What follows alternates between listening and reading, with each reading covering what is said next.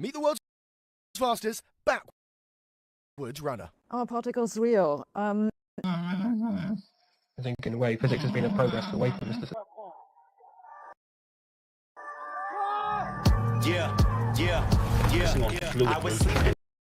This is the best I've seen.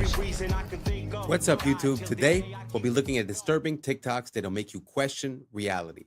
So without further ado, welcome to Adam Strain Reacts. Let's get her done. Hi, I'm Aaron Yoder. I'm a backwards runner. I have the world record for the fastest smile ran backwards. My fastest backwards smile time is 5 minutes and 54 seconds. I've been running forward for over 20 years. I started running competitively when I was in elementary school and then ran on scholarship during my early 20s. I ran so much that I sustained a knee injury. My doctor told me to stop running, and I really didn't want to stop, so I knew I had to make some sort of change. Retro running or backwards running is where you're literally just running in reverse and there's no impact on my knee. I run backwards everywhere. I run backwards on the treadmill, I run backwards on the track, and also out on country roads. Backwards running feels great on my knee. I don't feel anything, which is a reason why I really enjoy it. Look how advanced these robots out of China are at the moment. They've just taught them advanced kung fu and martial arts. They're focusing on fluid movement, and this is the best I've seen so far. Like, look how well this thing moves, jumping, doing flips in the air. It's just everything. It's the most advanced kung fu I've seen in a robot so far. These things are scary, but also, is it a good idea to teach these robots kung fu? So what do you guys think? Do you guys think that the more innovation we have towards these robots, the better it is? Do you guys think that these are autonomous robots or they're being controlled by someone and copying the movements? But at the same time, if they could copy the movement once, I suppose they'd be able to copy it again. So does this scare you, or do you find it just impressive? Do you think that it makes sense for us to continue in this direction? Let me know down below, and let's keep on rocking. This is amazing. This is the future of weeding. No toxic sprays, no harsh chemicals in the soil. Just lasers, precision light, managing weeds, protecting the crop, and keeping the soil alive.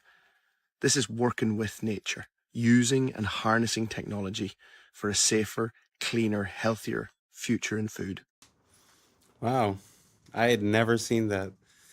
I find that amazing, because often we say, oh, look how man has been in evolution, but oftentimes, like if you look at, the structures or the architecture, we actually see a decline, right? But this is truly something that I find is next level, because what is truly archaic, I think, is to put poison on a plant that you're going to eat. That is, not the smartest thing, in my opinion, personally.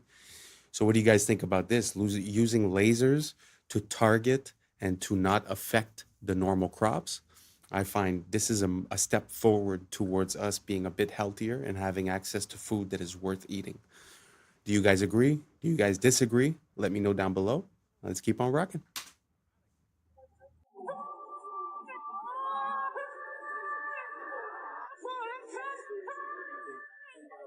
Oh, God.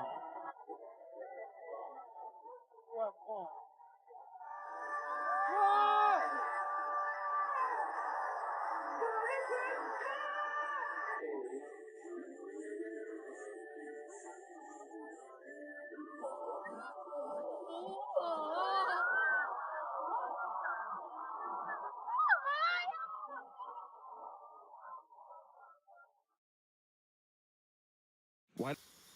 That say like, oh, Japan or China is living in the year 3000. Sometimes it doesn't make sense, but this actually does make sense. It does look like the future when you look at that show, the way that they've already implemented the robotic help part, very interesting. So do you guys think that it's going to help, or do you guys think that it's going to take away the job from, backup dancers? Do you guys think that it takes away from the art, or do you find that Listen, times are changing and we got to go with the flow. So let me know down below and let's keep on rocking. Doesn't the Parthenon have any straight lines? It turns out the problem wasn't bad construction. When the Parthenon was built in 432 BC, the Greeks had spent decades perfecting the design and used the most calculated advanced mathematics to calculate every measurement down to the millimeter. But they discovered a problem with perfection. When you look at straight horizontal lines from far away, your eye tricks you to think that the lines sag inward. The Greeks realized that if they built the Parthenon with straight lines, the entire structure would look warped from a distance and it would ruin how it looked. So how did the Greeks fix the optical illusion? They fixed it by building it wrong on purpose. I'm here at the only full-scale replica in Nashville, Tennessee, where you can see that the base of the temple rises about 4 inches in the center. The columns lean slightly inward and bulge in the middle, and even the horizontal beams across the top curve upward. But from ground level, these intentional distortions cancel out the optical illusion, making the building look geometrically perfect. So the Greeks knew that perfect architecture isn't about what is straight, it's about what looks straight. Sabina, what's your opinion? Are particles real? Are particles real?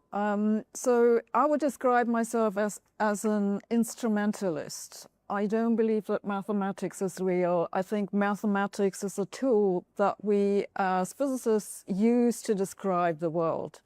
And in this mathematics, we have definitions for things that we call particles. That might be an excitation in a field, or it might be an irreducible representation of the Lorentz group, or it might be a quantum of energy, and these are all related. And then we know what we're talking about. That is what I mean by a particle. But are particles real? I don't know. I'm not sure I know what this even means. This is a question I leave to philosophers. Lucky we've got one. For me, the interesting question is, are particles fundamental? The particles that we currently know of in the standard model of particle physics, electrons, quarks, photons, and so on, are they fundamental or are they made of something else? I know we like to say that the science is settled, but truly a lot of the things that we operate on are basically adaptations, or their theories, or their ways of comprehending the world and explaining it. But to hear a physicist say, just utter that question, are particles real, actually just shows how there might be a difference between what we believe has been understood and what truly is understood. Because when you look at a physical representation of something, like let's say a map, the map looks authentic, it looks like it makes sense. But we know nowadays that when you look at the details of the map, it's very hard for it to be a perfect 1-to-1 ratio. It's actually, I think, impossible. And that's why when you see the Mercator map, the projection that Google Map uses, you see the distortion between, let's say, Africa and Greenland, where it looks about the same size, when in reality, Greenland would fit, I think it's 9 times in Africa, something like that. So it kind of makes sense to me that that would, transpose into this application. But tell me what you guys think down below. Do you guys think that the way that we approach science and the science of small things is a physical way of seeing it? Or do you think it's a way that we can understand the concepts and give a name to the effects that happen, when in reality it might look physically different? Just a question, just wondering what you guys think. Let me know down below, and let's keep on rocking. All right, boys. So before I got on my freaking airplane ride, my Spirit Airlines ride, I went around looking, right? And I was taking videos, and I was like, oh, Palin gonna freaking love this. But so I was looking for anyone fueling planes, right? I went and I found this truck. I was like, oh man, I wish he'd be fueling. I wonder how much fuel that thing holds, right? I looked it up, okay? I think it's about a 5,000 gallon fuel truck. So let's say 5,000 gallons just to make everything easy, right? Most of Spirit Airlines planes are these A320s or whatever, different versions of them. So I'm pretty sure I was on one of those. And it looks like it's like, let's say roughly 5,000. Let's give them the benefit of the doubt. It's only 5,000 gallons of fuel that they're putting in these planes, right? Even though things like the Airbus A380, look, they're saying that they put 85,000 gallons of fuel in those. Like, come on, what are you talking about? What is 85,000 divided by 5,000? They're saying they put 17 of these fucking trucks in there, okay? Okay, so that's a big plane, right? Let's just assume they're putting one of these trucks in my size plane, my little, you know, it's only one floor. These A380s or whatever, they got double deckers, right? So my plane can, at the very least, hold a whole 5,000 gallon truck full of fuel, supposedly, right? So why are they showing up with this? What the hell is that? Look, again, Jet A fuel, okay? Where's the, what is it? They're not putting 5,000 gallons of fuel into this wing. And then don't even get me started on the fact that they say it's in the wings, dude, right? Think about it. You're a big old jet airliner. You're going, what does water do? What does jet fuel do when it tips? It all sloshes, okay? So if you're sloshing it around, do you really want that in the wings? Minus that, if you ever watch outside of the plane wing or the plane windows, what are these wings doing? They're going, are you putting flammable fuel inside of a floppy little wing noodle? What are you talking about? Then also, how long would it take to put 5,000 gallons of fuel? How long does it take to put 10 gallons of fuel in your truck, right? This hose, not that big. It's not that big, right? So this guy was there for like 3 minutes. What the frick are they trying to pull on us? 5,000 gallons of fuel? BS, dude. And I'm not crazy. I'm not saying that we enter like a hyperbaric chamber and they put us to sleep and it's all 3D. I'm saying this is flying on sky electricity, and that's what they're hiding from us. These things get started on the ground. I don't even think the plane starts them. I think they have a machine that starts these turbines, and then they just run from electricity. Fuel. Love you. Bye. The planes are very interesting because, you know, it's sort of like the day that they decided to put a price, like a global price on the barrel of oil. They had to make the case that it was biological and that it was a part of let's say, of a dinosaur that got compressed and this and that. So there was biological material, basically, meaning that there would be a limited supply. And since those days now, we see that, you know, we've never missed any, and it seems to be the most abundant liquid on this planet other than water.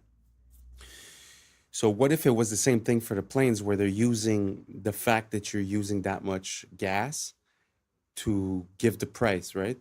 But what if they weren't? Because like he said, you know, the amount of tankers and trucks that they would need per day, and the speed at which they refuel. And, you know, he's talking about the electricity, which is true in a way. We have measured that at the ground, which is like electrically talking, the ground is ground, right? And then as you go up, basically there's a voltage that amplifies as you go up. So it's not crazy, the idea that there might be electricity involved. But just to give a second theory, let's say, you could also consider the fact that compressed air. So you're going at a speed that's very fast, and you have these turbines that are compressing the air because the entry is big like this and the exit is big like this. So what you're seeing is a compression of air, and then where is that air going? It's going on the wing because the motors are actually in front of the wing. So the air would be going here and sort of like pushing it up. So that's just an idea. I've also seen videos of a turbine that was disassembled. And when you see the interior of the turbine, it has these little metal plates that are sticking out. And when you touch them, they sort of hit a certain frequency and resonance. So you hear bing, bang, dong, ding.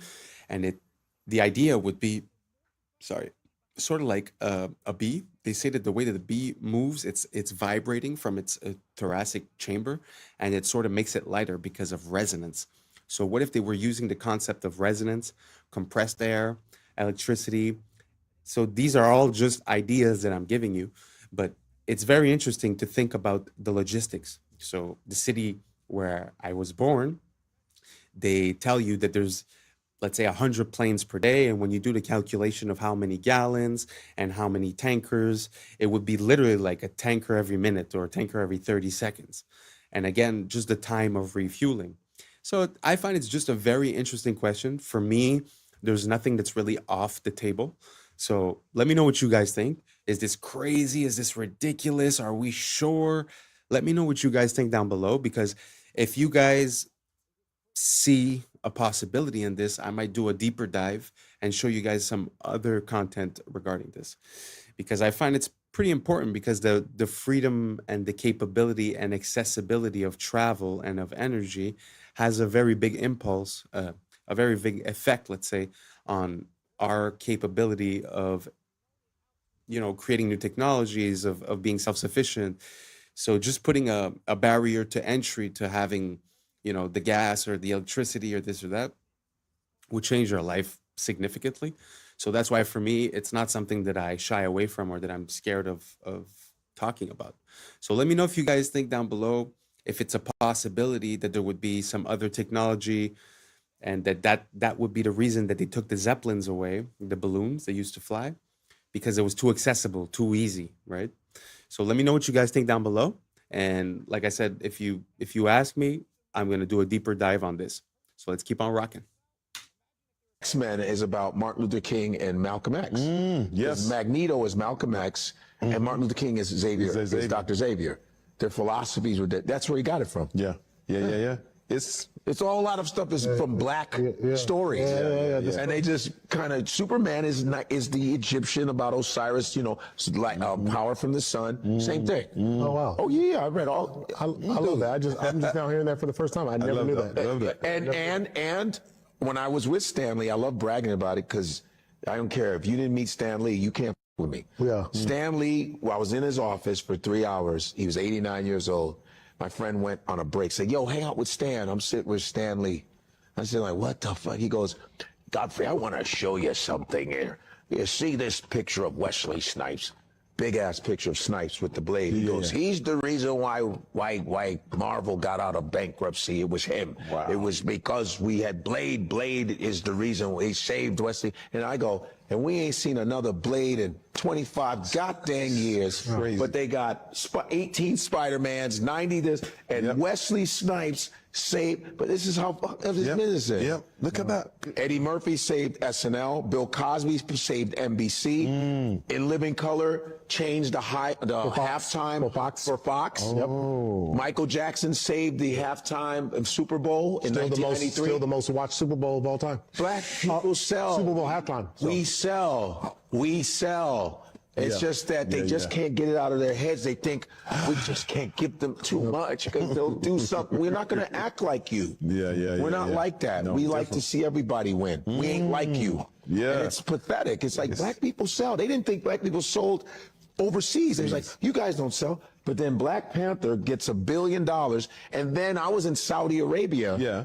And they were like, this is the only movie we've let in. Because they ban all American in Saudi. They go, oh, no, Black Panther, yalla, yalla. Wow, I had never heard that, actually. It's very interesting. It actually makes me think of, the story of the Matrix and the Terminator were connected, and they were written as well by a black lady. And I find there's no credit that's given. And the part that really stuck with me is the fact, like when he said, Blade saved Marvel, and there hasn't been a movie in 25 years, yet there's been 18 of the Superman, of the Spider-Mans and this and that. Very interesting, because really, when you think about it, why wouldn't they release things that they know work, and they would try to, I say ruin, but, like destroy all these long-standing franchises. I have a hard time understanding Disney, to be honest, and everything that they've been doing in the past, let's say 10 years with the movies. Like personally, I grew up and it was a very big thing, Star Wars. Like it was the original movies, and it was a super big thing. And now I can't even bring myself to watch the new ones. It's like, I can't even follow it. It just seems so distorted and so, and to make a quick parallel, if you guys haven't seen, there's a movie or a trailer about when Anakin sort of becomes Darth Vader, and it's all done by one person using AI. And I think that's going to be the downfall of these companies, because for once we're going to be able to create the things that we want to watch, and we won't have to wait for them to provide it to us. So I think we've hit like a limit where the things we want to see, whether it be another Blade or whether it be he was saying the black comic books, or whatever it is, I think now we're going to have the capability of doing it. And when they see the response, I feel like now we're going to be able to have a bit more negotiating power. So I'm very interested to see where, Hollywood and the movie business is about to go, because I feel like the fact that we're able to influence it and actually render movies is going to put us in competition with the bigger companies. Do you guys see what I'm saying? Do you guys see the fact that maybe they've had control for too long and they've been taking decisions that haven't been based on the reception and have been based maybe on things that they'd like to put into our subconscious, our mental? Let me know what you guys think down below, because we all know that Hollywood comes from the wood of the holly tree, which is how they used to make magic wands, right? So there is something metaphysical and something magical about the way Hollywood has been handled, let's say, in the past 100 years. So let me know what you guys think down below, and let's keep on rocking. Our banking system just got exposed, and they're using crypto to multiply your money behind the scenes because nobody understands it. You're going to understand it now. The Genius Act was signed into law in July that allowed banks to create stablecoins legally. If a customer wants a stablecoin, the bank can issue it, but the customer needs to give the bank real cash, and they get to use that cash for investments. I don't know if you guys knew that. So you get 100,000, for example, in the form of a stablecoin to use in crypto, and the bank gets to use your 100,000 for other investments. The vast majority of those investments are usually treasury bills. So the bank takes your money, they put it into treasury bills. Now, a treasury bill is basically debt from the United States. Will pay back that 100 grand and interest to the original investor. And the original investor in this case is the bank. So the treasury bills may be sold as purchase securities for repurchase agreements. The fine print exposes everything. They can use the treasury bills for repurchase agreements. So here's the stable coin. Here's the real $100,000 cash. It gets put into. I want you to remember the colors because it shows the multiplication, duplication they're doing. Because got 100,000 from the bank, which was your money from the stablecoin, they get a treasury worth 100,000 plus a 3% yield. The bank profits $3,000 off of your money. And then because of the fine print we just read, they're allowed to take that treasury and loan it out to an investment bank and get another lump sum of cash for no reason. Let's read it again just in case you forgot. Treasury bills may be sold for repurchase agreements. This is called the repurchase agreement. So the investment bank takes a little fee and they give the original bank even more cash. $99,000, they take their fee, they give them more cash. And then they take that new cash and you guessed it, they put it right back in debt. The government gets another investment, that's the green right there, and then the government another T-bill for another 3% yield. So the original bank has 2 T-bills and double their yield. Now this is where it gets even more scary. Well, remember that person that got the stable coins out?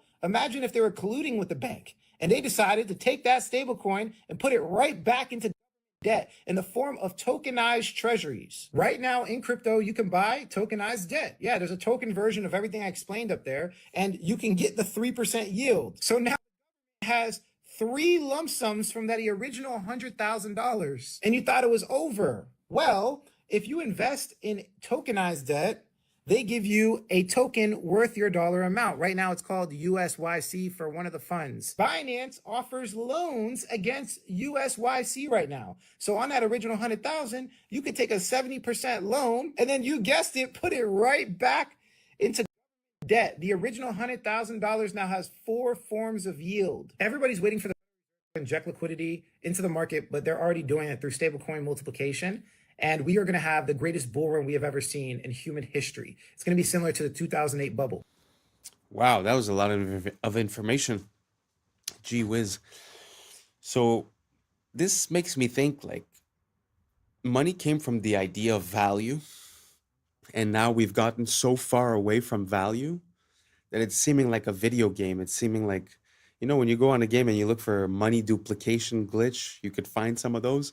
Seems like that's what's going on. So you're buying it and then they're reinvesting it, but they're also buying treasury, which is debt, which we end up paying at the end of the day. And again, they could re-lend it, re-put the assets and start the circle again. So yeah, it feels like banks have been given basically a blank check. And that's without speaking that in the days of the COVID a couple of years ago, they went, fractional reserve spending means I have $100. Normally it was I have to keep $10 and I could lend out $90. Now it's zero. So meaning they could have $0 and lend out $1 billion and no one's none the wiser. So I don't see how this changes anything in the way that there's really no value behind bank money. But at the same time, I'm seeing what he's saying where it's involved with the treasuries. So it's like a cycle that's over and over again. It makes me think like the way like when you get a mortgage, the bank is like doubly insured. It's insured with your assets. It's also insured with an insurance company and your insurance company. So they're actually triple protected. It seems the same way. It's like they're 10 times protected and us, we have to pay for everything. So I don't know. I don't know where we're going with this because it just seems like the more they win, the more they devalue, but the more they devalue, the more the crash is about to come, right? Unless they are artificially inflate. And so I guess that's what he meant at the end with the bull run. So everyone's going to feel like they're winning when actually the disparity between the people winning and the people at the bottom are going to be so much bigger. So I don't know if I caught all of this. Maybe I'm probably missing some parts. So if you have any information to give and share, don't hesitate, write it down below. I'm still learning about all of these subjects. This is why I'm here. This is why I made the channel. So we could collaborate and we could collaborate on ideas and build better ideas together. So let me know what you guys think down below. Do you have a wallet? Do you keep it on a cold storage? Do you keep it on the exchanges? I'm going to put some more crypto stuff in the next videos. So please don't hesitate, write down below and let's keep on rocking. How were we allowed to be fooled for so long?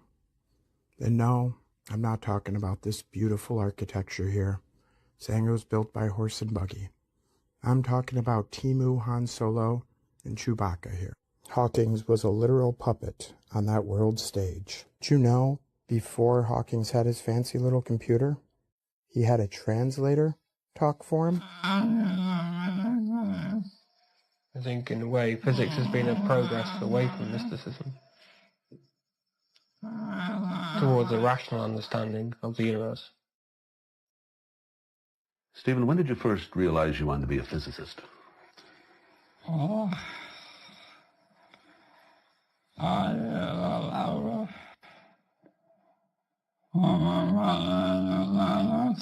think I knew from about the age of 9 or 10 that I wanted to be a scientist. Most of my activities, like playing with model fireworks, or model railways, or playing complicated games, was aimed in some way at finding out how the world worked around me.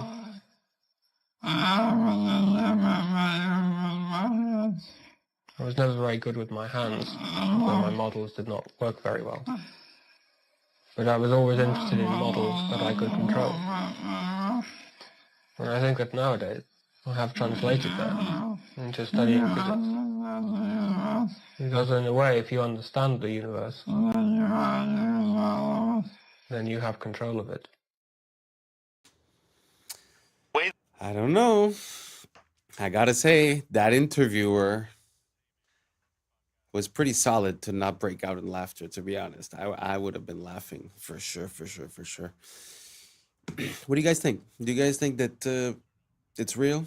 Or do you guys think that it's possible that he was a puppet? What easier puppet could you have than one that talks with a computer box? You know, that was before that time. But do you think he was translating? Do you think maybe he knew it ahead of time, right? Who knows? But do you think it's possible that, you know, some of these scientific role models might be, you know, government plans or, you know, to control the public opinion or to get us to stray away from God? Or, I mean, there's so many reasons, right? So I don't know. I have no opinion on this at all. So you guys let me know. Do you guys think that was a pure translation, or do you guys think it's a bit ridiculous? Let me know down below. Let's keep on rocking. A Gen Z person might get recruited is, let's just use you as an example. Somebody comes up and says, hey man, I love your podcast. And they say, I have a serious question for you though. Would you consider yourself a patriot? Now I've got you locked into identity. And then I say, well, I have an offer for you, but before I show you anything, I just want you to say yes or no. Would you be willing to entertain the offer? And it might be uncomfortable. Stage one is I show you all of your browsing history, captures from your webcams on all of your phones and computers of you doing the most you could ever possibly imagine. And I'd say, I like your podcast. I think you're doing a great job, and I want to protect you. I want to keep all this from the public eye. We also want to give you $20,000 a month. So now you feel like you chose all of this. I told you it was going to be stressful, and you agreed to it. If you say yes, the reason that you're doing this on your podcast is for your country, because you're not going to call yourself compromised. We have this thing called cognitive dissonance that keeps our brain from thinking I'm a bad person. Even though you're being asked to silence people, not have certain people on the show, leave something out of your podcast, you're telling yourself, and whoever's your handler is telling you this is for the greater good, and you kept the Americans safe by doing that. And you'll tell yourself that, and you'll feel good about it. What happens if I say no? Well, damn. So that's how the CIA recruits. Well, I'm going to go ahead and spill the beans so they can't even recruit me. With me, there's nothing compromising that you could find. It's just nothing but porn. What? Y'all going to shame me? No. All you're going to see is Big Bitches 2. Ebony Baddies 3. You're just gonna see the webcam. This is gonna be my two heads. Just you can't shame the shameless for real. So yeah, what? I'm rubbing a one off to Skin Diamond. Shit, I ain't got shame. Skin Diamond is. Also, a special shout out to Lexi Love. Thank you for following me.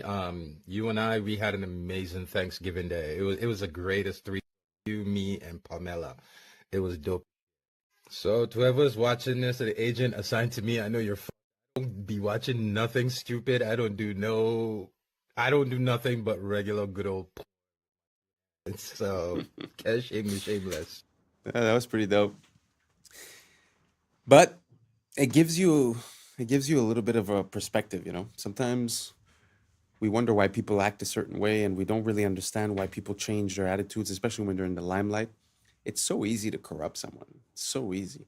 I mean, that's without threatening their family or this or that, right? So very easy. So be careful who you believe in. Try not to have too many idols. Try not to put people on a pedestal. We're all human. We're all the same. Well, I mean, most of us, don't get me wrong. What do you guys think? Would you be compromised? Are you scared to be exposed? That's not a good look, you know? If you're scared to be exposed, maybe you should, you know, comport yourself in a way where you don't live with shame, you know? So, anyways, very interesting. Let me know what you guys think down below. Would you be easily corruptible if they made you that offer? Do you have things to hide? Let us know down below. I know you won't, but you can.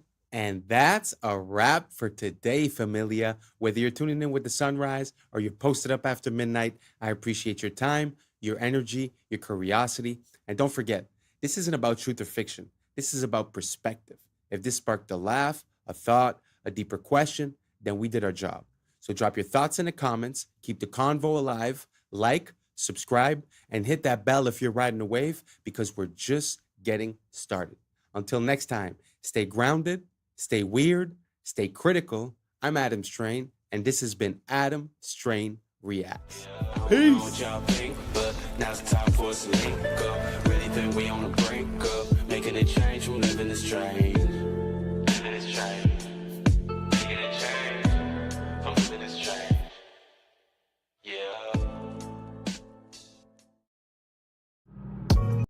Yeah. Yeah. I was sleeping, had to wake up. Why? Every reason I can think of. God, till the day I keep the ache up. What's up, YouTube? Today, we'll be looking at disturbing TikToks that'll make you question reality. So without further ado, welcome to Adam Strain Reacts. Let's get her done. This is how we became a conquered people with a forgotten past. Little by little, piece by piece, removing all traces of a beautiful past, replacing the architecture above that was made to uplift and inspire its people with the architecture below, with the exact opposite intentions. As we shuffle along to our 9-to-5s and our glass boxes, we are oblivious to the beauty that was once there. A people unaware of their true past and their true potentials are made to be the perfect drones, where back then the focus of the building was its beauty and aesthetics, while today the focus is on consumerism. Speaking of this McDonald's, look what they've even done in recent times. You can't strip all the beauty and color from the world overnight. And I know McDonald's is far from a good place to eat, but just look what McDonald's used to be. Colorful, bright, and vibrant. A place where it was a treat to take our kids to every once in a while, where their imaginations could run wild. Who remembers the little burger seats, or the forest that McDonald's used to have in them? Now the interiors all look like an ugly corporate meeting room. Little by little, drip by drip, this has been going on for some time. Replace all the beauty with bland and lifelessness, reflecting the society that built it. Question everything, friends. Until next time. The insides of these World's Fairs were made just as beautiful and intricate as the grounds outside. And yet again, it displays a showcase of how our past was leagues ahead of our own abilities, housing an inside zoo and a zoo of people, and many, many elaborate displays. These look like anything but temporary. From the inside out, these are absolutely stunning. I believe, if anything, these to be the fairs of the inheritors, the controllers taking over the lands of a fallen empire and showing it off. Showing off all the technology and the works of the old world. His story has been written by the conquerors. Question everything, friends. Until next time.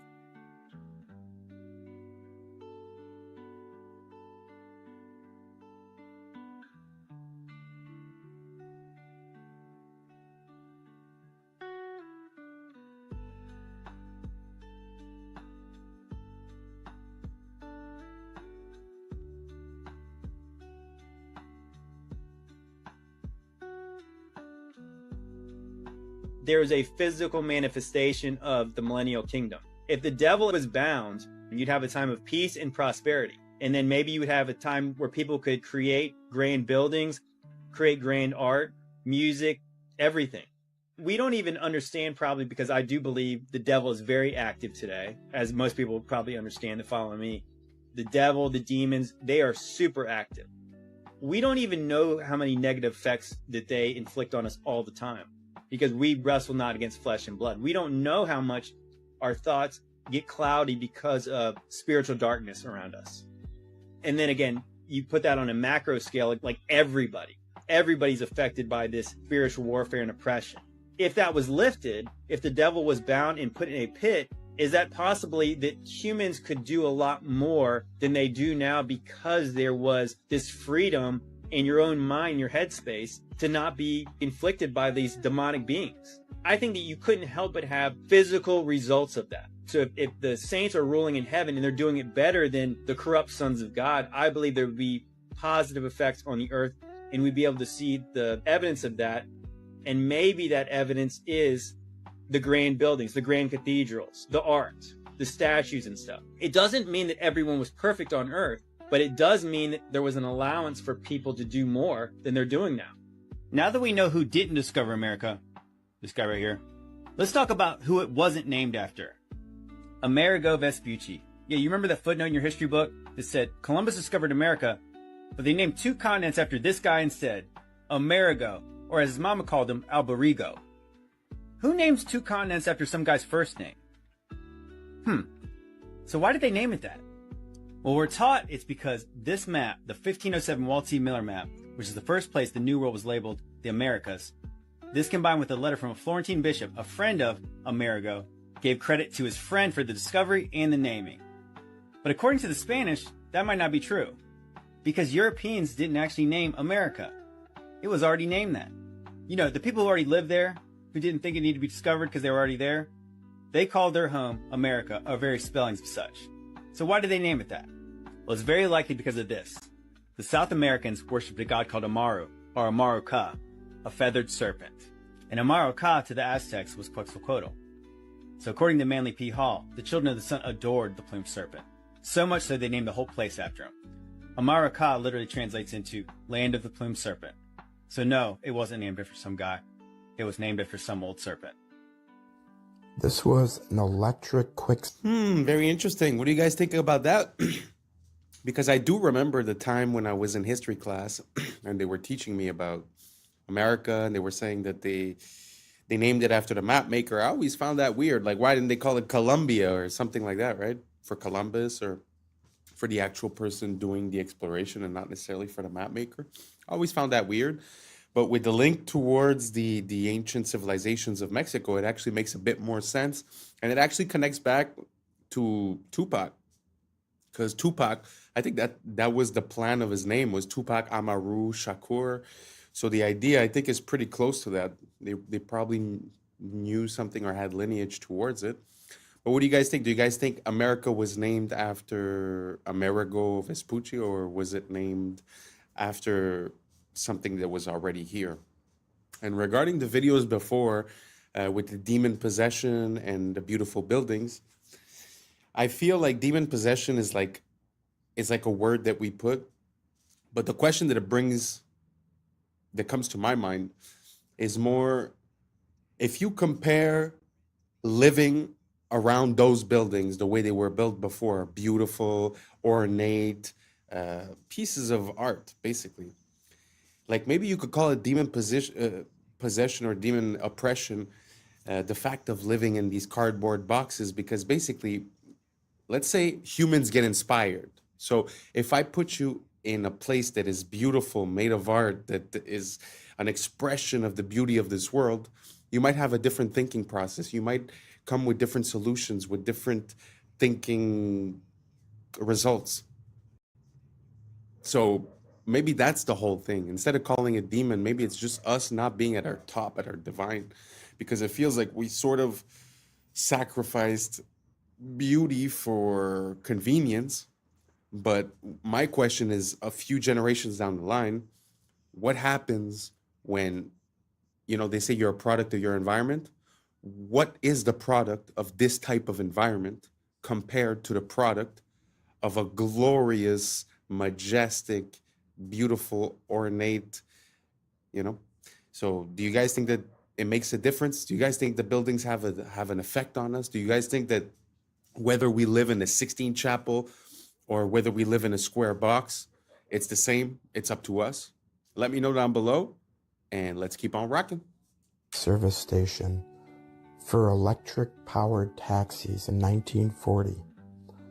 The fleet of taxis would just pull up, and they would quickly swap out the battery, almost like a NASCAR pit crew. It's funny, they had fleets of electric vehicles, electric taxis like this, electric trucks, so much. I went to the Museum of Science and Industry this spring in Chicago, and they had a whole wing of the history of the automobile. Not one of these electric vehicles were shown. Just the reintroduced technology from today, like the Teslas and stuff. Nothing on these electric trucks here. Nothing on these electric buses. It's like they didn't want you to know the capabilities and power of the past. And the parasites can keep on charging as a premium for their petroleum-based vehicles. Question everything, friends. Until next time. You've been lied to your whole life? I will never stop being amazed by the amount of inventions that come from the 1800s or before. It is truly amazing. It's very sad that they've erased this from our past. Do you guys think that it's true that we had electric cars way back in the days and we just reintroduced the technology? Let me know down below. Let's keep on rocking. You don't even know it. This was the biggest realization I had when I moved to Asia. We were bred to be absolute fucking slaves. Everything you do is in the best interest of massive corporations and the government's control over you. You're sold on a consumeristic ideology that you need the bigger house, the fastest car, and the flashiest bust down. The Federal Reserve is in fact the biggest scam in human history. And you're told that happiness is only attainable if it's bought. People out here don't have shit, but they're happier than you will ever be. You literally have the option to be here right now, but instead you fell for the trap to sit in a cubicle thinking that one day that will allow you to get here. It's the most genius trap to make the wealthy wealthier and the poorer poorer. As soon as we stop participating in this fucking rat race, watch how the elites shit their pants when the cash flow stops. Windows 10. Wow, that was a gem.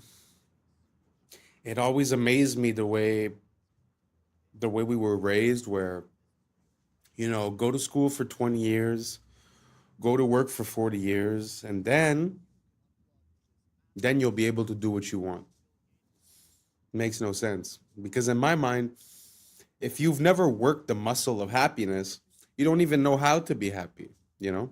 And if you've never cultivated hobbies, passions, and things to do, you'll get at that moment and you won't really know what to do. So if I have one piece of advice, try to live it, man. Try to live it before you die. Because I know that money and, like you said, the rat race and all that, it seems real. But life is very short. So try to live it. Try to live it as much as you can. Try to be happy daily. Even if you're in a bad situation, try to accept it and move towards a better situation. Try not to get stuck in a rut of negative thinking, because I feel like that keeps us stuck in the mud. Anyways, who am I, right? Doesn't matter. Best of luck to everyone, and let's keep on rocking. This ain't over.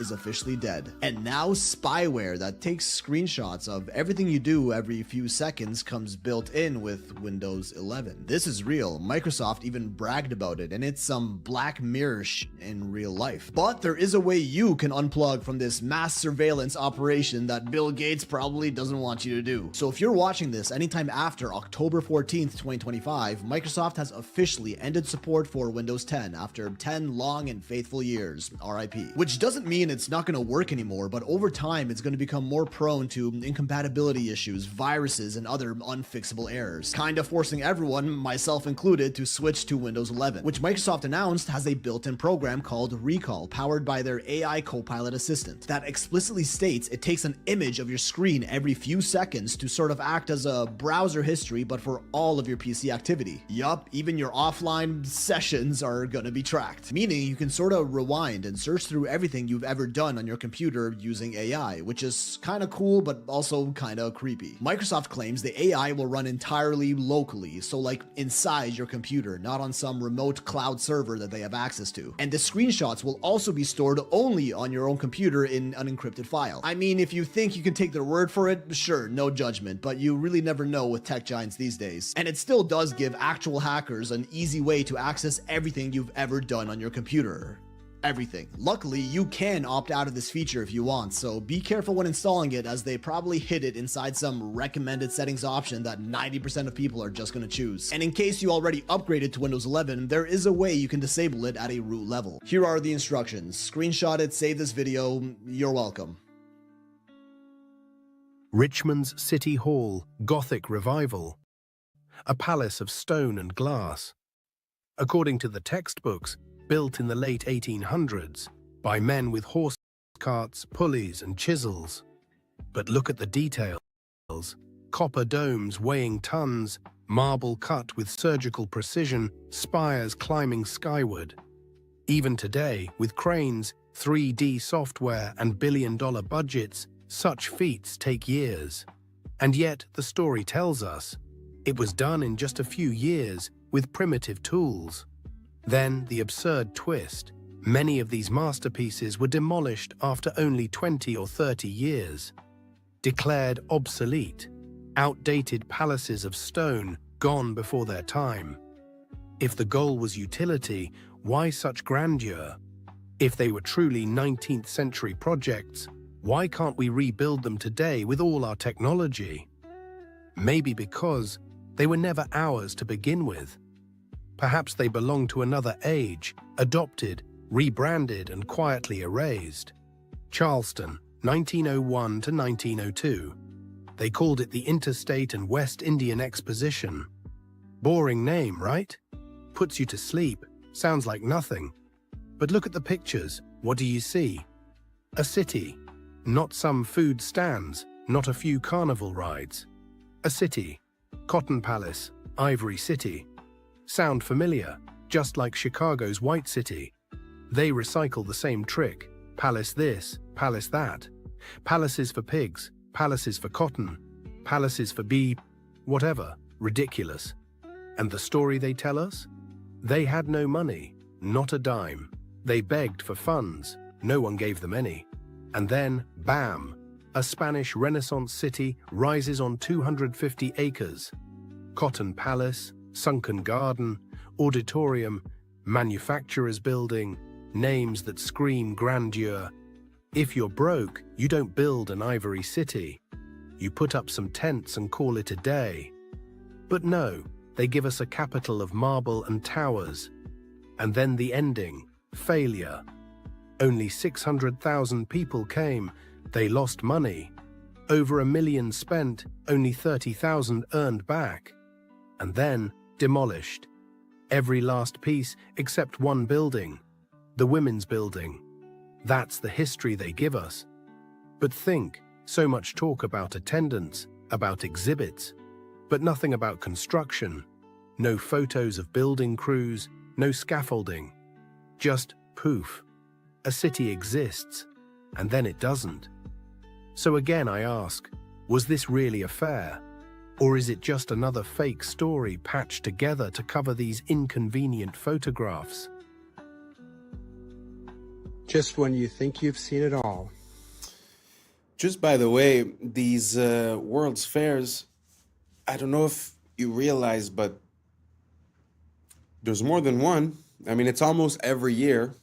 You know, St. Louis, Chicago, New York, they're everywhere. Paris, everywhere around the world. And funny enough, recently I realized that they still go on today. Very interesting. I didn't know that. So if you guys want to look it up, they still go on today. So it seems like a very interesting timeline when it comes to these things. It's always the same thing, more or less. It's a short building period. Then you have the exposition, and then they destroy everything. They normally leave 1 or 2 buildings. And funny enough, everything is made to be temporary, but the buildings that they leave still stand today and are solid. So, I mean, for me, logically, it doesn't make sense. What do you guys think? Do you guys think that it's exactly what they said? I mean, because they said they built temporary cities built out of stucco, which is like drywall, basically, cement. And they just like basically make it look good. But like I said, the buildings that they left over are still there today and they're still standing strong. So for me, it causes quite an issue. What do you guys think about these World's Fair? Make sense? Doesn't make sense? Let me know down below, and let's keep on rocking. Here's some more awesome, innovative, and a little wacky inventions from the early 1900s. Though I'm not saying this proves the existence of advanced civilizations of our past, there's already more than enough evidence presented for that. I just think these videos really show the level of ingenuity and innovation the people from this time had. A period of time before our Rockefeller-style school systems stifled any of that creativity.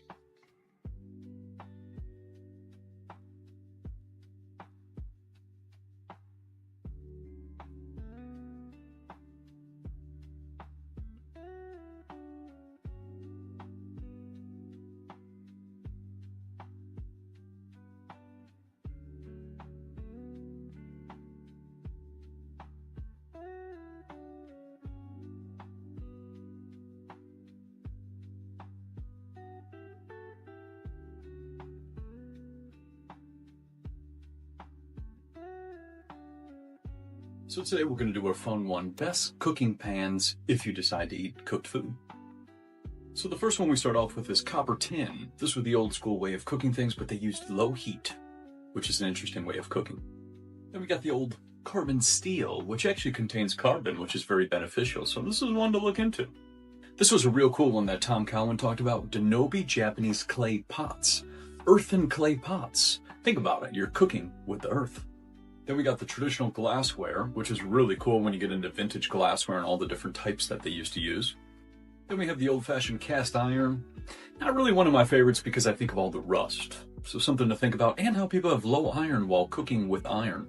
Then we jump over to Teflon, which is backed by DuPont, the non-stick coating. Anything non-stick, throw it in the garbage. That's all that it should be. All of this is just poison, poisons birds, animals, small babies, the whole entire thing. So Teflon is a no-no. And we'll just hit on one last way, just eating raw. This is what I've been doing for about 7 months now, from the book We Want to Live by Ajanis. You don't got to cook anything. So these are just some options if you decide to do any cooking. America is a scam, y'all. America is a scam. You will not believe how much cheaper it is to shop in Germany than America, y'all. Y'all gotta watch this. This is actually depressing. If you are American, this is actually depressing. And is any other country in the world experiencing what America is experiencing right now? Let me know that in the comments below, y'all. This is crazy, but watch this. Today I'm going to show you how expensive drugstore products are in Germany. Starting out with shower gel for 55 cents, deodorant for 60 cents, toothpaste for 65 cents. Oh my god, this is crazy. Period pads for $1.95. Shampoo for 65 cents. I always love to show this. 10 rolls of toilet paper for $4.95. You can find a toothbrush for 75 cents, 4 hand towels for $2.95, makeup remover for 95 cents, and it's perfume free. Hand soap for 65 cents. It's so insane. Everything is so cheap here. Let that sink in, you guys. This is the basic necessities that you need in order to get by in life, and yet America is making you put your life on the line. You have to open up a whole new credit card in order to buy basic necessities and groceries just to make it in this life. So is every other country living their own timeline? No one is playing by America's rules. So is America the only one that is dealing with these terrorists, these so-called terrorists? This is crazy. Face wash for $1.95. Also face cream for $1.95. $1.95 is a special number here. Cheapest hair mousse, $1.15. In the beginning of the year, I seen a lot of people saying that they're moving out of the United States, and I don't blame them, y'all. But something has to give. Something has to give, y'all. The shift is here. Let's continue to get it. Peace in. My brother Jay-Z, Team Rock. I know, it's just like cool information, and it's just surprising, and it's fun to see how much they're paying in Germany, but it truly makes me sad. Truly makes me sad that, you know, so many people signed up for this social contract, for this American dream, and somehow all the stipulations and all the clauses changed, but we're still stuck in the same contract, you know? I find it so sad. All these things, like he was saying, are more or less basic stuff that you need, and it's like we're getting gouged every way, shape, form, side, you know, like it feels like there's still some sort of respect for the consumer there. Now, don't get me wrong, she probably wasn't in a high class store. Maybe she was even at a dollar store type place, you know, but even at that, we don't get those types of prices whatsoever. So I find it super sad to see how we're getting treated, you know, like our social contract is null and void because everything changed, but it's like we're still stuck here getting paid the same thing, needing to buy all these things, you know. So I don't know if you guys agree with me. Let me know what you guys think. How are the prices where you live? Are they better than before? Are they worse than before? Are they like Germany? Are they more like the States? Let me know down below. Let's compare and let's keep on rocking. Adam Blackstone, Hell's Kitchen, the Most High. Good evening, godless sodomite. Kneel before your God, Babylon! Thinking me the highest paid megalomaniacal boy king in all of Babylon! You see, if you go and visit the very home of the Oscars where they hold it each year, you can see a plaque on the wall that says the Babylonian Courts. The camera shows you the stage and you see an unmistakable Tower of Babel embedded into the design. Outside of the Kodak Theater, you have the gates to Ishtar, and you have Babylonian gods put on the outside of the gates. They have the exact elephants. They have the same exact gate of Ishtar. They have the same exact Babylonian gods over the top of the gates. A lot of people come up here and they thank Jesus for this award. I want you to know that no one had less to do with this award than Jesus. He didn't help me a bit. So all I can say is, suck it, Jesus. This award is my God now. I'm thankful to the Oscar gods. The other names of the gentlemen are all gods as far as the category concerned. When you get this little golden statue, you become a star. Speaking of spiritual warfare and spiritual dimensions, 2 stories about people that have taken. That was interesting. I had never seen the occult symbology behind the Oscars. Very interesting. It's pretty obvious, huh, nowadays? I mean, of course, nowadays we're more informed and we're able to compare things and we have more pictures. Yes. But even at that, I feel like there's something. I feel like the veil is lifting. I feel like the same things that they would have said before we would have been clueless and just went with the show. And now somehow it seems like we have a bit more of what I call divine discernment. I don't know if you guys agree, but did you guys know about the Oscars and about all that symbology? All the reverence towards Ishtar, all the mentioning of Babylon, the incorporation of the Tower of Babel, even the way they speak when they talk about gods. Let me know down below, and let's keep on rocking. Salvia, truly nightmare fuel. I was in this college, this guy smoked some salvia, laid back, and all of a sudden he woke up, but he was a child, and he lived his entire life. He's a child, teenager, went through everything, got married, had kids, grew old, had to bury his wife, became a grandparent, and then died of old age, basically, and then woke up at his college where he smoked salvia, and it broke his mind. How could it not? And he was weeping because he's like, that life wasn't real. I had kids that I loved. This next story, I would say, is even scarier. Oh no. Great. This guy, also college age, smoked salvia, and he was like basically transported to where he's standing on the side of the road, and he was just standing there. Then all of a sudden he turned into a stone pillar, and he was a milestone, like a mile marker stone for 300 years. What? And he said he watched the forest change. He watched horse and buggy, and eventually turned into cars and a highway. And then after 300 years, a construction crew came and tore him down, and he woke up. Bro, you go and try to get stoned, you become one. I mean, that's what's gonna happen. I mean, like, think about claustrophobia. Like, you have a full intellectual mind, yet you're stuck like that for 300 years. Straight up terrifying.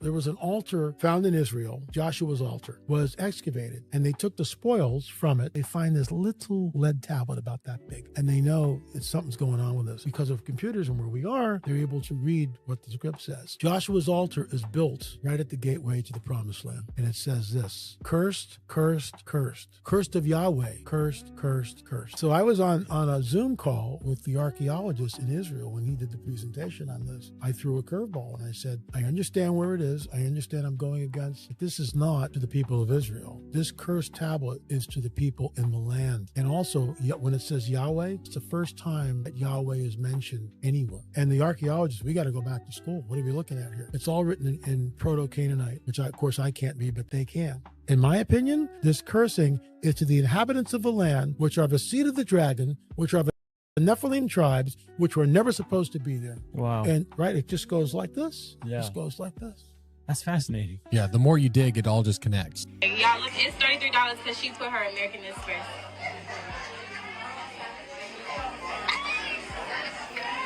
They scamming.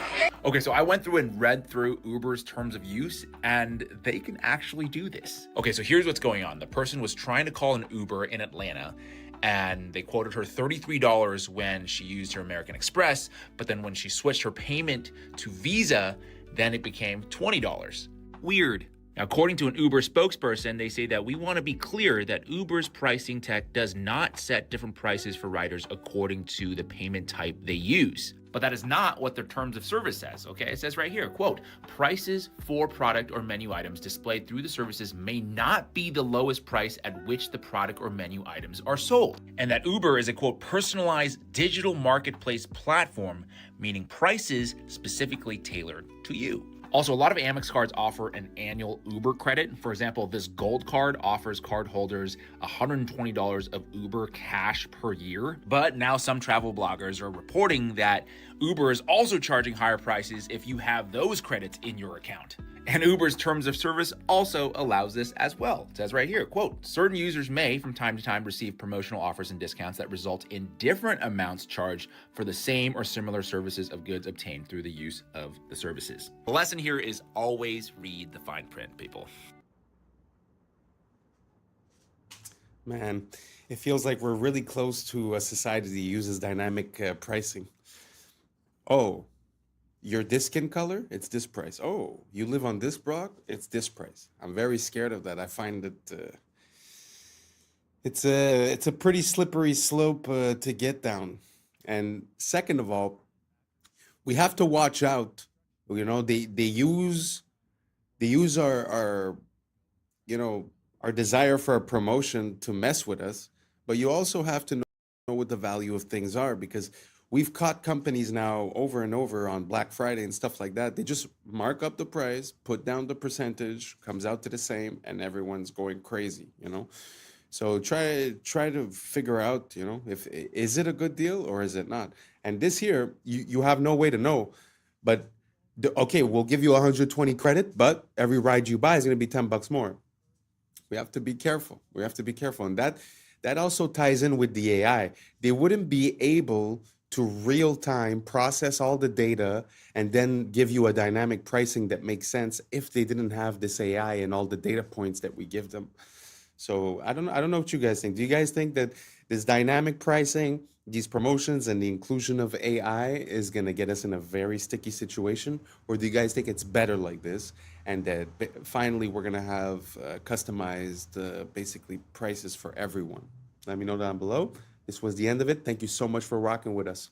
And that's a wrap for today, familia. Whether you're tuning in with the sunrise or you're posted up after midnight, I appreciate your time, your energy, your curiosity.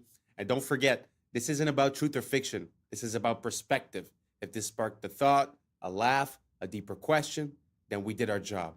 Drop your thoughts in the comments. Keep the convo alive. Like, subscribe, and hit that bell if you're riding a wave, because we're just getting started. Until next time, stay grounded, stay weird, stay critical. I'm Adam Strain, and this has been Adam Strain Reacts. Peace. Now's the time for us to link up. Really think we on the brink up. Making a change from living this strange. Living this change. Making a change from living this strange. Yeah. Artemis mission are literally actors. You can see that this one be able to find so many mistakes and glitches shadow from her hand that were appearing on the main character. Artemis Project all mysteriously showed up or disappeared. Let that say it. Look closer. What's up, YouTube? Today, we'll be looking at disturbing TikToks that'll make you question reality. So without further ado, welcome to Adam Strain Reacts. Let's get her done. I like how she has her hair up and in a braid on the way to the launch pad. Then the second they get into space, she takes her hair out like this, when a braid would really be the most sufficient way to have your hair in space. And that doesn't even look like the same person, by the way. Any female that's ever allegedly been in space, they have never tied their hair up. I wonder why that is. It's because that's the easiest way to sell you on the fact that there's no gravity. It doesn't make sense. Your hair would be tied up. And what the hell is all that? Are you kidding? The state of this would not even be acceptable for your average residential electrician. This is one way to do it, but we also have a treadmill, a bicycle, and weightlifting. I'm sorry, weightlifting? How exactly does that work if there is no weight in space? Why would you be using weights if there is no weight. And I'm sorry, but the hair sticking up constantly doesn't even make any sense. It wouldn't just constantly be up like that unless you intentionally pointed it up. According to what we're told, there needs to be a force acting on something for something to move. So it really wouldn't just stay up like that. If she were to just push it down, it should stay down until you actually push it back up. But for some reason, it's always straight up. I hate to say it because this is clearly fake, but this is a much better example of what your hair actually would do. Everyone's hair should always be doing the same thing, no matter which mission it is. But that's not something any of them would even have to worry about if they just did the logical thing and tied it up. That's crazy. I'm sorry.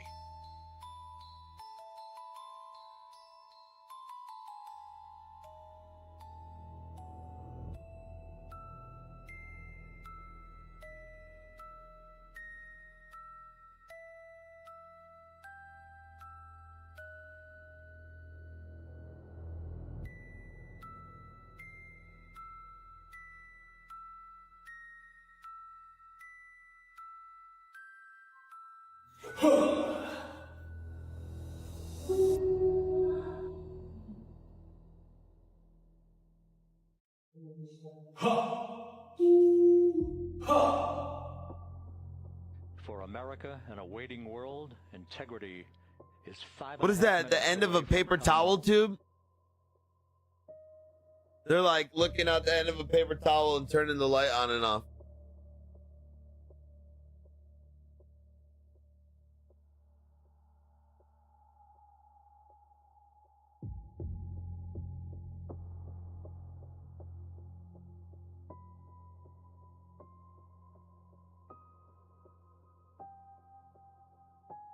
As you guys can see, we're doing a bit of a deep dive on the space stuff. I mean, it's something that really was an integral part of me questioning the world in which we live.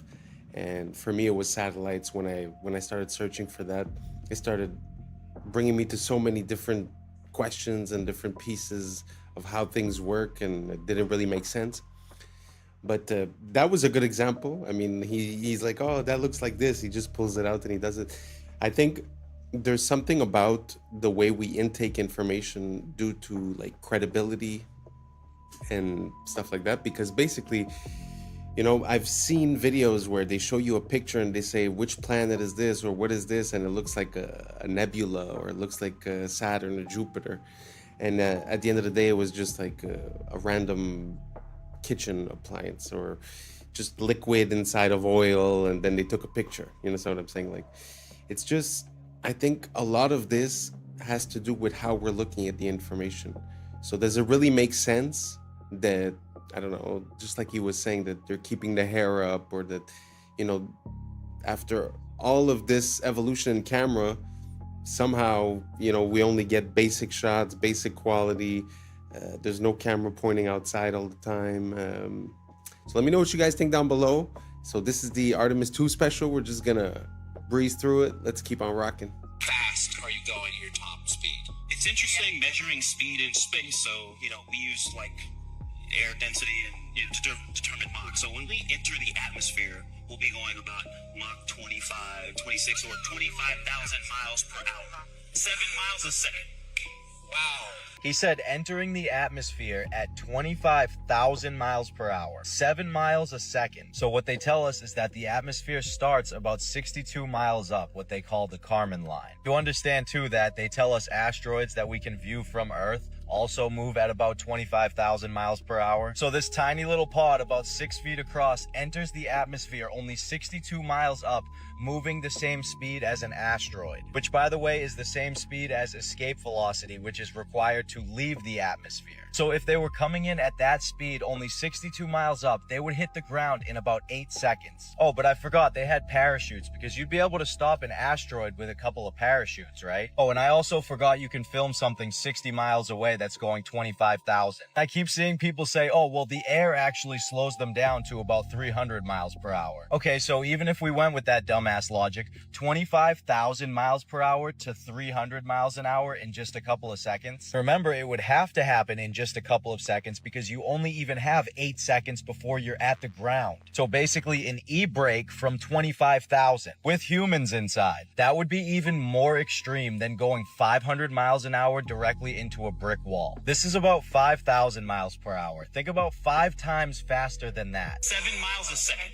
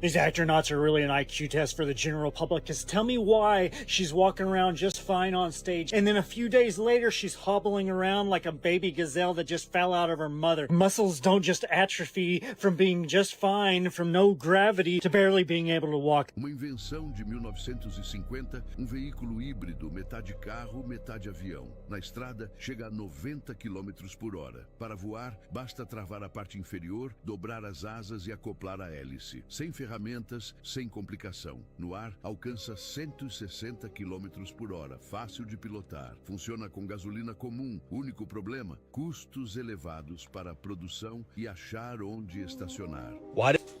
It's the first time I see that contraption, a car plane. So awesome. I don't know what language it was. I think it was Portuguese, but they were saying that it runs on car fuel. It's normal. The only problem is that it costed expensive to build. But imagine that you just take off a piece and then you could drive, and they put on another piece, you could fly. That's awesome. If you guys have any more of those, send them over. I like seeing variations of the car that never got to see the light of day, because it helps us see what the process is behind the scenes about what product is allowed to reach us and what is not, and why. Very interesting.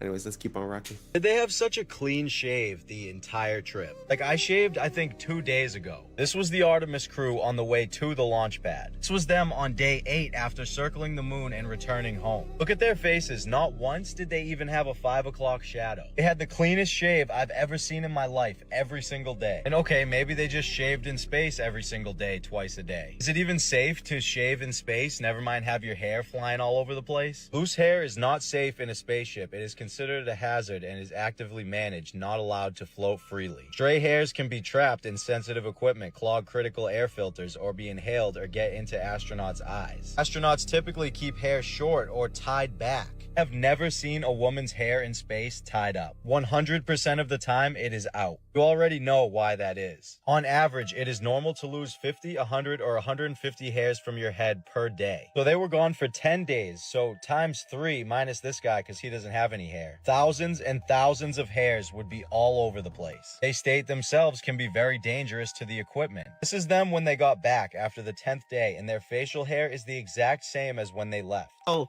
12 of the scientists, engineers that worked on the Artemis project all mysteriously showed up or disappeared. There's a story that caught our attention. We're talking about a number of U.S. scientists, some connected to very sensitive research, who have or disappeared.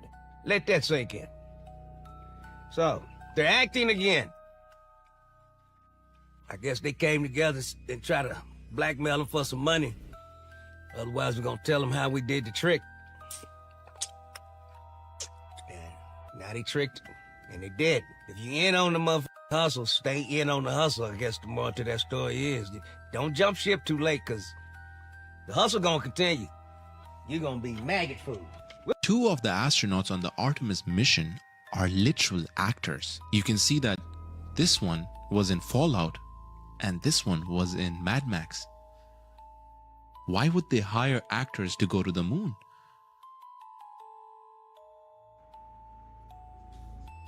Isn't that concerning? I mean, it's a small detail. Don't get me wrong. It's not like it blows the lid off of everything. But what are the chances? And if you look at the girl astronaut, I don't remember her name, but if you look into her curriculum, like, she's been busy. Since 2003, she's been working at NASA, doing all kinds of stuff. So when is it that she becomes an actress? You know, and how come? I don't know. You guys tell me, does it mean something? Does it not mean something? Let me know down below. Maybe I'm missing something. Let's keep on rocking. Get your tinfoil hats out, folks, because this is maybe my favorite conspiracy theory of all time. Okay, so one of the biggest conspiracy theories regarding the lunar landing is that we never went back after the 60s and 70s because we lost the technology. The idea is that the machinery and the tools that we used to get to the moon were either intentionally destroyed or lost over time. And the engineers that were working on it, they eventually all passed away. And so the actual hardware and the people that took us to the moon are no longer. What if I told you that the reason there hasn't been another lunar landing is because of lost technology? It's just not NASA's, it's Disney. What does Disney have to do with this, you ask? Well, naturally, we never actually went to the moon. We filmed the lunar landing and broadcast that as if it was really happening. Disney had government contracts with the United States. They worked with scientists like Wernher von Braun. They filmed a very convincing lunar landing using green screen technology from the 60s that we simply do not have anymore in 2026. Listen to this guy talking about the Disney Prism that allowed them to film unbelievable scenes like this one in Mary Poppins that is simply lost forever. Instead of a blue screen or a green screen, they used what was sometimes called a yellow screen. It's a very specific spectrum of yellow made from a low-pressure sodium vapor light that puts out one wavelength of light. Because it's just one wavelength, you can actually block just that one wavelength or let just that one wavelength go through. So the magic of the sodium vapor process is they used a beam splitter prism so that the light that comes through the lens gets split onto two strips of film at the same time. And that's exactly what you need to get your map. What's kind of magical about it is that you can block that one wavelength of yellow without messing up all of the other colors. In that scene, there's no matte lines. He's motion blurring, he's dancing around. The compositing is impeccable. Yeah, it's perfect. You couldn't have gotten such great blur over the alpha channel with a green screen or a blue screen. To join two pieces of glass and then have layers of material with different indices of refraction, it's a very custom job, and it would probably cost tens of thousands of dollars at a minimum. Apparently there were 3 of these ever made, and also we don't know where any of these prisms are today. So we did lose the technology. It just has nothing to do with rockets and shuttles. It has everything to do with green screens and prisms. Disney had this flawless yellow screen prism technology that allowed them to film Mary Poppins' lace transparent hat, or Dick Van Dyke's blurring movement when he dances, or throwing salt all over the place. So all that technology was perfect for a lunar landing where you're stepping on rocks and there's moon dust and the black background with the red, white, and blue. And once those prisms were lost or destroyed, we didn't have the technology to film another lunar landing the last 60 years. You're telling me we can't remake these prisms? He said it costs tens of thousands of dollars. Just buy 1 billion of them. We can send people to the moon, but we can't rebuild this cube?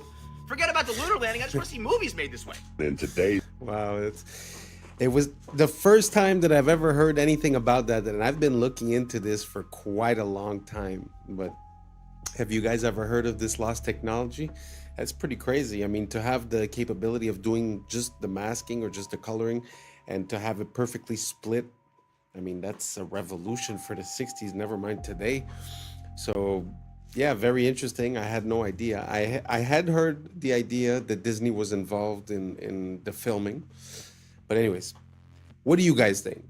I don't think I've ever asked you guys, so I want to know. I'm curious. Are you on team we landed on the moon in 69 up to 72, 73, and then afterwards we've never been back? Or do you think there was some trickery or fakery and an ulterior motive or reason for the reason that we haven't been back? Let me know down below, and let's keep on rocking. This video is showing you guys what the sun looks like up close with an defy foil solar filter, which allows us to be able to see through the brightness of the sunlight to actually see the shape of the sun, its texture, what it looks like. And I'm going to show you 3 different views from 3 different days, and you're going to see that the sun always looks the same, always has these same little spots on it, which I'll get to here in a second. Let's get zoomed in. There we go. Now you see these little black, look like little black dots on the sun. Now, to be honest with you, I don't know exactly what they are, but I know every time that I zoom in on it, they are always there. Now, they are not always in the same spot, but they always look the same. Every time I zoom in on this sun, these little black spots are always there every time on different days, no matter which day that you zoom in on it with the solar filter. And the cool thing about the solar filter is most of the time you could use your P1000 or your P900 and you'll never be able to see what I just showed you without the solar filter because the sun is too bright. And this filter, it just filters out that brightness so you can actually, like I told you earlier, see the texture of the sun itself. Now, I'm not for sure if you can actually buy this filter for the Nikon P900. I just know that they have it for the P1000. So if you have a P900, you might want to kind of research that, maybe look it up and see if they have one. I'm sure they probably do, but I know they have one for the P1000 and it does a fabulous job, as you can see right here.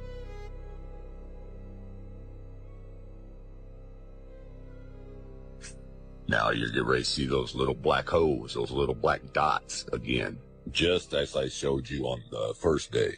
They're always there, which tells me that this is not a big ball of fire like they tell us that it is. That's a bunch of bull crap. You don't see a big ball of fire anywhere on this. It just looks like a big light bulb with some bugs stuck to it.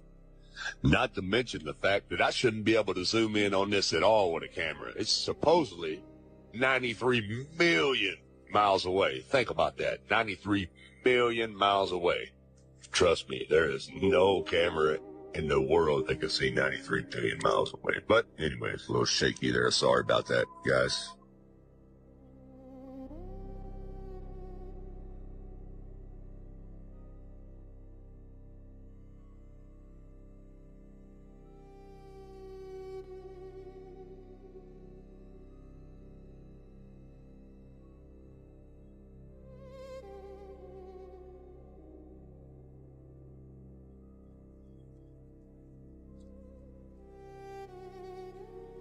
Okay, now this is a total different day here.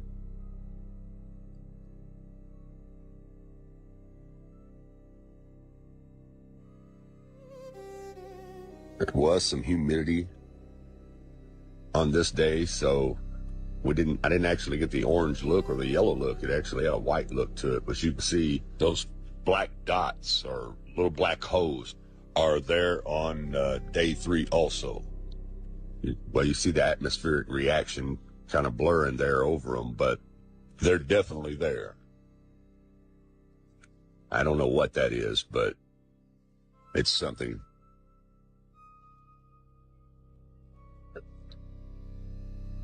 Now here you have NASA's computer-generated images. Now look what they show you. They show you this big old ball of fire with looks like lava and fire shooting out of it, which is all cartoon images, CGI. People, looks nothing like what I just showed you in real time with a real camera with a real solar filter. Looks nothing like this NASA cartoon bullcrap. Yeah, you see that? You don't see nothing on that one when I zoom in on it. Just looks like a big light with some little specks on it, little holes on it. Looks nothing like this cartoon crap. I'm telling you, people, the Book of Enoch tells us that it's a luminary. not a ball of fire, as you can see here. And that which thus rises is the great luminary, and it is so named according to its appearance, according as the Lord commanded. As he rises, so he sets, and decreases not, and rests not, but runs day and night, and his light is sevenfold brighter than that of the moon. But as regards size, they are both equal. So do you... Wow, that's very fascinating, very beautiful. I really love this type of content, looking into things close, whether it be with a microscope, with a telescope, with a camera. I find there's so much detail and grain to this world that sometimes, like you were saying at the end, you know, they show us a CGI representation, but does that even match reality at all? It's a very good question, but I found that super interesting. If you guys never seen, I'll try to get some videos, but also sometimes they zoom into stars and you could see this vibration and it looks like a cymatic pattern. It doesn't really look like a solid object neither. Very interesting to look at this world when you're looking in closely. Anyways, let's keep on rocking. Remember this guy right here? Of course you do. He was the main character in the newest space movie. But I just want to take a second to look at the stars on this thing. And why is he still carrying it? See the stars? 1, 2, 3, 4, 5.5 stars. You see this little half star? So take a look at it right here after he spins it, which is all they actually did was play with a plush toy the entire time. You see how you can see the 5 stars, but where's the half a star? How come the half a star isn't there anymore? Watch it as it comes around. 5 stars. You clearly saw 5.5 stars. Where is that half a star? How come it's not there? But maybe if they didn't focus so much on spinning microphones and plush toys and actually showed us the moon, Earth, or what space looks like, then we wouldn't be able to find so many mistakes and glitches. Now, I just want to look at one more thing from our main character here. See right here how there's a shadow from her hand? Well, there should also be a shadow from the toy, but there isn't one. You see, she brings her hand back. There's the shadow. Takes it away. No shadow. So why isn't the toy giving off a shadow when her hand is in the same exact spot giving off a shadow? We don't even have to talk about the words that were appearing on the main character either. We've already talked about that. I mean, they were all interesting, but has anyone seen a debunking about the last one that he just showed? The one with the letters going through? Because if you think about it, it would make sense if they're using a blue screen and the little plush toy is blue. So let me know if that's been debunked, because that's a pretty good one. What do you guys think? You guys think it's what do they call it? Augmented reality, where they use 3D modeling in real time? Or do you guys think that it's just a mistake of lighting or in our mind? Or let me know what you think down below. Let's keep on rocking.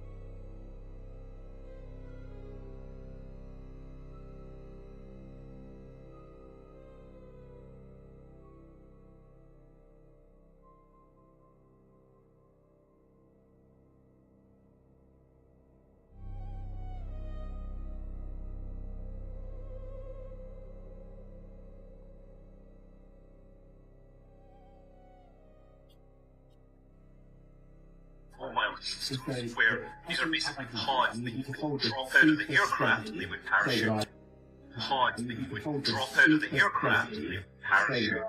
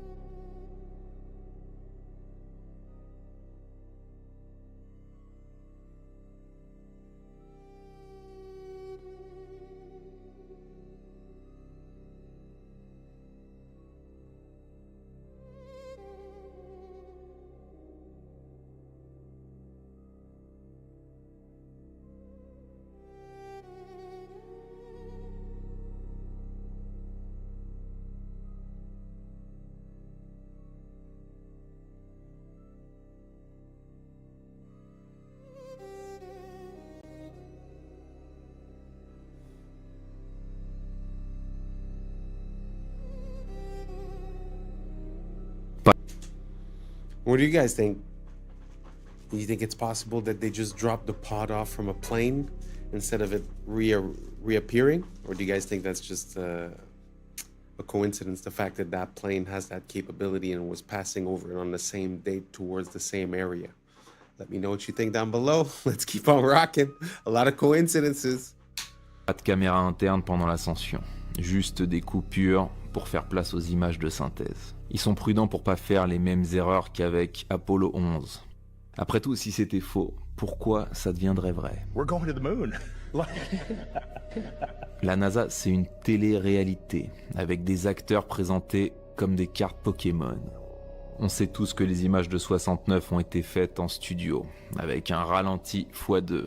Et si on met en vitesse normale, on peut visualiser les harnais. Et regardez la simplicité du décollage depuis la Lune pour le retour sur Terre.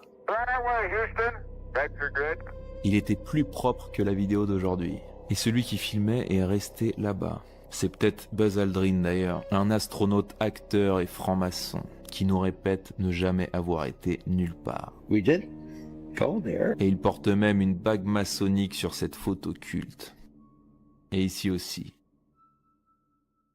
Parce qu'on a affaire à un théâtre occulte. La fusée fait 322 pieds de hauteur. En Gematria Prime, Artemis 2 égale 322. Le fameux nombre de la société secrète Skull and Bones. Parce que la conquête de l'espace est une conquête de l'esprit. Répétée depuis ton enfance pour t'éloigner de la réalité et t'enfermer dans leur prison digitale. Do you know that Christina Koch was actually a character in Mad Max in 2015? Yeah, NASA astronaut Christina Koch appeared as one of the Vuvolini in the 2015 Mad Max Fury Road. And then just 10 years later, she's going to the moon. What an exciting life, huh? Apparently, she's only even been an astronaut for only 13 years. And she completed her candidate training in 2015, the same year that she was filming to be in a movie. Yeah, the 2 of the 4 American astronauts that are on that flight, they're right out of central casting. They're right out of central casting. Let's not forget about the words appearing on the stuffed animal and then him quickly moving it out of the way. Let's not forget about how the bag phased directly through Buddy's ear right here. Minutes before the Artemis 2 crew traveled. And what the hell is he even doing? Let's not forget the vanishing red dot. Terrible quality video, even though you couldn't take a bad quality video nowadays, even if you tried. 1995 digital camera. Video from inside the ship from the entire 10-day trip, except for when they're free falling at 25,000 miles per hour. No close-up shots either. They're making sure they're keeping their distance for some reason. None of this is melting, even though this fucking ship would be hotter than lava. A crew going up and touching the ship and their hands are somehow not burning off. Here's a little bonus clip from a separate team of dumbasses. Why did the ball fall straight to the floor if they're in space? So, it's really not a question of you should believe this or that. I'm really wondering. To be honest, I'm not even decided on any way, shape, or form. But a few quick questions. Have we been to the moon? Is the sun really 93 million miles away? Do the pictures we have or the representations that we have of the planets or the galaxy or the solar system, are they realistic? Is it true? Let me know what you think down below, and thanks for rocking. And that's a wrap for today, familia. Whether you're tuning in with the sunrise or you're posted up after midnight, I appreciate your time, your energy, your curiosity. And don't forget, this isn't about truth or fiction. This is about perspective. If this sparked a thought, a laugh, a deeper question, then we did our job. So drop your thoughts in the comments, keep the convo alive, like, subscribe, and don't forget to hit that bell if you're riding a wave, because we're just getting started. So until next time, stay grounded, stay weird, stay critical. I'm Adam Strain, and this has been Adam Strain Reacts. Peace! I don't know what y'all think, but now it's time for us to link up. Really think we on the brink up, making a change from living this train. Living this train.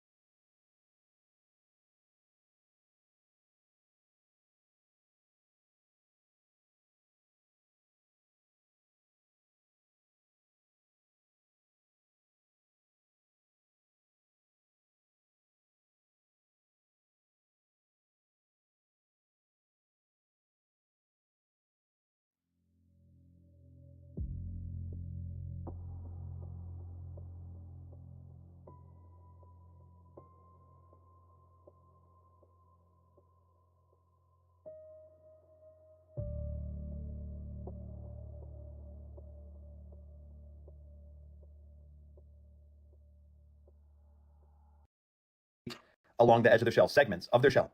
13 moons, 28 days on turtle shells. They've spent over $21 trillion on underground systems and cities, funded through 2 decades of unaccounted federal spending. Yeah. The system itself is corrupt, yet the standard human still believes in playing well within the means of the system. What's up, YouTube? Today, we'll be looking at disturbing videos that'll make you question reality. So without further ado, welcome to Adam Strain Reacts. Let's get her I done. want to tell you guys about the wildest fact about elephant seals, and it doesn't have anything to do with their size, although, look at this. This is a real image, by the way. Hang on, let me... Okay, but that's not even close to the craziest thing about them. So cetaceans like whales and dolphins, and then also sea lions, when they're in the water, do something called unihemispheric sleep, meaning that half of their brain is sleeping at the same time. But seals are like humans, and they do bilateral sleep, so they sleep the whole brain at the same time. And a study in April of 2023 showed that they will actually do this while diving. And elephant seals are diving deep. We're talking like on the level of where sperm whales are at. But I think one of the coolest things is this animation that shows how that sleep is taking place. So when they start the dive, they're obviously actively swimming. They start to sort of doze off here. When they finally hit REM sleep, they flip over and get into a spiral. Relatable. Anyway, they are spinning out for minutes at a time in a deep REM sleep until they hit the bottom down here at a depth of like 250 meters. Then they hunt all the way to the surface. Anyways, that is the coolest thing about elephant seals. Wow. Recently in one of the past videos I showed, I don't remember the name of it, the fly bird or something like that. Basically, it was a bird that would land only once every 10 months or something, so it was able to sleep, to eat, to mate in the air. And I guess this is the as above, so below. This is underwater. Isn't it crazy how nature is made? Like, this animal could sleep while he's swimming, and I don't know. Amazing. Let me know what you guys think down below, and let's keep on rocking.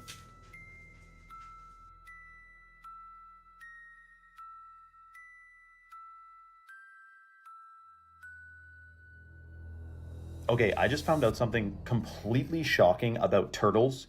And I honestly think they're trolling us at this point, because the natural world doesn't have time. Time doesn't actually exist, right? What the natural world has is rhythm. So time is a measurement of rhythm, but time doesn't exist. Clocks exist. Now, here's the crazy part. Turtles. I thought when I saw this post about lunar calendar on a turtle's back, that it was like some turtles, right? There's 13 carapaces in the middle of their shell, and there's 28 along the edge of their shell, segments of their shell. 13 moons, 28 days on turtle shells. This equals 364 days plus 1 day of rest. All indigenous peoples around the world knew the wisdom of the turtle and followed a 13-month calendar, as there are 13 moon cycles in a year and 27 to 29 days per cycle. It appears that 1 month was subtracted in order to sever the connection between people with the sun, the moon, and the stars, which are themselves a giant clock. But what I found out was, it's every single turtle and tortoise. Sea turtles, the same thing, a giant clock on their backs. So we're talking about the Fibonacci sequence is in the turtles, of course, as it is in all biological life forms. But the calendar is also on every single turtle's back. And you may be thinking, well, why would they change the calendar? Well, yes, to sever the connection, to alter our perception, our vibration, our reality, just a little bit more. Another thing we have never been told about in school. Isn't that interesting? Instead, we're hearing about Pythagorean theorem and carbon emissions, and they don't tell us anything about this natural world. Shocking. Let me know your thoughts in the comments below, and follow for more. Sometimes it feels like we try to create our own interpretation of nature and of reality, but it seems like every X number of years, some of us wake up and we start realizing that nature has been screaming at us the whole time what the answer was. Can you imagine how time and chronology would have been encoded within these animals, and then after that to claim that all of the evolution of these animals is random due to the Big Bang? And how can you consolidate the encoding of this information within their physical appearance? I don't know. To me, it amazes me. I love this world and I love learning more about it. And hopefully you guys do too. Let me know down below and let's keep on rocking. You're absolutely right, Judge. You know, what we have to look at is the president is the chief executive officer of this corporation called the United States of America. Of this corporation called the United States of America. Now, haven't I been telling y'all on this platform for a long time that the United States is a federal corporation? The city of is a corporation. The state of is a corporation. Anything of is a corporation. Anything in all caps is a corporation. Under Title 28 U.S.C. 3002, Section 15, A, B, and C, the United States means a federal corporation, an agency, department, commission, board, or any other entity of the United States or an instrumentality of the United States. So you guys remember when we were in school and we used to pledge to allegiance. And obviously they make changes to these things over time because they rewrote history, his story. Let's go ahead and go with the 1954. I pledge allegiance to the flag of the United States of America and to the republic for which it stands, one nation under God, indivisible, with liberty and justice for all. But it says, I pledge allegiance to the flag of the United States of America and to the republic. That's two forms of government. I showed y'all on the $10 bill where the president has his back towards the republic. Remember, I pledge allegiance to the United States of America and to the republic. So he's got his back to the republic, which is we the people. And he's facing the Federal Reserve, the United States. He's facing the United States. And the United States is what? A corporation. The United... Well, you're absolutely right, Judge. You know, what we have to look at is the president is the chief executive officer of this corporation called the United States of America. Of this corporation called the United States of America. Now, haven't I been telling y'all on this platform for a long time that the United States is a federal corporation? The city of is a corporation. The state of is a corporation. Anything of is a corporation. Anything... Wow. What's the difference between the country, the republic, and the corporation? It's very interesting to look into it. I don't know if you guys noticed, but he had the Morocco flag. If I'm not mistaken, it was the Morocco flag that was there. It's very interesting to look at the history of the United States and Morocco, because Morocco was the first empire to acknowledge the United States as a country. So I wonder what the deal is with those two countries. If anyone knows, please let me know down below, because I've been looking into it, but there's a lot of different information, so I haven't presented it yet. But if you guys have any information, please let me know down below. Thank you so much, and let's keep on rocking. But yeah, this leads into another thing that I want to talk about, which is we've talked about it a couple times, but like underground cities. Yeah. This lady, the Tucker Carlson interview. Yes. I haven't seen it. I don't know what this is. This is nuts. Okay. Former Bush administration official Catherine Fitz. She was just on Tucker Carlson's podcast. Cool. And she did this really deep dive. She said it took 2 years to find all these connections with somebody else. I forget who it was. But basically, they uncovered of what they know of are all these major underground cities that the U.S. has been building since 1988. Pardon? Dude, what? With a total of what they found, paper trail, they've spent over $21 trillion on underground systems and cities, funded through 2 decades of unaccounted federal spending, money that vanished from the ledgers of the Department of Defense and the Department of Housing and Urban Development between 1988 and 2015. Well, it's happening. All this money is disappearing. Yeah. They can't account for it. And she says, for sure, with what they know, is that there are 170 underground cities under the entirety of the U.S. and in the ocean. In 1984, George Orwell wrote, "It was always the women, and above all, the young ones, who were the most bigoted adherents of the party, the swallowers of slogans, the amateur spies and nosers out of unorthodoxy." He wasn't being misogynistic, he was making a psychological observation. In his view, women, particularly in their role as caregivers and moral enforcers, tend to prioritize safety and compassion over risk and freedom. And that instinct, while natural, is easily weaponized by totalitarian systems. When conformity is marketed as compassion and control is rebranded as care, the state taps into the feminine psyche to enforce ideological obedience. Now consider this.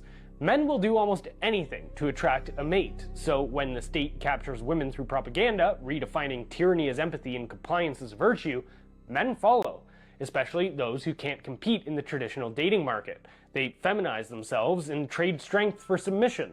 This is what evolutionary biologists call the sneaky strategy, low-status males mimicking feminine traits or moral positions in hopes of reproductive access. And while all of this unfolds, families disintegrate. Single motherhood, a top predictor of poverty and social dysfunction, becomes the norm. Children from single-parent homes are far less likely to climb the economic ladder, and who steps in as provider and protector? Not the father, the state. But here's the kicker. The state is funded disproportionately by men, so rather than supporting the women they married and raised children with directly, men subsidize the state, which in turn provides for women through social programs. Why? Because women have been propagandized to see every relationship as a power dynamic, except one with the state, which is ironically the centralization of raw power. They've been told that to rely on a man is weakness, but to rely on a bureaucracy is empowerment. This is not progress, this is dependency with a new face. And both men and women are suffering. The childless middle-aged woman and the incel are two sides of the same broken culture. A woman without her own child often directs her maternal instinct towards abstract causes, infantilizing minorities under the guise of social justice. What we are witnessing from psychologically unwell men and women is Nietzsche's concept of resentiment, envy dressed up as morality. The strong became evil, the weak became good, strength became tyranny. We now live in a pathologically soft society that sides even with those who harm it, where punishing crime feels unfair and victimhood is the highest virtue. Nietzsche called them the tarantulas, those who preach justice but act from bitterness. They don't want to uplift the weak, they want to drag down the strong. Orwell saw them too. Quote, most middle-aged socialists, while theoretically pining for a classless society, cling like glue to their miserable fragments of social prestige. That was pretty interesting. I mean, when you think about it, back in the days, you know, if you had the woman staying at home and the man working, you could say in a way that only half of the people were involved in politics and whatever the state was telling them. So you always had a part of the family unit that was the kids and the mother that were outside of that. And then the women started feeling like empowerment would be joining the workforce.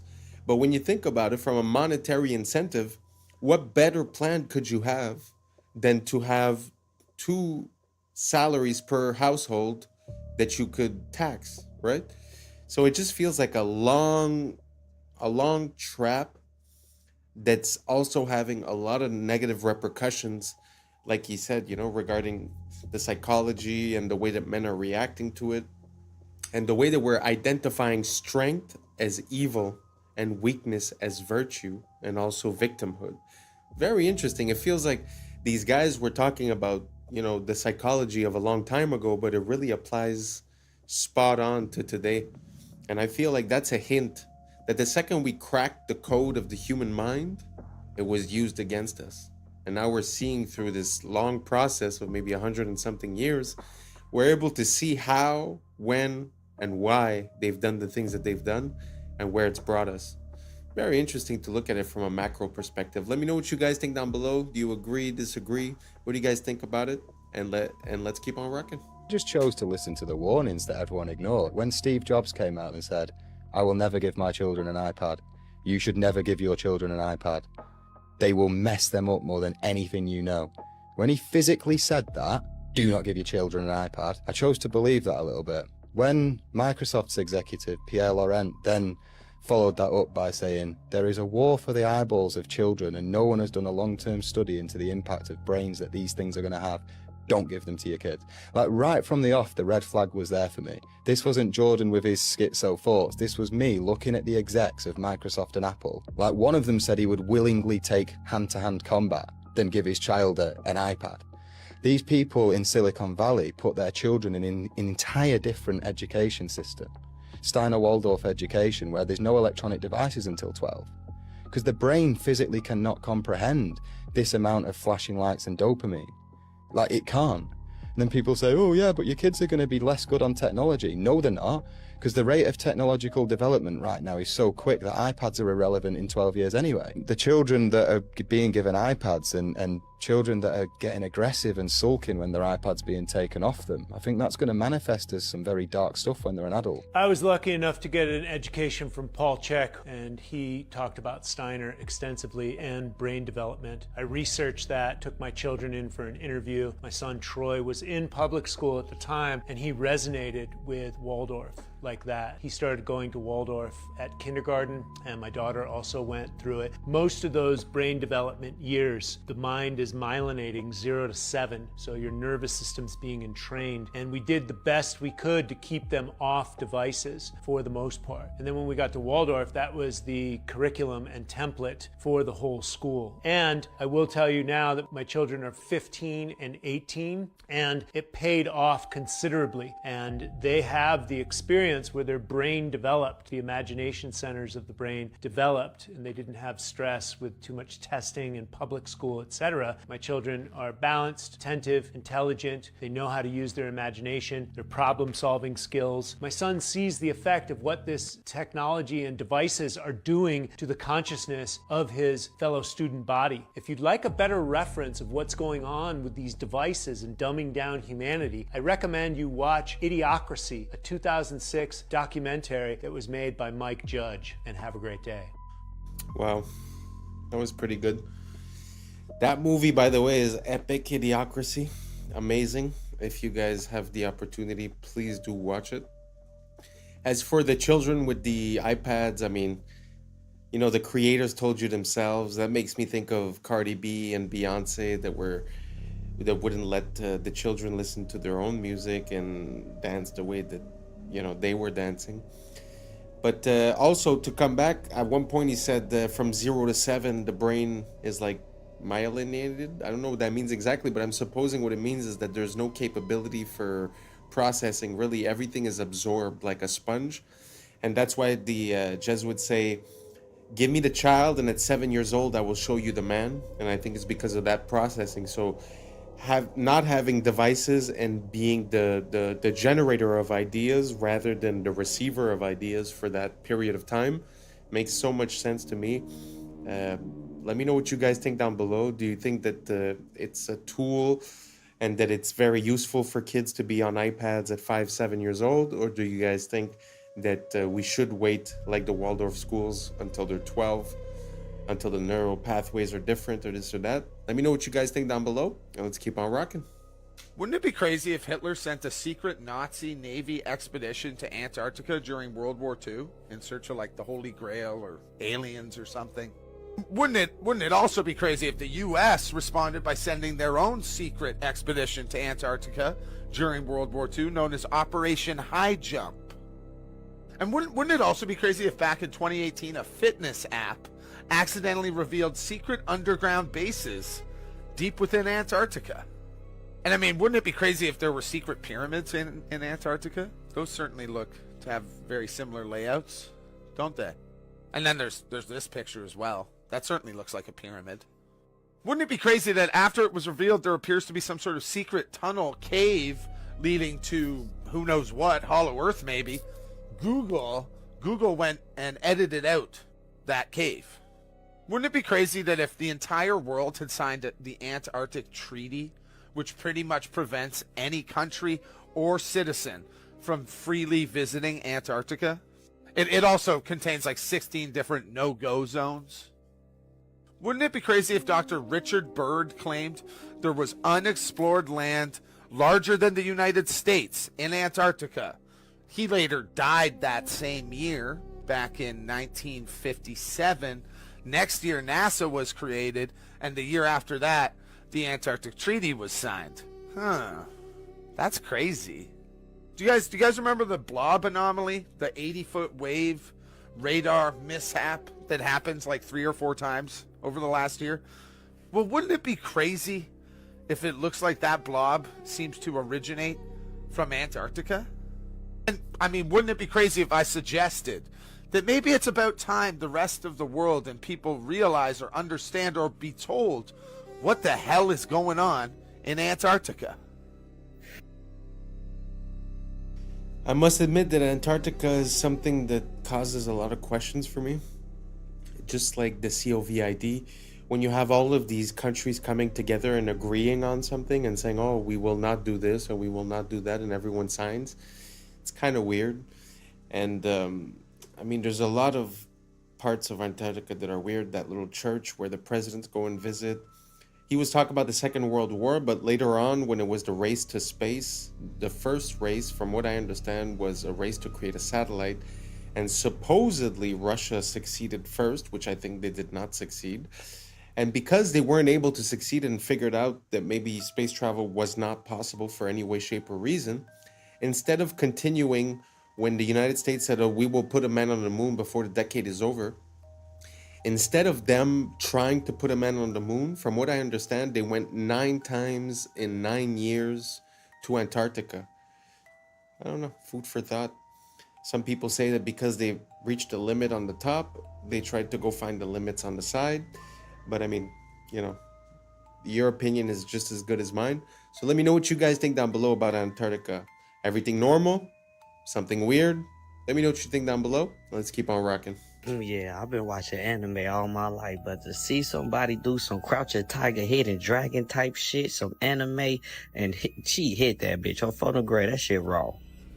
Even just plain increases and reduces. When it's like on steroids, it dramatically increases.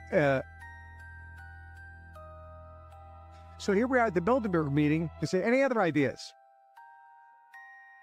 We'll convince everyone that's good for them, and we'll make sure that our product is very cheap, so we can get soy oil put in everything, salad dressings, soups, you name the processed food, we'll get oil, and we'll make sure that soy and oil, which is another one, will be used in frying.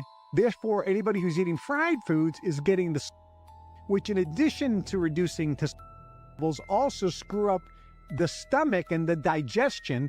It'll give people gas and bloating, and this just will reduce their drive and initiative and make them more docile. They use to give to rats and animals to study because it makes them allergic. It makes them allergic to any protein you give.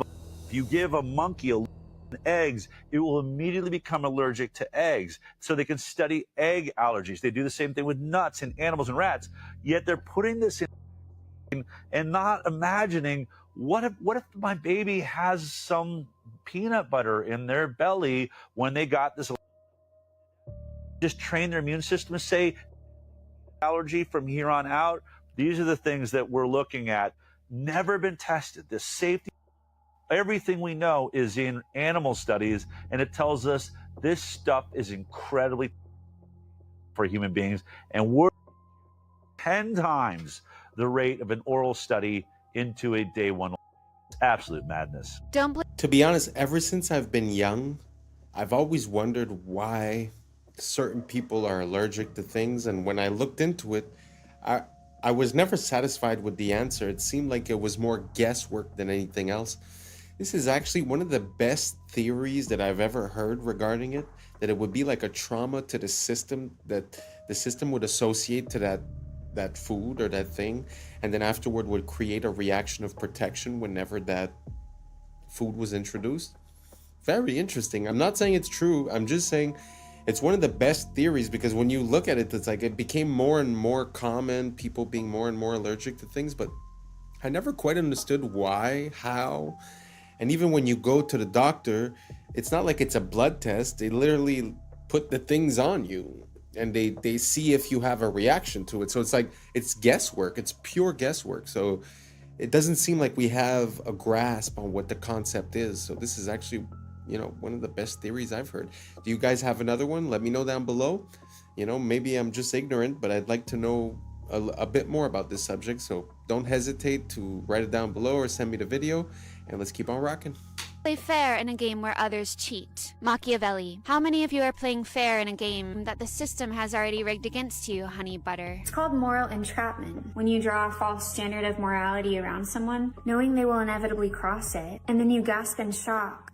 when they do. Machiavelli taught us if your opponent cheats, the entire structure of the game has been rearranged subconsciously. It is your job to notice this rearrangement, and instead of calling it out, to play by these new rules. You can commit tax fraud. In the Middle Ages, you would have these Catholic bishops, who would sell these things called indulgences. An indulgence limits your time in hell in the afterlife. If you can use fear and guilt against a human and they're susceptible to it, then you own their mind. The irony is many bishops and priests in the Middle Ages weren't even bishops and priests. They were buying their way into power. So many people were convicted of heresy for no reason other than to socially humiliate them and to teach them that they should be tithing to the church. And if you were a heretic, you were socially outcasted, persecuted, or beheaded. But the irony is, as Machiavelli mentioned, that the system itself is corrupt, yet the standard human still believes in playing well within the means of the system. Mr. Beast, Bill Gates, Leonardo DiCaprio, my pet fish, what do they all have in common? The moral brag. The moral brag is a key part of moral entrapment in the West. Having humans who act like they are morally superior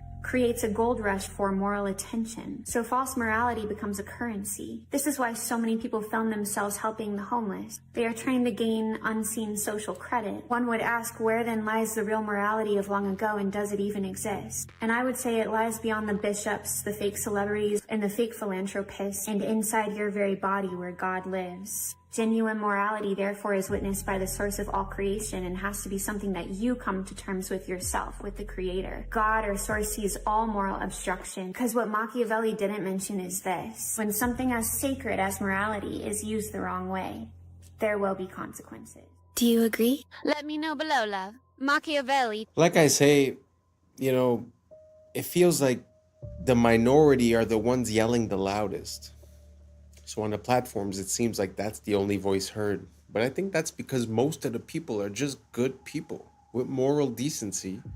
And even if they get cheated on, even if the system doesn't follow the rules, because they believe that that's right, they keep on following the rules.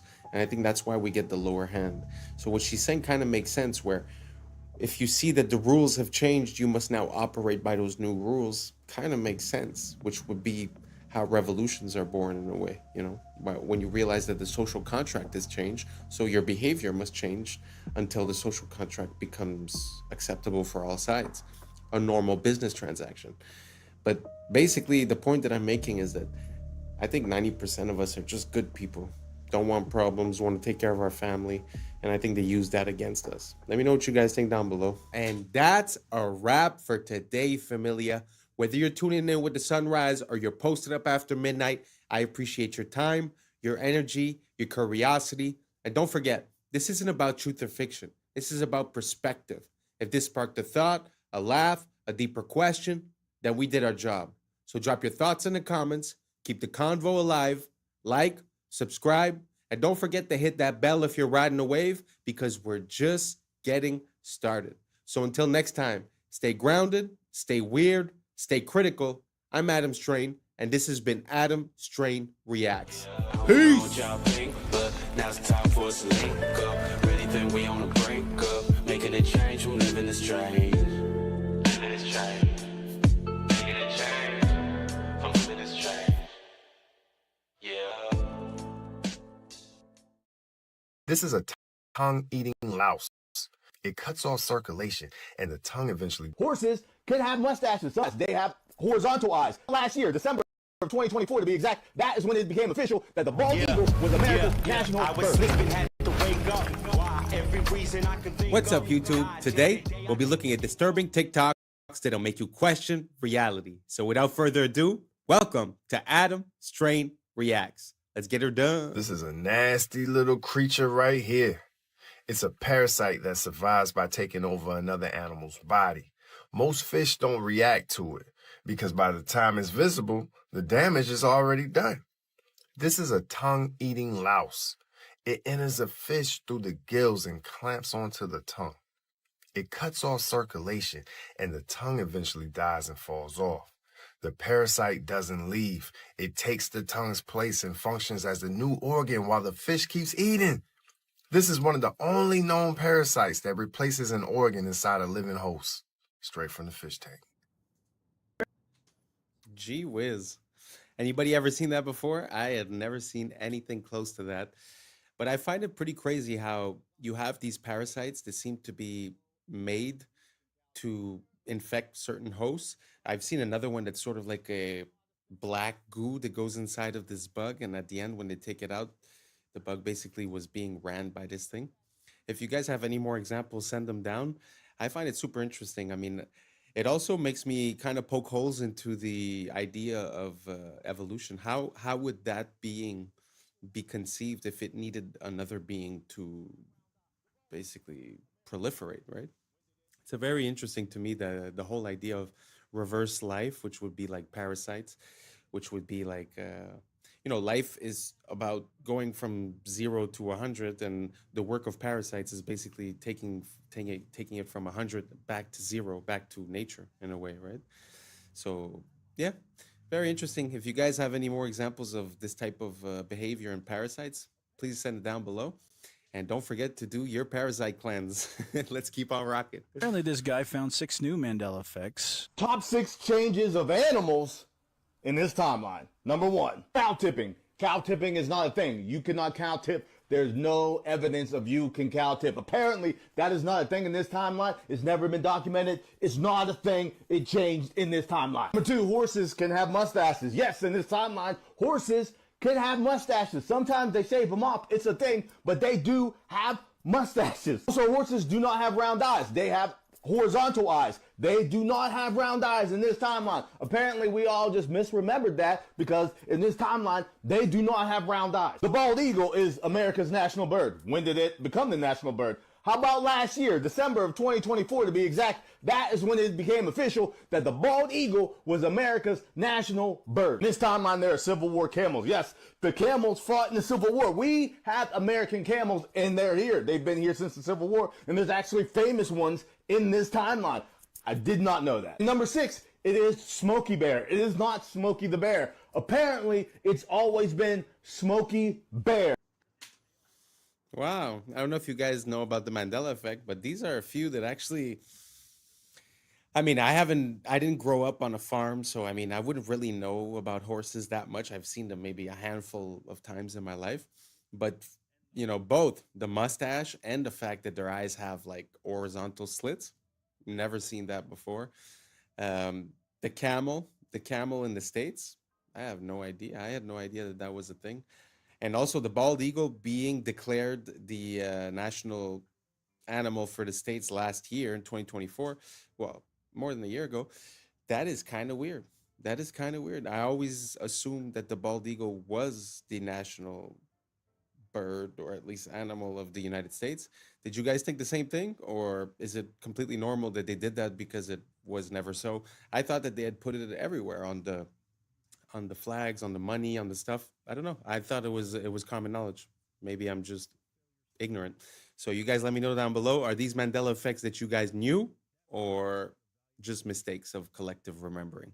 Let me know down below, and let's keep on rocking. This is an AI-powered cleaning robot developed in China, and they've made it because they want to clean up the oceans and the rivers and all the waterways around the world. And so they've developed this thing that can sort of move around autonomously. Hopefully they succeed in this effort, and hopefully India buys some, maybe? Wow.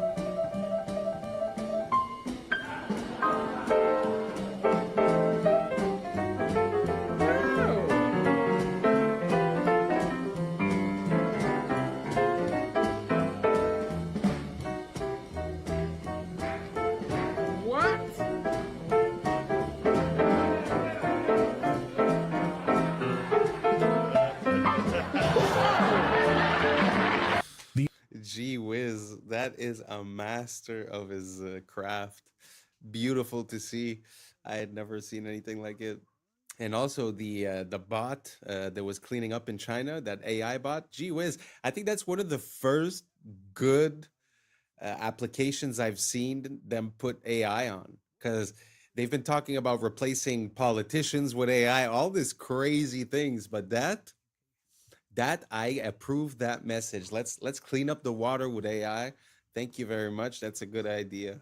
Anyways, let's keep on rocking. The only way to success is through failure. I'm saying through for a reason. You have to go through the failure points to what? Learn, develop, grow. That's what failure's for. If you failed, that doesn't mean that you stop. That means you keep going. That means you just learned a valuable lesson. Oh man, I lost all my money. Cool, how? Well, I invested in this business at... Well, now you know, don't invest in that shit. Education costs money, doesn't it? Your failures are education. This right, like as he did, right, underneath, and try and keep it, that feels pretty tight right there, right? Okay, so you can, just breathe naturally. Let's just see what happens. Okay. All right, so we're at 1,367. We've already just passed 2. So now we're in the place where he can be having headaches. He can be, we're at 3,786. Look at this. We've just passed 5,000. Now we're in the toxic level. Right now we could be doing this 7,000 inside this mask of the CO2. 8,000 parts per million. And now this thing's gone off the Richter scale, folks. It can't even register how high the CO2 levels are inside. And look how many seconds that was. Wow. It's pretty crazy to think that we recommended that for all of our kids, no? I mean, it's a sad thing to see, but at the end of the day, I guess that's what it is. And regarding the video from before, it was saying that you must go through failures to reach success. I find that very interesting because it made me click for the first time. I've heard the phrase, I've internalized the lesson and stuff, but there's one little part, one little distinction that kind of hit me this time around. Sorry. And it's the fact that, through all this information that we have and all the access that we have, I find that something that we try to do, even as a mentor, we try to save our students from living certain failures. But as he said, going through that failure is the education. And I wonder if the fact of giving the lesson as a secondhand experience has the same impact as the person literally going through the failure. I don't know if you guys get the distinctions that I'm trying to make, but I totally agree. I think that our fear of failure and our fear of not succeeding has caused us to be very careful. And I think being careful is not an attribute that makes a billionaire, if you get my drift. Anyways, let me know what you guys think down below, and let's keep on rocking. This Love Patrick. is One of my oldest Legacy friends. Park in Brambleton, Virginia. And I think whoever planned this community had serious beef with their boss. And every time they showed them the plans for this huge neighborhood, they must have presented them upside down. The main area of focus here is obviously the park, which is an above average size park. And you can see here the design starts here at the pond and just works its way out here to the tip where you have this fountain leading into this building right here, which is apparently called the Best Brains Learning Center. I'm pretty sure that they built this part much sooner than expected. Now moving back to the base, which looks a little overgrown, there is an elementary school across the street, and I'm not sure how this park is allowed within 500 feet of an elementary school. So let's turn on the street view. Seriously, this thing has veins? Yes, it's a giant park shaped like a huge How did they get away with this? That's awesome! It's incredible! You think that's real? That's real. It's real. Wow. This is real time right here. You think that they actually did that? This has to be a fairly new subdivision. Look at the documents. If you look at the college documents, if you look at the documents, and you look at some other, documents, which I'll be happy to share with you if any of your listeners want to see some of that stuff. They don't refer to those towers as cell phone towers. They refer to those as direct weapons. They actually refer to your phone as a direct weapon, your router as a direct weapon. Well, I couldn't go much further because they have to control through frequencies. That's how they control you, and mostly through extremely low frequencies, megahertz frequencies, 3, 4, 5G, 6, 7, 8, 9, 10G frequencies, gigahertz frequencies, microwave frequencies, radio frequencies, They can do it through music as well. Wow. But there's always the opposite of that too, like the good music with the solfeggio tones and, Right. and So stuff no more like that. microwaves, you're saying? Don't use those? Oh, throw your microwave away. The microwave kills the nutrients in the food anyway. Wow. Yeah, I mean, you know, so that's when you get into, they also want a lot of metals in your body. They need a lot of metals in your bodies as transducers and as receivers. And they want you to be exposed to all these and all these frequency devices. So the solution is to get rid of all the chemicals in your body. You could do that through binders, organic activated charcoal, like a stuff like that. Doing all of this transhumanism stuff, we're already coming up with solutions, which are just detox to detox your body. Do liver cleansing.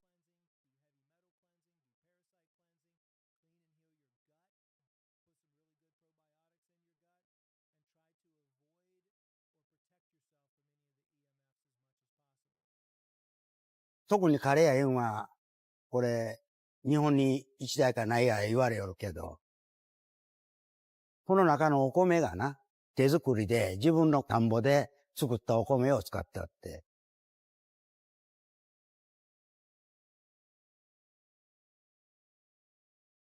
日本の自動販売機では、ジュース、これとパンとか食べ物、ジュースはもうあらゆるところにある。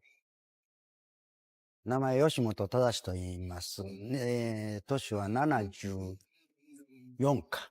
ここの自動販売機ではもう40年ぐらい前からやっております。うちの自動販売機はね、日本にあんまりないっちゅうんで、あらゆるところを来とるように思う。そうじゃ、お米がな、60度くらいあるに機械の中が、と置いたらやっぱりこう、乾燥してくるよ、お米が。硬になる。1日2回ぐらい入れ替えするように、また新しい米になっているんで。いやいや、もともと百姓屋で米作んでったけんな。ほんで、このお米を使うた方が得なわけや。買うよりは自分の米を使うた方が得だったけん。これ今作っとんが日の光。米を一応洗って水につけて15分か半時間ぐらい置く。スイッチを入れてから45分ぐらいで容器に詰めるんです。これから機械まで入れるにやっぱり1時間以上かかると思う。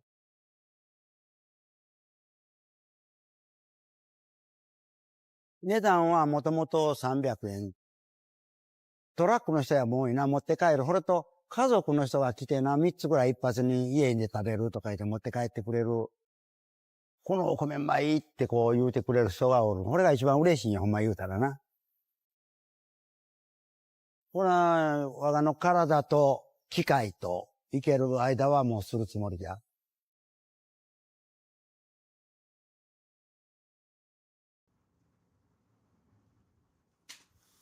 I know it's not such an impressive video, it's not an impressive story, but I found it very inspiring to see, I don't know, that blend of new and old, that organic, mechanic, accessibility, but yet fresh from the ground.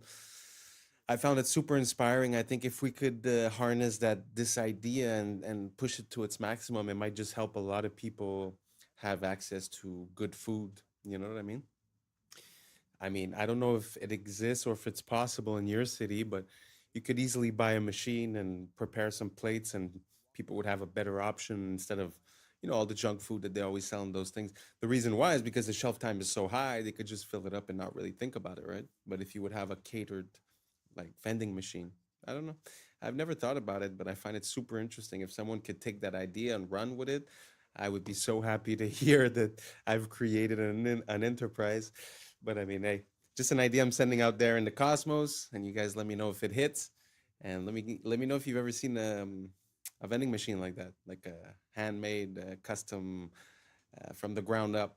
I really love this man. I find it super beautiful. He loves what he does. I just wanted to shed a bit of light on his situation. I find it so beautiful. Let's keep on rocking. These robots are inspired by ants and were developed by South Korean scientists. Each micro-robot is 600 micrometers tall and interacts with others using magnetic fields. The micro-robot swarm was able to unclog tubes that resembled blocked blood vessels. This technology could potentially be used to clear plaques from clogged blood vessels in medical treatments. In this other application, the micro-robot swarm transported a chunk of the metal indium to complete or break an electrical circuit. This allowed it to turn a light on or off with precision. The micro-robots were able to assemble into a group and coordinate their movements to walk over an obstacle. By leveraging their collective strength and synchronized actions, they successfully overcame barriers, demonstrating their ability to adapt and perform tasks that require precise teamwork. The micro-robots used centrifugal force for self-throwing, propelling themselves over obstacles. A swarm of 200 micro-robots successfully separated heavy liquid metal into smaller pieces in just 5 seconds, despite its high surface tension. They then moved the pieces, joined them back together, and shaped the metal into a smooth sphere. This demonstrated their ability to handle complex tasks with precision and control. The micro-robots formed a spinning swarm on water, creating a floating raft structure that allowed them to carry a pill 2,000 times heavier than a single robot across the surface. This approach could be applied to deliver lightweight medical supplies or drugs across liquid environments in remote or constrained settings. In this example, the swarm used orbital dragging motions at 2.5 Hz to block the superworm's path and stop it from reaching the food. As soon as the swarm stopped its spinning, the worm was able to move toward the food. The micro-robots guided an ant by using a spinning motion to block its path and topple its legs without causing harm. By controlling the swarm's direction, they successfully steered the ant to a desired location. This technique could be applied in pest management or controlled behavioral studies of small organisms. The micro-robots can assemble into structured swarms or disassemble into individual units based on the strength of the magnetic field. By adjusting the magnetic field intensity, their configuration can be precisely controlled to perform tasks like transporting materials or navigating complex environments. Here we see the micro-robots using orbital dragging motion to rapidly circumvent obstacles with precise single-axis manipulation. This allows them to navigate barriers efficiently, completing the task in just 180 milliseconds. Well, that's pretty crazy that we're there. We have micro-robots. Kind of scary.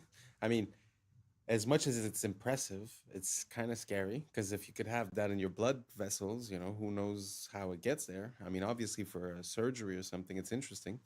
But to have something so small that could be ingested raises some concerns. And also, if somehow this little robot would have the capability of flight or levitation, I don't know, the possibilities seem to be endless, like a swarm in the air, or I don't know, kind of scary to me. But let me know what you guys think down below. Let's keep on rocking. It's a bad idea to let the people who make the food give you advice about what food to eat. 4 of the most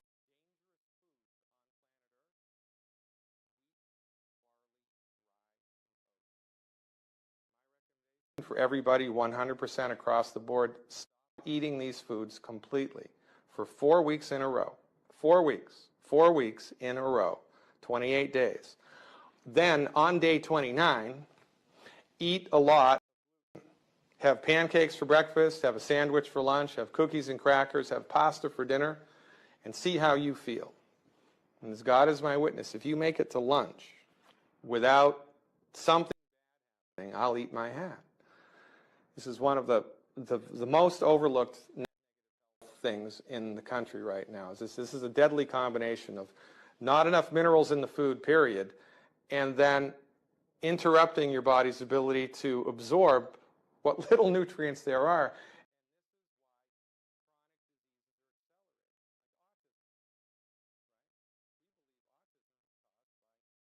Bad nutrition in the blood of the pregnant mother.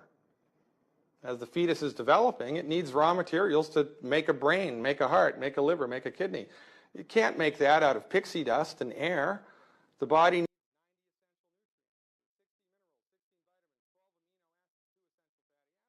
but they're not in the blood of the mother because she's eating whole wheat cereal and skim milk and margarine and is avoiding salt like the plague.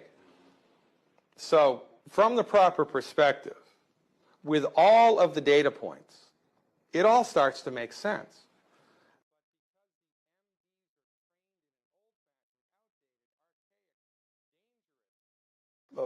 understanding of the human body, they completely miss all of the most important things. So their job, again, is not to fix the problem. You can manage it, which is better than suffering. But it's better, don't you think, especially in the United States of America, to try to get to the root cause of what's causing the problem and fix it? And that's what we do. One of the most famous Old Testament sayings, my people are destroyed by lack of knowledge. Well, simple things that people can learn can make all the difference in their lives. As much as I love to listen to him speak and it makes so much sense, it kind of makes me sad to think that there's not more doctors talking this way or approaching things this way, seeing the body as a whole and seeing nutrition as the main medicine that man needs. Wow, that was really interesting. Listen, I'm gonna give it a shot. 28 days, no, what did he say? Wheat, oats, barley, and rye. I think it was those four. I'm gonna do it. I'm gonna do it starting today, and I'll let you know. Sorry, I'll let you guys know how it goes. And if anyone wants to do it as well, you let me know down below how it goes for you, and we could compare notes. Let's keep on rocking. I bought my dugout as a fairly small 2-bedroom dugout, and I've been extending it over the years. For somebody driving into town the first time, you wouldn't think there was a lot here because 95% of it is hiding underground. People drive in and go, where is the place? I don't understand. Kupapiti is from the Aboriginal Kupapiti, which means white man in a hole. At the moment upstairs it is about 122 degrees Fahrenheit. Down here we're sitting on about 71, 72 degrees. No air conditioning necessary. We're right out in the middle of nowhere. It takes a day to drive here from Adelaide. I'd say there's about 1,000 underground dwellings and at least 1,500 people living underground. We've got 5 underground churches. We've got underground motels. There's some amazing underground homes here. Many bedrooms, underground workshop. You name it underground, we've pretty well got it. I bought my dugout as a fairly small 2-bedroom dugout, and I've been extending it over the years. Some of this I blasted out when I could get away with it. The cops don't like us blasting in town. We don't do it anymore. Back in the old days, if somebody was going to have a baby, we'd rock round there with a couple of compressors on the weekend and some jackhammers and a couple of cartons of beer, and by the Sunday night we dug out a room, cemented the floor and wired it up, and there's your new baby's room, honey. Even though we're so far away geographically from anywhere else, I don't know why, but we just love the place to bits.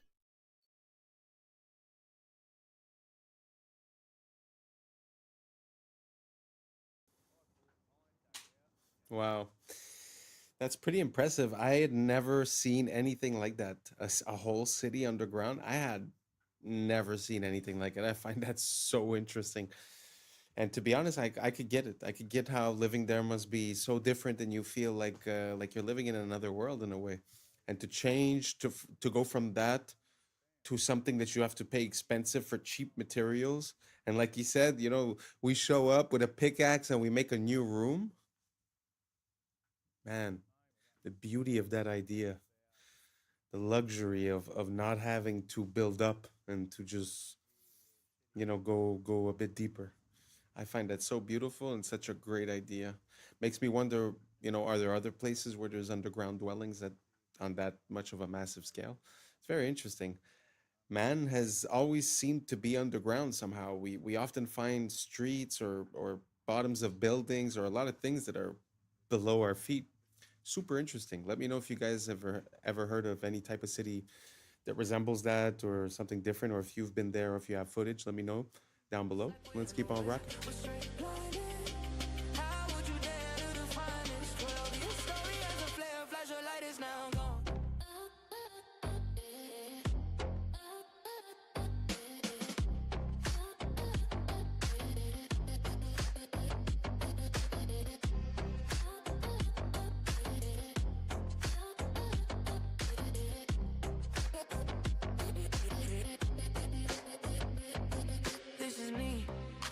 tell you I am such a mess without you, and I must confess it's black or white unless we find equilibrium.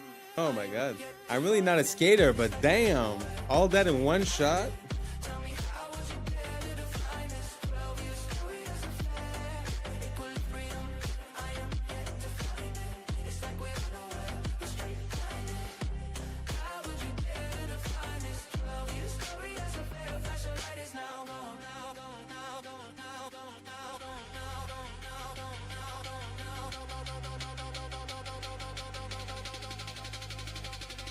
Maybe that's the point, to let it run free. Feels like we're joined at the hip with one being. Maybe that's the point, to let it run free. Feels like we're joined at the hip with one being.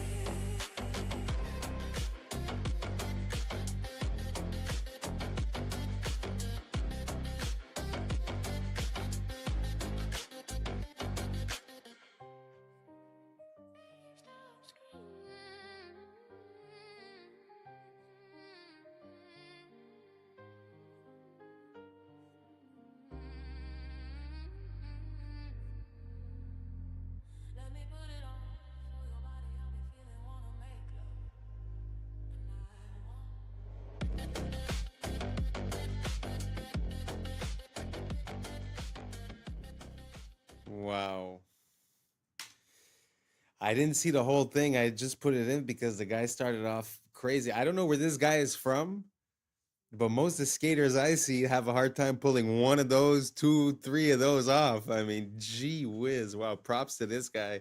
Anyways, we reached the end. Thank you so much for rocking with us. And that's a wrap for today, familia. Whether you're tuning in with the sunrise or you're posted up after midnight, I appreciate your time, your energy, your curiosity. And don't forget, this isn't about truth or fiction. This is about perspective. If this sparked a laugh, a thought, a deeper question, then we did our job. So drop your thoughts in the comments, keep the convo alive, like, subscribe, and don't forget to hit that bell if you're riding the wave, because we're just getting started.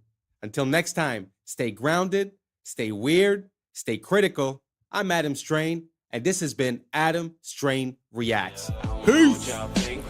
Now it's time for us to link up. Really think we on the brink up. Making a change, we live in this strange. Living this strange. Making a change. I'm living this strange. Yeah. And I say, oh, I sound like I have a slur. And she said, no, you sound like you can work at a Chinese restaurant. I'm on. Cash. Kasha. Crash. Krasha. Crashed. Krasha. Okay. Yeah. I was sleeping, had to wake up. What's up, YouTube? Today, we'll be looking at disturbing TikToks that'll make you question reality. Before we get started, I just want to wish everyone a happy new year, 2026. Let's get it. And may everyone exceed the expectations that they set for themselves this year and reach even higher. So without further ado, welcome to Adam Strain Reacts. Let's get her done. The world is $281 trillion in debt. You are in luck. There's a parable all about this, and it's awesome. And there was a town somewhere in the middle of nowhere, and everyone owes each other money. And then one day, a traveler comes to town, and he stays in a motel. The motel has a full refund policy after 24 hours. He puts down $100 and gets a room. The motel owner, he looks at this $100 and he's like, whoa, oh my God, this is exactly how much money I owe to the baker. So he goes and pays off his debt to the baker. The baker looks at this money and he's like, well, this is exactly as much how much I owe to the shoemaker. And he goes to the shoemaker and pays off his debt and goes through several people until eventually someone's like, hey, I owe this amount of money to the motel owner. So he gives it to the motel owner back where it started. And then the traveler is like, hey, it's been 24 hours and I don't like it here. So he takes his money back and he leaves. Everyone has the same amount of money, but then suddenly nobody's in debt. Because money isn't real, but debt motivates people. So it's important to the economy for some reason. That's pretty interesting. I mean, really, I've always thought about this. Like, who do we owe a debt to when you're a country? And they say the International Money Fund or these, other countries. But this example sort of displays something that's very interesting. And on a more massive scale, I think something very similar to this is happening in Europe, where a lot of the countries within Europe owe money to each other that basically they'll never be able to repay. But at the same time, if you deduce the debts from everyone, it's almost like everyone ends up in the clear.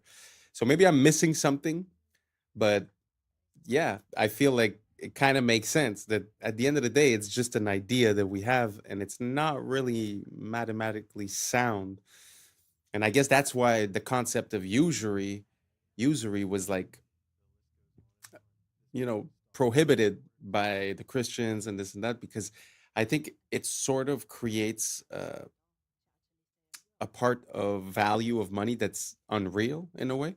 So let me know if I missed something, but that example, do you catch it? Does that make sense? Everyone paid each other, but at the end of the day, the same amount of money is there, and the guy took back his $10, but everyone's accounts are settled. So maybe I'm missing something. Write it down below, keep me in the loop, and let's keep on rocking.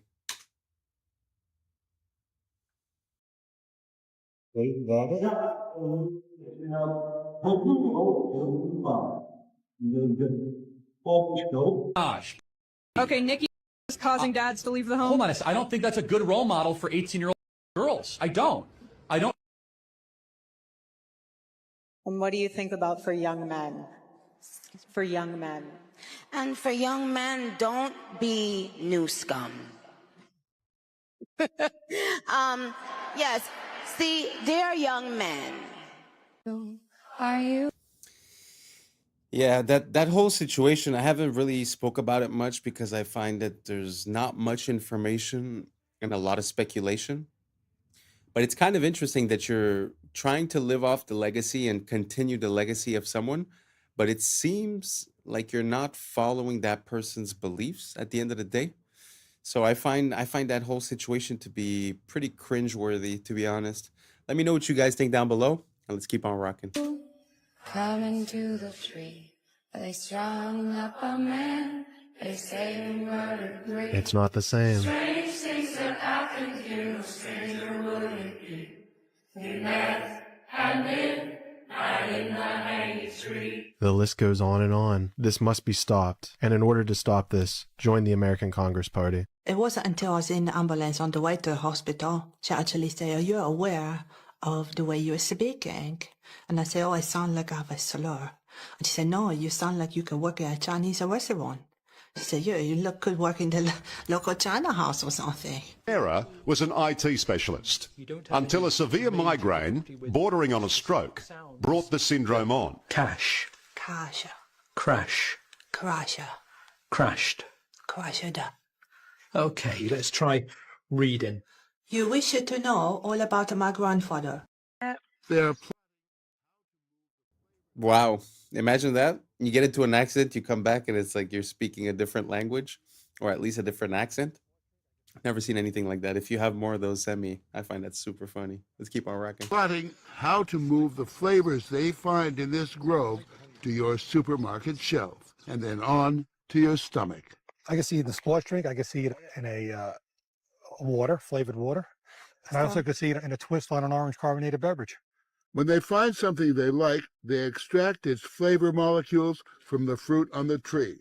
Then back in the lab, they mimic Mother Nature's molecules with chemicals. Essentially, what you do is you take whatever this smells like, Right. and copy it. Right. Exactly. And then I suppose you could, if you choose to, you could quote unquote improve on it. Exactly. We all the time. The holy grail, a flavor so good you can't resist it.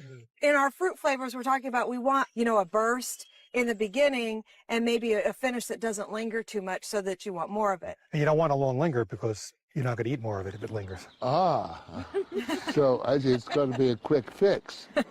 And then have more. And then have more. But that suggests something else. Exactly. Which is called addiction. Exactly. You're trying to create an addictive taste. It's a good word. Or something that they want to go back for again and again. It's a good word. Shameless.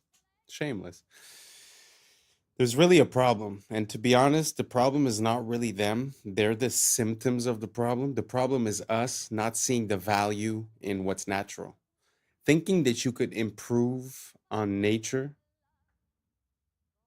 I think is a mistake, and the fact that we continue to consume these items just gives them more money to hire more people like this and continue the process.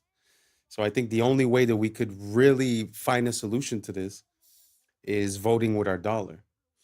You know, if you compare the same thing in the States and in, let's say, Spain, one of them is going to use natural ingredients and the other one is going to use all these chemicals. So until we realize and until we stop craving for these things and we break the addiction, which obviously that's what it is, I don't think we're going to be able to get out of this. You know, at the end of the day, this is more than just reproducing a taste. This is mind control. They're playing with your mind and hoping to get a desired outcome, which now they admitted is addiction to a certain product. So I find it very sad. I'm not taking the blame away from the individual that's consuming this on a daily basis, but it's kind of hard to get out of it at one point. So let me know what you guys think down below. Do you guys think that doesn't matter if it tastes good, it's fine? Or should we be more focused on what gives us a good effect within our body? Let me know down below and let's keep on rocking.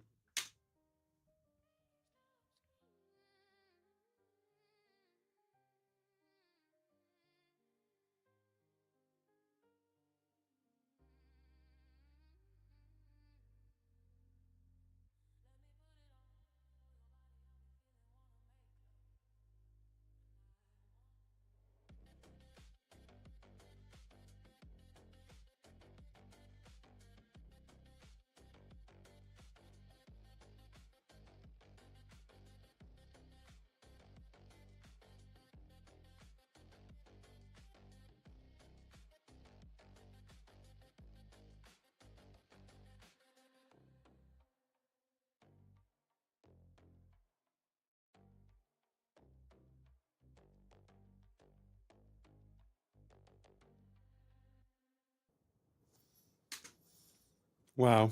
It's really to have a glimpse into that world just makes me realize how much we come from greatness and how the mighty have fallen, you know? The beauty of the architecture, the way people would present themselves, the respect that they had between them. You know, just the fact of dressing properly and holding a good posture, and it's something that is so beautiful to see, and I wish we would live in that era, or at least that era could come back in one way, shape, or form. But just the beauty of the buildings, the details that you could see, and all the so beautiful, so beautiful. Let me know what you guys think down below, and let's keep on rocking. The reason why we use the word flirtation is because noble women in the 1700s used to flirt or wave their fans in a specific way to subtly communicate that they were interested. And if you find a way to cheat the system, you found a loophole, which is what these arrow slits and castles used to be called, which were basically cheat codes for archers because they could stay hidden while shooting arrows. And if a topic is really specific, it's a niche topic, and we call it that because a niche is a hole in the wall that was carved out to hold a specific object like a statue or a relic. And the front panel of a car is called a dashboard, but it's also the name of the wooden board that's attached to the front of a carriage, which basically protected the driver from being pelted by rocks and dirt while the horse was dashing. And bankrupt comes from the Italian word bancarrota, which means broken bench, because Italian merchants used to sell their goods on benches, and banks would literally break these benches if they didn't pay off their debt. If you put off a task, it's on the back burner, and that's because the fire and wood burning stoves was right beneath the front burners, and the heat would dissipate as it traveled to the back, so you just naturally place the slow cooking pots there. And the statues in front of ships were called figureheads, which is why we now call the leaders of a group or a company a figurehead. And we call video recordings footage because a movie's runtime used to be measured in feet. The theater cameras would literally project 1 foot of the film stock in 1 second. Isn't that all your... It's so amazing to see where things come from. One of my recent songs, I say, the etymology will teach you more than all your recent technologies. And like that's pretty much it, because we get so far into the application, we forget where things come from. And I love to dive back into the past, and makes me be able to use, the proper word at the proper time and understand what it means and where it comes from. And obviously a lot of these things get diluted, changed, and the name of that song is actually called Inverted. Our world is inverted upside down. So it's like, It's very interesting to see how words change, but also to see how we still use words that have a lot of meaning, but we've lost the meaning, but still use the application. Very interesting. Let me know what you guys think about etymology down below. Is that something you like? Because I would love to share a ton more with you guys. So let me know down below, and let's keep on rocking. Computer screens are blue lit. The reason none of them are red lit, the reason none of them pay attention to circadian biology is because that original technology was developed in a government program that Bobby Kennedy knows about, and I happen to know about because I went to medical school at LSU. For those of you who've never heard about Operation Paperclip, you think it's all conspiracy theory. So at Tulane Neurology and Tulane Neurosurgery in the 50s and 60s and 70s and 80s, the CIA started a program there where they would do all these crazy things to monkeys. The CIA wanted to see how they could control things utilizing different things like drugs and things like that. Where the neurosurgeons got involved, which is my clade, we would drill tops of the heads off, put wires into the thalamus, put electricity in there, and kind of see what kind of behavioral changes we could have. One of the guys that was in that program was a guy named Professor Delgado. When he saw that we could control the behavior with the wired device, he said, what if we do it wirelessly?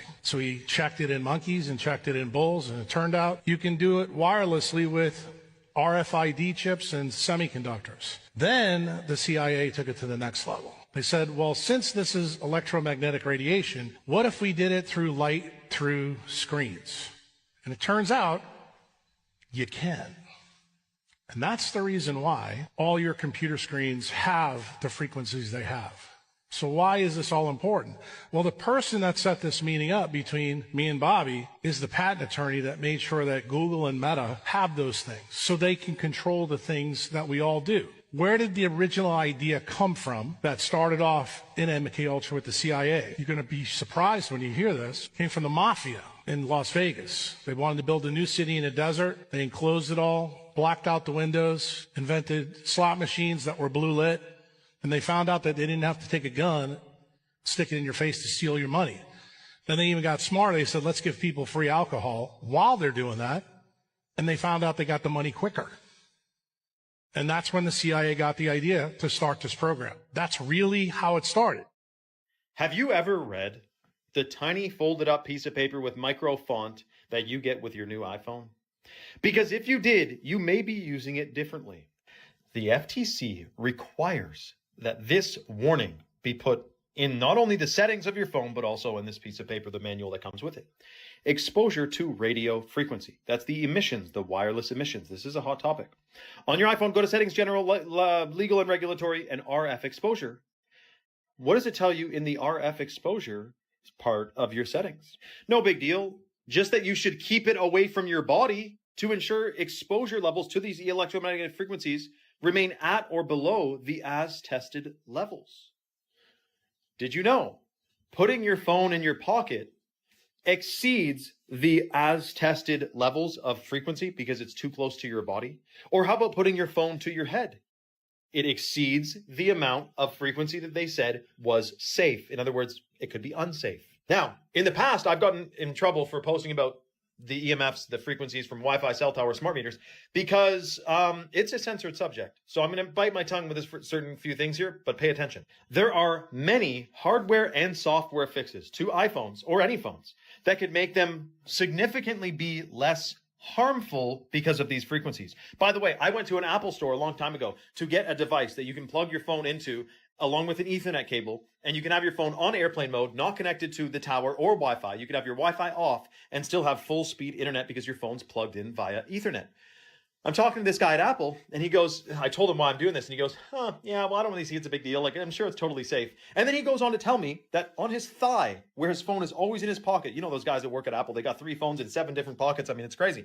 He's like, yeah, I do have a rectangular mark of red skin on my thigh from where my phone sits all day.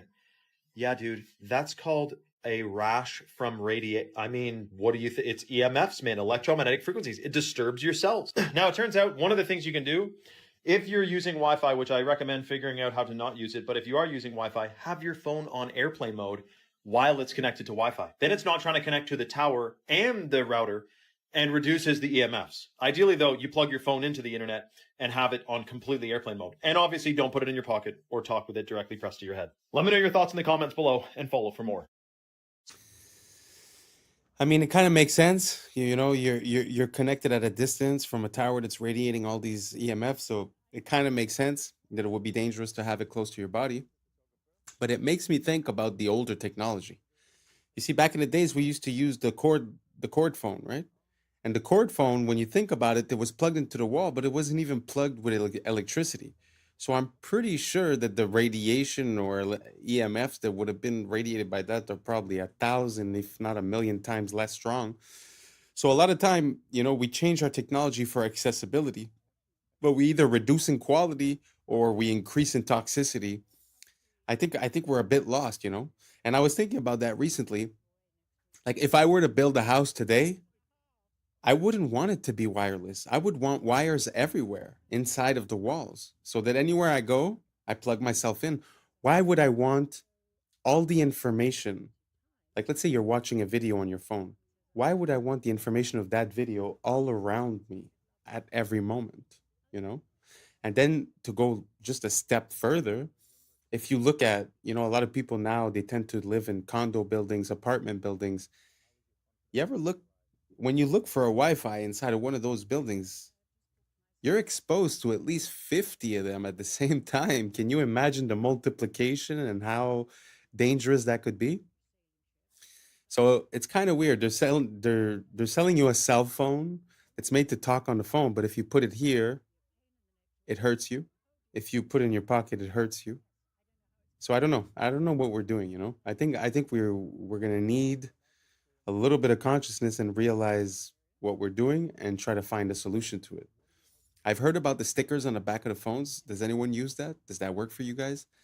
I'd be very curious to see what ideas you guys have to reduce the EMFs. I've heard about the lead paint. I've heard about different types of ideas. But let me know what you guys think down below. Are you team wireless or are you team wired? I'm team wired all the way. So let me know down below and let's keep on rocking. Excuse me, I just want to say I really like your style.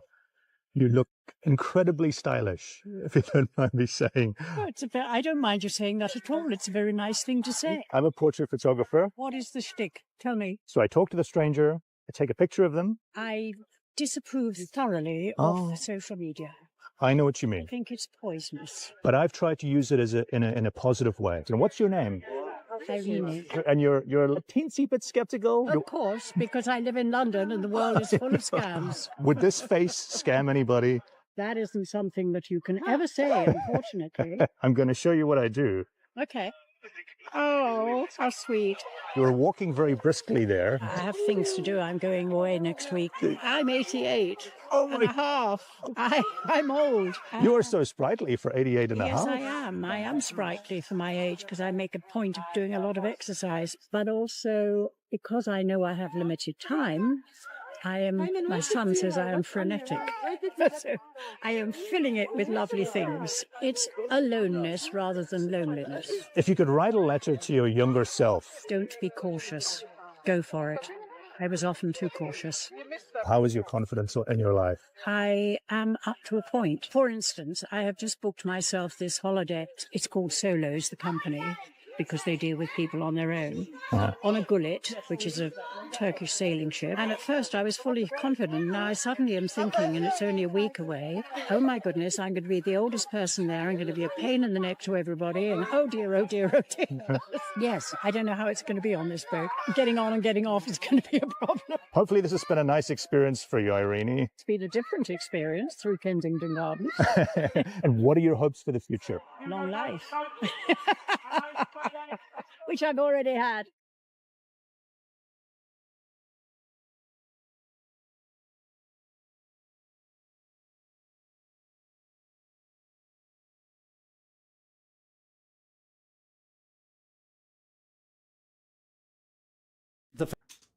Wow. What an amazing woman. I really love everything that she said, to be honest. Don't be too cautious. It's aloneness, not loneliness. Wow, 88 years old. Very impressive, very inspiring. And wow, so beautiful to see, to be honest, to see someone with so much liveliness. Wow. I hope she has many, many more years to come and continues being frenetic, because I agree. People, it seems like people nowadays, they hustle to be able to do nothing. I never understood it. Like, the goal of working for money is to be able to do something with your money, right? It's not to go home and close your brain down for 8 hours on Netflix and then go to bed, right? So I love to see something like that. And to be honest, I feel like I have more in common with this woman than a lot of people of my age. Really beautiful, really inspiring. Long live her. And yeah, let me know what you guys think down below. Let's keep on rocking. Famous experiment by the Russian biologist Dmitry Belyaev, who in the 1950s started selecting foxes on the basis of reduced reactive aggression. So here's what he did. He took foxes, slightly black version that occurs in Canada. They'd been in Russia for 50 years, breeding without anyone deliberately selecting them. And so what Belyaev did was to arrange for people to walk towards the young foxes when they were something like 6 weeks old. And at the point that the young fox said, "Ah!" then they would write down, well, how far was that? And they would breed from the ones who got closest, who allowed the human to get closest. And within a few years, in sometimes 3 years, sometimes 5 years, sometimes 10 years, different features that are found in domesticated animals suddenly appeared, such as these white patches. Doesn't look much like a fox anymore, does it? It looks like Fido. Floppy ears. You probably remember that there's only one animal in the wild that has floppy ears, or one kind, and that's elephants. Floppy ears are characteristic of our friendliest dogs. So these are examples of features of the domestication syndrome. And what we're seeing here is evidence that you select against reactive aggression, and then, boom, magic, you get these features of the domestication syndrome, which is why goats and horses and cows and cats and dogs all have individuals that have got white patches of fur on them. Floppy ears occur in all of these animals too. And it means we can now reverse engineer, as it were, and go backwards and say, okay, if you show a self-domestication syndrome, or if you show a domestication syndrome, that means that there was selection against reactive aggression.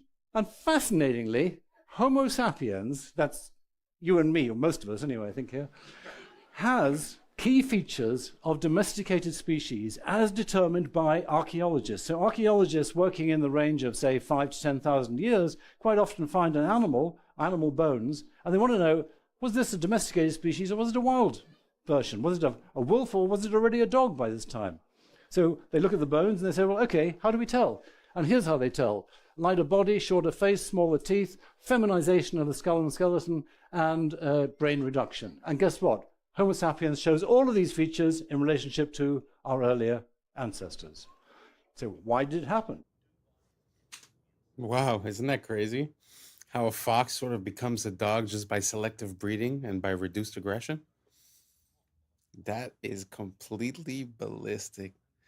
I wonder if we're going to start drooping our ears soon, because when you think about it, we're all pretty much domesticated now. It's very, like, socially speaking, they talk, as soon as you show any sign of aggression or you say no, or you're categoric about something, they call it toxic masculinity. So there's this association that aggression is toxic, So I wonder what's going to happen to us. Are we going to start having patches on us? Are we going to start drooping the ears?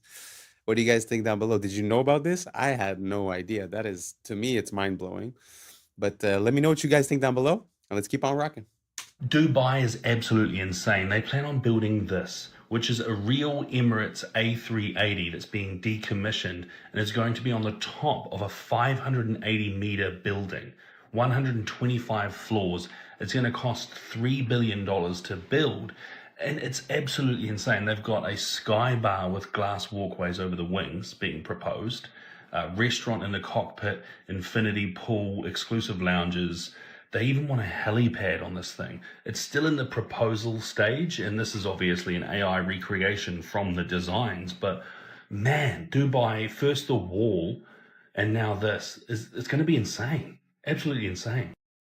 75% of the brain and central nervous system is made from cholesterol. All of your sex hormones are made from cholesterol. All of the walls of all of the trillions of the cells in your body are made from cholesterol. Cholesterol is so important to the human body that your body makes it. She's from Texas, I can tell by the way he's two-stepping round the room. And judging by the smile that's written on his face, there's nothing I can do. It doesn't take a crystal ball to see. A cowboy always finds a way to leave. Drinking Jack all by myself. Rome is in the middle of the Americas. It's all a Roman corporation. Every time I see the Mexican flag, I see the Italian flag because it's exactly the same minus the Roman eagle. Rome, which runs Mexico, in fact, Mexico is the center, Mesoamerica, it's the center of the Americas. This is where the Jesuits came, installed their Inquisition. Mexico had a violent, vicious Inquisition.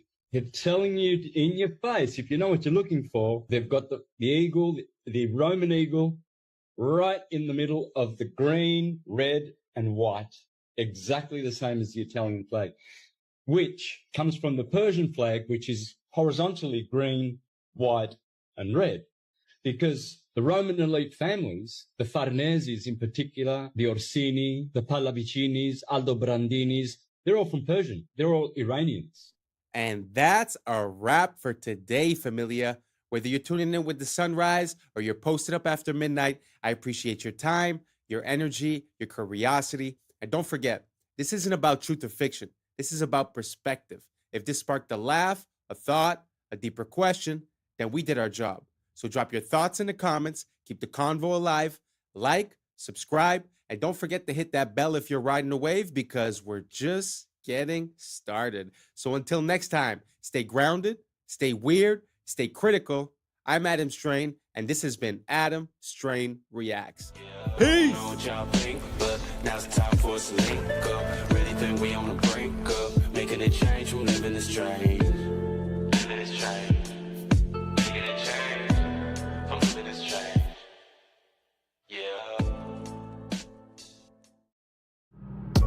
Yeah. I was sleeping, had to wake up. Why? Every reason I could think of. God, till the day I keep the ink up. In my priority. What's up, YouTube? Today, we will be looking at disturbing TikToks that will make you question reality. But before we jump into it, I wanted to send a quick shout out to Jaden Robson listening up there in Canada. Thank you so much for being a listener. So without further ado, welcome to Adam Strain Reacts. Let's get her done. It's funny, even the story of Isaac Newton. So how did he discover gravity? Well, of course, he was sitting under a tree and an apple hit him on the head. Children, can I explain to you this? He already knew things fell down. Everybody knows things fall to the ground. That is not how he came up with the theory of gravity. The apple is symbolic of the tree. Once again, the tree of knowledge and good and evil. If you actually look up the old Apple logos, the very first ones, it's literally Isaac Newton sitting under the tree. So what did they change that logo to? An apple with a bite out of it. You guys understand what that means? Do you remember when they sold the first Apple computer and it was $666.66? Do you think these are coincidences? No, that is what they're telling you without telling you. What if I told you the reason you feel temptations for certain things and certain sins is very specific to what you're supposed to do? Before continuing, I wanted to warn you guys their phones were being spied on. Click on this icon, then more. If you see it, delete it immediately. So if you have the urge to smoke or damage your lungs, it's because your voice was made to worship. The enemy's trying to silence you that was meant to praise. If you have crippling self-doubt or insecurity, it's because you're meant to lead and inspire. If you weren't dangerous to darkness, it wouldn't try to mute your confidence. If you have constant distraction and procrastination, it's because you carry strategy, vision, and ideas from heaven. The enemy delays you because he can't stop you Only you can. Now, this one's gonna hit a lot of people. Okay. If you have an addiction to lust or pornography, it's because you carry a deep capacity for intimacy, covenant, and healing. Perverting love is how Satan prevents true restoration. That's true. Crazy. If you have fear of rejection or abandonment, Okay. it's because you carry a spirit of belonging and reconciliation. You were made to gather the outcasts. So he tries to make you feel like one. Damn. You have an obsession with appearance or body image. It's because you're meant to reflect God's glory, not the world's standards. So he's going to try to get you to hate your image. Damn. It's bars though. If you're drawn to witchcraft, astrology, or manifestation, it's because you have a prophetic gift meant for God's kingdom. The enemy counterfeits your gift to keep you out of alignment. If you struggle with overspending or greed, it's because you're meant to be a kingdom financer. So he wants to keep you broke so you can never bless others. Follow for more Hoop conspiracy theories. That was a very interesting point of view. It kind of makes me think of, there's a saying that says that when you ask for God for patience, he's going to send you things to test your patience and to create that patience. It just seems like the reverse perspective from the point of view of the devil.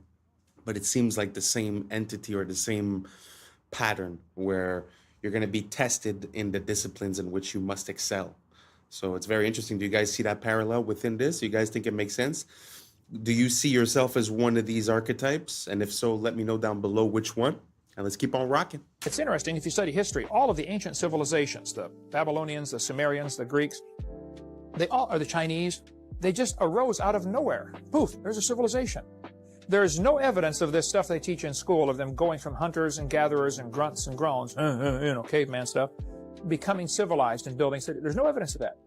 It's farther back you go, it's all of a sudden, poof, there's the beginning of the Egyptian civilization, the beginning of the Chinese civilization, just like they moved in and built it in less than 100 years. So some strange things have been found in the fossils, as in the ground, that would indicate man used to be really smart. This little airplane, for instance, is in the Smithsonian, I believe. It was found in a grave in Colombia. It's about 1,000 years old. But it's an airplane, quite obviously, with all the features of an airplane. They knew about flight. In Peru, they've got giant stone walls like the one in the picture here. These stone walls are phenomenal. Some of the rocks in there are so huge, we can't even move them today. How did they move that? Who did it and how did they do it? I don't think it's logical to say ancient man was primitive. They must have known something we don't know today. I think it's just going to get weird. It's very interesting to see all the inconsistencies in the megalithic structures. But one theory that I heard about those types of walls, like the one that we just saw that he said, how did they move that? Was the idea that they might have like made bags and filled the bags with a geopolymer, which is like basically a cement type of thing. And then through the hardening process and with time, the bag disappears. And so the structure remains the same and everything is stuck together because basically, you know, the rocks had time to settle in and to stick each other. And then as the bags disappear, it sort of creates that rock. Have you guys ever heard of that theory? You guys think it makes sense? Do you guys think there's another explanation? I know that there's always the camp of the ancient aliens. Me personally, I don't really abide to any of that. Do you guys have any ideas on how we came to build these megalithic structures and move those huge rocks? If so, let me know down below if you have any rabbit holes I could go down. And if not, let's keep on rocking. Weirder and weirder and weirder, and finally it's going to be so weird that people are going to have to talk about how weird it is. I look for the invention of artificial life, the cloning of human beings, possible contact with extraterrestrials, possible human immortality, and at the same time, appalling acts of brutality, genocide, race baiting, homophobia, famine, starvation. The mushroom said to me once, it said, "This is what it's like when a species prepares to depart for the stars. You don't depart for the stars under calm and orderly conditions. It's a fire in a madhouse." And that's what we have, the fire in the madhouse at the end of time. This is what it's like when a species prepares to move on to the next dimension. The world is not what you have been told. We once had access to free energy, and they've been lying to us ever since. There is significant evidence showing that Nikola Tesla was on course to changing our universe forever. In the early 1900s, Tesla developed a technology called the Wardenclyffe Tower. This was more than just a transmission tower. Tesla designed it so it was able to wirelessly transmit electricity across the globe by harnessing the Earth's natural energy. He was able to power his home and devices without a single wire. But here is where it gets dark. Tesla's invention threatened powerful individuals who controlled the energy market. J.P. Morgan, who initially funded Tesla, pulled the plug on the project when he realized that free energy couldn't be metered or monetized. But it gets even stranger. Tesla's lab mysteriously burnt down, and many of his notes and prototypes disappeared. Tesla's discoveries went beyond just wireless electricity. He hinted at tapping into what he called radiant energy, a limitless source of power derived from the very fabric of space itself, similar to what modern scientists refer to as zero-point energy. Many say that this is also how the Tartarians were able to pull off so many of their technological and architectural feats. Do you think this tower is still in use today? This is gonna keep you up while you sleep tonight. The hollow moon theory. Our moon really doesn't make sense when you look at the facts. Like, it shouldn't exist. The moon is about 25% of Earth's size, the biggest moon to planet ratio of our entire solar system. Pluto's not a planet, that doesn't count. That's 72 times larger than the expected average moon to planet ratio of our solar system. Moons are just not supposed to be this big relative to their home planet, but sure, maybe we got lucky. Despite this, the moon is only 1% of Earth's mass.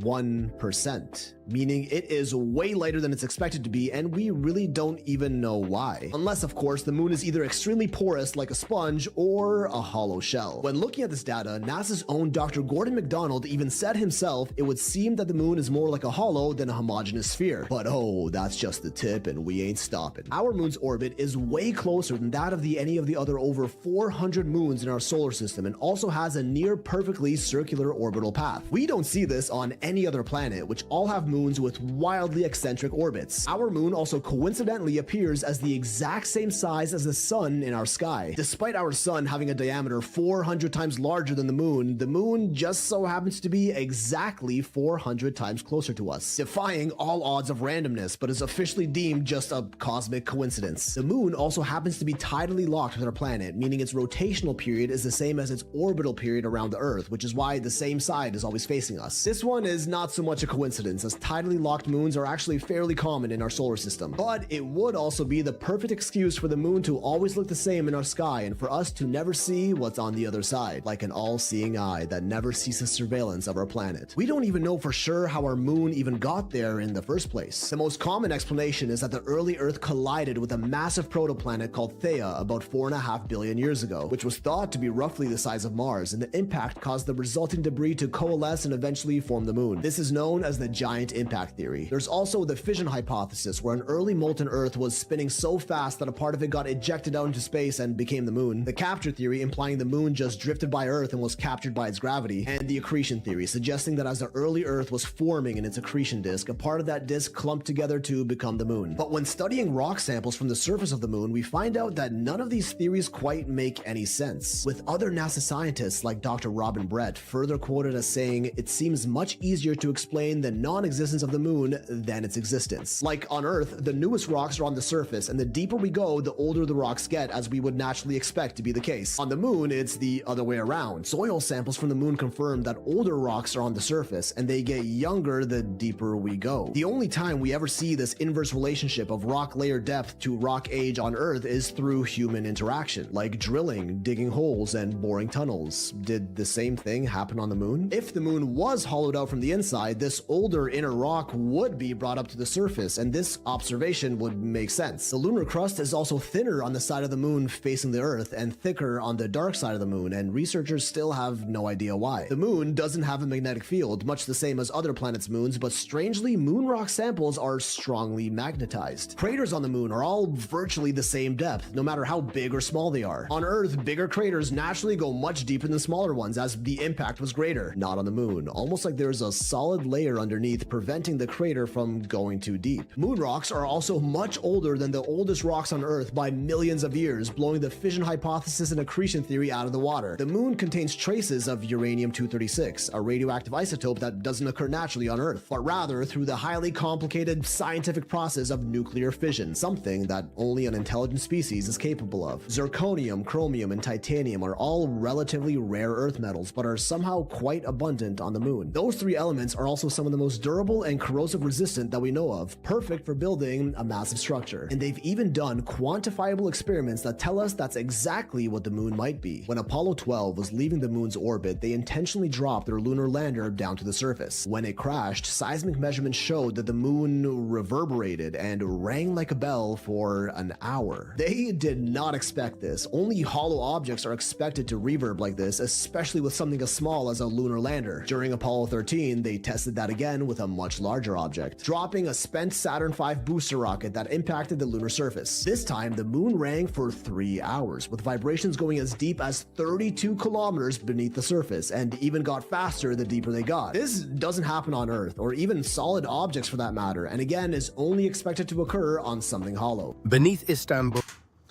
Wow. I know that the moon and the sun are things that we take for granted and that are a bit hard to start to question, but when you look at like the details that he was saying, the fact that it's tidally locked, the distance, the size, and all these things, it's very interesting. It often makes me think of like when they talk about the hollow moon theory, it makes me think a lot about the Truman Show, where they're sitting inside the moon and sort of watching. There's also some theories of people saying that there's watchers, the fallen angels, and they would be in the moon.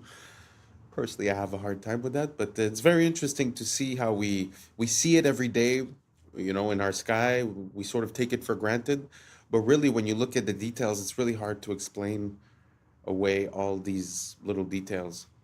Was there anything that we were missing in that list? Let me know down below. The moon is one of the things that amazes me.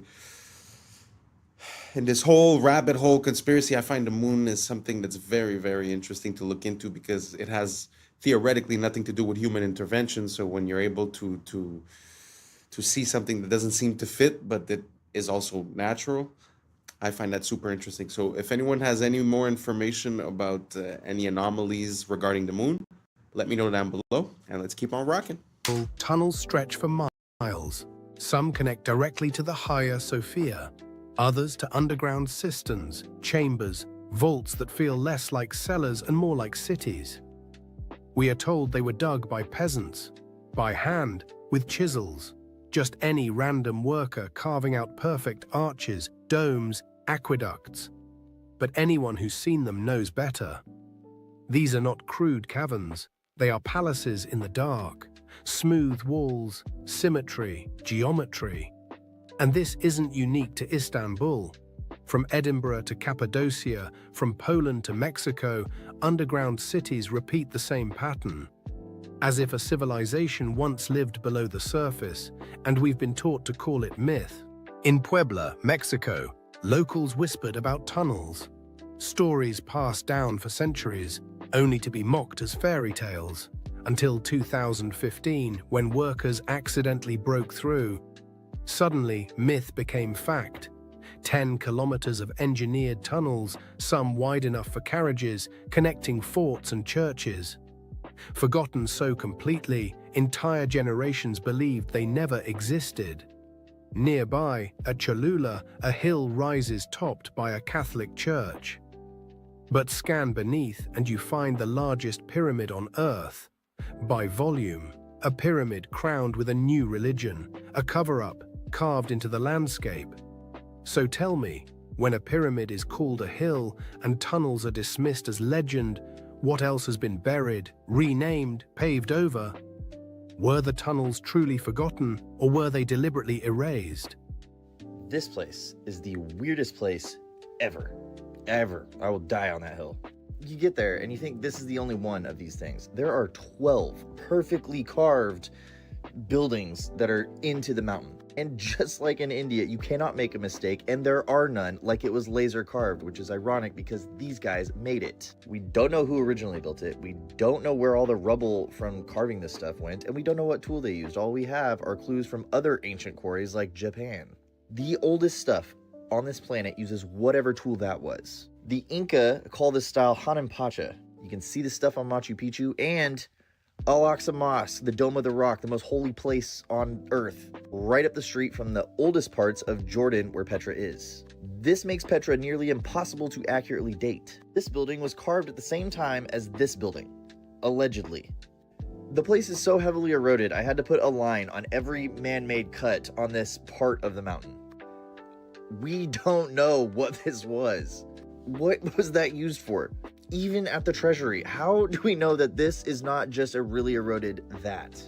And here's why we don't know. Because under the main part of the treasury, there is a 2-story we don't know under it. Only 15% of this place has been excavated. You can still see the ones that haven't, but did you see the one up here? There's hundreds of these. I haven't even talked about the mysterious stuff. Jordan is an incredible place to visit. I make these videos because the more attention these sites get, the more they excavate. Punch the share button. Tell them we want to dig more. Descend beneath Europe's churches and cathedrals. What do you find? Bones, thousands of them. Catacombs where human remains are arranged into geometric patterns, floral motifs, even walls of skulls. Official history explains it neatly. A practical way to store bodies when cemeteries overflowed. But pause. Does that explain the artistry, the deliberate design, the way skulls form archways and ribs frame altars? Or is there something ritualistic here, something we're not meant to understand? The dead aren't just buried under the old world, they support it. They become part of its architecture. Why? What were these people remembering or honoring when they built monuments on top of fields of bone? 2 miles below Antarctica.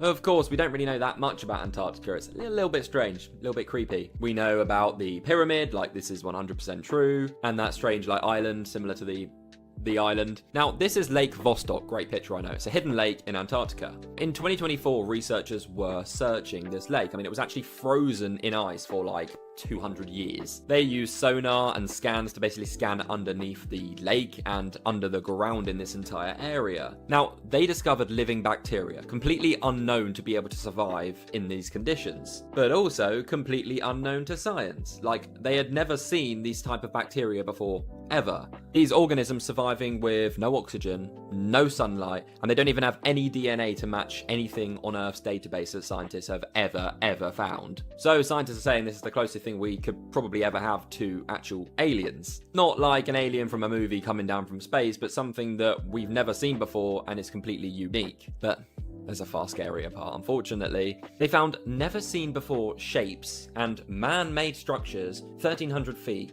along the bottom of the sea. And the mission abruptly ended and no one's been allowed back since. So what the hell is going on? Okay, you have got to see this video that China just released of a rocket launch they did. This looks like a boat skimming across the top of water, but in fact it's allegedly something going into space. Listen to this freaking video. China recently released footage of the Tianzhao 9 scraping upon the firmament. Now that statement that I just made, you probably think that I'm a little bit crazy, but just look at the comparison. The top video is literally a boat driving around on the water, and the ripple effects that it's creating is looking just like what the Tianzhao 9 is creating while it's flying around in the heavens above. Yeah, so Tianzhao quite literally translates to heavenly ship, and 9 is associated with the polarity in a torus field, Nikola Tesla's 369. It's really complex stuff. I honestly don't fully understand it, but 9 is the polarity, which would be Polaris in the torus field that we live on, called Earth. Yeah, so the rocket is scraping on the firmament, and they're quite literally telling us with the name of the ship itself. And if you don't believe me, literally look at the trajectory of the rocket. It's following an arched trajectory.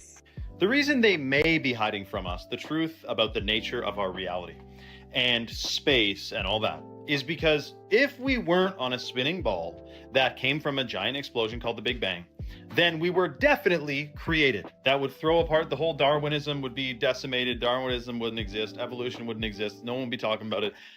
If we were on a different, let's just say, in a different realm, put it that way, than flying on a spinning ball. I mean, it's just true. So that's why they're hiding potentials of this. And listen, forget everything I just said. Just know NASA is to deceive. NASA is, you got to dig into the whole history of them and how much they get caught lying and their green screens in their swimming pools and their training grounds and all that. It's absolutely shocking. It's riddled with inconsistencies. There is something being hidden from us 100%, and we shouldn't trust this agency that's been caught lying on telling us the nature of our reality and what we live on in galaxies and all that. So keep your head vigilant. We'll discuss more about this. Comment for part 2 and follow for more. Nobody made.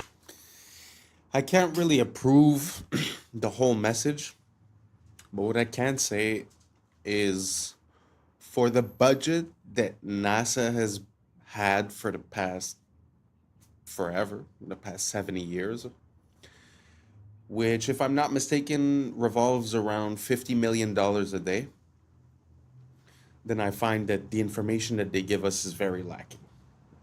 You know, like, we went to the moon, we put down flags, but yet we can't have any pictures of the flags. That's without saying that we never went back to the moon. So many things lacking. Even the pictures that they send us, supposedly 3i Atlas was pictured by amateur people. It wasn't given us to us by NASA. Yeah, there's a lot of, like he was saying, the training in the water pools, the CGI, the blue screens. It's a very big rabbit hole. I'm gonna put a bit of a few videos here and there in every video so that we could, start holding on to that information and try to make some conclusions eventually.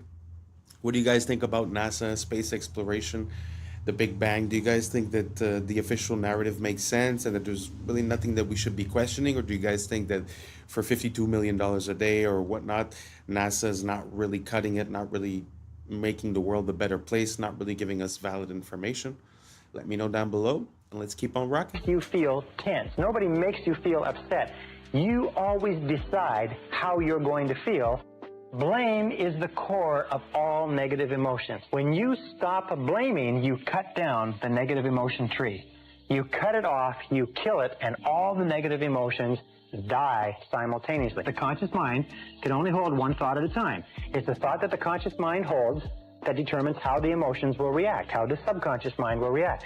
Since it can only hold one thought at a time, what you do is you knock out the thought that is causing the negative emotion, the blame thought, and you replace it with this affirmation: I am responsible. This is the most powerful, positive affirmation you can use, because the instant that you say, I am responsible, you exert complete control over your emotional life. The instant you say, I am responsible, suddenly you are back in the driver's seat. A lot of y'all think it's just only McDonald's, but it's Burger King too. Check this out. Tell me why the fuck this thing just fell out of my Burger King and is now fucking moving on its own. What in the actual fuck? Y'all, what is that? What is that? I have never seen this thing in my actual life. What is that? Why does it move like a balloon with water in it? It doesn't even have a head. Where is the head? Burger King. Welcome to Burger King, home of the Whopper. Come inside and let us serve you. Have it your way. I'm glad you all could make it. Are you ready for your daily feeding? Lunchtime has arrived. Once you try this burger, you will not be able to resist the craving for more. People always wonder, how do we get so much beef to feed all of these people? You love it. You need it. Come get some now. Look at you. You can't resist my food. You love it. Every greasy bite. Goodbye, for now. And it's crazy how people see these videos and they still go back to these places. So if they don't have enough meat for the food, what are they feeding you? Because what is that? It's a headless type of worm, bacteria, virus. I have no idea what it is. Let me know down in the comments below what this is, y'all. The shift is here. Y'all need to change our diet. Let's continue to get it. Peace out. And that's a wrap for today, familia. Whether you're tuning in with the sunrise or you're posted up after midnight, I appreciate your time, your energy, your curiosity. And don't forget, this isn't about truth or fiction. This is about perspective. If this sparked a thought, a laugh, a deeper question, then we did our job. Drop your thoughts in the comments. Keep the convo alive. Like, subscribe, and don't forget to hit that bell if you're riding the wave, because we're just getting started. Until next time, stay grounded, stay weird, stay critical. I'm Adam Strain, and this has been Adam Strain Reacts. Peace. Now it's time for us to link up. Really think we on the brink up. Making a change from living this train. Living this train. Making a change from living this train. Yeah. Number 322. You both were members of Skull and Bone. What does that tell us? Not much. Opioids are physiologically identical to humans, yet they're not conscious and they can feel no pain. They can be used as meat for consumption. Yeah. I was sleeping, had to wake up. Every reason I could think. What's up, YouTube? Today, we'll be looking at disturbing TikToks that'll make you question reality. So without further ado, welcome to Adam Strain Reacts. Let's get her done. Coming straight out of the Galapagos Islands, it's the marine iguana, the only ocean-feeding lizard on Earth. Despite the look, its survival depends on the sea. Its diet comes from marine algae growing below the surface. When algae becomes scarce, it can actually shrink its body by reabsorbing bone to survive. But feeding in an ocean comes with a cost. The cold ocean strips heat from its body, forcing it back onto the rocks. Once you understand how it lives, the way it looks starts to make sense. Wow, I'd never seen that type of lizard.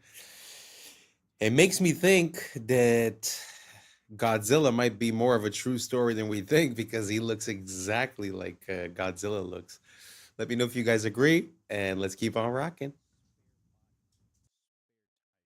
This past week, an MIT review, they want to do is take out the neural functions. It's a human without feeling, without thinking, without ideas. It's just what MIT calls in this review a spare body, a spare tire, bodyoids.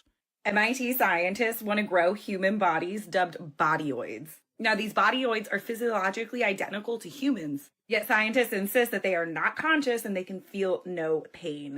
Scientists are stating that ethically sourced spare bodies could revolutionize medicine through things like organ donation.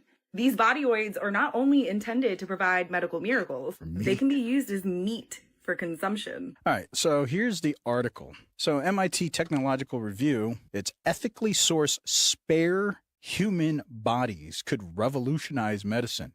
Human bodyoids. So remember that word.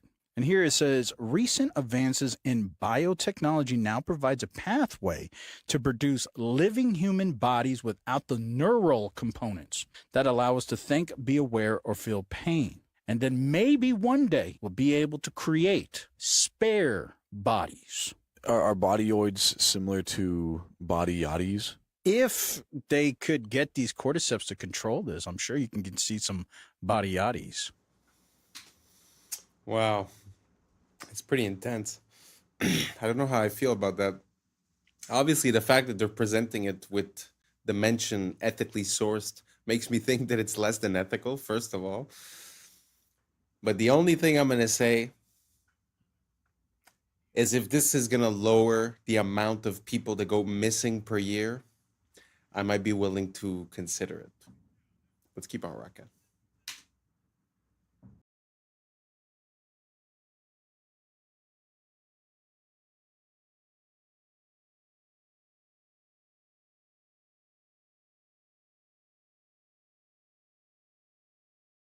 This one's in Thailand. Been in Thailand before. Have you? Beautiful. Beautiful. Beautiful. What comes with the island? There's a small villa there. You could practically build if you want. There's building space. Yeah, there's. Do the islands come with the children, or are the children imported after? This island does have a small school. There are children. Okay, so I don't know if that was a stipulation. Yeah, what countries are near to abduct them from? Cambodia, Thailand, Laos, Vietnam, Philippines. The Philippines. Oh, cool. The Filipinos, you know, if they're not being a nurse, they're being your servant. Okay, so. True. Yeah, so. Yeah. What age ranges? Below 10, I don't know. It's probably a setup. It sort of looks like it's part of a reality show or like a prank, but the people do seem to be responding quite. I guess it's a manifestation of what people think is going on. Because from what I understand, the island that everyone's talking about might not be the only one that exists. So let me know what you guys think down below. You think it's possible that there's other islands and that situations like this happen? Do you think this is a real video? Me personally, I'm not too convinced. Anyways, let me know down below and let's keep on rocking. Oh my God. Oh.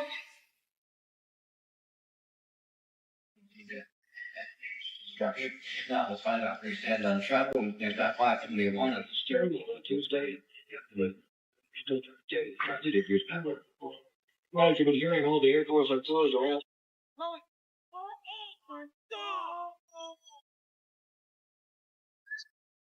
You were both in Skull and Bones, the secret society. It's so secret we can't talk about it. What does that mean for America? The conspiracy theorists are going to go wild. I'm sure they are. I don't know. I haven't seen the web. Number 322. You both were members of Skull and Bones, a secret society at Yale. What is that, fellas? Not much, because it's a secret. Is there a secret handshake? Is there a secret code? I wish there were something secret I could manifest. 322, a secret number? There are all kinds of secrets, Tim, but one thing is not a secret. I disagree with this president's direction that he's taking the country. We can do a better job, and I intend to do it. Tim Russett, the moderator of Meet the Press and NBC's Washington bureau chief, collapsed and died early this afternoon.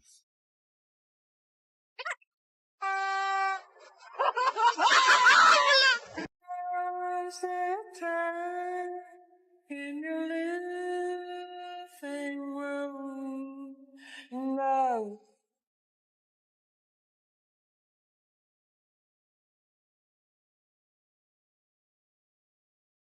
Трипа-трипа-лоски, здесь тусую, под Харбас танцую. Трипа-лоски, трипа-трипа-лоски.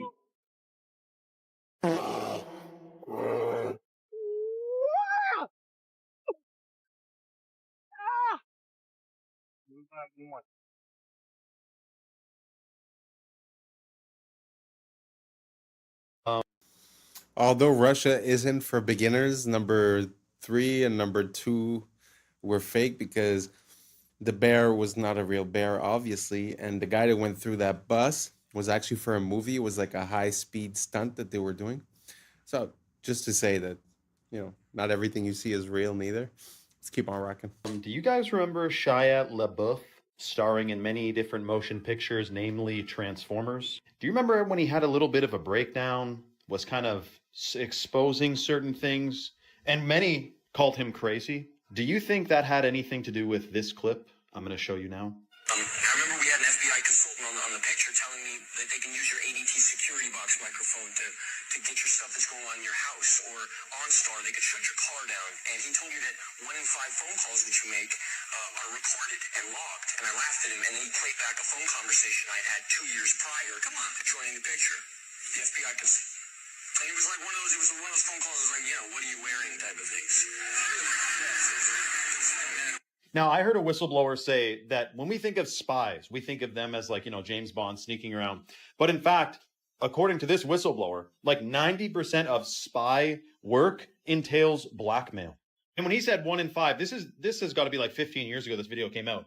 1 in 5, dude, anything you do on your friggin' phone, any keystroke is being recorded. Audio, talk about 5 out of 5 phone calls are freaking recorded, guaranteed. And I think that's going to be used at some point, or I bet you the intention is, to link it to your digital ID. At some point, something's going to crack here around the corner with digital ID and social media. It's going to be crazy. We need to resist. But I think he was trying to tell us. Let me know your thoughts below and follow for more. You know what? Yeah, it's a pretty crazy time we live in where everything seems to be like the net seems to be closing in on us. I've heard something recently about they were talking about controlling people's speech online, and it had to do with anti-Shemitism.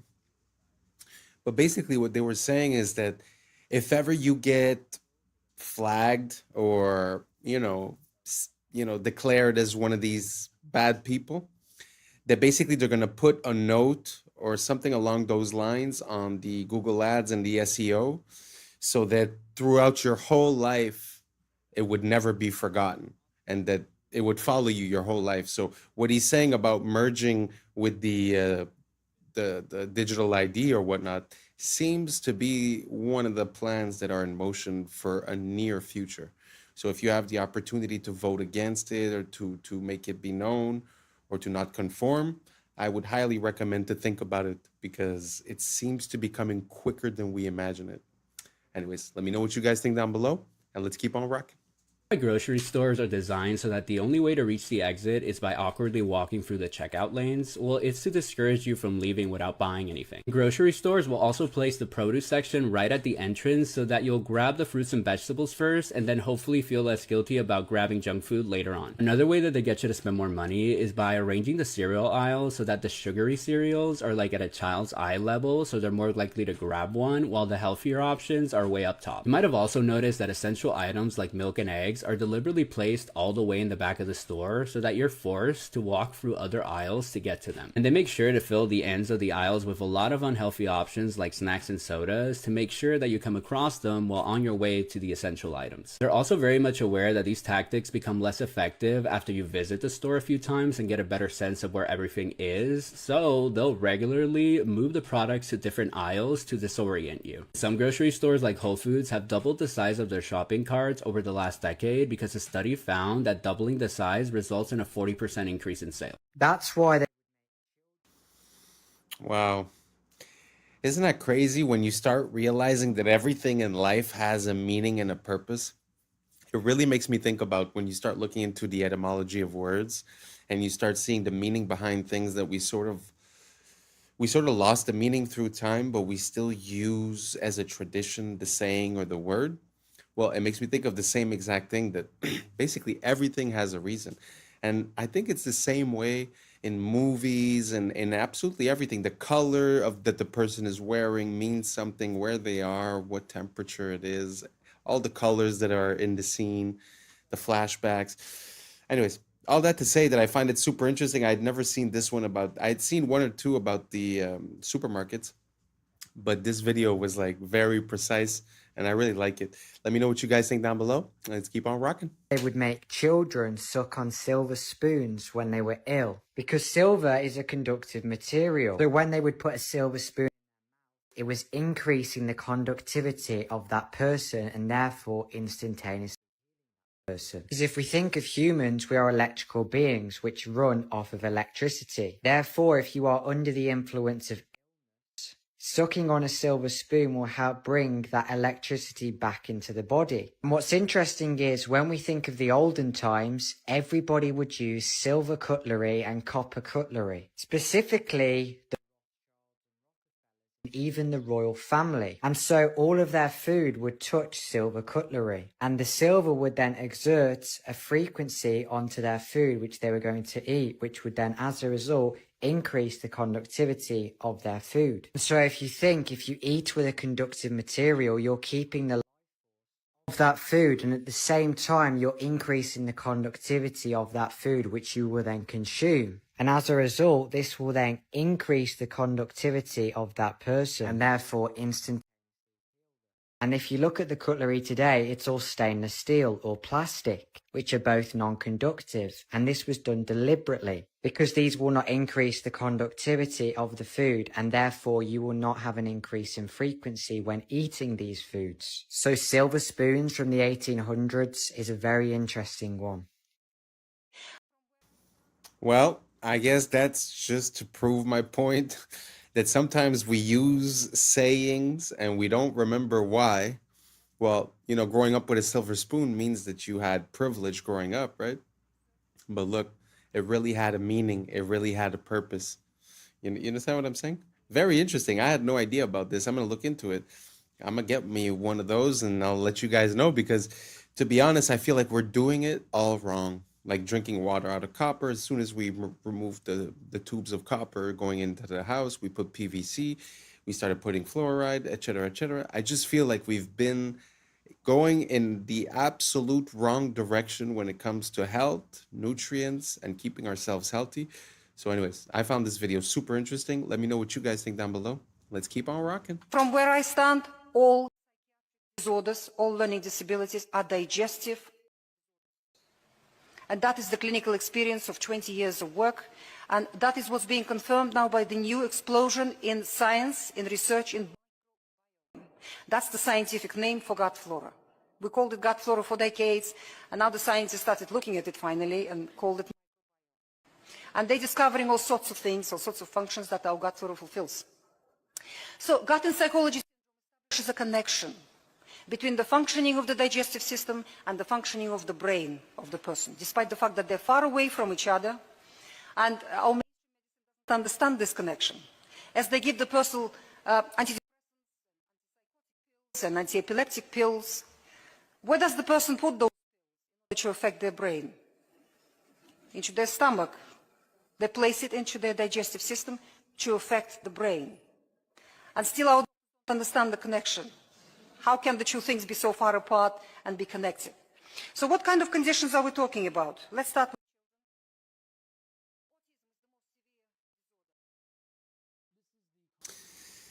I really like the lining where she was going with this because I've heard a lot of similar things. I've heard that there are neurons around the heart and around the gut.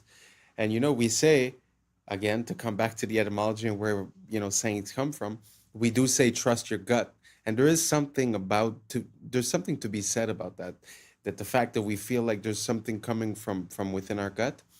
And I feel like it's not far. I've been seeing a lot of different stuff lately also as to when people get a diagnosis for a chronic illness or some type of illness, that in reality, when you do a flushing as for parasites and infectious microbiomes, that you end up having good results. So it kind of makes sense, that there's like this link between the gut. And when she makes that parallel with the pills for the brain taken in the gut, actually makes sense as well. Let me know what you guys think down below, and let's keep on rocking. This is the contract between the Vatican and the King of England. Many people don't know that the King of England made a contract with the Vatican in the Middle Ages. The Pope declared himself the Vicar of Christ.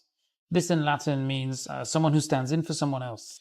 He is known as the Vicar of Christ today. The Vatican, as most Christians do, believe that God created the heavens and the earth, leaving the Pope to stand in for Jesus while he is in heaven and not on earth, ruling temporarily. The Pope, however, is also a very busy man.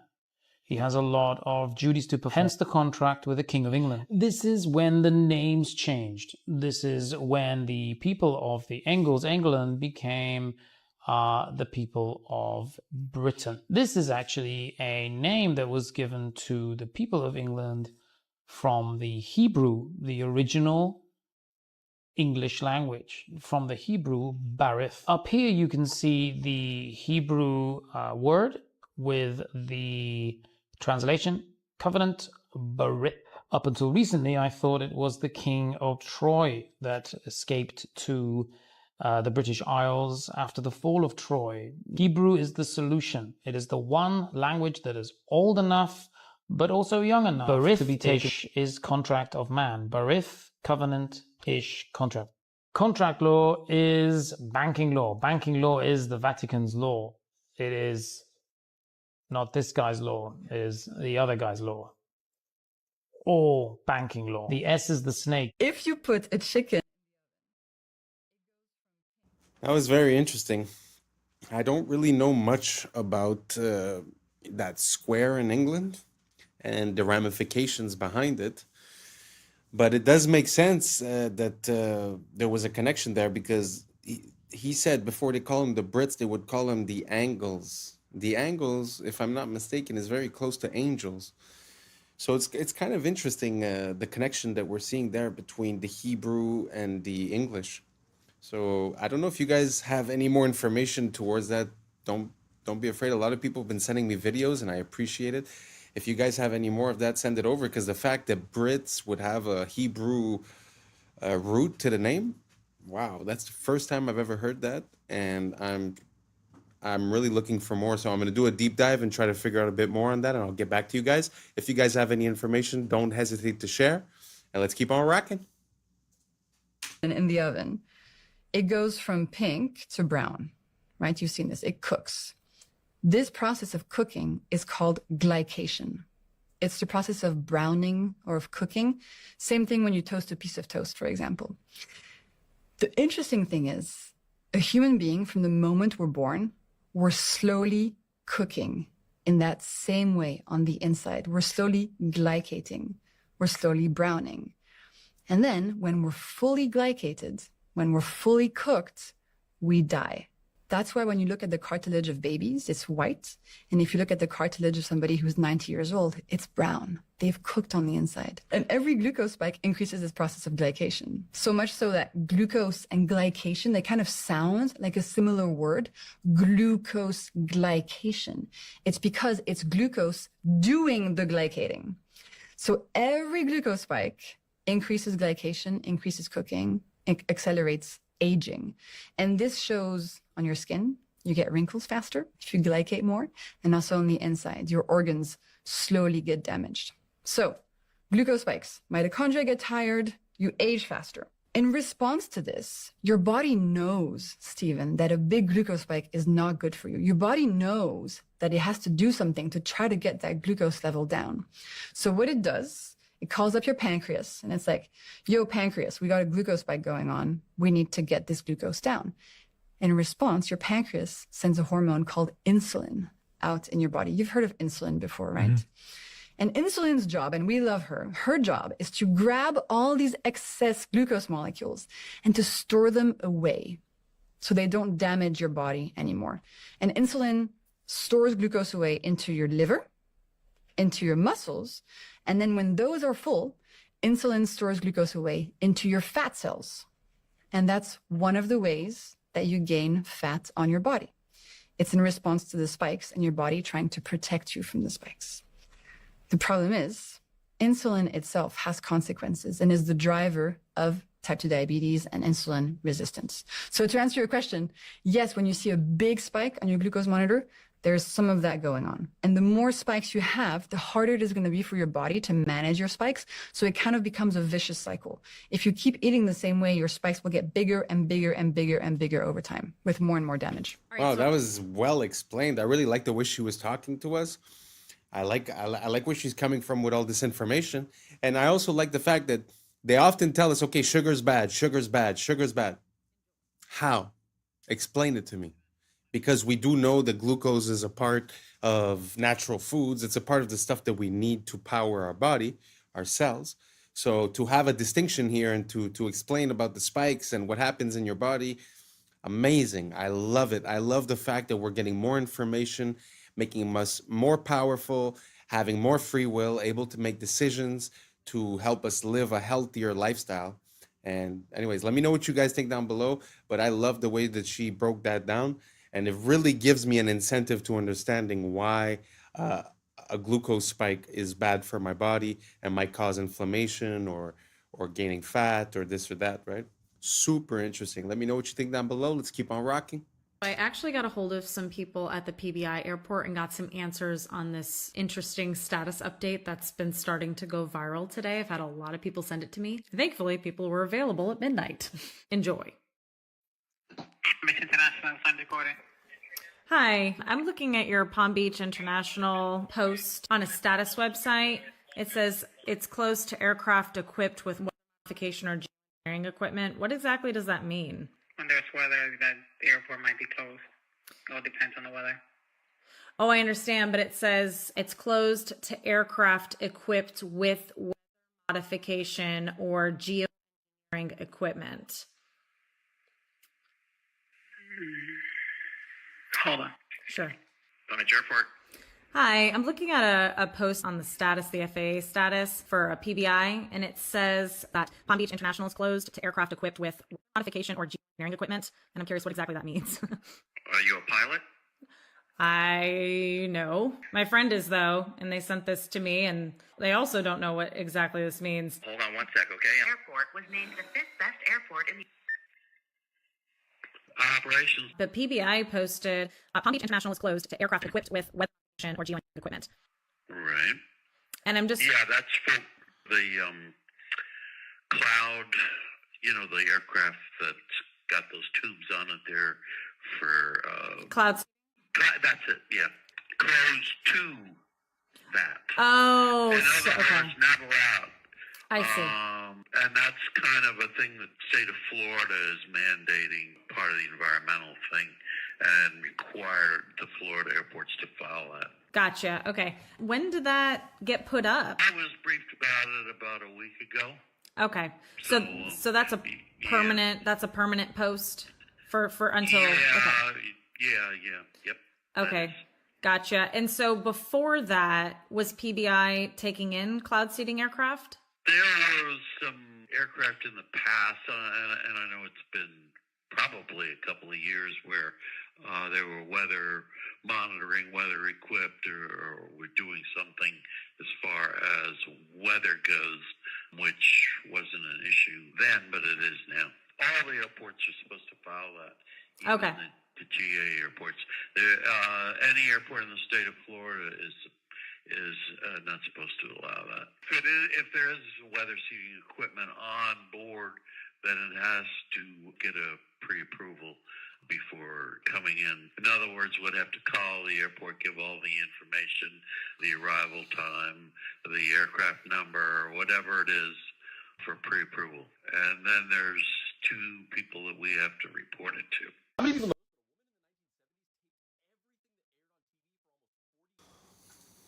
Well, that's pretty interesting, especially considering the fact that they say it's something that we don't do. Why they would have to pass a law stating that they do it.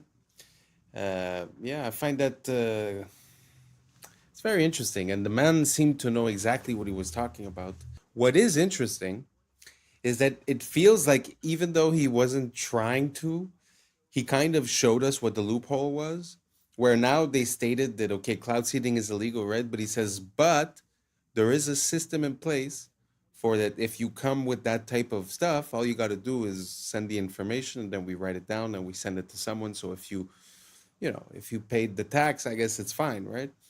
So it's just, I don't know. It's very interesting, the fact that they came out with a law of something that theoretically doesn't exist, and that, they're saying that some still pass, and basically they send the information, they write them down, and there you go, Anyways, let me know what you guys think down below. Is this enough? Should we do more? Should every state be like that? Should the whole world be like that? Let me know what you think down below, and let's keep on rocking.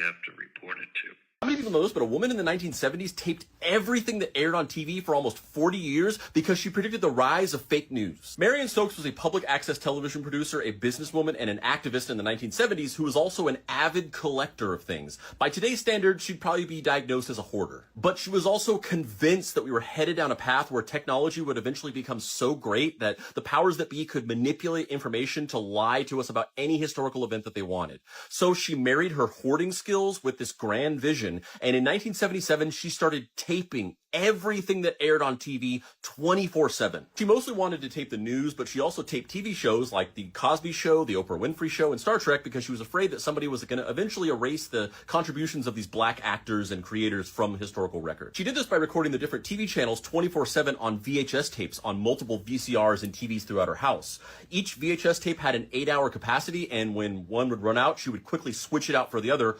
all day and night, every day. She did this every single day for decades, and yes, it is as life-consuming as it sounds. In fact, she scheduled her entire daily routine around the length of these VHS tapes, with everything like school and work and family outings being planned around her being able to start a fresh tape, go out, and then come back in time to start the next one. Her collection of these tapes eventually got so big that they filled her entire house, and she started having to rent multiple storage units to house them. She eventually collected over 71,000 Betamax and VHS tapes throughout her lifetime. But these recordings weren't the only thing that she collected throughout those years. She also had half a dozen daily newspaper subscriptions and over 100 monthly magazine subscriptions that she collected for decades. She also owned 192 Macintosh computers that she bought throughout these years, which is believed to be the largest private collection of historical Macintoshes.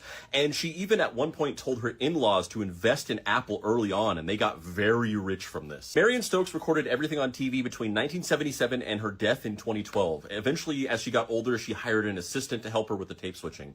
And the very final thing that she recorded on December 14th of 2012 before her death was coverage of the Sandy Hook shooting. In 2013, a year after her death, Marion Stokes' son donated her entire tape collection to the Internet Archive. It took 4 shipping containers and $16,000 to mail it to their headquarters in San Francisco. And upon receiving it, they started the process of digitizing every tape. And to this day, in 2025, they are still not done. And while many people probably view what Marion Stokes was doing for those 37 years as a pointless, quixotic task, as you can see from everything going on around us, she was right. She was a visionary ahead of her time. So hats off to the true OG, Marion Stokes. And real quick, if you like my videos and you also enjoy pointless, quixotic tasks, you can check out more in-depth writing from me by going here. Wow, what an amazing woman. Oh man, she had her finger on the pulse, and everyone must have thought that she was crazy. And you see how nowadays it's become mainstream to think that people like this are crazy, but man, the collection that she has, I'm sure, is priceless, completely priceless. I'm going to start looking into the collection that she built. That is amazing. Man, if you have a dream, follow it. Don't let them say, don't let them convince you of anything. If you got a dream, if you believe in something, make it happen. Anyways, thank you so much for rocking with me. This is the end. And that's a wrap for today, familia. Whether you're tuning in with the sunrise or you're posted up after midnight, I appreciate your time, your energy, your curiosity. And don't forget, this isn't about truth or fiction.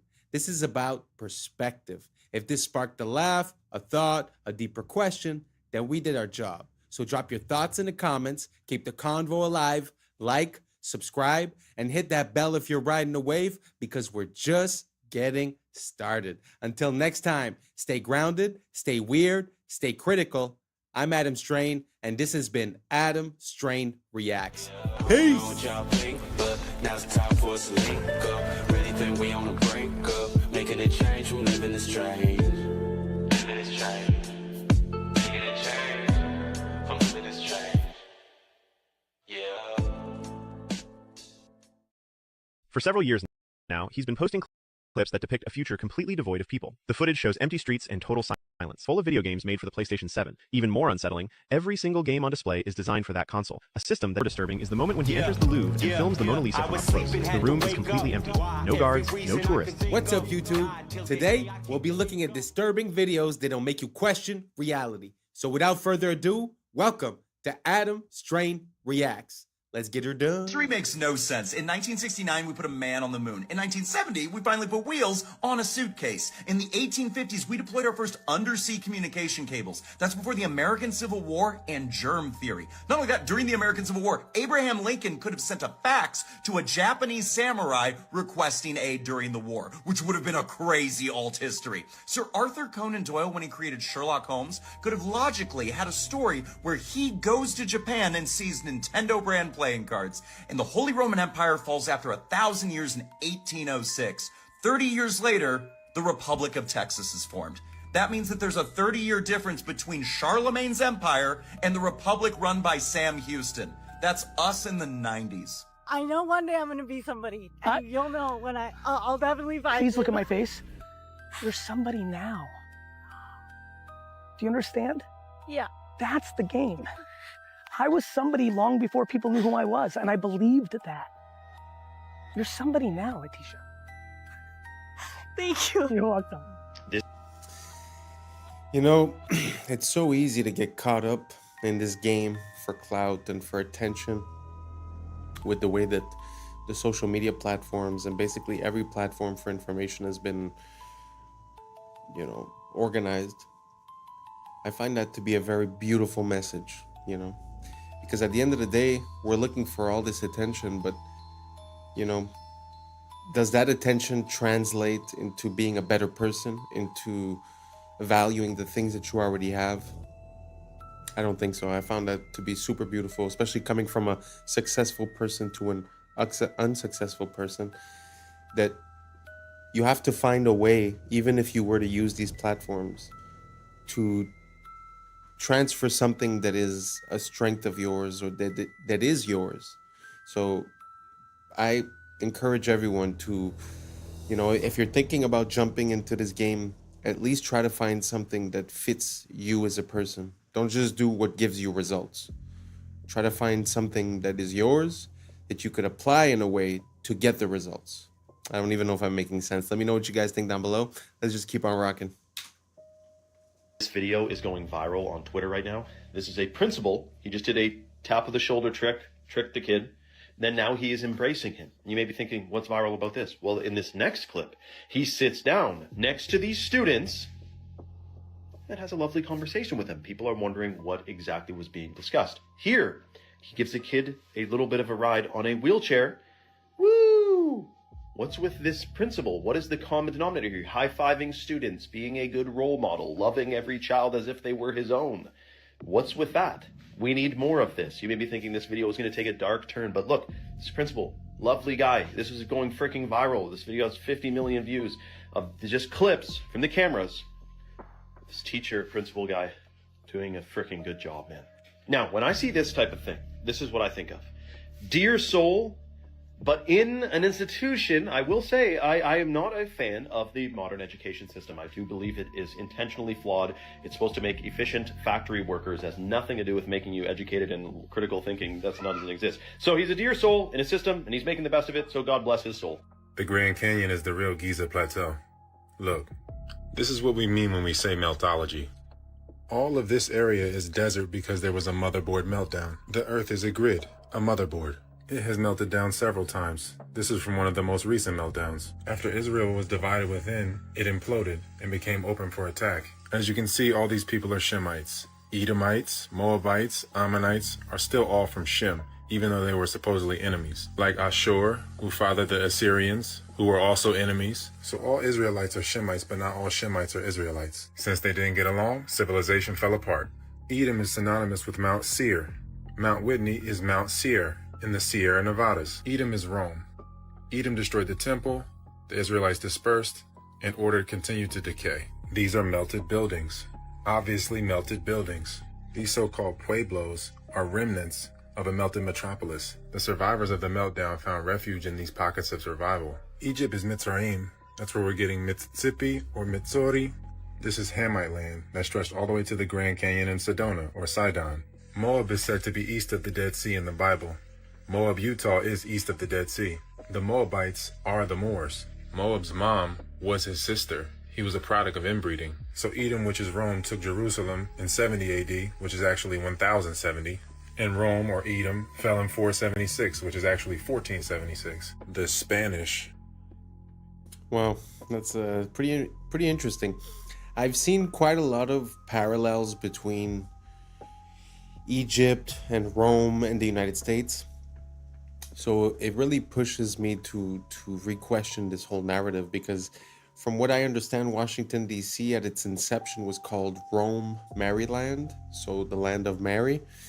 So it seems like there's this old mythology that's involved, or at least encrusted into the naming or into, because I mean, even a dollar bill has the Egyptian pyramid, right? So I never could make any sense out of that. Let me know what you guys think down below. You think it's possible that the old world is the new world and the new world is the old world? I'm not quite sure, but it's just very interesting to see the similarities between these two places. Let me know what you guys think down below. Let's keep on rocking. The guy is convicted. Trump attaqué au Golden Globe, c'est loin d'être un accident. Regardez comment ça fonctionne. Mark, what's the pin? Mark Ruffalo exécute un rôle. Il doit pousser le mouvement Be Good avec son pin. Renee Nicole Good, who was murdered. Un slogan simple et court, impossible à attaquer. C'est comme ça qu'une opération psychologique fonctionne. Le but est de vous polariser et vous imposer une morale. Pour ça, il faut une cible unique. C'est le rôle de Trump qui sert de pôle dans un scénario héros-vilain. He's the worst human being. ICE doit produire le plus de scandales possible et les grandes chaînes diffuser en boucle. C'est la mécanique classique de l'ingénierie sociale. Problème, réaction, identification, solution. We're out there killing each other. You know what the solution is? Et Ruffalo n'est même pas très convaincant. I gotta be honest with you. On dirait une scène mal jouée. I'm not gonna lie to you. I'm not feeling so great. I have felt things. Faire semblant, c'est son métier. I don't know. I can't keep pretending. It's driving me crazy. Dans Shutter Island, Now You See Me, il a le rôle de l'architecte de la manipulation. The more you think you see, the easier it'll be to fool you. My job, to take your attention and use it against you. Ces films expliquent que ce que vous voyez est un tour de magie. Donc ils ne s'opposent ni à Trump, ni à la pédophilie, parce qu'ils sont tous dans le même camp. Dans Pauvres créatures, il couche avec un nouveau-né, placé dans le corps d'un adulte. Dans 30 ans, sinon rien, il embrasse une fille de 13 ans. C'est une technique de cinéma. On place un esprit mineur dans un corps adulte. Mom? Dad? Pour banaliser l'inacceptable. Voilà ce que l'industrie choisit de célébrer, parce qu'on est dirigé par des pédomanipulateurs narratifs. This guy claims he's stuck in France in the year 2055 and can't find a way back. And everything he shows in his videos looks disturbingly unreal. For several years now, he's been posting clips that depict a future completely devoid of people. The footage shows empty streets and total silence. The roads are deserted, yet vending machines and terminals are still working, as if the country itself still exists, but its population has completely vanished. In some videos, he walks into stores and shows shelves full of video games made for the PlayStation 7. Even more unsettling, every single game on display is designed for that console, a system that doesn't even exist in our time. One detail in particular really alarmed viewers. A nearly empty vending machine with just one bottle left inside. The date on it is clearly visible, April 2055. According to him, it's a drink that hasn't even been released yet in our present day. Even more disturbing is the moment when he enters the Louvre and films the Mona Lisa from up close. The room is completely empty. No guards, no tourists, as if time itself has frozen. He does the same with the Eiffel Tower, showing it surrounded by absolute silence and emptiness. What makes the story even more unsettling is the fact that he started posting these videos long before the explosion of AI and modern visual tools. This is the story all about how your life got flipped, turned upside down, and the reason why you're a slave to the central banking cartel. In 1791, the Rothschild banking dynasty lobbied for Alexander Hamilton to install the first central bank in Philadelphia, Pennsylvania. They secured a 20-year charter that lasted from 1791 to 1811. By 1811, the United States refused to renew the charter. They were sick of the Rothschilds. So, in 1812, the Central Bank of London, under Rothschild control, financed the War of 1812, where England attacked the United States and burned the White House to the ground. By 1816, the bankers secured a second charter for another installment of the central bank in Philadelphia, Pennsylvania. By 1835, after 19 years of economic manipulation, the seventh president, Andrew Jackson, who was fighting the banking wars, did And ultimately got assassinated. everything he could to kick the bankers out of the United States. This is why he vetoed the recharter in 1832. And he said in 1834, if the people only understood the rank and justice of our money and banking system, there would be a revolution by morning. What And I try to inform you guys. You listen to my podcast, you would know this already.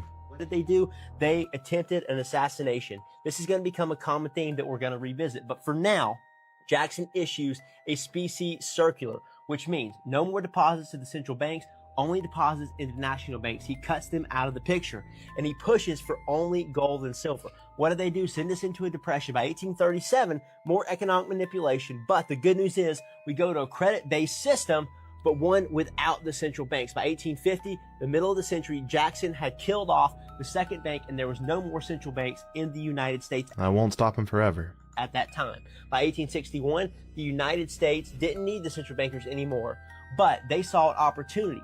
War is the perfect way to divide a nation and get us back into an international debt system. Well, clearly he has a lot of information, but he didn't even get to the juicy part about the Federal Reserve, but he does a pretty good job of explaining what happened before that. Because yes, it did all start with the Napoleonic Wars, and they have fought very hard to make it into America with the Federal Reserve, and they didn't stop there because they are now attempting to take over the world with the IMF, and they're unfortunately doing a pretty good job of it. That's pretty interesting. I know way more about from the Federal Reserve and beyond, which I think was 1933 or something like that, 2933.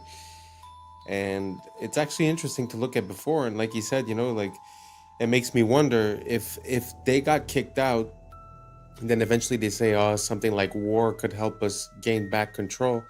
Makes me ask a lot of questions about the first and second, because at the end of the day, it happened more or less between those two, the instauration of the Federal Reserve, then afterwards the income tax.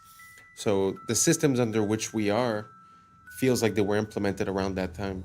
So it's kind of interesting to look at what happened before. I had no idea that they already had the central banks, got kicked out, and then reasserted their power.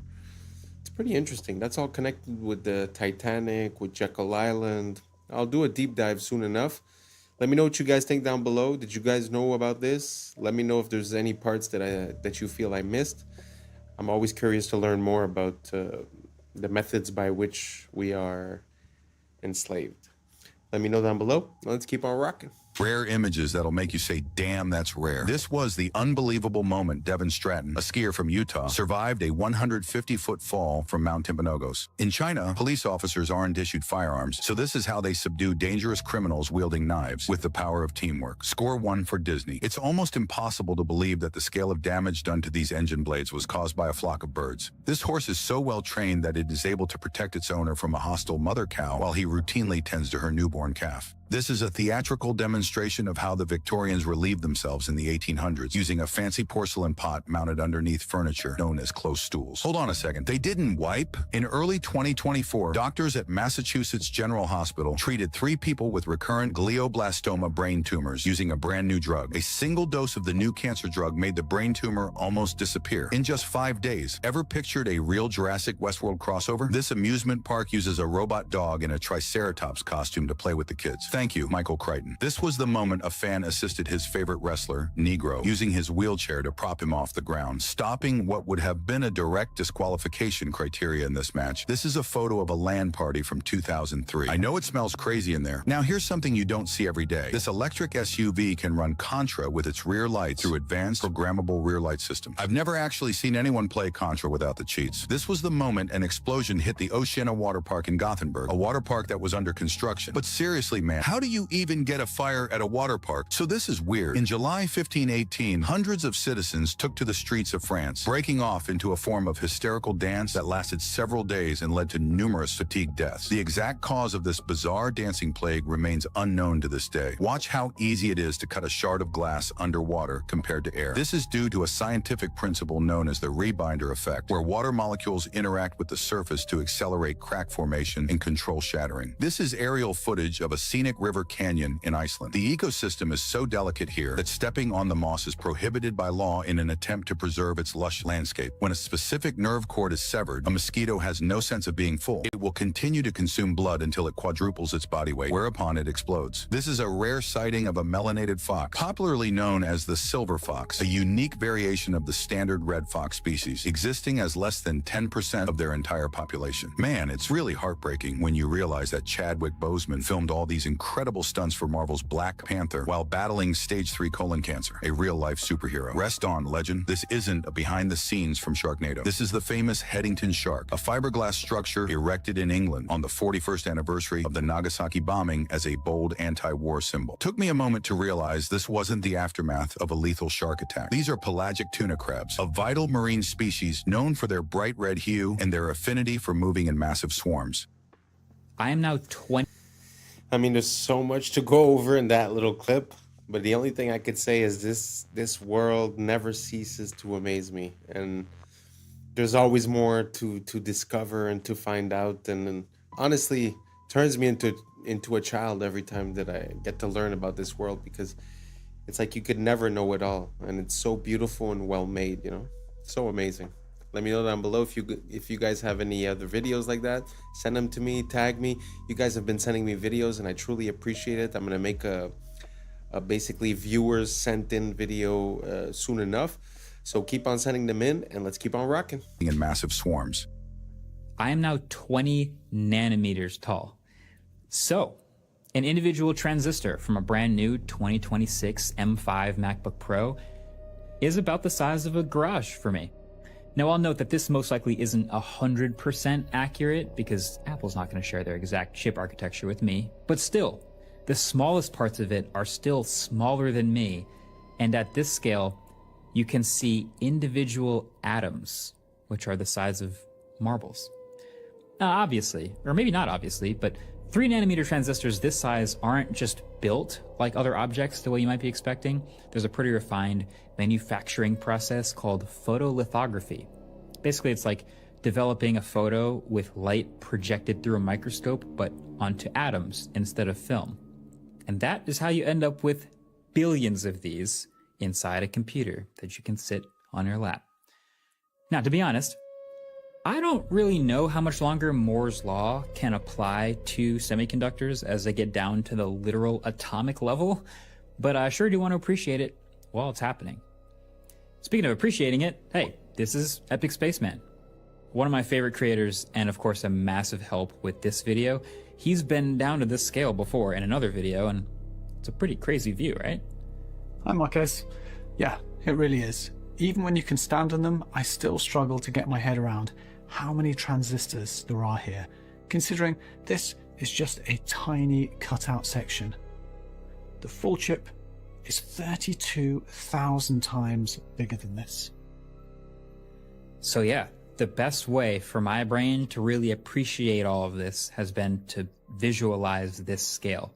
From the tiniest 3 nanometer transistors we have in computers today, at the scale of DNA and individual atoms, all the way to the micrometer scale with the computers of the 2000s and 90s and 80s.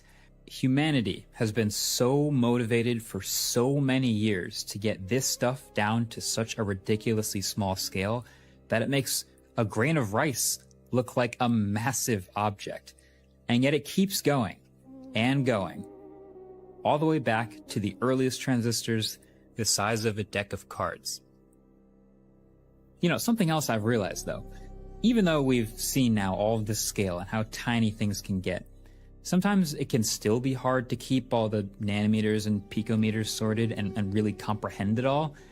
And sometimes it's actually easier to make things bigger rather than smaller. So let's try this. The world's first electronic computer is often credited as the ENIAC. They finished it in 1946, and they had light bulb-sized vacuum tubes called triodes. And of course, that computer was the size of a whole room.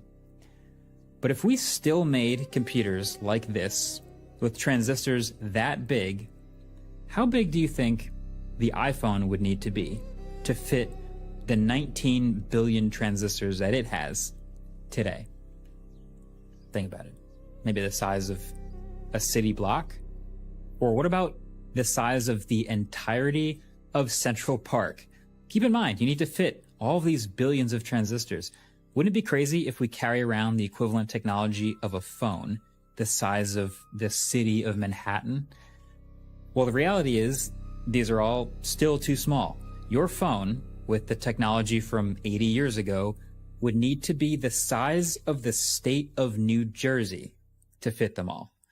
This progression of technology has given us a computer the size of a US state 270 miles long and shrunk it down to fit in our pockets. Thanks for watching. See you in the next one. Peace. Wow.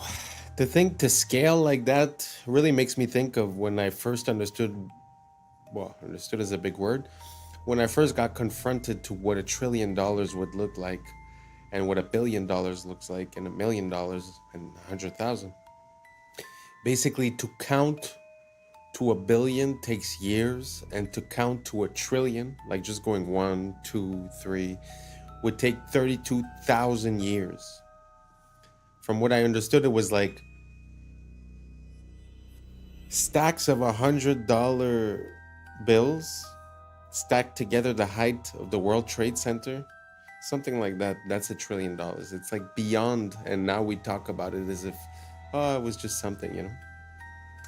And also, it also makes me wonder about the fact where we find the patterns of these transistors or of these circuit boards within ancient sites, like in Egypt or Philippines or any place where they have ancient stuff. Like there's a connection there. There's something about the placement of things that are conducive to energy transmission.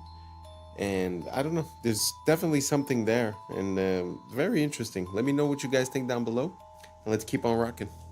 Oh, what else can we do? Let's put everything. Because soy will increase estrogen, reduce testosterone. What else can we do? Let's put corn in everything. As a matter of fact, how do we get corn in everything? I know. Let's pay the farmers with massive subsidies to grow corn. You wonder why you're so tired? Look at what you're eating. Want you that tired? Look at these people. They're in their 90s. They're not sitting around going, I'm tired, so tired, so tired. Why? Because they're not doing what you're doing. They're getting you to do it, but they're doing something different. They're staying away from the things that are suppressing you and making you. It reduces your and makes you more. You're not tolerant. Strange. Why can we suddenly not tolerate as a society? I went to the Columbia University.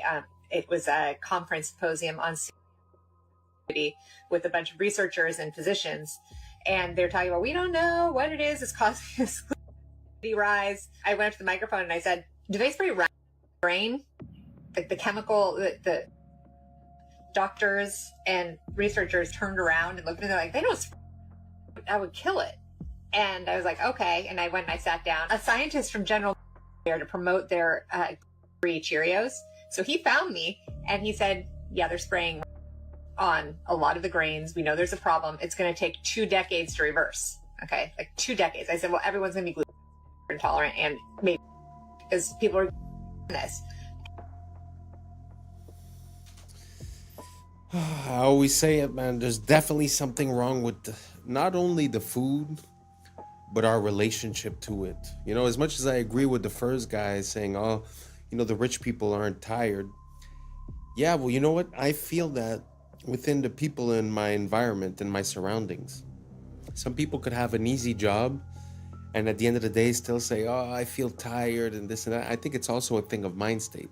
You know, like I used to work 7 days a week for a while. I had my own business, and you know, obviously you're tired because you're there 12 hours a day. So I would go from work to home to work to home. And eventually I said, you know what? From now on, I'm also going to try to live. So when someone would offer me something after work, I'd always say yes. And the funny thing that I realized is that by doing more, somehow I had more energy. And since then, I've sort of changed my perception towards events. And that tiredness is gone. The energy is up. Now, all that being said, we're going to put it to the side. There definitely is something wrong with the food. And, you know, the fact that the people that provide us with the food are running under a capitalist system or way of, you know, operating, it makes it super logical that to maintain profits and not necessarily raise the price, you would lower the quality of what you're offering. So all that to say, I understand that it's their fault in a way, but really we vote with our dollar and with our dependents. So, you know, it's something to keep in mind, you know, like we could always blame someone else, but at the same time, we need to understand how we get to that point. And I think the root core issue of that is that there's certain things that are needs and certain things that are luxuries. If we apply the same system to both, it's kind of normal that we get the same results in both. So I encourage everyone to rethink our relationship with not only the food, but the people providing it to us, and try to think of ways that we could do it ourselves or just not encourage them, and try to figure out why we are here. So that was it for today. Thank you so much for rocking with us. And that's a wrap for today, familia. Whether you're tuning in with the sunrise or you're posted up after midnight, I appreciate your time, your energy, your curiosity. And don't forget, this isn't about truth or fiction. This is all about perspective. If this sparked a thought, a laugh, a deeper question, then we did our job. So drop your thoughts in the comments. Keep the convo alive. Like, subscribe, and don't forget to hit that bell if you're riding the wave, because we're just getting started. So until next time, stay grounded, stay weird, stay critical. I'm Adam Strain, and this has been Adam Strain Reacts. Peace. Now it's time for us to link up. Really think we on the brink up. Making a change from living this strange. Living this strange. Making a change from living this strange. Yeah.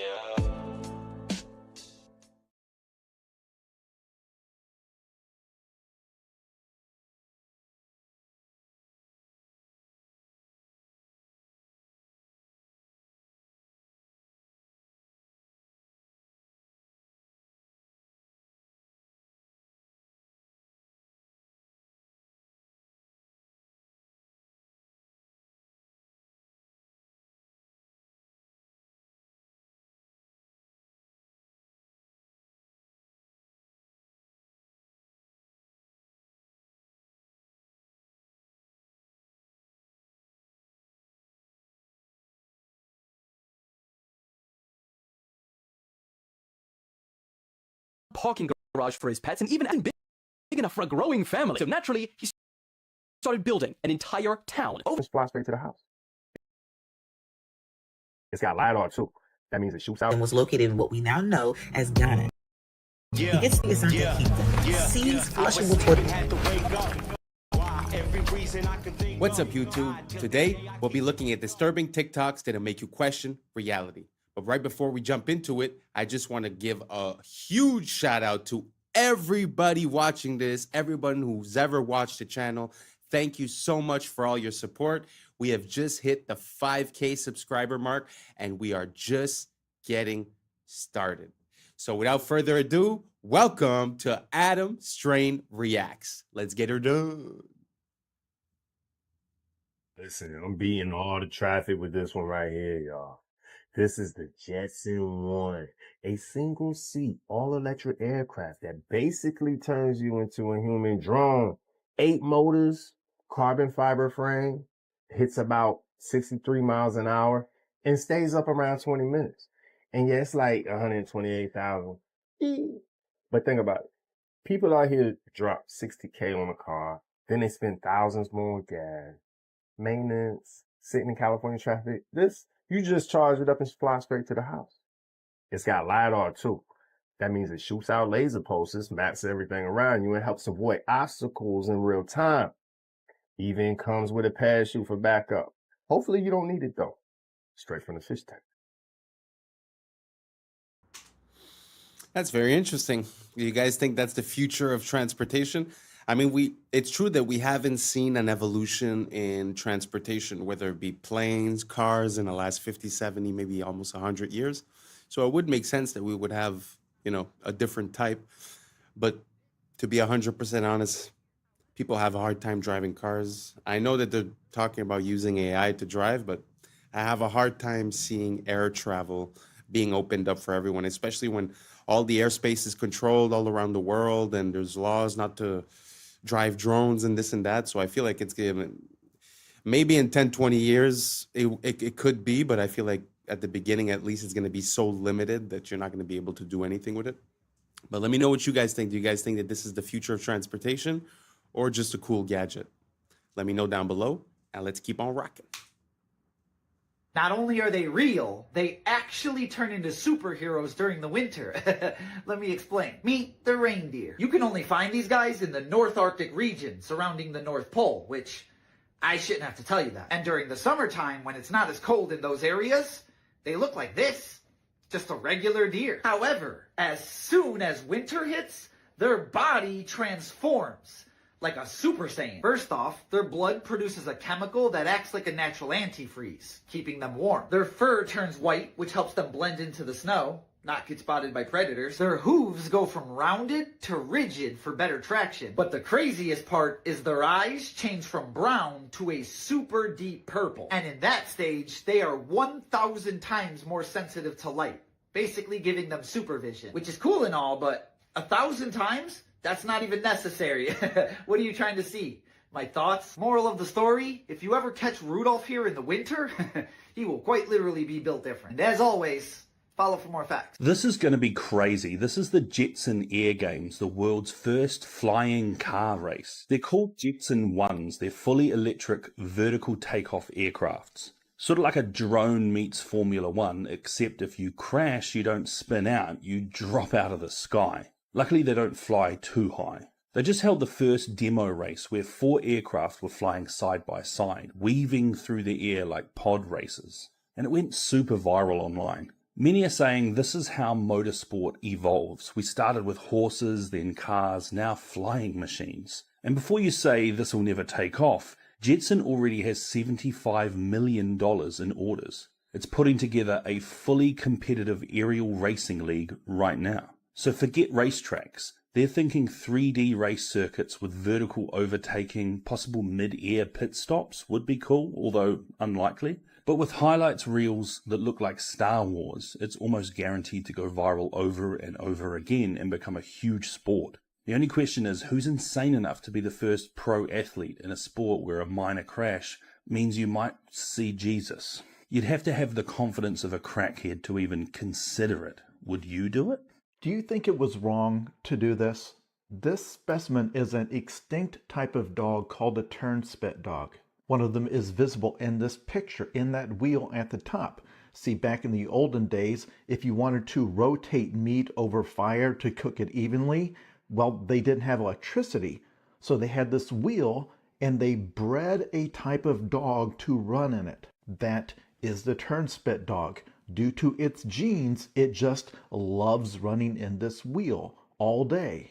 Is it morally wrong to breed a creature to do this? Again, this is a task that is hot and repetitive and strenuous, but due to our selective breeding, it presumably enjoyed doing it. In the same way that beavers love to build dams. If you bring one into your house, it will build a dam in your hallway. That's its favorite thing. If you have a pet dog that is a herding breed, if you ever take it out and let it see a herd of sheep, it will act like it is Christmas. It will run out there and start herding them. Breeding the animal to do the task means it enjoys doing the task. So if you say it seems like a win-win, we need the wheel turned, this animal loves turning the wheel. But remember, humans have genes that make us enjoy doing certain things too. And knowing that at some point in the future we will have the ability to edit the genes of our offspring, how long is it going to be until somebody has the bright idea, well, you know, there's certain jobs that nobody wants to do anymore. But rather than let a robot take that job away from a person, why not just give somebody the gene that makes them love that kind of work? Because their argument is going to be, who loses in that scenario? I've made a person who just loves washing cars so much that they don't even really want to be paid very much to do it, because they enter such a blissful meditative state that they would pay to do it. And what would they buy with their money? They already get to do the one thing they enjoy. And I kind of find that terrifying, but honestly, I can't articulate why. Because hey, it's win-win. It's a very interesting mental experiment to do. I mean, first off, for the dog, I always find it super interesting how we're so unaware of all the things that used to be normal occurrence in the past. And I find that sort of disconnects us to not repeat the same mistakes and to not know where we come from. That's first off. But second of all, I've never heard the idea of breeding or putting in a certain gene into a human for him to like his job and to sort of have that be his identity, and that the person basically is built for that job. Like you said, it's hard to articulate why it's wrong because the person is literally happy. And, you know, we call our whole American dream experiment, we call it the pursuit of happiness.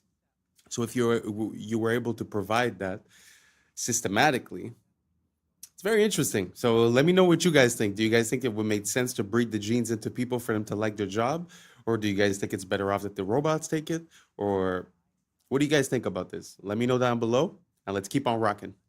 We're going to address this again, since the inferior people are struggling. Black Americans are the only indigenous people on this land. Melanated people are the only people around the world who are indigenous on every land, no matter their ethnic group. Uncivilized lands all have the same genetic connection, melanated skin with varying shades of brown. And those groups are not connected to Africa, just like Black Americans aren't connected to Africans ethnically. The actual American Indian, known as the Black Americans, are the ethnic group of North America, not descendants of Africans. Let's dismantle the greatest public relations fraud ever committed, the desperate multiracial campaign to erase the true indigenous Black American from this land. There is a coordinated effort, a relentless lie, designed to make Black Americans believe they are a guest in someone else's house. But the unchangeable archaeological and historical truth is that Black Americans are the foundation. They were here first. And by here, I mean the world. Every country. Every strip of land. And they built the civilization that we are all destroying. The lie about Africa is to confuse and mislead so that the theft can keep going on. Black Americans weren't even considered African American until 1988 by Jesse Jackson, a known Cherokee Indian. So they'll pay a Black American leader to lie and sell out, while classifying himself correctly despite the lie. If Black Americans came from Africa by boat in the 1600s, America didn't figure this out until 1988? And this isn't just a white lie. This is a lie woven by $5 pretendians, by secret treaties between immigrant groups, by decades of policy and propaganda, all aimed at one single goal: convincing the world that the original people of the soil simply do not exist. They have every story in the world about the false history. And then you ask for ship manifest and evidence of ships, and then suddenly they can't produce them. But they could show you evidence of the Titanic hundreds of feet under the ocean. They won't even show you the entirety of the Titanic under the water. Only a corner of this ship. They still parse that history. They have reclassified the true indigenous people, renamed you, and redrawn maps around you, hoping you would forget the land your spirit is made from. Now they deploy their little native influencers online, armed with fraudulent petitions and digital picket signs, begging platforms to remove you from your own story. They are performing a pathetic pantomime of indigeneity. If you are indigenous, why would you need outside help? What are they protecting? If you're truly indigenous Native Americans, how could someone take that from you? Why the sudden panic? Every post they make, every petition they circulate is an admission. You've been caught, and now history will be made. Every other race are the visitors. It is time, Black Americans. Time for you to start acting like the host in your home, because all of this is yours. It is time you start acting like the host.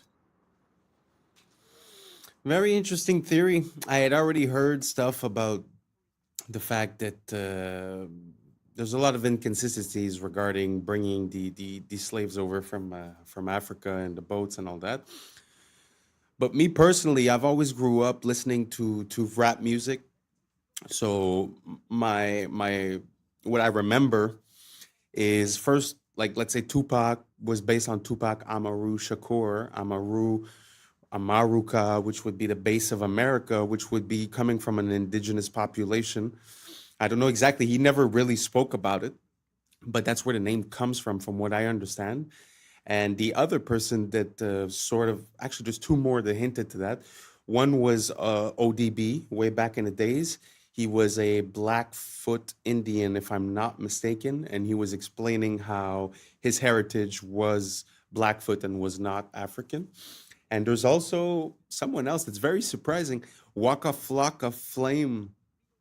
Everyone thought that he was just like, oh, some ignorant rapper, this or that. But if you look at his interviews and you look at how he speaks and what he speaks about, actually very interesting. He was saying something like that as well, that his family, when he retraces history of the family, it wasn't through slavery, that it was through indigenous peoples of the land here, which Columbus called the copper-colored people when they came here. So anyways, I'm not saying what's true or not. I'm just telling you some things that I saw, connecting a few dots. But I'd like to know what you guys think. Do you guys think that what they told us is absolute fact, that everyone that's melanated in America comes from Africa? Or do you think it's possible that there was a population here that was melanated and they have attributed it to the African import of slaves? Let me know down below. I'm up for the conversation, and hopefully this doesn't offend anyone. The goal of this channel is to be able to talk about absolutely anything. So I'm very sorry if you feel offended. I just feel like there shouldn't be any subject that's taboo. We should be able to come together and to, build ideas together, no matter the subject. So once again, sorry if this offends you, but please leave your comments down below and let me know how you feel. Now let's keep on rocking. This man has spent the last 2 years building an entire town for his pets, and it will blow your mind. It all started with an apartment for his Shiba Inu and cats, but when people saw the excruciating level of detail that Jing put into it, it went viral. I mean, it is so realistic that it makes it look like the cat is the thing that's fake. Bro, he even created an underground den for his hamster, and then inside that, another even smaller room for his spider. What the hell? And so naturally, people wanted more. So, Jing started building more, like an elevator, a mini robo-vacuum, a gaming room complete with a sneaker collection, figurines, and model cars. And yes, this apartment even has running water. He then spent the next 2 months building an underground parking garage for his pets and even added cameras and put Shiba-san as the head of security. But you know what his pets really needed after that? A seaside retreat to get away from the city. So bro built them an entire private island. Not that kind of island. It took him over a month to build, and it comes with real flowing water, a painted horizon, and is themed on How to Train Your Dragon. And thinking a private island was probably a good place to stop, he then finds out that Ting Hao was pregnant with 7 kittens. And so he suddenly realized this apartment wasn't big enough for a growing family. So naturally, he started building an entire town. Over the months, he built his pets a spa, a supermarket, yes, with real meat, a bank, a cinema, which took him another 2 months to build because he had to 3D print over 1,000 separate parts. He built them a billiards club, a Meow Donald's, and even copped his hamster a cyber quad and his cats a cyber truck. But by far, the biggest addition to Cat Town was the working subway station. This took Jing over 4 months to build, and some of the most challenging parts was figuring out how to open the train doors and platform doors simultaneously, and also how to create a working escalator. But of course, he achieved both of them beautifully, and today, Cat Town has affordable transportation. Now, the biggest question he gets asked all the time is why? Why spend all this time and money on your pets like this? Well, he said that it started just as a fun little idea to attract more customers to his wife's pet store, which she recently opened. But then it just spiraled out of control because he loves what he does and it makes his son happy. Wow, that is amazing. I know it's something super trivial, but I find it's always inspiring to see someone go to the max outcome of their idea, you know, like to see someone just put so much dedication and so much effort into a project, even if it's like this random thing. I feel like that's how we came to have the most amazing architecture in the past, is that people would make a project their own and put their life into it and would love what they do, you know? So props to this man for doing that much work, but that doesn't even seem like work because he loves what he's doing. It's truly inspiring and beautiful, and I wish more people would be like that. Let me know what you guys think down below. Would you like one of these cities for your cats? And let's keep on rocking. People have never known how to poop, and history proves it. White explorer actually wrote about this in 1818. Now, in 1818, explorer Thomas Bowditch goes to the Asante Kingdom. Now, the Asante Kingdom was located in what we now know as Ghana. He gets to the Asante Kingdom, sees flushable toilets, 2-story homes with flushable toilets on the 2nd story, half baths, and a waste and sanitation system that literally blew his mind. He wrote like 2-3 pages on this. That's how surprised he was. Not by the fact that it was Africans doing this. That was part of it, but the fact that it even existed in the first place. Now, it wasn't until like the 1850s and 60s when Europeans started using flushable toilets regularly and started having a regular waste and sanitation system. And now this book is a little weird too, and I might talk about this in another video, but this book was actually written under the guise of being an informational book about the Asante Kingdom. But it was actually a playbook on how to colonize the Asante Kingdom. But let's get started and learn something. While he was pretending to be nice with the Asante Kingdom to get all of this information to be able to take over the Asante Kingdom, he also collected all of these items. He has the largest and oldest collection of Asante items from that time. Look at this. Look at all this stuff. Look at them sandals from 1817. He was so perplexed about this whole waste management system that he even drew pictures in detail and painted them. I'll show some of the pictures while I read this mess that he wrote. What surprised me most, and is not the least of the many circumstances deciding their great superiority over the generality of Negroes, was the discovery that every house had its cloaca, toilet, besides the common ones for the lower orders without the town, the public restrooms. They were generally situated under a small archway in the most retired angle of the building, the guest bathroom, but not unfrequently upstairs, the upstairs bathroom, within a separate room like a small closet, where the large hollow pillar also assists to support the upper story, the two-story house. The holes were of a small circumference, the pipes, but dug to a surprising depth, and boiling water is daily poured down, which effectually prevents the least offense. The rubbish and offal of each house was burnt every morning, waste management, at the back of the street, and they were as nice and cleanly in their dwellings as in their person. Thomas Bowditch's book provided one of the earliest, if not the earliest, account of how African people were living before European colonization for centuries. Now, you want to know what happened to him? Less than 5 years after he lied to the Asante people, lied to the Asante king, pretended that they were going to do trade, he passed that information on to his superiors, who used that information to take over the Asante kingdom. He thought that he provided that information that would give him leverage for better pay and a better position. They said no. He decided that he was going to move to Africa and get his fortunes and terrorize the African people. That same year that he decided to move to Africa, he died from a fever, leaving his wife and children destitute. Hope you learned something new.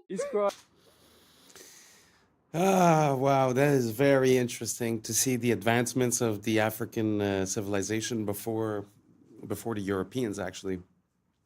And this whole story about the bathrooms is something that I have been ruminating for quite a while, because sometimes you look at the constructions that they've built, like for an example, the Castle of Versailles, which was built in France, I think in the 1600s, but it might be before, I don't remember. But the point that I'm making is that I think there's like 400 rooms in the house. They diverted the flow of water from a river nearby. They have all of these working fountains outside. Everything is amazing and beautiful and functional. And there's not one bathroom inside the house, not even an outhouse. So it's kind of weird to imagine, you know, a civilization that's capable of building castles of that magnitude, and just like, forget the castle, just the outside, just the landscaping, just the fountains, like a civilization able to do that, but then they bathe in their own poo and they all get sick. I don't know. It feels in my mind like there's something missing. There's a missing link. There's a missing key. There's something that we're not seeing. If you guys know what it is, let me know. If you guys know about the history of poo, let me know. And somehow we're still affected today, right? When there was the CV-19, the first thing that flew off the shelf, it's all about the toilet situation, right? So it's very interesting how it's like something that's ingrained into us. It's very important, but we don't know the history of. We don't know where it comes from. And like I said, if anyone can explain me the Chateau of Versailles or other types of constructions like that that are huge, almost megalithic in their size, but somehow don't account for any waste at all. So let me know down below, and let's keep on rocking.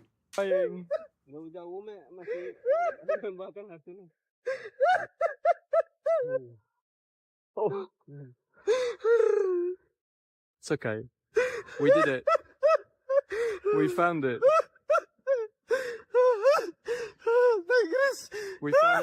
We found it, my friend. Iwan, makasih Pak Iwan.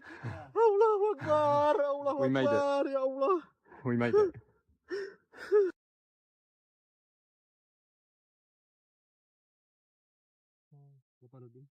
Kasian ya, penghargaan udah dapat. Gara-gara dia main harimau itu kan, Iya. bapaknya dulu yang main. Bapaknya Paudin itu? Awak kenal karena. Tell me how you feel that we found this plant. But this is very amazing.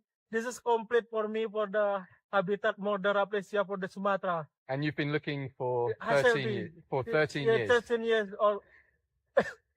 And here it is. Chris, are you very lucky, Chris? I'm very lucky. Ah. I'm the luckiest guy alive. Very interesting. Very beautiful plant. I had never seen anything like it. It actually looks like a cartoon. It looks like something you'd see in Mario or something. It's very beautiful. But there's something so natural and so wholesome about seeing this connection with nature. And nowadays we get this dopamine rush when we receive a message or when we get a little ting on our phone, right? But imagine that, like the level of that dopamine hit when you give yourself to something for like 10, 12, 13 years, and then you finally reach the completion of your project. It's so wholesome, so natural. I find it so beautiful. Sort of like planting seeds and all the work that you have to do until it's time to get the fruit. You understand what I mean? Like that time that's involved. Nowadays, we like to have it in an instant. I just find there's something so beautiful and so natural into a long process with a bigger payoff and a bigger reward. I don't know if you guys have noticed this in our current society, this addiction to dopamine, this need for reinforcement and to be seen and to be heard. And I don't know if you guys can see it. Let me know what you guys think down below, and let's keep on rocking. I've become obsessed with etymology, and I've been studying words like crazy. I've been warning What y'all. I understand from the English language is that our words come from German, Greek, French, and English. It's just not one language. That's why when we divide the word up Balenciaga and only had an A, we see that now it went from an English word to a now Latin word that says ball is king. We all know this one, but watch. And the even more crazy thing about this situation is that Balenciaga is not the only company that is speaking in this coded Latin language. Look at Nickelodeon. I don't care about God. And look at Gucci. You just put a space between the two C's and it says there is an owl. And we already know the esoteric meaning of owls. And if you don't know the esoteric meaning, look up Moloch. He was the god of child sacrifice. And it made me look at Adidas, and you put a space between the A and the I and the D, you get, you give from God. Is that an accident? Amazon made $1.47 trillion last year. And if you type them in Amazon and you put a space between A and Z, you get Love Zon. Well, who is Zon? So let's look up Zon. Zon, a god. Zon Kathan. He is the Midnight Lord, the Dark Prince. At the bottom it says, possesses one of the most twisted and evil minds in the multiverse. His position as God of Pain is well earned. He has been the root of countless tortures, murders, and wars throughout time. Now, Manulife, this one really threw me for a loop. They are a wealth management company, and they're worth $40 billion. Let's see what their Latin name means. If you put a space between the N and the U, it says, a man is a wolf. Now, that's a saying, that's a phrase, right? So let's go look up and see what that means. A man is a wolf. Homo homini lupus. What does that mean? So this one was crazy. It's a Latin proverb. It means a situation where people are known to behave in a way that's comparably to in the nature of a wolf. The wolf as a creature is thought in an example to have qualities of being predatory, cruel, and inhumane. This next one is interesting because I actually learned this one in high school. Visa means you want or you've seen what you want. It's all mind manipulation. And evidently, these big corporations know that they are playing mind games with you to get you to purchase from them. But what does Mercedes have to do with you will give up? You give up what? What are you giving up? Your life, your soul, your money in order to purchase a car from them? And then some of the corporation names are named after like things in astrology. Like this one says not a star for Nestle. And these big name Asian companies have figured out a way to say 3 different meanings in one name. Look at Mitsubishi. And these companies are not dumb. Like, they're not idiots. They have acquired billions, hundreds of billions of dollars. Why do you guys think Don't they're in you control? think that they know exactly It's the what their mind. name means? They're coming for our and minds. I went through all 200 billion dollar companies on the Forbes list, and I have found numerous examples where they name their business one name, and then in Latin it means something completely different. People, this is a spiritual warfare. Yes. Well, one of my favorite verses in one of my recent songs is, the etymology will tell you more than all your recent technologies. And yeah, I think that looking at the meaning of the words does mean something. All of these companies as well, if you look at the logos and the symbolism behind the logos, you could actually see a lot of recurring themes, as if there was a pattern to success, as if there was a way to speak to the subconscious of the consumer and to have him, I don't know, put this brand in a higher credibility state, or to attract the person, or to pass these messages. It's very interesting. I'm not saying that these companies do it willingly or not. I'm not making any claims or anything. This is for entertainment purposes only. But do you guys see that? Do you guys see that spelling, the words, the etymology? It's as if it's double speak, as if they're saying one thing, but it means another thing. I don't know if you've ever heard of double speak. I'll put some more of that in the next couple of videos. Anyways, let me know what you think down below. And I think we reached the end. Thank you so much for being here with me. And once again, thank you so much for the 5K subscribers. We're just getting started. We will not kick our feet up. This is just the beginning. But thank you so much for being here since the start. And we're about to hit the roof because the sky's the limit. Let's get her done. And that's a wrap for today, familia. Whether you're tuning in with the sunrise or you're posted up after midnight, I appreciate your time, your energy, your curiosity. And don't forget, this isn't about truth or fiction.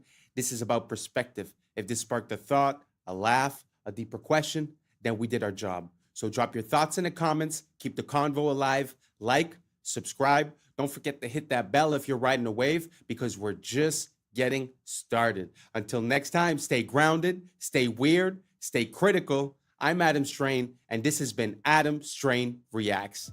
Peace! I don't know what y'all think, but now it's time for us to link up. Really think we on a break up, making a change from living this train. Living this train. Making a change from living this train. Yeah. Only organics are stacked in a row. You never put regular bananas under organics because then it makes it not organic. We grab our liquid, put it in a little machine. 2 bottles for this one. Pour it up. Close the room. Change the temperature to 60 degrees. Both sides. It's all set. We turn our little sign here.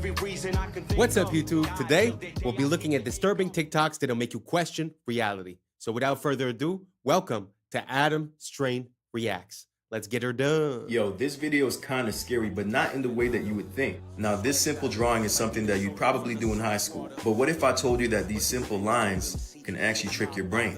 Now watch closely. It looks completely random. That's until the paper folds. But as the camera moves, something that didn't make sense just a second ago starts to look a little different. With a simple change of perspective, it looks like a perfect cube, almost like you could reach out and grab it. But the drawing never changed, only your point of view did. If you can understand this, then you can understand how life works. Most people get caught up in a certain way of looking at the world and think that it's actually reality. But most of the time, it's just the angle that you're looking at. Don't confuse perspective with reality.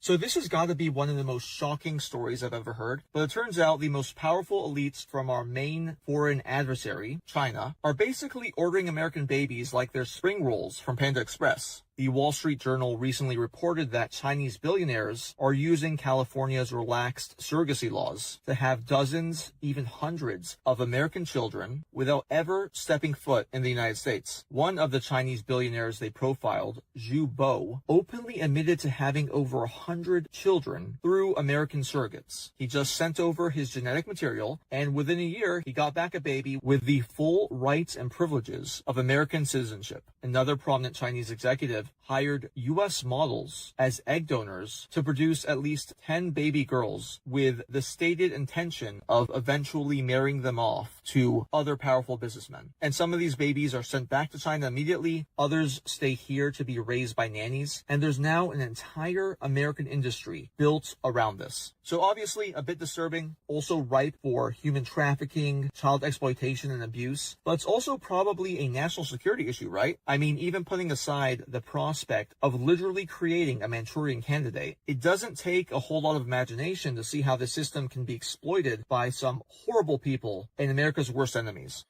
You want to know what's natural? This. You want to know what's not? This. We use our ethylene liquid, which turns into a gas. Going to be doing room 3 today. These are the bananas for today. So in here we do gas, organics, and regular bananas. But the only difference is that nothing is stacked. Only organics are stacked in a row. You never put regular bananas under organics because then it makes it not organic. We'll grab our liquid, put it in a little machine. 2 bottles for this one. Pour it up. Close the room. Change the temperature to 60 degrees. Both sides.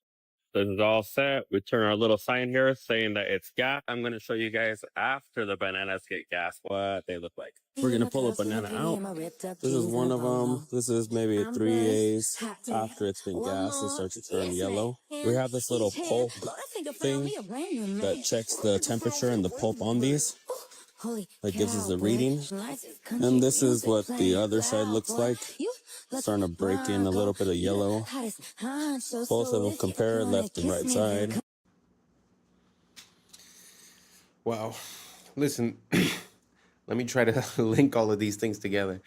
See, the first video was talking to you about perspective, which is pretty much the goal of the channel, is to just allow for new information to maybe help you carve a new, what I call a prism of perception, because basically light passes through the prism in our eyes. So I use that metaphor to sort of explain. Now, if we take as an example this situation with the bananas, it kind of makes sense from one perspective, which would be we want to save money, we don't want the food to rot, all these things. But at the same time, when you really think about it from a macro perspective, once you take a step back, how would it make sense that we're putting all these chemicals in the stuff that we're going to consume? So we know that the effect on the fruit is that it's going to mature and it's going to change color, meaning that they cut it before it was ready and they sent it, maybe they layered some other chemicals on it to keep it from maturing during the voyage. And then when it gets here, they start gassing it. So the only point I'm making is that I could understand how these companies have a perception that this would be good, but I just wonder as a people and as humanity, how we got to this point. How our prism of perception has been carved and manipulated for us to not even blink twice about all these chemicals and just the fact of basically trusting in the government, right? Or in these companies to make the right decision. So anyways, food for thought. What do you guys think about these bananas and the way that we process them? Does it make you want to eat them more or less? Do you realize that maybe importing stuff from another place maybe is not as cut and dry or easy as we thought? Because if importing something from somewhere else means that we must treat and chemically process these things, wouldn't that mean that maybe we shouldn't be doing that? I don't know, just an idea I'm having. Let me know what you guys think down below. Do you think, does it make you want to eat those bananas more or less? Let me know down below and let's keep on rocking. Creating art only using natural materials. Oh, I already know this is going to be extremely cool and detailed. Look at them eyes.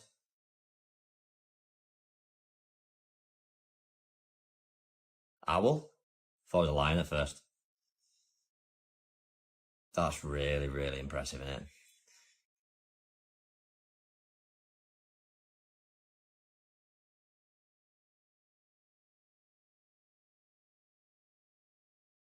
Cool. Peacock. I know.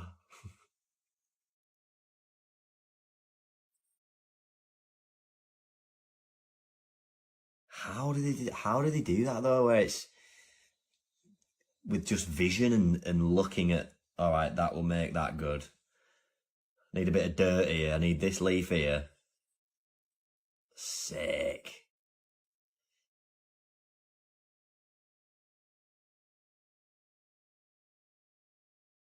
What are they for its claws? Wow. Wow. Impressive. What we're looking at is the Yukon Pacific Expedition, which was finished in 1909.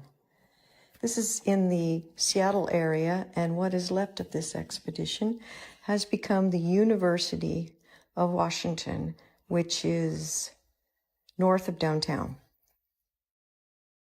The dates are going to be important here because this expedition supposedly was finished in 1909, but the first settlers to come to Seattle only made it in 1851.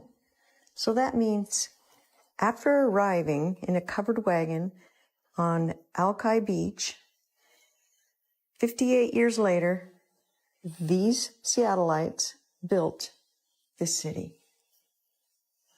And as World's Fairs are supposed to be temporary, notice how permanent these buildings seem since we're still using them as the University of Washington. And this university has something called the Red Square, which you see surrounded by the nice trees. And look at these libraries where people study in. So you're going to tell me people arrived on the West Coast and 58 years later built this.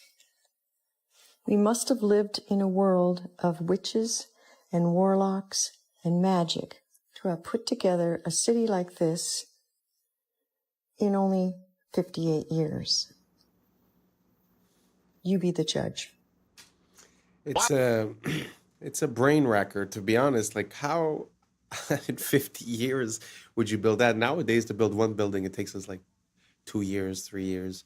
Look at the size of that city, or even just the campus of the university. It's very interesting, and also the fact that I don't know how real this is. I'll have to look into it a bit more. But if they were really conceived to be a part of a World's Fair, which normally, like she said, they're all, temporary structures, how is it that 150 years later we're still using them?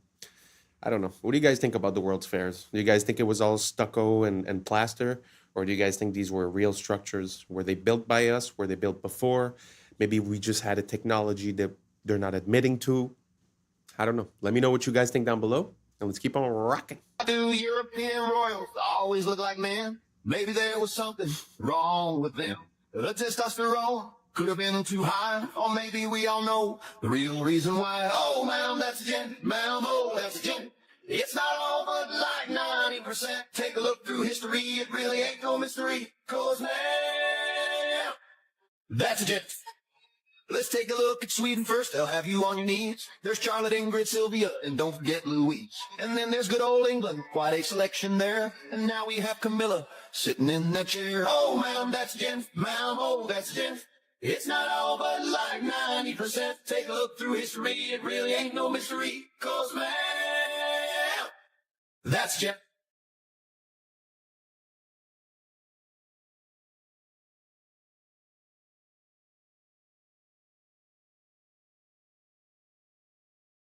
It's been going on for centuries and still remains the same. And this fine collection puts the first ladies to shame. Oh, ma'am, that's a gent. Ma'am, oh, that's a gent. It's not all but like 90%. 90%. Take a look through history, it really ain't no mystery. Cause man, that's a gent. And this one's a robot. Look.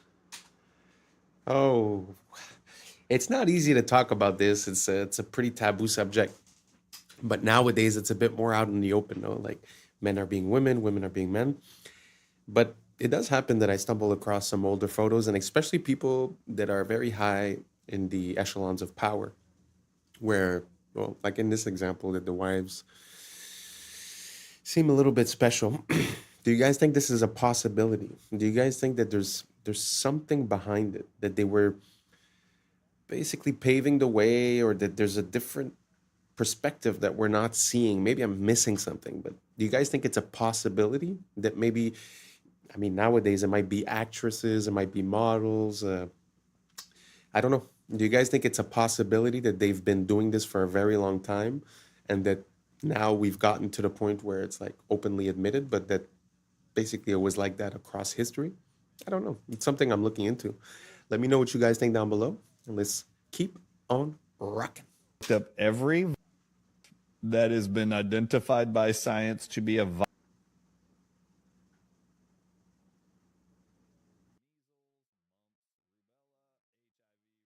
I've looked them all up. You know that science has published that every one of them targets, everyone that I've researched, they know every single one of them included targets nicotine receptors. Therefore, guess what the answer is?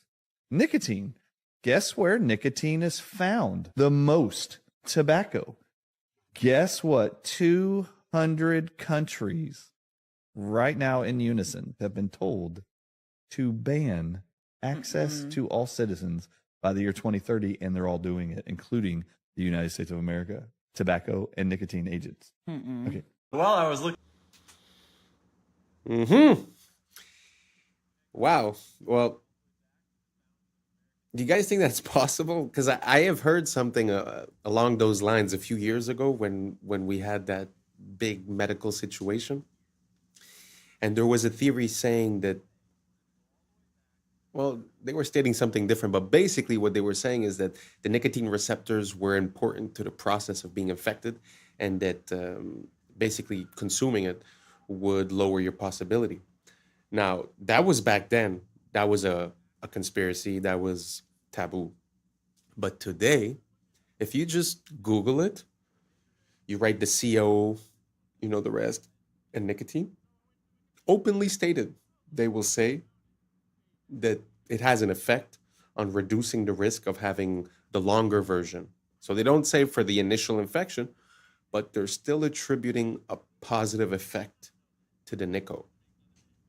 So then it makes me wonder, is that the reason why all the restrictions? I used to have a vape store, and basically, you know, year after year, more and more restrictions, more and more restrictions, double, triple tax. Now it's basically 150% tax on any item. And the country I'm in now is in the process of banning most products. So do you guys think this is a possibility? That basically, you know, maybe we escaped the intended effect by consuming the nico, and that because they're trying to get it out by 2030, that afterwards we would no longer have that protection in a way. So I don't know. You guys look it up on your own side. Like I said, it used to be taboo, but now it's very out in the open. So let me know what you guys think down below. Is it possible that the nico has positive effects, and that maybe we should be considering the opposite of banning it?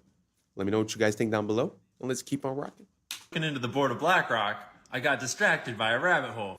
And the connections accidentally led me all the way back to the founding of American banking, and then all the way back to Mr. Epstein. You ready to follow a wild thread through the internet? Let's go, baby. So we're gonna start here, and we're gonna end here. And on the way, we're gonna go all the way back to 1800. And to be clear, this rabbit hole is just for funsies. We're not like uncovering any breaking news or anything. But anyways, I was at the board of BlackRock looking into Pam Daly, who's deep in General Electric. And I was kind of realizing that I don't exactly know that much about General Electric. So I started looking it up. And let's start with the basics. It's a major American corporation and one of the largest and most diversified in the world. So I went to the Wikipedia article. And I was looking at when it was founded, way back in 1892, 131 years ago, and then I noticed that it was founded by Thomas Edison and J.P. Morgan? How did I not know this? And we'll have to make another video in the future about how General Electric is splitting itself up into 3 different companies for who knows what reasons. But anyways, back in the late 1800s, Thomas Edison had business interests in many electrical related companies. As you know, a dude does at the start of the 19th century. And then in 1889, Drexel Morgan & Co., a company founded by J.P. Morgan and Anthony J. Drexel, I know that name, financed Edison's research and helped merge several Edison separate companies to form Edison General Electric Company. No shit! So we're going to ignore the obvious Nikola Tesla rabbit hole that we're walking right by here, because the name Drexel sparked something for me, and I just had to pull on this thread. As the dominant partner of Drexel & Co. of Philadelphia, he founded Drexel Morgan & Co. with J.P. Morgan. Was his junior partner, by the way. So I know about the name Drexel because of a much more modern institution that starts to lead us to Jeffrey Epstein. But I wanted to rewind a little bit, because if this dude was more important than J.P. Morgan, then who the hell was he? Drexel & Co. was founded by Francis Martin Drexel, I'm sure I'm pronouncing that wrong, born in Austria, to a merchant father with business associations. He jumped on a boat to Philadelphia, where he became a painter, an art instructor, and later leveraged all those fancy-ass connections from painting to start a bank. All right, we're starting to piece together how we get to Drexel Burnham Lambert. And Drexel Burnham Lambert is gonna lead us to this guy, who leads us to that guy. But first, we go back to Tubby Burnham, back in the 30s. So old Tubby partners with our buddies Drexel, and they founded Drexel Burnham Lambert. They're famous for being criminal as shit and inventing an entire industry called the junk bond market, which is exactly as junk as it sounds. That's how you take over companies with shady business deals and then extract as much money as possible before selling them again to the next highest bidder. Oversimplified, but you get it. Oh, and they're also famous for having this dude named Michael Milken, who was Drexel's head of high-yield securities, i.e. mega gambling. And Milken's famous for earning the highest salary of any single person in history, at $295 million. But Michael was like, yeah, that's not enough. So the next year he took home $550 million in a single year in payment. That's $500 million on your paycheck. So what did this snaky boy do to earn $550 million? Well, the answer is he did a lot of criminal shit. And eventually, people started to catch on. And Drexel Burnham Lambert started to get investigated. Then one guy started to talk, and then that led to another. And pretty soon, Rudy Giuliani was talking about throwing RICO charges at Drexel Burnham Lambert. And Michael Milken was exposed for having basically made a shitload of money off of doing illegal stuff, because no one regulates this. Basically, the whole financial industry is what's called self-regulatory institutions. And so once someone started doing a little regulating, they realized there was insider trading, stock manipulation, defrauding of clients, stock parking, and on and on. And Mr. Mikey Milk wound up going to prison, but he's living a life of luxury nowadays as he retired and he's out of prison. He got rich on it. But I shit you not, the Wikipedia page for Drexel Lambert, this firm that went down in flames, they have a whole section for survivors, meaning the rats that jumped ship. And this is where we meet Apollo Global Management, noted private equity firm, was also founded by Drexel alumni Leon Black. That's this guy. You might be like, oh, Ian, that's a bit of a stretch. Come on. He just worked at the firm. Yeah, from 1977 to 1990, so, a couple years, Black was regarded as the junk bond king Michael Milken's right-hand man at Drexel. So this guy learned everything he knew from this criminal, who was the highest paid person in the world ever, so to speak, because of crime.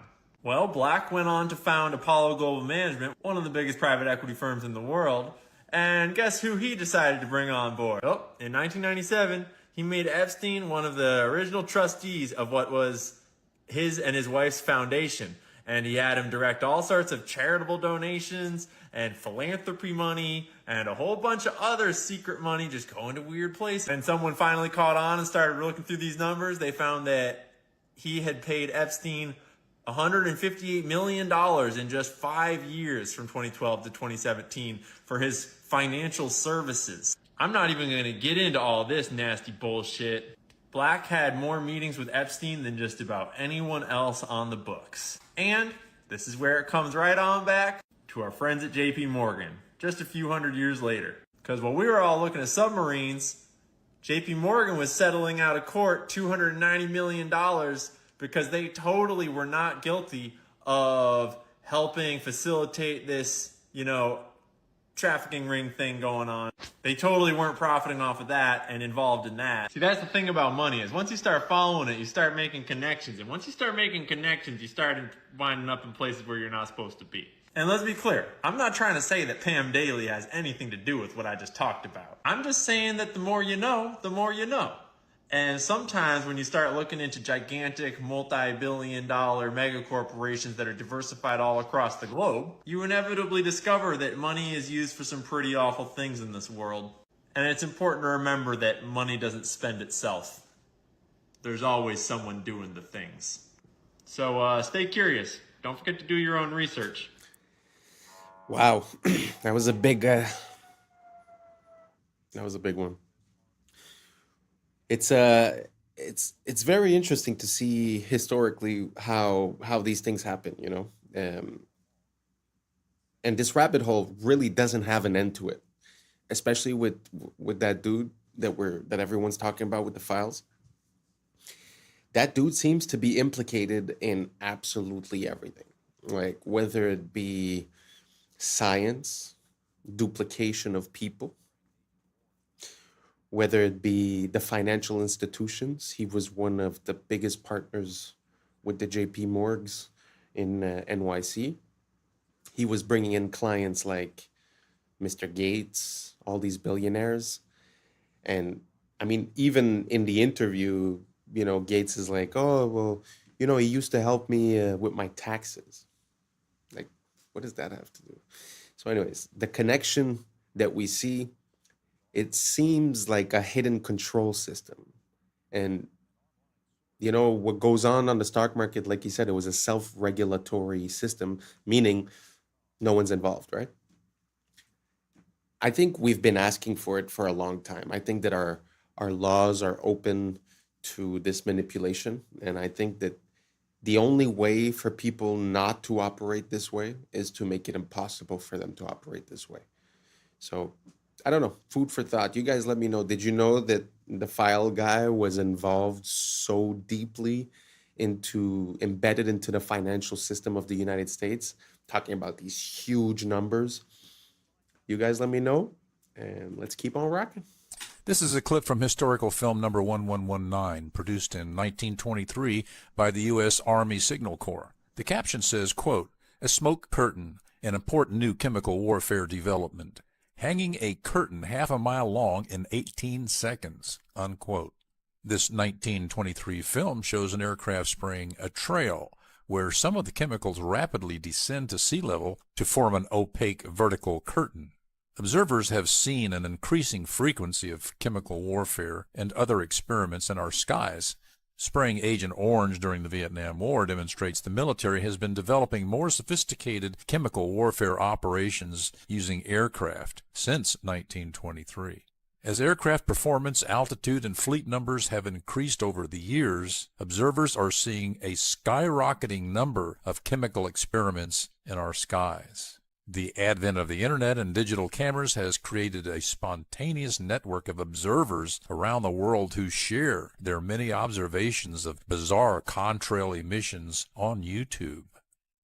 An online source for this and other historical films can be found online at criticalpast.com.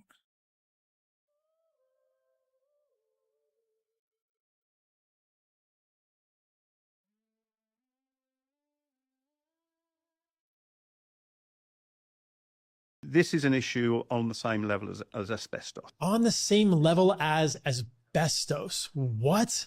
This is a public and it's big. The LED has got a big blue spike in it, although we tend not to see that. And that is even true of warm LEDs, and there is no red. The light found in LEDs, we can watch the gently go downhill. They're far less responsive. And my breathing very well. Can watch that in real time under LED lighting at the same energy levels in a domestic or commercial environment. This blew my mind. Dr. Glenn Jeffrey on Huberman's podcast, in his experiments and many other experiments exposing the powerhouse of the cell to this short wavelength light consistently leads to a decline in mitochondrial.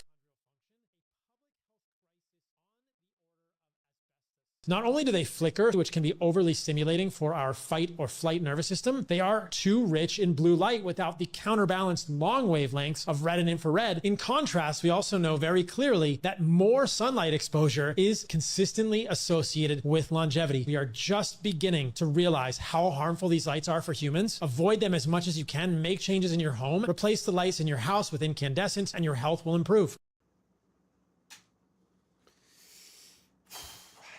I need to say that I've always had a bad feeling about those LEDs.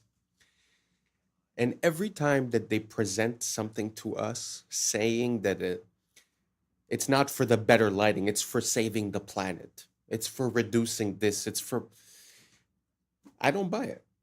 I don't buy it at all. Because if they wanted to reduce all those things, those huge multi-billion-dollar international companies would be the ones implementing the change first.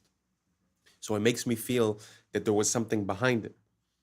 And now, recently, I've changed my lighting from a blue, LED type of lighting to an incandescent type of lighting.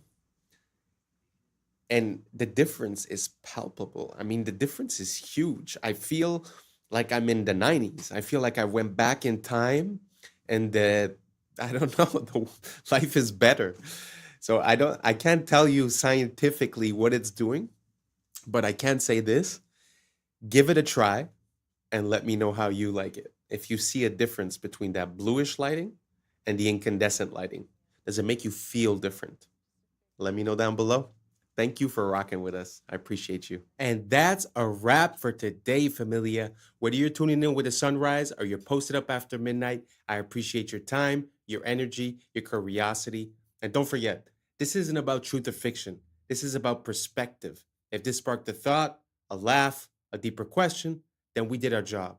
So drop your thoughts in the comments, keep the convo alive, like, subscribe, and don't forget to hit that bell if you're riding a wave, because we're just getting started.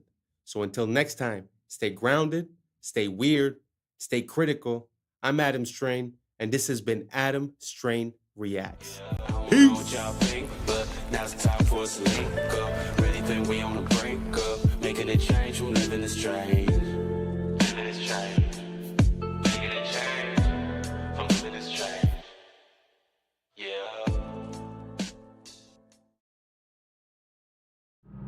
Yeah.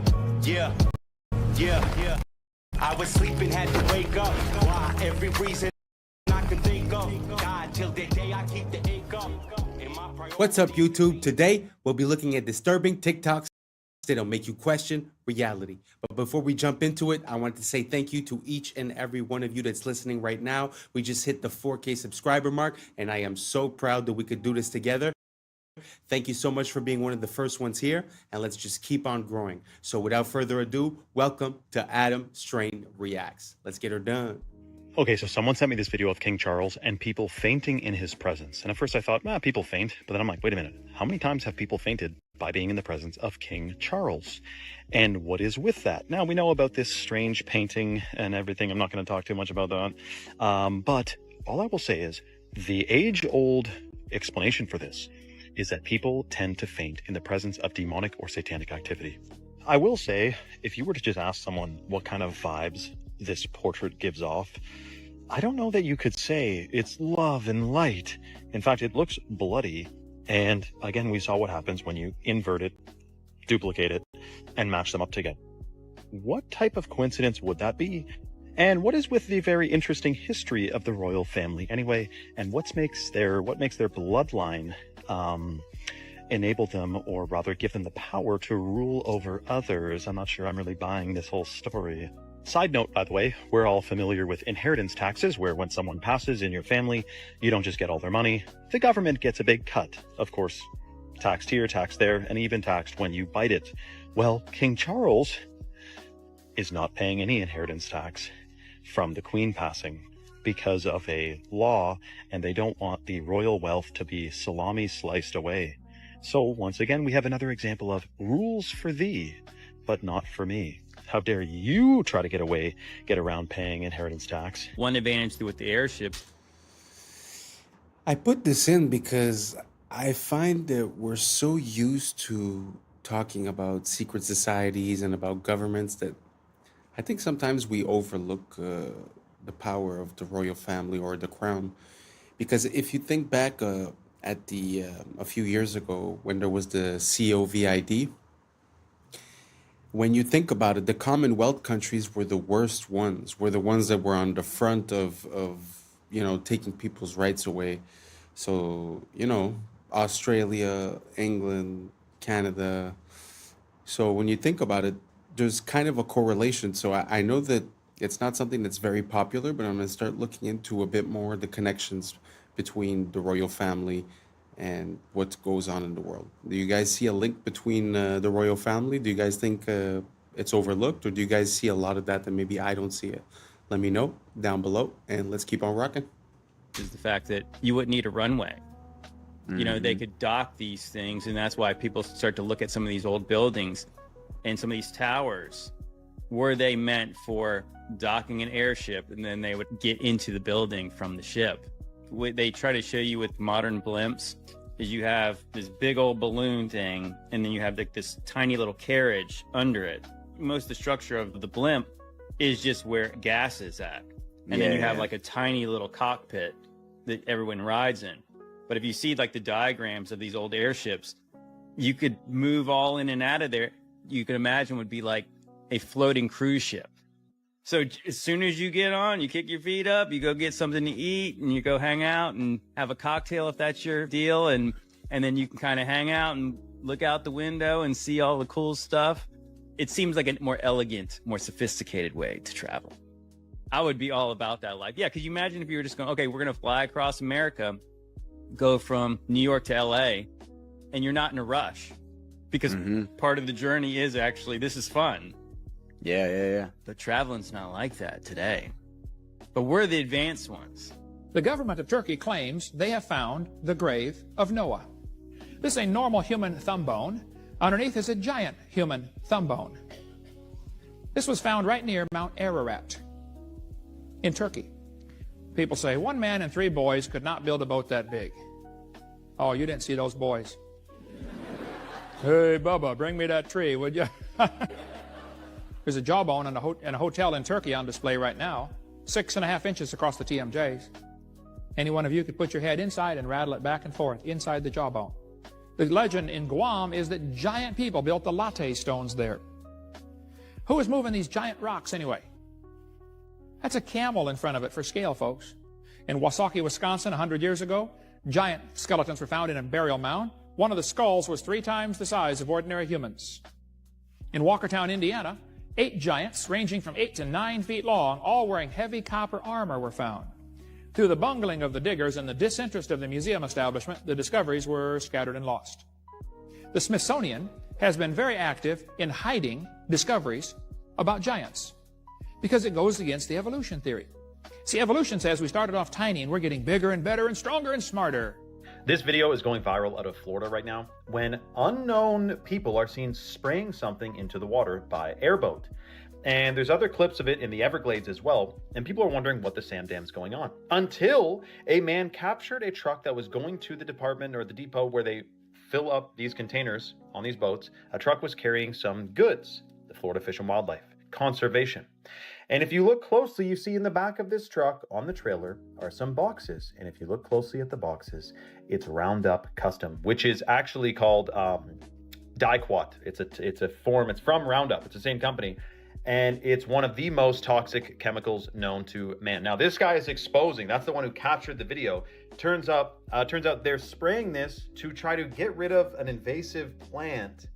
But the problem is that it also literally destroys almost every other creature in the water, right? So we have fish floating up, we have turtles floating up upside down, rotting. It's totally destructive, but of course it's for your safety, it's for conservation. We're not trying to intentionally poison the food, air, and water supply to destroy the natural world, to rebel against the natural world and against who created this world. No, it's for your safety, you fool. Absolutely insane. You have to do a deep dive onto this stuff. It's called Daiquat, and they're spraying it all over the place. Again, because they want you safe. And if you think otherwise, you might be a conspiracy tinfoil hat nutter. Roundup, the same company who made, well, no big deal, a couple different chemical agents during world wars. Let's just say that. Spread the word. We got to wake people up to this. Otherwise, it's a very unfortunate future where our whole situation is, well, polluted significantly, put it that way.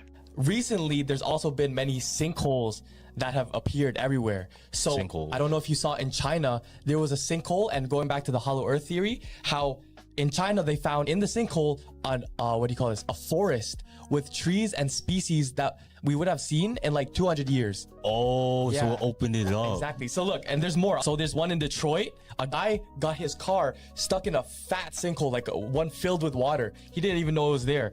Lower Nazareth, there was one in a farm field, right?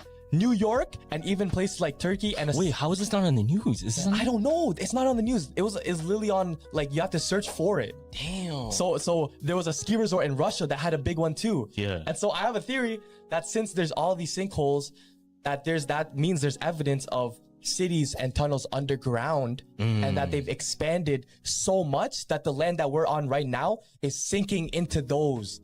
Oh, and you know why it connects to the aliens? Because those tunnels are for the upcoming alien attack. Like, people have been planning this to exit out. But it's been exposing itself. Like, the world has been exposing itself because they're expanding it way So too like big. the hollow earth theory, how the advanced civilization is under us? Yeah. Have you ever thought about why structures in Europe, Asia, and even America share the same distinctive features? Not forgetting that they also seem to be constructed with methods far too advanced for their supposed time periods. It raises the question, is our historical timeline accurate, or has it been completely fabricated to hide something, or were they all built by the same architect? This is where it gets crazy. There was a colossal empire named Tartaria that was a highly advanced civilization with technology and knowledge far beyond even our current time. They have even been credited with the construction of the Great Wall of China. But it gets even more unsettling. What if the dates on these buildings are wrong? Imagine if that number 1 wasn't a 1 at all. Our history could be off by 1,000 years. The current timeline is a lie. In the late 1800s and early 1900s, they held events called World's Fairs to use as cover-ups to demolish our advanced past. Many recount that these structures were wiped out days after the events. This was evidence of a global civilization, a civilization whose roots could be traced all the way back to ancient Egypt. And this was really cool. So check this. This is a I'm not too sure about calling it Tartaria, and I'm not pronouncing myself on what was, especially when I don't know what is right now. But what do you guys think about the fact that in different places around the world, we really do find similar structures, whether it be the megalithic structures or whether it be like what we would call Greco-Roman, which we find some in Japan, we find some all over the place. Do you guys think that it would be possible that at one point there was like a harmony, or that there was a moment where everything was shared, or that the capabilities were more than what we believed, or that, I don't know, like a lost moment in time? Do you guys think that's possible?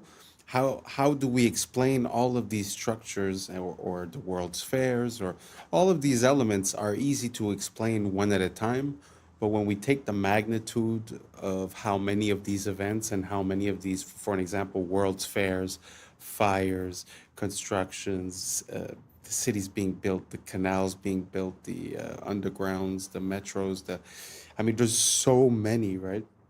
So is it possible that at one moment, either we lost our memory, we lost contact, or that there was a moment where everyone was together and that we were building the same type of way everywhere? Let me know down below. I'm just curious.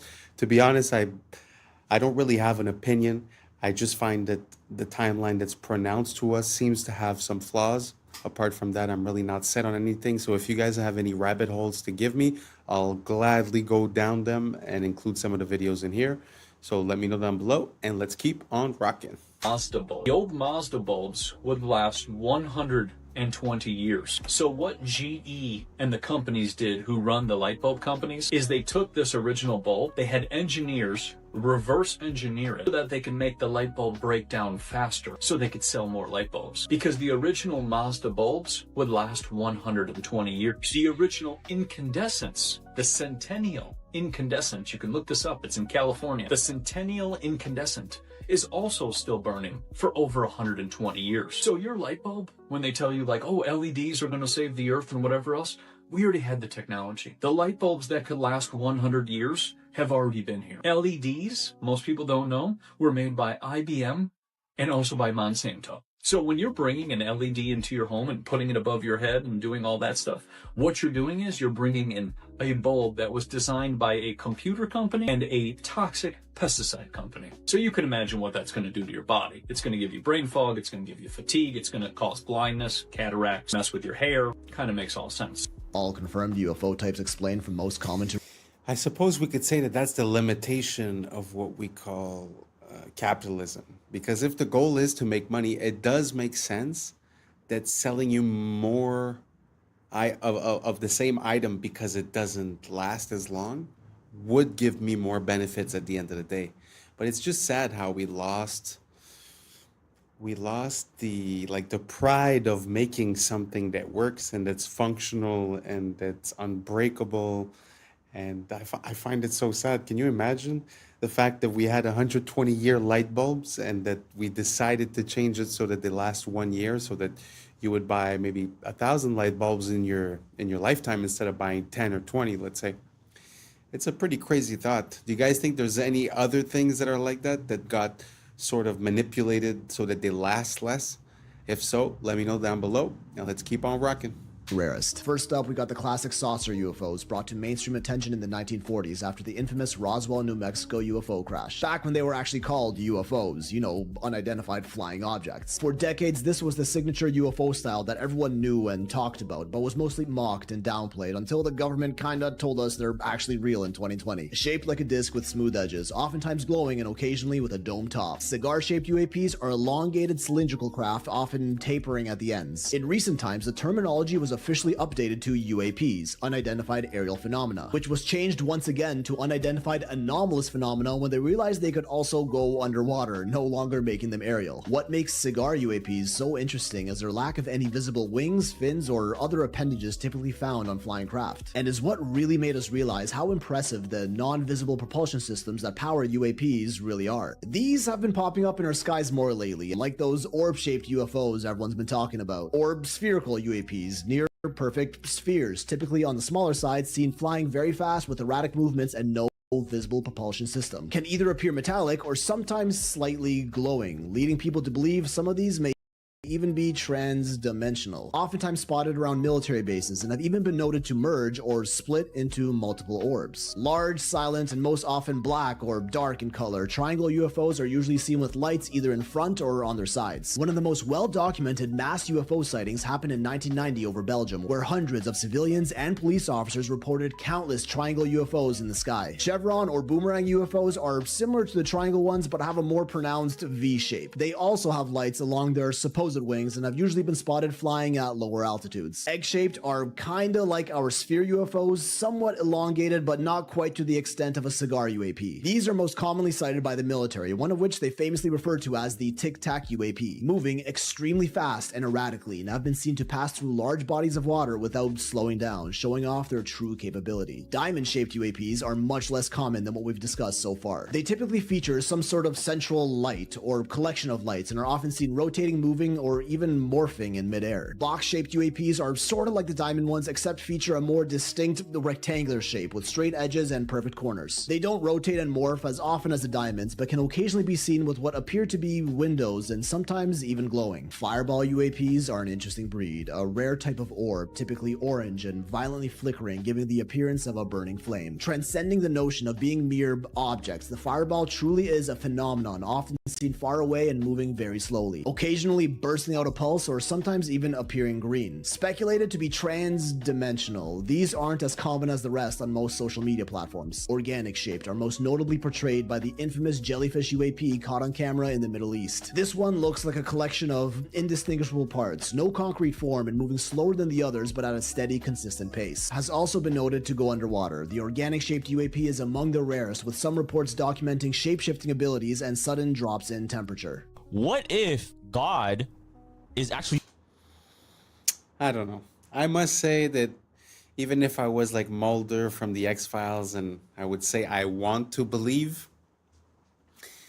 I have a hard time taking any of that seriously, because how would it be that these beings from another dimension or whatever would be so close to us all the time, but we would just never see them and never come to contact with them? I'm not convinced. I'm really not convinced. So if anyone has any smoking gun proof, please send it to me. Please tag me. Let me know. I'd be very curious to see. But to be honest, until now, everything that's UAP, UFO, I'm having a hard time to go with it. I believe way more in the project with the beams that are blue, that would be used to exert control, you know. But I don't know. You guys let me know down below if you've seen some footage that's convinced you guys, or if you've seen something personally. And yeah, maybe I'll take a look into it and see if I could get convinced. Let's keep on rocking. Water. What do you mean? So, you know how we say God is everything, right? Mm-hmm. Now, if you, in a sense, like everything around us is what? There's water. There's water in the air that we can't see. Yeah. There's water inside you. There's water inside me. Yeah. There's water in every single thing that lives, right? Yeah. Now, when there's a lack of water, if you look at a desert, if you look at a wasteland, right? Yeah. What is there? Usually death. Oh. Death because lack of water. Yeah. And it's very hot. Like, hell. Damn. And now, check this out. In the Bible, Yeah. when Jesus said he was tempted by the devil, where was he? In the desert? In the desert. And he was looking for water. That's just like a religious theory, but take it Yeah. for what it is. That I just heard that on TikTok. Yeah, so is Dubai where men sell their soul? Nah. No. Because what is around Dubai? Just bare desert. What do desert. the OnlyFans girls do there? They literally sell this. They eat poop, fam. Bro, that's the most selling your soul for some Bugatti. If I would never eat poop in my life, dog.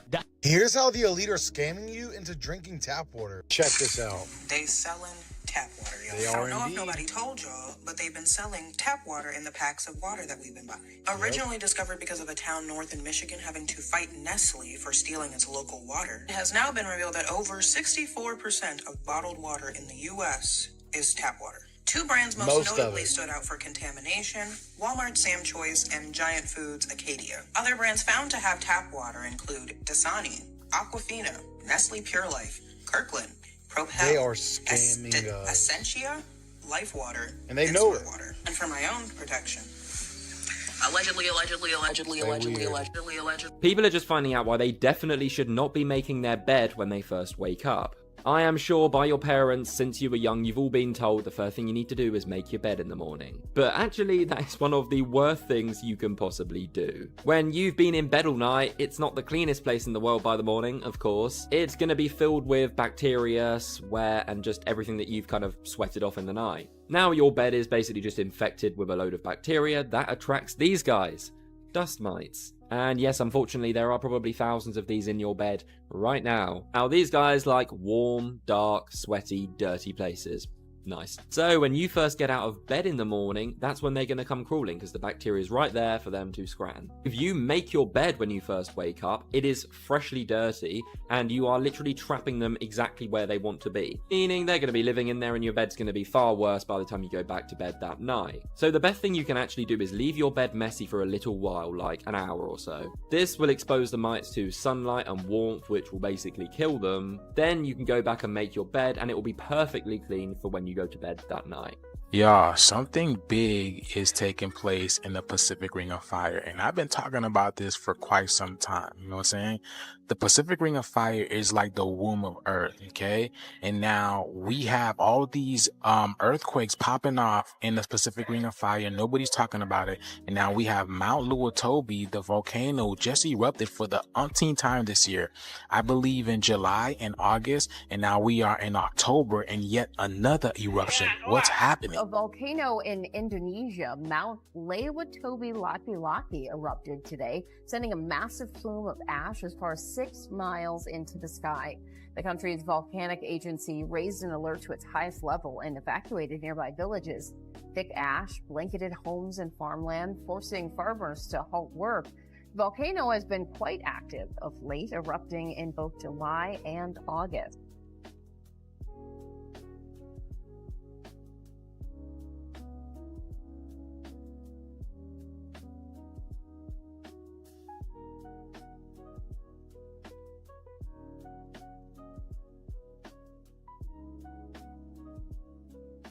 Okay, this video is going viral right now on Twitter because people can't believe the words coming out of this guy's freaking mouth. This is the godfather of AI, getting a Nobel Peace Prize, but issuing a shocking warning about AI. Some of this doesn't even make sense. Listen to this.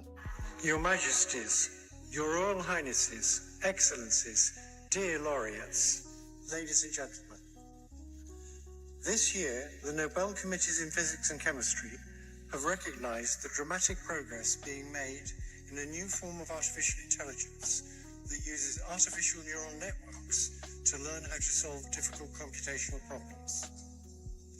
This new form of AI excels at modeling human intuition rather than human reasoning, and it will enable us to create highly intelligent and knowledgeable assistants who will increase productivity in almost all industries.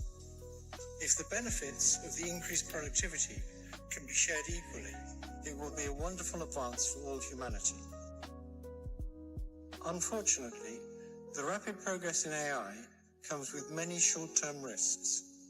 It has already created divisive echo chambers by offering people content that makes them indignant. It is already being used by authoritarian governments for massive surveillance and by cybercriminals for phishing attacks. In the near future, AI may be used to create terrible new viruses and horrendous lethal weapons that decide by themselves who to kill or maim. All of these short-term risks require urgent and forceful attention from governments and international organizations. Okay, so we have the same situation with Elon Musk. He talks about how AI is the greatest threat to humanity, and he continues to pioneer AI technology, human implantable brain microchips, and all this. So we got this guy talking to a bunch of seniors about AI, like they really maybe know what's going on. I doubt it.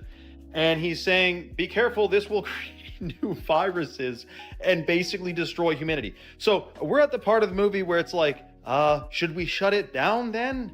Dude, this AI thing is 100% part of the plan to eventually enslave humanity through digital control. The bars of this prison are invisible. They're intended to be invisible because then there's less pushback. You think you're free, we think we're free, but we're in a prison without bars, and it's a very shocking situation, and they're about to ramp up the security with AI, digital ID, and this currencies, digital currencies. But I can tell you this, I have full faith we will win. This is a plot against humanity. Humanity will absolutely prevail. I have 100% faith. I'm not even being positive, like, ooh, I hope we win.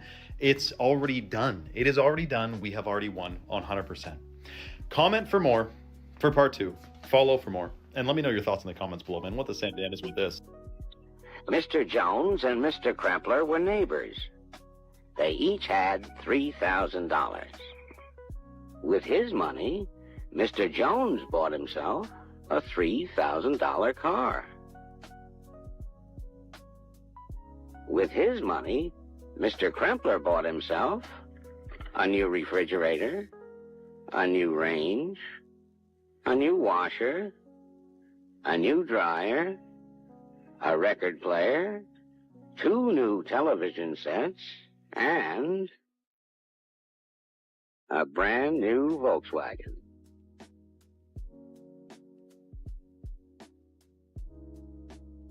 Now Mr. Jones is faced with that age-old problem, keeping up with the Kremplers. Have you been down the lead paint rabbit hole? Isn't that crazy to imagine how much you could do with a few $1,000s back in the days? I know they were paid less, I understand, but I still feel like it's not proportional, you know? And when you compare a house that was like maybe $10,000 less than 100 years ago, and that now we're talking about $650,000, I don't think it's proportional. I think they had it better off back in the days when it comes to the comparison between the buying power and the capability of having like a house and a car and this and that. Because even when you think about it, all the sitcoms from the 90s, well, not all of them, but most of them, or like The Simpsons and stuff like that, the father and the mother, most often not, didn't have that high paying jobs. Often the mother would stay at home and the husband was doing a trivial job, but somehow, you know, he was I don't know, worked at a factory or worked as a mailman or some stuff like that. And somehow would still have a house, you know, a family, have a car. I feel like nowadays it's just not like that anymore. It's not like you could work at McDonald's and have a family and everything's fine and you're gonna have a house. No, you're gonna be paying for rent. You know, it's gonna be way different. Do you guys think times have changed, that the value of money has changed and our buying power has changed as well? Or do you guys think that it's more or less the same? It's just proportional? Let me know down below and let's keep on rocking. I think we're close to the end on this one. Because it may have been banned for a completely different reason than many think. Did they really ban lead paint because it was toxic? Or because it blocked their signals? Think about it. For decades, every home was coated in lead paint. Thick, durable, insulating. Then suddenly, governments worldwide decided it was dangerous. But here's what they don't tell you. Lead is a natural shield against radiation and electromagnetic frequencies. In other words, radio waves can't penetrate it. Before the ban, your walls literally acted like armor.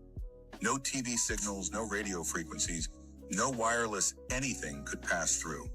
And then, right as wireless communication exploded, radio, television, early radar, the health panic began. Convenient timing, right? They told us it was about safety, but the studies linking lead paint to poisoning? Most came from industrial smelting, not house paint. The numbers never added up. But what did add up was control. Because once the lead came off the walls, the signals went in. Every home became a receiver. Every person became a node in a connected network. Was lead paint banned to protect you or to make sure they could finally reach inside your home? Okay, so the crazy part about this, by the way, is we had Xfinity, a Wi-Fi company, has a new feature called Wi-Fi Motion. And they can use, if your Wi-Fi is on in your home, you can use it as a motion detecting device to know if someone's in your home when they're not supposed to be, or just detect motion in general. And we know that we're using the one side of the internet or of a Wi-Fi signal, but there's another side to it. There's another door, you could say. We're using the front door. There's a back door to it. And I'm talking the same way with frequencies from cell towers as well. We're talking about a sophisticated surveillance system that is wireless, that can see everything that's going on. Now, what would happen, do you think, if they were spraying on us in the sky nano sensors that interacted with the frequencies? Picture a hologram, a desk, you got a big desk and it's a hologram of a real-time battle. Think of Star Wars when they're watching the battlefield on a hologram, seeing it in real time. Let's just say that was based on something that you can do if you have a bajillion sensors and frequencies blanketing the area. It's surveillance, dude. You know what? It kind of makes sense, you know, with all the signals that we're sending from the Wi-Fi to the sonar, the AM, the FM, all the military frequencies, the CB, the radios. I think we're oversaturated. So, you know what? Like sometimes I think to myself, like, man, I wish it wasn't wireless. I wish everything I had did have a wire in one way, you know? And I wish I did paint my house with something like lead paint so that I would protect myself. Because at one point, if everyone's signal is passing through you, especially if you live like in a condo or an apartment complex, I mean, you open up your Wi-Fi and you see that your phone is being hit by 40, 50 different signals at the same time. And that's just what you know about. So I don't know. Makes me think of like a microwave or something. Do you guys think the same thing? Do you guys think that maybe we should go back towards wired instead of wireless and try to cut out the frequencies as much as we can? Let me know down below if that's been something that's been part of your awakening. And this is the end of it. Thank you so much for being here. And that's a wrap for today, familia. Whether you're tuning in with the sunrise or you're posted up after midnight, I appreciate your time, your energy, your curiosity. And don't forget, this isn't about truth or fiction. This is about perspective. If this sparked a thought, a laugh, a deeper question, then we did our job. Drop your thoughts in the comments. Keep the convo alive. Like, subscribe, and don't forget to hit that bell if you're riding a wave, because we're just getting started. Until next time, stay grounded, stay weird, stay critical. I'm Adam Strain, and this has been Adam Strain Reacts. Peace. Now's the time for us to link up. Really think we on the brink up. Making a change, we're living this change. Living this change. Making a change. I'm living this change. Yeah. Things rendered in real life. This is it. You can walk as far as you want. You can go anywhere you want. This is Google. Yeah, and these things don't exist. This is just AI artificially creating a 3D world, but it gets better, boys. Yeah. I was sleeping, had to wake up. Why? Every reason I can think. What's up, YouTube? Today, we'll be looking at disturbing TikToks that'll make you question reality. So without further ado, welcome to Adam Strain Reacts. Let's get her done. This is how perfumes can actually kill you. It disrupts the gut microbiome, it disrupts the lungs, affecting your immune system. When you're spraying perfume on a leaf, it dies. I can't even walk into a store anymore. You walk to the perfume aisle and they're spraying in front of you. It's almost like an obstacle course. All of this is so toxic and poisonous for you. They're all endocrine disruptors. Men, your testosterone's getting lower. Find some natural things. Use herbs, spices. What if we're already at double simulation? This week, Google Gemini 3 shows us Inception. Nothing beats a Jet2 holiday. And right now, you can save £50 per person. That's £200 off for a family of 4. So this person was just watching somebody else watching a Jet2 holiday. But it gets better, boys. It gets better. And so this is a rendering. And this is all just by a text prompt. But they're just out there walking in real life now. And this is all rendered live. You know, the simulation theory, how everything's rendered in real life. This is it. You can walk as far as you want. You can go anywhere you want. This is Google. Yeah, and these things don't exist. This is just AI artificially creating a 3D world, but it gets better, boys. Genie 3 has real-time interactivity, meaning that the environment reacts to your movements and actions. You're not walking through a pre-built simulation. Everything you see here is being generated live as you explore it. And Genie 3 enables promptable events, so you can add new events into your world on the fly. Something like another person, or transportation. Live. Oh, you just type it in and it shows up. Or even something totally unexpected. You can generate worlds with distinct geographies, historical settings, fictional environments, and even other characters. Worlds can help with embodied research, training robotic agents before working in the real world. We're excited to see how Genie 3's world simulation. Wow. I mean, in my mind, that's a game changer intensely. Because imagine if what you render, you could interact with it and that it auto-generates. That means you could sort of live in, you know, like your GTA type of map, right? So you live within that map, because I always had a hard time to understand how they would get everyone into the metaverse.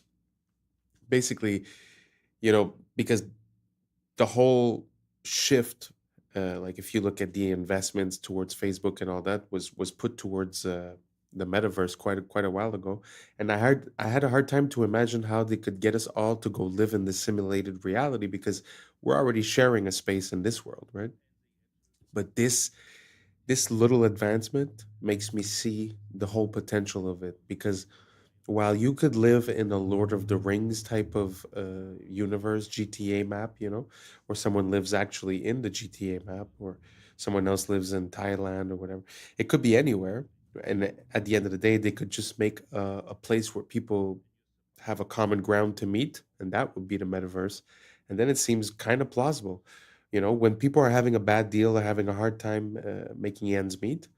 So why not live in the digital world? I don't know if you guys seen the movie Ready Player One. I think that's sort of like a prototype of the idea that's going to be rendered. And we all see that, you know, in the past couple of years, it's like our money's worth less. It just feels like All the faith in the systems has eroded. The media no longer medias. The food no longer foods. The math ain't mathin'. I don't know if you guys get it, but I mean, it just seems like everything not only doesn't serve its purpose, but actually serves its opposite purpose. So, anyways, all that to say that this invention is pretty breathtaking. The fact that you create an environment that auto generates afterwards means you could spend the whole day inside of one prompt and then just adding in elements and stuff. Crazy potential. If you guys see any other ideas, any potential like that, or any other groundbreaking advancements in the AI space, let me know down below. I'm always down to check it out. Let's keep on rocking.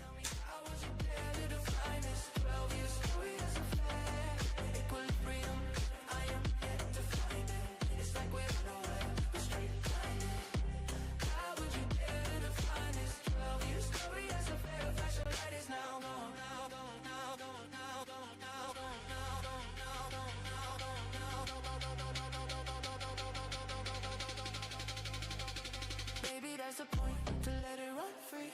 Feels like we're joined at the hip with one being. Maybe that's the point, to let it run free. Feels like we're joined at the hip with one being.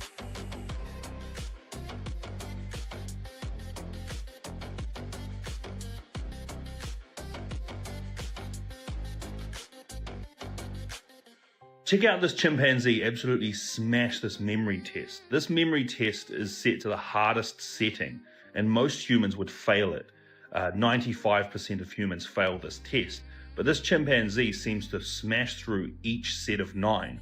What it does is it shows up 9 numbers, 1 through to 9 most of the time, or sometimes doubles up numbers, and you're supposed to go through an order of lowest to highest, and this chimpanzee is absolutely smashing it.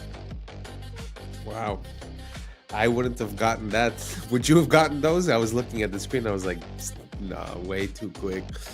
Isn't that crazy though? How we underestimate, animals and their intelligence. I mean, it might not be the same type of intelligence, but I've heard similar things when it comes to dolphins, whales, elephants, bigger animals. They have these capabilities that are very, very impressive. If you guys have any other example, let me know down below. Let's keep on rocking.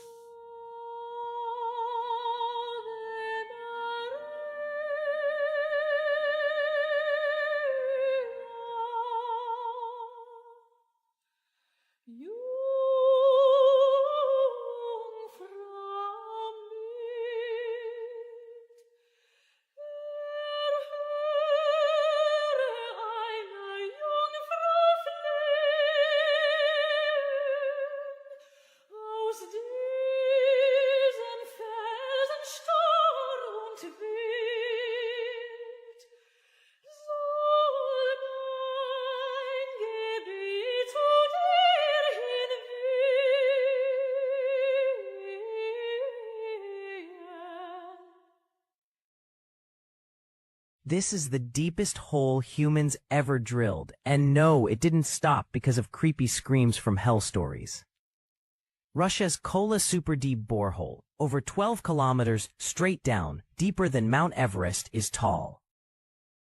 Deep below, rock shattered like glass, seawater leaked out, and fossils showed up kilometers deeper than expected.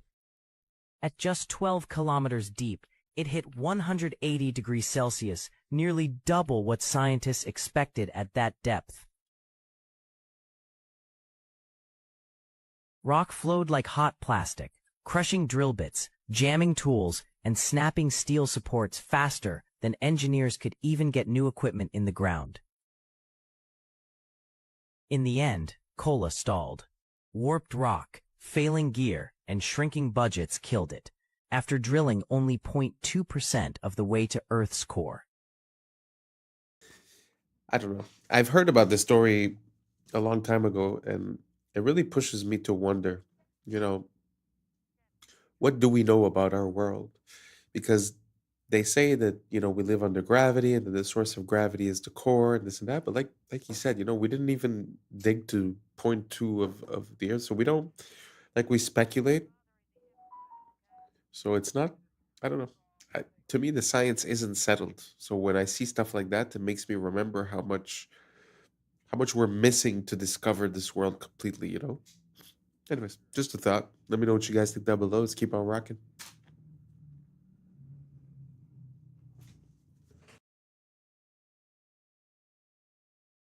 Jet, picture up, 10-4.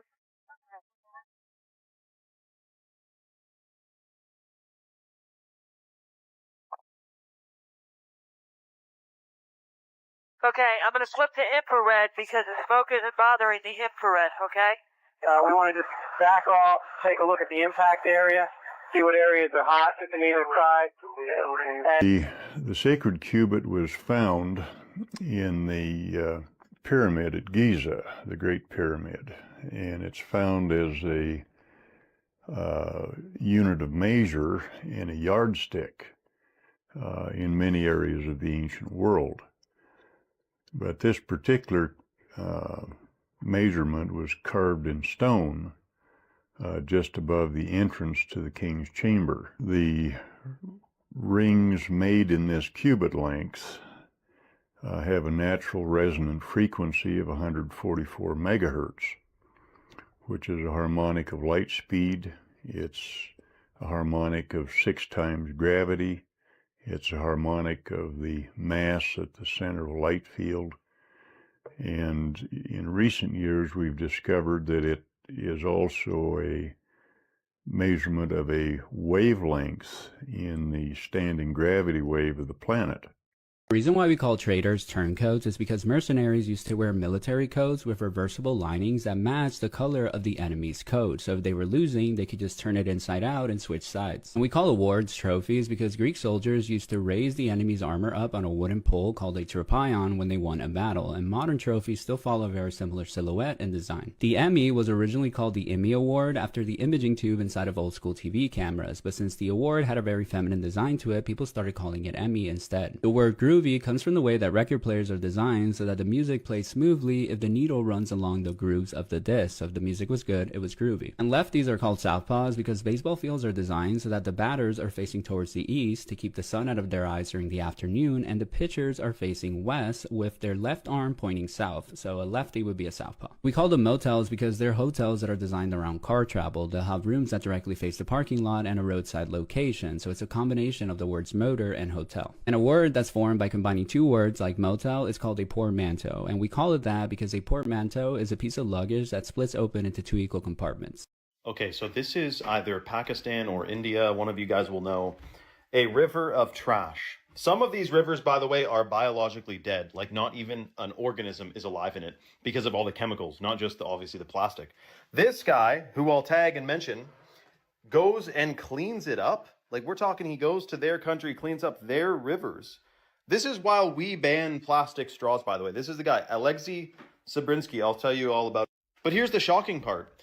We talk all about philanthropy. You have the Rockefeller Foundation partnering with Mr. Beast. You have the owner of Microsoft. Philanthropists. Woo!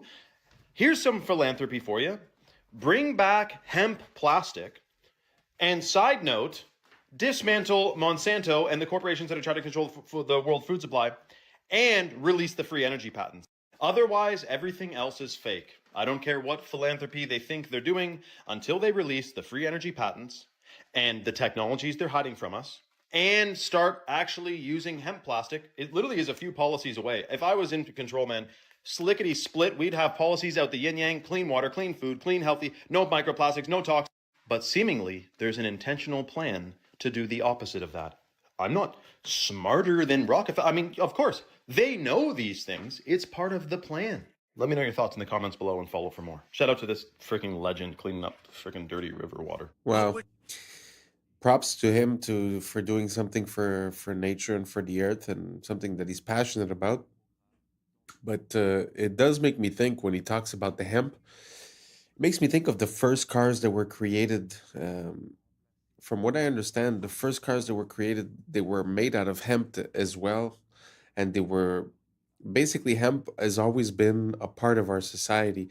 From what I gather, even ancient seafaring civilizations, the reason why they were able to do that is because they have the rope to hold the sails and all that stuff. And supposedly those ropes were made out of hemp. So from what I understand also, hemp is per time, it's the fastest growing, one of the fastest growing things that you can make. The seeds are good for food. Like he said, you can make plastic, you can make oils, you can make all kinds of stuff based on something more natural. So yeah, Very interesting that he was talking about that. I haven't heard anyone talk about hemp in quite a while. Used to be a big thing back in the days, but now don't really hear much about it. You guys know about hemp? You guys know about the potential of hemp? Did you know that the first car was made out of hemp? Could also run on other things than gasoline? Let me know down below, and let's keep on rocking. Charlie Kirk say to us today? I'm fine because my soul is secure in Christ. La voix d'un homme remplacé par un programme dans une église. On se croirait dans un film dystopique. A computer can take what really mattered to a man. Le plan est sous nos yeux, remplacer l'humain par la machine. C'est ça le vrai turning point. Kirk est exfiltré et on le remplace par une IA. It's a promotion. Même discours chez Melania. It is our duty to treat AI as we would our own children. Et Trump s'est réuni avec les 33 acteurs clés de la Silicon Valley AI is going to change everything. pour avancer l'agenda transhumaniste. Build out data centers and infrastructure to... Le 33, c'est la signature des rituels de transformation, c'est pour ça qu'il revient tout le temps. Et l'épisode 330 de South Park fait référence à Kirk, avant le tir. What is a woman? What is a woman? L'émotion divise et on pousse des lois contre la haine. With hate speech, we will target you. Woke contre MAGA, clivage Est-Ouest. L'issue, c'est toujours plus de surveillance. Il polarise la masse dans tous les contextes. Russie-Ukraine, Gaza-Hamas, Epstein, Clinton, Covid. Tout ce qui est mainstream est encodé. Ils avancent ensemble, comme Candace Owens l'affirme. I'm one of the Masons of Turning Point USA. Donc posez-vous cette question. Si les gouvernements étaient vraiment en conflit, pourquoi ils convergeraient tous vers le même futur? $7,000 per post. I know I've seen that happen a lot with you, Emily, and you're also at that meeting with influencers. So what's the reality of the situation? I'll speak on behalf of myself, and honestly, on behalf of... They target influencers who agree with the cause and then recruit us for meetings like what you saw with Vivi for messaging. With that being said, I can safely say any influencer. With all due respect, I don't think it's completely accurate to say that influencers aren't getting paid, because let me tell you, they offer that money to me, and I sent you that exact email, and let me pull it up. The Consulate General, okay, wrote me an email offering to pay me to go. They would pay all my expenses and also pay me, and then I had, they offered to give me a spot for my guest. I shot that down. I declined because it didn't sit right with me. This is about a year ago, okay? If tomorrow I got bankrolled, I'm already, why can't I get paid for that? If they registered as a, paying me for service, I work there. You should be registering on that's fine. I don't know what saddens me more. The fact that you don't see any beautiful passenger trains like this, especially in America, or the fact that such amazing and beautiful pieces of old world machinery, like these trains, were allowed to sit out in the middle of a field and rot away. But just look at the railways of the old world in their prime and how beautiful they looked. Now compare a few of these to what we get on Amtrak today. I can certainly see why the federal government continues to pump millions of dollars into them. But they had everything from rocket trains to Zeppelin trains, like you saw in my previous video. And they even had Zeppelin trains on elevated rail. A truly beautiful golden age of travel. And sad how, in America especially, we've invested so little into proper passenger train service. The controllers would rather tear down all of our beautiful architecture to put up highways and freeways and ugly parking structures in downtowns, making sure we all are slaves to our oil-dependent vehicles. Amazing the innovation that came from that time. Question everything, friends. Until next time. Well, I don't know if any of those pictures were AI, but how impressive was that? It's hard to believe that there was that many iterations of the train when, I mean, the train didn't last that long, no? Because it was not too long before the cars, and once the cars came in, it sort of took over. So I don't know, maybe I'm mistaken, but in my mind, it's only 100 years or so, or maybe 200 years where it was the big thing. So it's kind of surprising that there was that many different versions and types And I had never heard of a rocket train, a Zeppelin train. Super interesting. I'm going to look for more information on that. Let me know what you guys think down below, and let's keep on rocking. Okay, remember how it's illegal to keep crows as pets? Well, this Russian man, maybe in Russia they do things different. Check out what this guy has going with this freaking crow. Ходим, собираем грибы. Нашли уже чуть-чуть. Mushrooms. Вот Гоша сейчас опять в поиске. Видите, головой вертит туда-сюда и смотрит.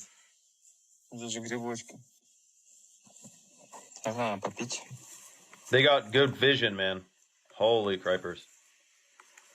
Beautiful creature, man. And you know, it looks black, but they actually are blue feathered. If you get the right lighting on them, they're actually blue. Как будто бы начал метаться из стороны в сторону. Может быть, что-то и заметил. Сейчас ближе подойдем. Может взять гриб. Но я его пока не вижу. Может быть, он заметил. Oh. Так. А, вон. Where's the mushroom? How'd he spot that? Дашь? Дай. Дай грибок. Ой, ты дал! Молодец! Good boy, man. Я думал, ты сам съешь. Ну ладно. На, ножку забрать. Oh, he's eating it. Умничка. Все, иди прячь. Wow. So the trick is, if you have a bill, you can put money in your hand and have seeds in your hand. And you teach a bunch of crows to bite the money first, and then you open your hand and give them seeds. You're training them to bring you money. You can do this, but you're not supposed to keep them as pets. But it's not like dolphins, where you're literally not even allowed to interact with them outside of an approved, like SeaWorld. At least crows, you can, befriend them, but you cannot keep them as pets. Which is shocking, because you could literally keep a bunch of weird stuff as a pet, but not a crow. Why?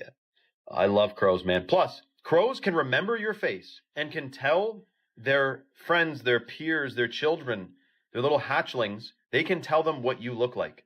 They can transfer knowledge and information, I don't know, through their brainwaves, or I'm sure it's not from cawing, like caw-caw, like that doesn't really tell you anything. It's got to be psychic. So I'll be the first to say it. Crows are psychic. They're high vibrational beings. They're very smart. Do not mess with a crow. Be nice to them. They'll remember you forever. And they might bring you a friggin' diamond ring they find on the ground or something. I mean, there's stories you wouldn't even believe. So, love animals, love creatures, and absolutely incredible video out of, what is this? Vladivostok, Russia. Come on. Comment for more animal information and follow for part 2, or comment or follow vice versa. Come on. Town of Sparta, just outside Athens, you'll find Dimitrios Gatsi. He specializes in reviving ancient armor from Greek history.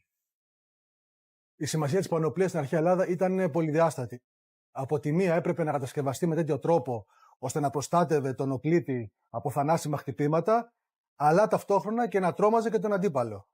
Έτσι ώστε να απέφευγε, αν ήταν δυνατόν, ακόμα και την σύγκρουση. Είχαμε έναν νικητή χωρίς να δοθεί καν μάχη. Είχα την ευκαιρία να επισκεφθώ πολλά μουσεία της Δυτικής Ευρώπης και να δω με τα ίδια μου τα μάτια πόσο έχουν αφοσιωθεί και πόσο έχουν προβάλει τις πανοπλίες της Δυτικής Ευρώπης. Μέσα μου γεννήθηκε το ερώτημα, γιατί εγώ στην Ελλάδα σε κανένα μουσείο δεν έχω δει μία μεσαιωνική ελληνική πανοπλία. Αυτό το ερώτημα έγινε αιμονή και όλη μου η ζωή αφοσιώθηκε στην απάντηση αυτού του ερωτήματος. Η αρματοπία είναι μια τέχνη πάρα πολύ ενδιαφέρουσα, καταρχάς γιατί δεν υπάρχει δάσκαλος, δεν υπάρχει προηγούμενο. Πρέπει να τα ανακαλύψεις όλα μόνος σου και αυτό είναι πάρα πολύ συναρπαστικό. Ανακαλύπτεις έναν κόσμο, μια τέχνη η οποία είχε εξαλειφθεί από την Ελλάδα για τουλάχιστον 6-7 αιώνες. Έπρεπε να μελετήσω τα γάλματα, μινιατούρες, ζωγραφιές, αγγεία, ό,τι έχει να κάνει με τέχνη, στην οποία έχουν αποδοθεί πανοπλίες.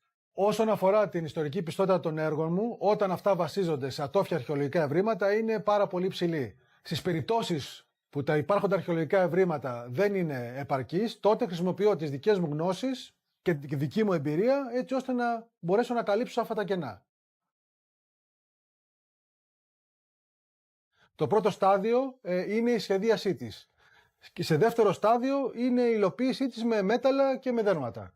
Όταν επιλέγω υλικά, κοιτάω πρωτίστως να είναι όσο πιο πρωτόγωνα γίνεται. Η βασικότερη μέθοδος αρματοποιίας είναι η ενθερμό σφυριλάτηση. Η ενθερμό σφυριλάτηση σημαίνει ότι πυρώνουμε τα μεταλλικά στοιχεία και στη συνέχεια τα σφυριλατούμε έτσι ώστε να πάρουν την επιθυμητή φόρμα.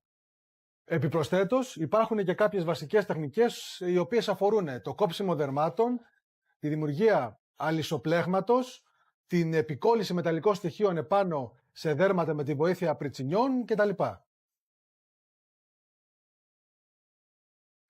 Το τελευταίο στάδιο, από τη στιγμή που έχω κατασκευάσει όλα τα επιμέρους στοιχεία μιας πανοπλίας, είναι η συναρμολόγησή τους. Μία από τις μεγαλύτερες ικανοποιήσεις ενός καλλιτέχνη είναι να βλέπει τις εκφράσεις θαυμασμού στα πρόσωπα των επισκεπτών. Σε κάθε ιστορική περίοδο της ελληνικής ιστορίας υπάρχουν και διαφορετικές πανοπλίες. Κατά τη μικηναϊκή περίοδο οι πανοπλίες είναι τερατόμορφες, είναι τρομακτικές, προκαλούν δέος και τρόμο στον αντίπαλο. Κατά την κλασική, αρχαϊκή και κλασική περίοδο οι πανοπλίες μοιάζουν πάρα πολύ με το ελληνικό άγαλμα. Είναι καλέσθητες, είναι λίες, είναι λαμπερές και είναι όμορφες. Κατά τη βυζαντινή περίοδο οι πανοπλίες έχουν αυτή τη μεγαλοπρέπεια μιας χριστιανικής εκκλησίας. Πολύ συχνά η εικόνα που έχουμε για τους αρχαίους Έλληνες οπλίτες είναι τελείως λάθος, είναι εσφαλμένη.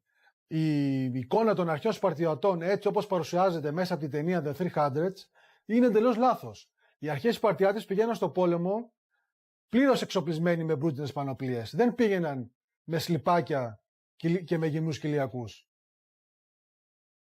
Βρίσκω την ιστορία ενδιαφέρουσα γιατί μας διδάσκει το μέλλον. Μπορούμε να πάρουμε πολλά παραδείγματα του παρελθόν έτσι ώστε να αποφύγουμε προβλήματα του μέλλοντος. Πηγαίναν στο πόλεμο It's not the usual content, but I really like to see people that have these unconventional passions and that are really dedicated to it and listen to his whole process. I find it so amazing, and also his conclusion to everything is very nice. Anyways, we made it to the end. Thanks for rocking with me. And that's a wrap for today, familia. Whether you're tuning in with the sunrise or you're posted up after midnight, I appreciate your time, your energy, your curiosity. And don't forget, this isn't about truth or fiction. This is about perspective. If this sparks a thought, a laugh, a deeper question, then we did our job. So drop your thoughts in the comments, keep the convo alive, like, subscribe, and hit that bell if you're riding a wave because we're just getting started. Until next time, stay grounded, stay weird, stay critical. I'm Adam Strain, and this has been Adam Strain Reacts. Peace! Now it's time for us to link up. Really think we on a break up. Making a change from living this strange. Living this strange. Making a change from living this strange.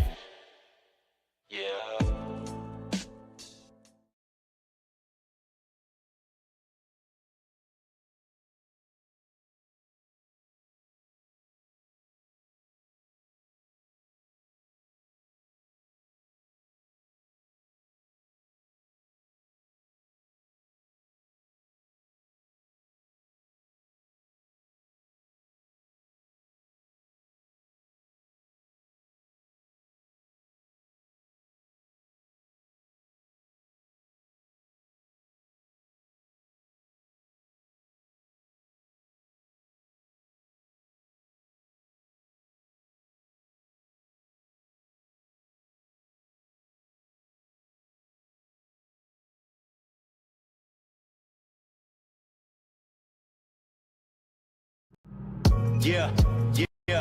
Yeah. I was sleeping, had to wake up. Why? Every reason I could think of. God.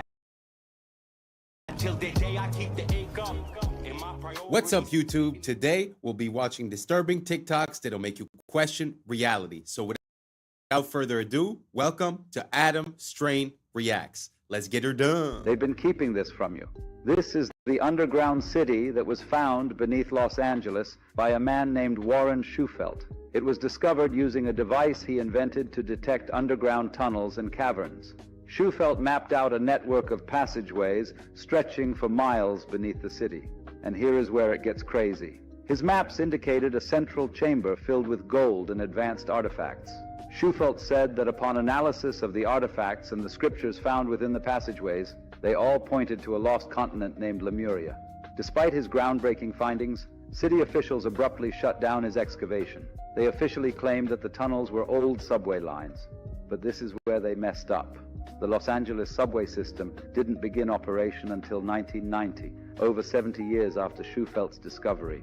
So what subway lines were they referring to? Some speculate that they were referring to an ancient civilization that had access to a subway-like system.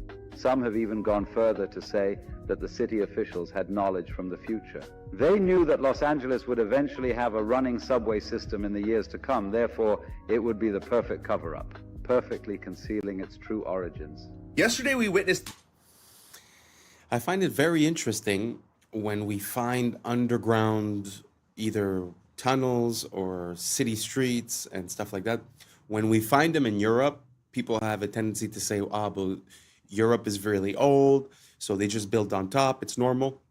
That's why I love to find these type of things in the United States, because the history of the United States is so young that it's kind of hard to explain away like a whole tunnel system under a street. You know, if you compare that to Paris, like the catacombs, you could say, oh, it was in the 1600s, so they had a lot of time, this and that. But when it comes to the United States, like you see, the timelines are a bit off, and it's kind of hard to explain away. So what do you guys think about that railroad? Do you guys think that there was something below Los Angeles before the metro stations? Or do you think that maybe they got their wires crossed and they just made a mistake?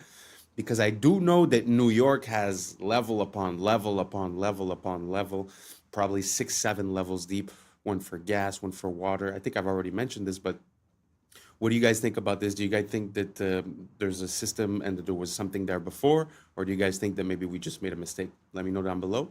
Let's keep on rocking. The heist of the century, where a group of thieves disguised as construction workers using this hoist ladder broke into the Louvre Museum in Paris and got away with hundreds of millions of dollars worth of items. Yeah, this is the same museum that the Mona Lisa is also kept. Now, this is being called a national disaster for all of France. Some of these items that were stolen were worn amongst kings and queens and royalty. One of these items was worn by Napoleon III's wife and contained over 2,000 diamonds. Here are some of the items that were all stolen, and authorities don't even know. They can't even put a price on some of these items because they're so old, they're so antique, they're so unique. And what we know is they got in and out within 7 minutes with chainsaws, cut the windows, got in, cut all the, display boxes, and got out within 7 minutes and left on mopeds, because in France, the traffic is crazy. So they were just able to, maneuver their way out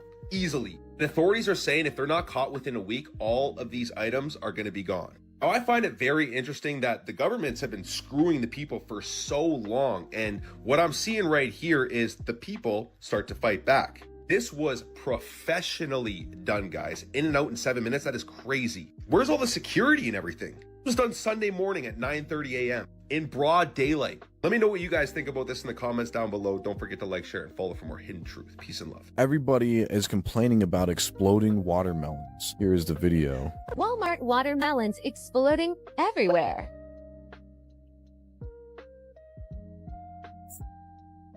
Hi, yeah, so I came downstairs and all of the guts of my watermelon was all over my table, as you can see here. Here it is again. The inside looks crazy. It really looks like it is a man-made watermelon. It doesn't look like...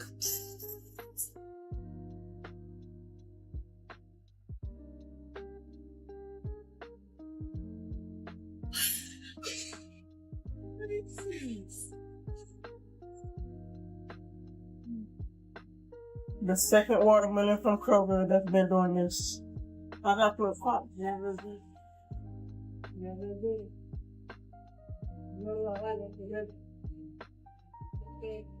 From Kroger.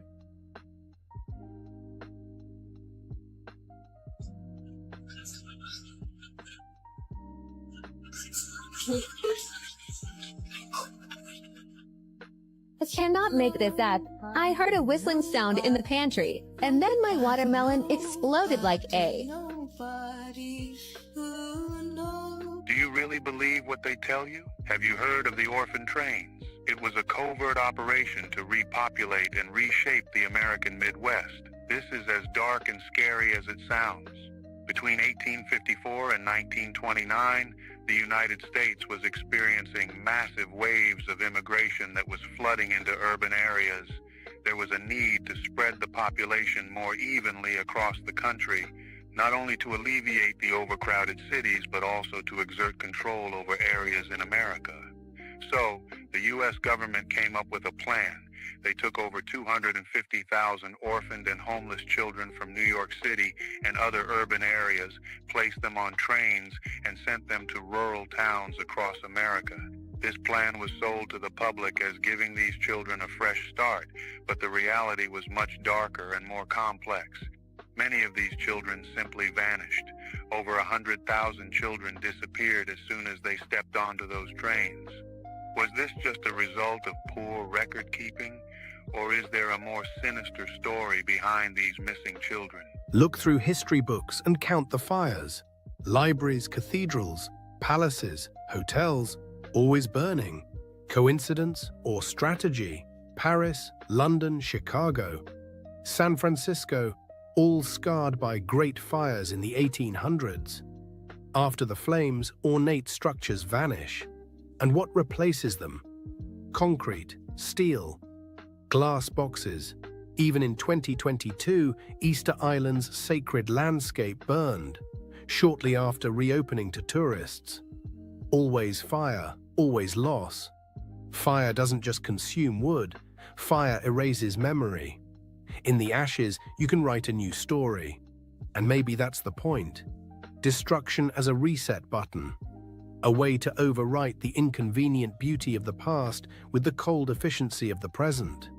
The Grand Canyon is not just an American sightseeing location. There are strange and dark secrets that lie within. Some have even encountered a gateway to a hidden world. In 1909, the Arizona Gazette published an article about an expedition funded by the Smithsonian. This expedition was led by a man named G.E. Kincaid, and he discovered an ancient underground city within the Grand Canyon. But here is where it gets interesting.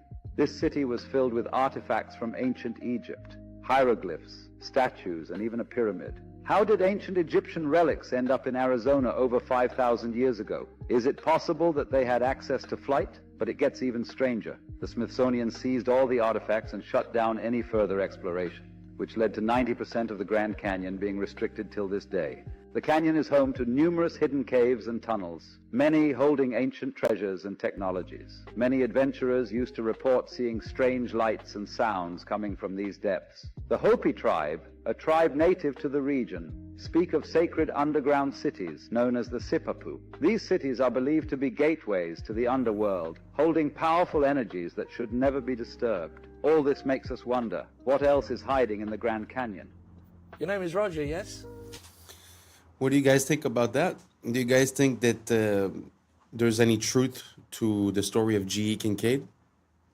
Because it's not the first time that we hear about stories relating to the Smithsonian sort of making discoveries disappear.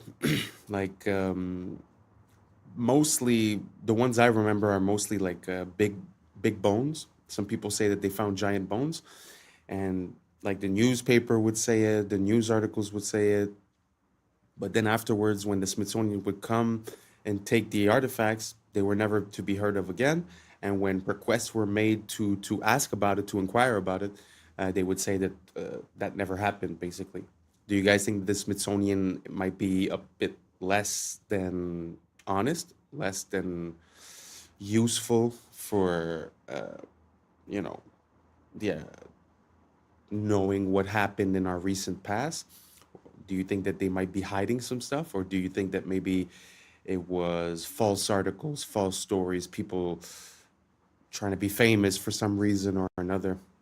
Let me know down below if you have any more information regarding G.E. Kincaid or any similar type of discoveries, because I have seen other things in the United States, such as the discovery of some Jewish artifacts, which theoretically wouldn't make sense, right, with the timeline and the geographic locations. There's also a similar story regarding they found cocaine from South America in the pyramids of Egypt, supposedly. So do you guys think that there's a possibility of this cross-contamination of the new world and the old world having a contact before? Or do you guys think that there's something else to this? Let me know down below, and let's keep on rocking. Roger. Ah, that's your name. Roger. Good. And what do you do, Roger? I'm a financial consultant. Ah, financial consultant, eh? Roger, Yeah, yes. terrific. And Roger, how's business at the moment? Not bad, thank you. Been a bit quiet lately. How do you mean lately? Since the war, been a bit quiet. Fair enough. Okay, Roger, your special subject tonight is the economies of the European community. Your time starts now. Best of luck. Thank you. How much does Greece owe, Roger? $367 billion. Correct. And who do they owe it to? Mostly to the other European economies. Correct. How much does Ireland owe? $865 billion. Correct. And who do they owe it to? Other European economies, mostly. Correct. How much do Spain and Italy owe? $1 trillion each. Correct. Who to? Mainly France, Britain and Germany. Correct. And how are Germany, France and Britain going, Roger? Well, they're struggling a bit, aren't they? Correct. Why? Because they've lent all these vast amounts of money to other European economies that can't possibly pay them back. Correct. So what are they going to do? They're going to have to bail them out. Correct. Where are they getting the money to do that, Roger?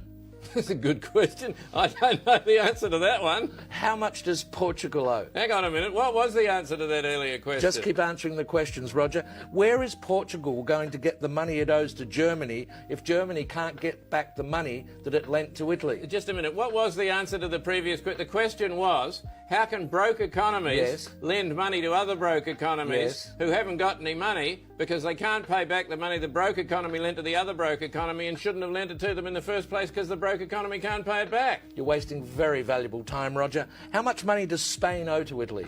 $41 billion, but where are they going to get it?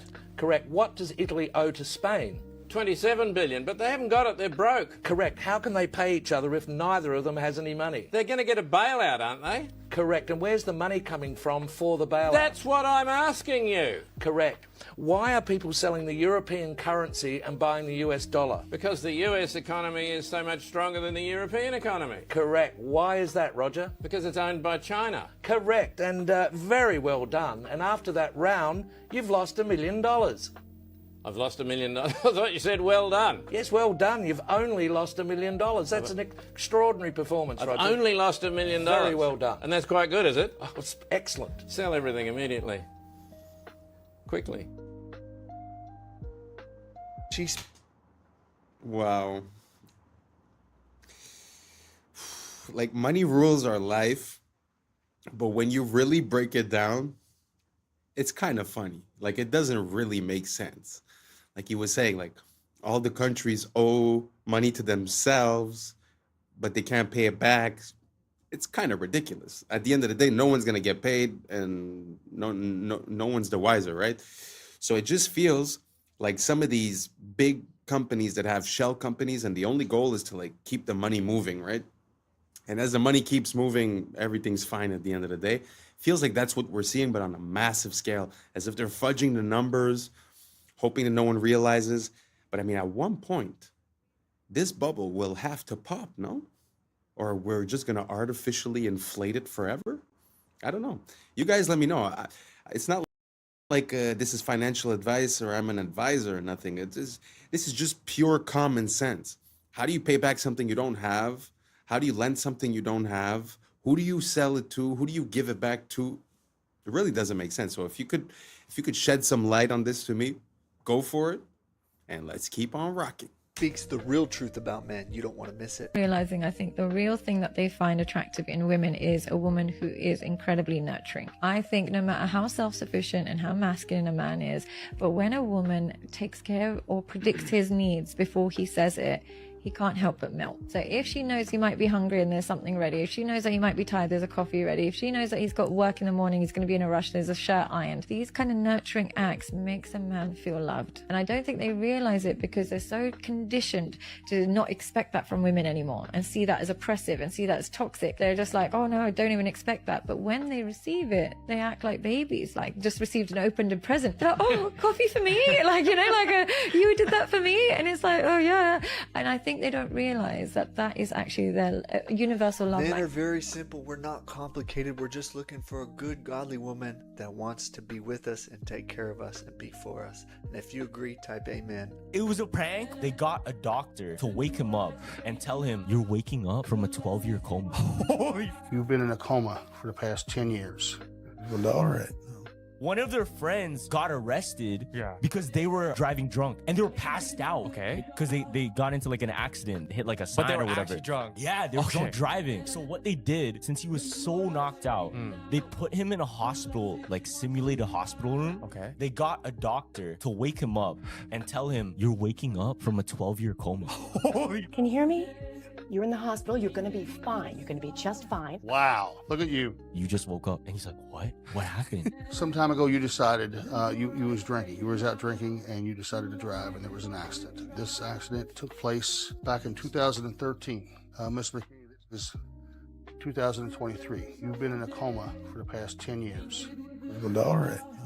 They've been contacted. They're on their way. But you're going to be taken care of. You're going to be all right. Make sure, let me check on my colleague. Make sure he's in here. He's going to help you better make a transition from where you've been to where you need to be. It's all right. Just try to relax. And then another doctor came in and just started slapping him. That's why you don't drink and drive. That's why you don't drink and drive. Close your eyes. You feel this? You feel that? A little bit. Feel that? Feel that? Feel that? All right. You feel that? Yeah. See, yeah. Feel that? You feel that? Yeah. Dude, look. You're 5 feet you out. 5 feet you out. Wait, did y'all forget about that South? I don't know who they got the right to do that from, because theoretically that guy should be going to jail, right? But man, people do need consequences to their actions. Like, this is a weird situation, but I'm sure he's gonna think about it twice before he drinks and drives again. Sorry, I just found that super funny. Let's keep on rocking. Antarctic magnetic anomaly. Well, listen to this, y'all. Check this out. All right, I don't really even know how to put this, but does anyone know anything about this massive energy wave that seems to be emanating from Antarctica? There's a video going around as of yesterday, October 12th, showing this powerful, huge circular pulse of energy, this wave that seems to be stemming from Antarctica, stretching like allegedly 6,000 miles north over Australia. It looks insanely powerful, and it is very odd, and I'm trying to get more information. I mean, some people say it's just a glitch. Some people say it's some sort of pressure system. Others are convinced it's something else entirely. We do know that Antarctica definitely has a very mysterious past. So whatever it is, it's strange. But if anyone knows anything, or you've seen this actual data yourself, can you please tag someone or comment below with... Now, I was combing through these comments, and everybody is feeling the same thing. People are feeling exhaustion, ringing in their ears. They're feeling frequency. People saying to the point that they don't even want to get up and do anything. They don't want to go to work. Hell, they don't even want... People can't even digest food properly. Now, as you guys may know, we are going through an ascension process, and the planet is splitting. There's a 3D shift and a 5D shift. It's all about frequency, all right? And I go into depth of why people are experiencing this. If you guys want to check it out, here's my Instagram, Conscious Juice. Here's the link over here, the link tree, and click on it, and then the Patreon link should pop up. And it's the very first video, okay? I go into detail on why this is happening and why people are experiencing the ringing in the ears and all about this, okay? Go check it out, y'all. But I've been telling y'all, this is all part of the shift, and it's here. They feel it. They see it. Let's continue to get it. Peace in. Breaking news. What do you guys think about that? The frequencies that are emanating? Do you guys think that maybe it's a mistake with the tools that they're using to make their readings? Because I've heard that also the Schumann resonance also is a bit crazy. I mean, is it the solar flares? Is it the technology that we're unveiling here on Earth, like the 5G and all this, and technologies that we don't know about that the military maybe might be using? So what do you guys think? Do you guys think that there's something wrong with the planet? Do you guys think that there's an abundance of frequencies? He said that some people are feeling it. Have you guys felt it? Did you feel ringing in your ears, problems digesting, this and that? Let me know down below, and let's keep on rocking. A man named Noah in Ghana is building an Ark of Doom. It has become a hot topic across the country after claiming that what happened during the biblical days of Noah is about to happen again. According to him, starting December 25, 2025, a heavy rain will fall continuously for 3 years, flooding the entire world. He says God revealed it to him, and he has already begun building an ark to prepare for what's coming.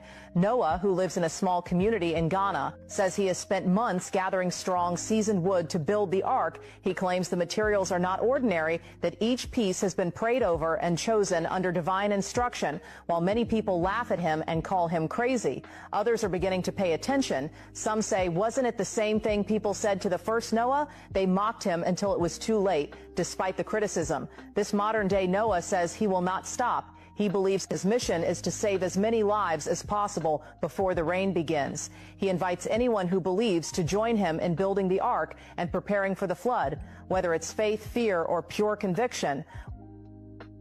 This drives me nuts. Not gonna lie. That's Angkor Wat, and that's something that we use every day. About 10 years ago, Angkor Wat was scanned with LiDAR to remove the trees and see what's underneath them. When they did that, these appeared. Let me put this into perspective. Angkor Wat is the biggest temple on Earth. 7 Angkor Wats could fit comfortably in whatever that is. That squiggly geometry is used by your credit card and your festival wristband, and Walmart when it tries to stop you from stealing stuff. These are RFID chips. They don't need power, but they couple with an antenna sending a signal, which is crazy because Angkor Wat's aligned to a star. It also has the exact geometry of a camera sensor that converts light to electricity. The only difference is scale. And the temple has the geometry of a timekeeping oscillator, which is exactly what it does using the sun. The towers are shaped like the signal coming out of your phone when it connects to a tower. A cross-section of these towers is the same geometry as a corrugated horn antenna. The shape of a computer chip is functional, not aesthetic. That's because they're meant to manipulate electrical vibrations. Well, between the ionosphere and the ground is a current called the global electric circuit. This seems like too many coincidences, which is why about 80% of my research is focused on this exact topic. And on Sunday, I'm doing a live stream. Latest research, how it works, the role of sound in these things. Any purchase of the birthday bundle or the mastery suite will get you a free pass into the inner grid where I will be hosting that talk. You want to go? You should go. Don't make it weird. It's not clingy if we both want it. Now let's get into... That's very interesting. What do you guys think about the correlation between ancient sites and modern electronics? Do you think one is inspired by the other, or the other is inspired by the one? Meaning that did we recognize these patterns and then incorporate them in our technology, or did we just create the technology and then, hey, look, this looks like that? I don't know. If anyone knows, let me know down below. But what could it mean if the way that things are structured and the way that they're presented and their alignment is the exact same as our computers? What would that imply? That this world is a grid, that this world is a computer, that this world is, I don't know, a game? I don't know. What would it mean to you if we were able to prove that? Let me know down below. And I'm very curious to see what you got to say. And let's keep on rocking. Something even stranger, meltology. Not in your history books, but it's there if you look.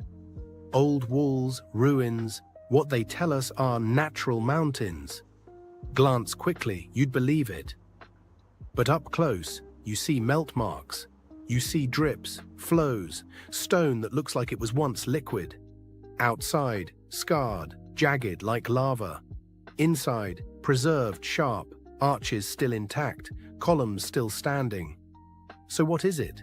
A natural mountain? Or a giant building burned so hot it fused into rock? Nature doesn't carve perfect arches. Nature doesn't make flat walls cut like a blade. Those things are not natural. They were architecture. And now we call them mountains. So the real question is, who built them? When?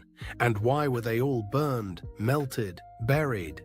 1923, these local authorities that were sided with the USSR, they come into this Ukrainian village and they tried to get the people in this village to sign a petition to basically get rid of the church. What it was met with was everyone protested it. And they're like, get out of here. We're never signing that. We're never shutting down our church. And so the authorities left, but they left and they were really mad. And right outside the village, there was this giant wooden cross, the metal figure of Jesus on it. One of these police officers, they struck the side of Jesus on the cross, instantly started pouring out blood. What? Freaked them out. They ran away from it. Word spread real quick. And by that evening, over 30,000 Christians in Ukraine gathered around this cross and were praying. For weeks, these soldiers, they kept on trying to remove the cross. And they said that they were not able to because they felt an invisible force pushing them away. Wow. And this Jewish doctor, he's like, I just want to see this. And so he goes and collects a sample, tests it, and he's like, it's blood. Oh my gosh. There's blood pouring out from the side of Christ. The USSR, they're heavily persecuting the Christians, so like a lot of people were like turning away from the church. Yeah. But it basically rallied them back up, at least for a short time. And then the USSR came in, they were finally able to tear down the cross, and then they outlawed and destroyed all crosses within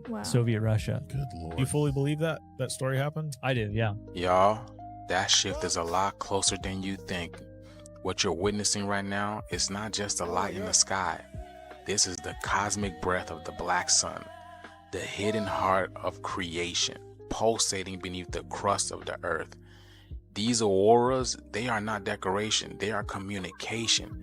The heartbeat of Gaia that is sinking, the pulse of the cosmos, the solar radiation, the cosmic radiation, the green ray, the emerald fire.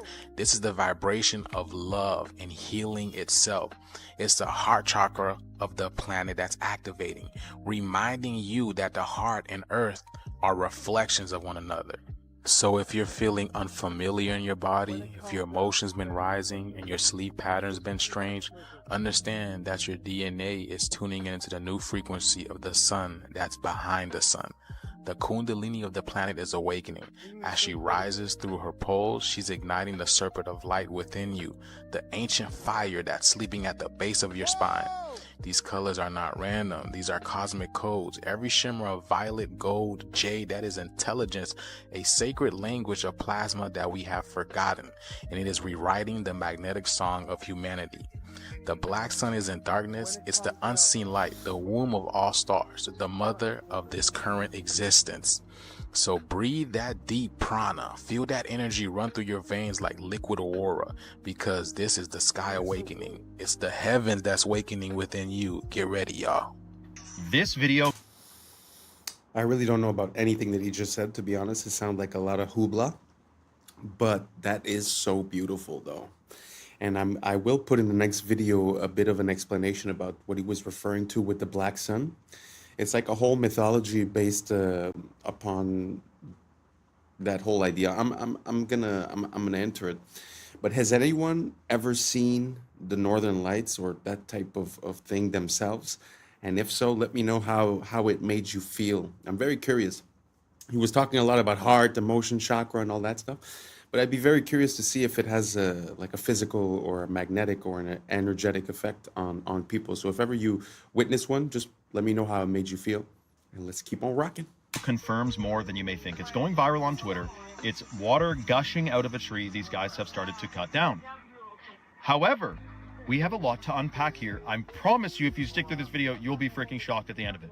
So the obvious thing is, okay, we shouldn't be cutting down this tree. Duh, how big is it? How old is it? Is it 1,000 years? Is it 500 years? It's not 6,000 years. It's not older than 6,000, rather, I should say. We should talk about the age of the earth in another video. The next thing, though, is I've seen them cut down massive oaks and other trees in North America and water gush out of the stump. And the comments was like, well, maybe there's just like a spring there, or maybe the tree like wrapped up around a water line that was like leaking and now it's gushing out. This is a lot more serious. This is so incredibly shocking. For one, I hope these guys left the tree alone, patched it up, put some clay in there. Hopefully the tree heals itself. Like, look how massive this freaking tree is. But do you remember seeing tabletop mountains in Peru, South America, all over the place, tabletop mountains that have a waterfall constantly flowing? And I'm not talking about an ice-capped mountain. Ice-capped mountains with waterfalls, we know it's snow melt. Yes, but check this out. So have a look at this. We have a tree stump, and we have perhaps an ancient gigantic tree stump as described in many different ancient texts. Notice the waterfalls pouring off of this tree stump. We're talking about a flat plateau. There's no lake up there. Is it that the roots of this tree, when it was anciently still alive and connected, I mean, the ancients believe that even rocks are alive, so that would make sense if rocks are remnants of ancient trees anyway. But I'm talking the roots of this silicon-based tree tapped into the water supply. When it got cut, this is what's said in the Bible, the angels came and cut the trees down so the Nephilim couldn't climb the trees and survive the flood because they were cannibalistic and everything. Cut the tree, and the waterfalls are still flowing out of it. We may have cracked the code. Let me know your thought. And hopefully this tree survives and they patch it up. That's what I'm talking about. I've been thinking about this for actually quite a while, because I was at the top of a mountain, I was looking at this waterfall, and I was wondering, how is it possible that the water just keeps flowing? And to be honest, the only thing I could come up with in my mind is that there's sort of like a pressure that's created to make the water go up and then it goes back down, because it's impossible that it's just rain. Because when you look at like a little river or waterfall, I mean, those are thousands of gallons per second. So, I mean, there's no way to have that amount of water constantly flowing.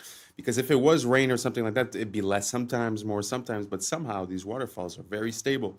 And the example that he was showing there on the mesa, obviously, how do you explain it? Because there's, like he said, there's no river on top. There's no source of water. It wasn't raining. So it's very interesting. What do you guys think about that? Do you guys think that the water somehow has a way of completing the cycle? Sort of like when you would have a pump and it pumps the water up and then the water goes back down and then you restart, sort of like how we use fountains and stuff like that. Do you guys think it works like that? Or is there another explanation that I am completely missing? So if you have an idea, just let me know down below, because it's been something that's been in my mind for a little while. So I'd be very curious if you could help me out. Thank you so much. I appreciate you being with us today. And that's a wrap for today, familia. Whether you're tuning in with the sunrise or you're posted up after midnight, I appreciate your time, your energy, your curiosity. And don't forget, this isn't about truth or fiction. This is about perspective. If this sparked a thought, a laugh, a deeper question, then we did our job. Drop your thoughts in the comments. Keep the convo alive. Like, subscribe, and don't forget to hit that bell if you're riding a wave, because we're just getting started. So until next time, stay weird, stay grounded, stay critical. I'm Adam Strain, and this has been Adam Strain Reacts. Peace. Now it's time for us to link up. Really think we on a break up. Making a change from living this strange. Living this strange. Making a change from living this strange. Yeah. The wiggling. Wiggling shows you the depth on a flat screen. This frozen lake ice fishing hole is actually a man. Wild bonsai tree on a cliff is actually a moss on a poplar tree. But can you stop the wiggling? No. What's up, YouTube? Today, we'll be looking at disturbing TikToks that'll make you question reality. So without further ado, welcome to Adam Strain Reacts. Let's get her done. Check this out. McDonald's says, "Hey, DQ, you want to have a sign war?" And then DQ's like, "We would, but we're too busy making ice cream." And then McDonald's replies back, "That's cute. Our ice cream makes itself." And then DQ comes back with, "You mean it actually works? Shocker." McDonald's got to come back again with, "What's a milkman in pantyhose? A Dairy Queen." Ah.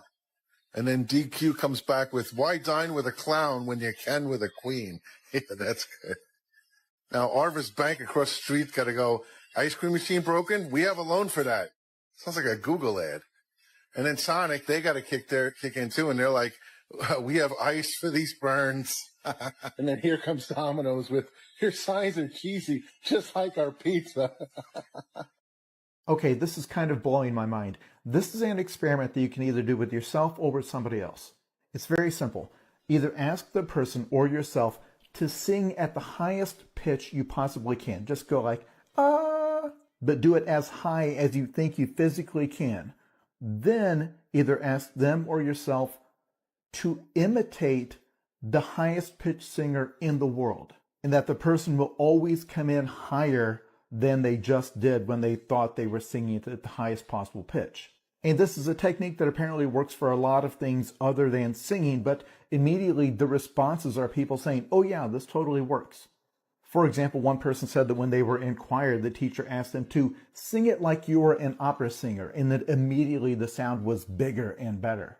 I bring this up because I once heard somebody tell me that when they're struggling to solve a problem, one thing they do is try to imagine a smarter person and picture what that person would do, and that it usually helps them. That there are invisible barriers to doing certain things, and that you can make those go away by telling yourself that you are imitating someone else. Even if you're asking yourself in some interpersonal situation, what would the world's nicest person do? Or what would the world's most charismatic person do?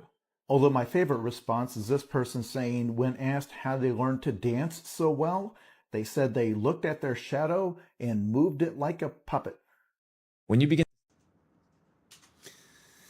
it's pretty interesting, the idea that if you put yourself in the shoes of someone else, you would perform better than if you believe you're yourself. It sort of brings back to that whole idea of confidence and of manifestation and of believing it first, being able to visualize it and then being able to do it, because you're able to visualize the person that in your mind is the best at that action, because obviously it's a reference. So you've seen that person. So you have a mental cue of how it would look, how it would sound, and then all of a sudden you're able to surpass your own limitations. It's very interesting. I wonder what type of other applications this could work on. If you guys have any ideas on what applications it could work on, write it down below. I'm very curious, and let's keep on rocking. To study history, you begin to realize during the feudal age, when the peasants kind of worked on the land of the feudal kings, they only worked 140 days out of the year. The other 200 days they chilled. So today we work more than the peasants. Most people work more than the peasants used to and have less to show for it. They have no land, they have no house, they have nothing. It's the illusion of slavery. It's the illusion of freedom.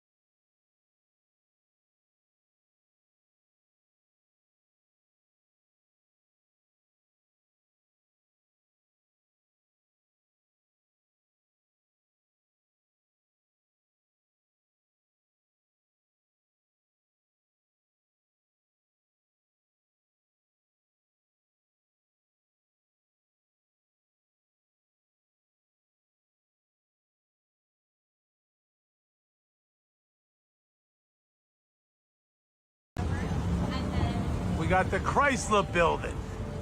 Look at this thing. 2 years to build. 2 years. Come on, 1929, 1928.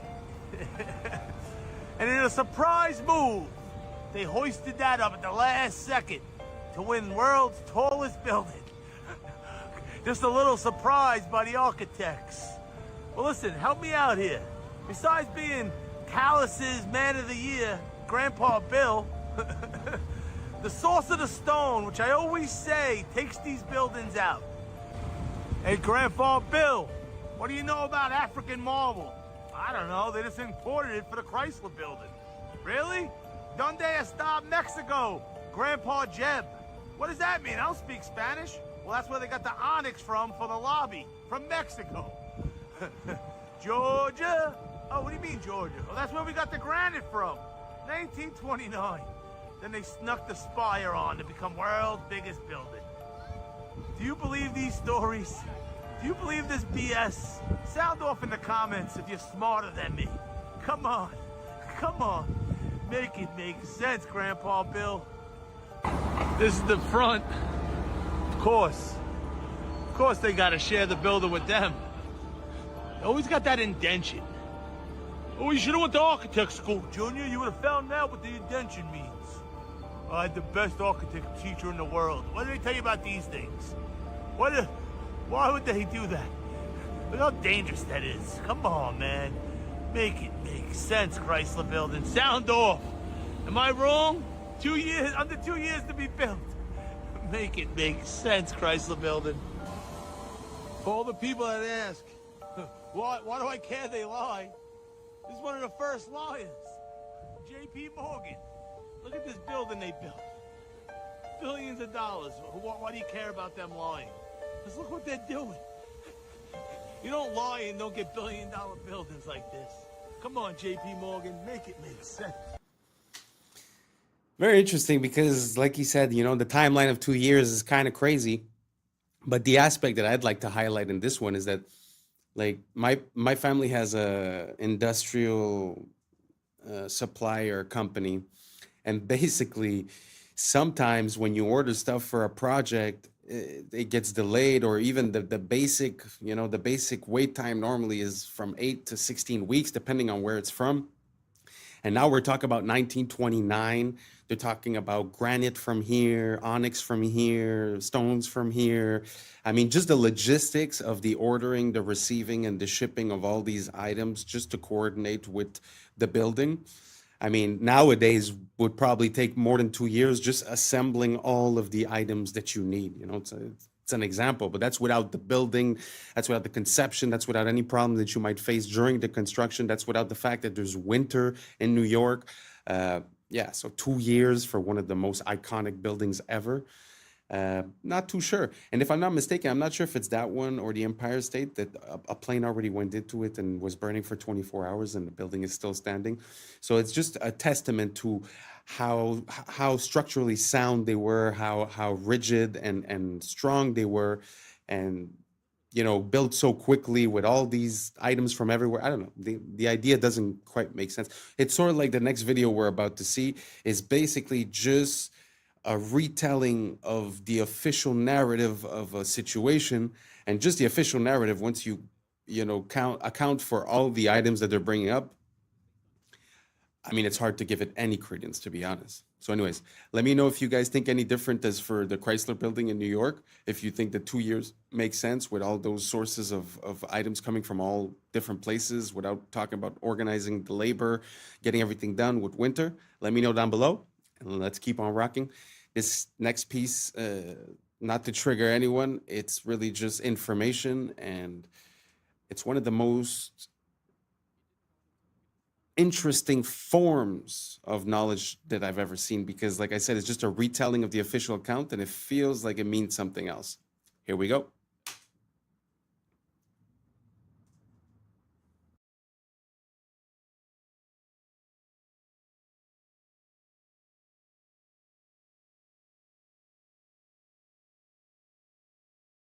On the morning of 19 men armed with box cutters, directed by a man on dialysis in a cave fortress halfway around the world, using a satellite phone and a laptop, directed the most sophisticated penetration of the most heavily defended airspace in the world, overpowering the passengers and the military combat-trained pilots on 4 commercial aircraft before flying those planes wildly off course for over an hour without being molested by a single fighter interceptor. These 19 devout religious fundamentalists who like to drink alcohol, snort cocaine, and live with pink-haired strippers managed to knock down 3 buildings with 2 planes in New York, while in Washington, a pilot who couldn't handle a single-engine Cessna was able to fly a 757 in an 8,000-foot descending 270-degree corkscrew turn to come exactly level with the ground, hitting the budget analyst office where DoD staffers were working on the mystery of the $2.3 trillion that Defense Secretary Donald Rumsfeld had announced missing from the Pentagon's coffers in a press conference the day before, 10th, 2001. Luckily, the news anchors knew who did it within minutes. The pundits knew within hours. The administration knew within the day. Who committed these acts and those who harbor them. And the evidence literally fell into the FBI's lap. That a passport was found blocks from the Center crash site, if you can believe that. But for some reason, a bunch of crazy conspiracy theorists demanded an investigation into the greatest on American soil in history. That investigation was delayed, underfunded, set up to fail, a conflict of interest, and a cover-up from start to finish. It was based on testimony extracted through the records of which were destroyed. It failed to mention the existence of WTC-7, Able Danger, P-Tech, Sibel Edmonds, OBL and the CIA, and the drills of hijacked aircraft being flown into buildings that were being simulated at the precise same time that those events were actually happening. It was lied to by the CIA, the Bush administration, and as for Bush and Cheney, well, no one knows what they told it because they testified in secret, off the record, not under oath, and behind closed doors. It didn't bother to look at who funded the because that question is ultimately of little practical significance. Still, the Commission did brilliantly answering all of the questions the public had, except most of the victims' family members' questions, and pinned blame on all the people responsible, although no one so much as lost their job, determining the attacks were failure of imagination. Because nobody in our government, at least, and I don't think the prior government that could envision flying airplanes into buildings. Except the DIA destroyed 2.5 terabytes of data on Able Danger, but that's okay because it probably wasn't important. The SEC destroyed their records on the investigation into the insider trading before, but that's okay because destroying the records of the largest investigation in SEC history is just part of routine record keeping. NIST has classified the data that they used for their model of WTC-7's collapse, but that's okay because knowing how they made their model of the collapse would jeopardize public safety. The FBI has argued that all material related to their investigation of 9/11 should be kept secret from the public, but that's okay because the FBI probably has nothing to hide. This man never existed, nor is anything he had to say worthy of your attention, and if you say otherwise, you are a paranoid conspiracy theorist and deserve to be shunned by all of humanity. Likewise him, and her, and her, and her, and him. Lived in a cave fortress in the hills of Afghanistan, but somehow got away. Then he was hiding out in Tora Bora, but somehow got away. Then he lived in Abbottabad for years, taunting the most comprehensive intelligence dragnet employing the most sophisticated technology in the history of the world for a decade, releasing video after video with complete impunity and getting younger and younger as he did so, before finally being found in a daring SEAL team raid which wasn't recorded on video, in which he didn't resist or use his wife as a human shield, and in which these crack special forces operatives panicked an unarmed man, supposedly the best source of intelligence about those dastardly terrorists on the entire planet. Then they dumped his body in the ocean before telling anyone about it. Then a couple dozen of that team's members helicopter crash in Afghanistan. This is the story of brought to you by the media which told you the hard truths about his head could be seen to move violently forward. And they took the babies out of incubators. And mobile production facilities. And the rescue of Jessica Lynch. If you have any questions about this story, you are a batshit paranoid tinfoil dog and will be reviled by everyone. If you love your country and or freedom, happiness, rainbows, rock and roll, puppy dogs, apple pie, and your grandma, you will never ever express doubts about any part of this story to anyone. Ever. This has been a public service announcement by the Friends of the FBI.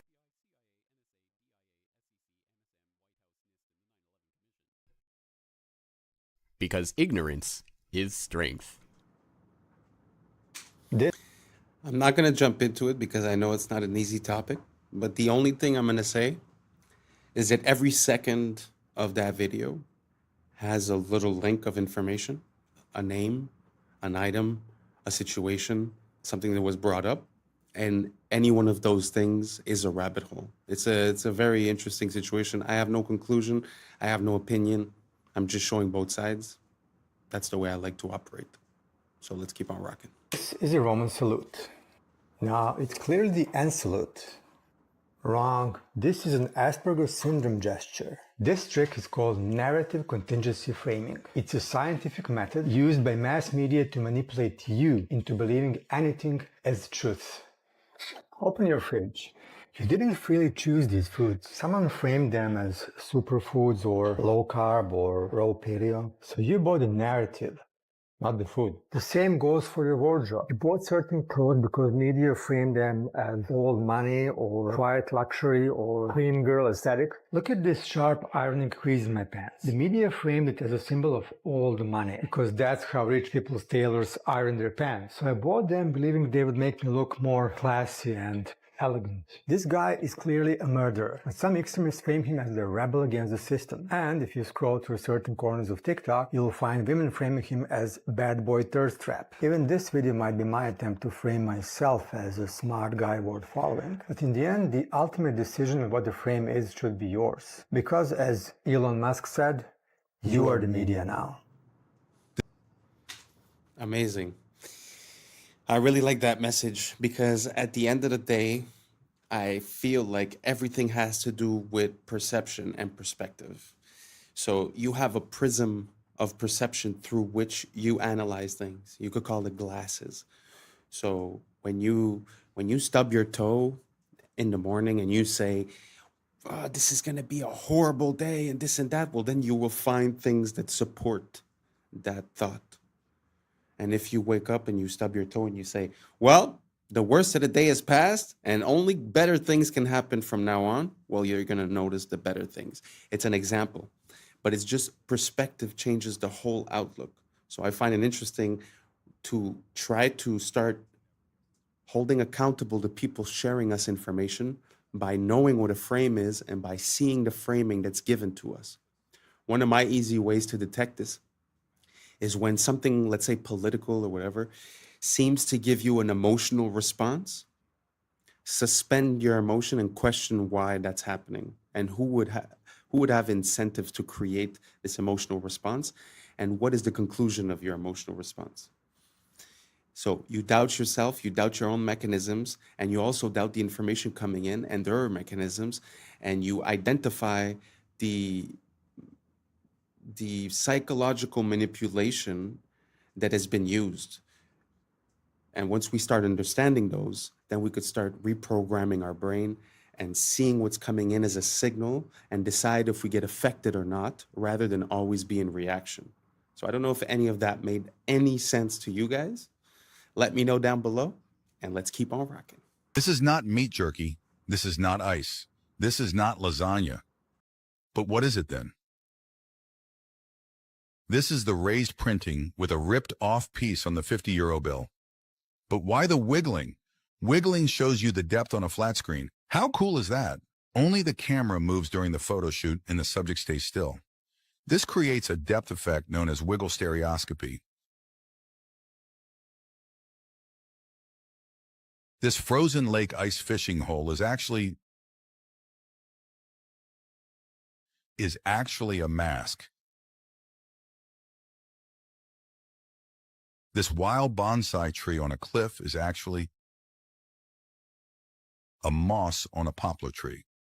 You will never guess this one, I promise. But can you stop the wiggling? No, this is MacroLab 3D after all, not MacroLab 2D. But seriously, watch this with no wiggling. MacroLab 3D is the only place to watch microscopic worlds with depth. No AI, no CGI, all real macro photography. Here is another example of raised printing on a Ukrainian 500 banknote. It is really this high, so you can feel it with your finger. No exaggerations. Maybe slow it down a little? No, slow wiggling lessens the effect strength. See the difference? Wiggling is not for everyone. I agree. However, this is the most accessible stereo format, which you can watch on any display, even with one eye. And by the way, what if I tell you that you can watch it in real 3D without the wiggling? If you have a compatible device, then navigate to the playlist section and choose your favorite side-by-side format. My favorite way to watch is using a VR headset in VR cinema. Would you try it? Wow, that is like mind-blowing. I feel like I just did DMT. How crazy is it to see the micro world, the nano world that's right there in front of you? It's so beautiful. Like this world is like fractals. Things have, a bigger view and a smaller view, and it's so interesting to be there with the smaller view. And this technology of the wiggling, it's actually very interesting because it's true that it does give you the sensation of understanding how the spatial disposition of it is. It's like you understand more what you're looking at in 3D. Really love this technology, and I really like seeing things that we're used to seeing from close and having a complete different perspective on the same item. It completely changes your point of view. If you believe that doctors or scientists or whoever are always on your side, let's say, right? And they give you a recommendation and they tell you drink 6 glasses of milk a day, right? Well, automatically you take it with credibility and you do it because you believe in this whole system, But at the end of the day, what if it's not good and it was for monetary purposes? So it's important for us to be able, this is the best example that I have when it comes to this. Like, if you go to the mechanic and you tell him, fix my car, and you have no idea how it works, yeah, he might overdo it, he might overcharge it. But if you go in and you know how your car works and he tells you, oh, I'm going to do this and do that, and you're like, no, that doesn't make sense because this and because that, he's not going to have that legway. So us being conscious of how things work allow us to manipulate the outcomes and not be taken advantage of when we're delegating towards that system. I don't know if that makes sense. Let's keep on rocking. If you want to go down a bizarre and frankly gruesome rabbit hole, buckle up. This begins with a news story I saw decades ago about a tug-of-war event, one that went very, very wrong. So wrong that 2 men had their arms ripped off. Now, I was actually in college studying journalism when I saw this news story, and I dismissed it as fake because it has all the hallmarks of a fake story. See, lots of these outrageous fake news stories are set on the other side of the world, in this case in Taipei. And they're always very over-the-top and almost cartoonish in how horrific they are. But this is true. And the details are so much crazier than what that headline even implies. You can go look it up on Snopes, but they have photos of the incident, so be prepared. I mean, they have severed limbs on the ground. It happened in 1997. They had a festival where they did a huge tug-of-war, where there's a rope and 2 teams are pulling against each other. Only 1,600 people participated, presumably about 800 on each side. Now, when you're picturing how such a thing could have happened, you're probably imagining that they looped the rope around their arms or their wrists somehow, and then the force of the pulling pulled their arms off. That is not what happened. The truth is actually weirder. This is what happened. Snapback. When a ship is tied up to the dock, you do not stand behind where the rope is attached. That is called the snapback zone. Because if that rope breaks, it will come whipping back at you hard enough to take your life. And lots of people do lose their lives or limbs this way. So in this tug-of-war contest, they were using rope like this, a 2-inch wide nylon rope. It is estimated that the tug-of-war put about 150,000 pounds of force on the rope, 3 times more than what it could withstand. Within seconds, the rope snapped, and the snapback caused it to whip back and sever 2 men's left arms, as in their arms were lying on the ground. You can go look at it if you want. They were able to reattach them. But the rabbit hole you can go down is all of the history of incredibly gruesome tug-of-war events gone wrong, because that was not an isolated incident. Children have had their fingers severed this way. There's an entire article about the history of tug-of-war fatalities. And it's such a perfect example of something that looks totally innocuous and fun. And you don't realize how much power is stored up in something until the moment it's finally released. Being stolen from Louvre is what made the Mona Lisa famous. Nobody knew about the Mona Lisa in 1911. Look, here she was, one of the hundreds of random paintings in Louvre. Then one guy randomly grabbed the Mona Lisa and disappeared in 1911. She was so unimportant that it took 2 days for the Louvre staff to realize she was missing. So who made her important? The media. Newspapers at the time invented clickbait headlines to sell more copies. Finest portrait in the world stolen. The world's greatest portrait. And this face was on front pages for 2 years straight. When they finally found her, suddenly everyone wanted to see the finest portrait in the world. In reality, this is just a basic Renaissance selfie. A rich merchant asked Leonardo to paint his wife, and he did it as a quick side hustle to grab some cash. In his notebooks, Leonardo never mentioned Mona Lisa, not even once. And now, people claim her eyes magically follow you around the room. There's a hidden golden ratio in her smile, and other artistic voodoo magic stuff. This is called the mere exposure effect. People think something is valuable just because it's been in the media long enough. Nobody cared about this necklace or tiara a week ago.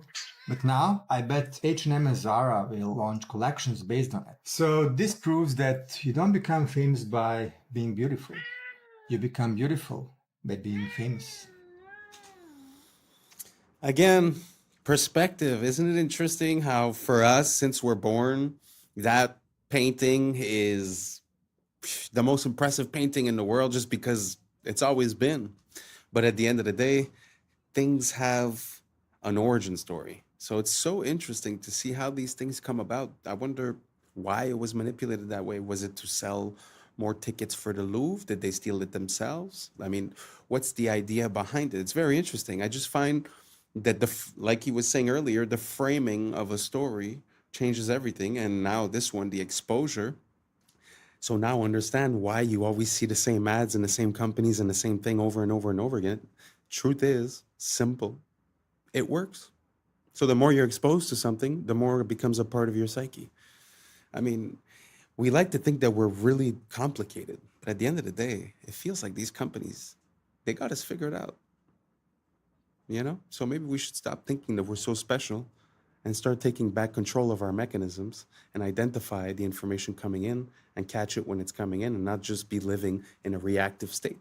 So I don't know if you guys understand the parallel that I'm trying to make, but did you guys know that this is how the Mona Lisa got infamous? I had zero idea. Let me know down below. Let's keep on rocking.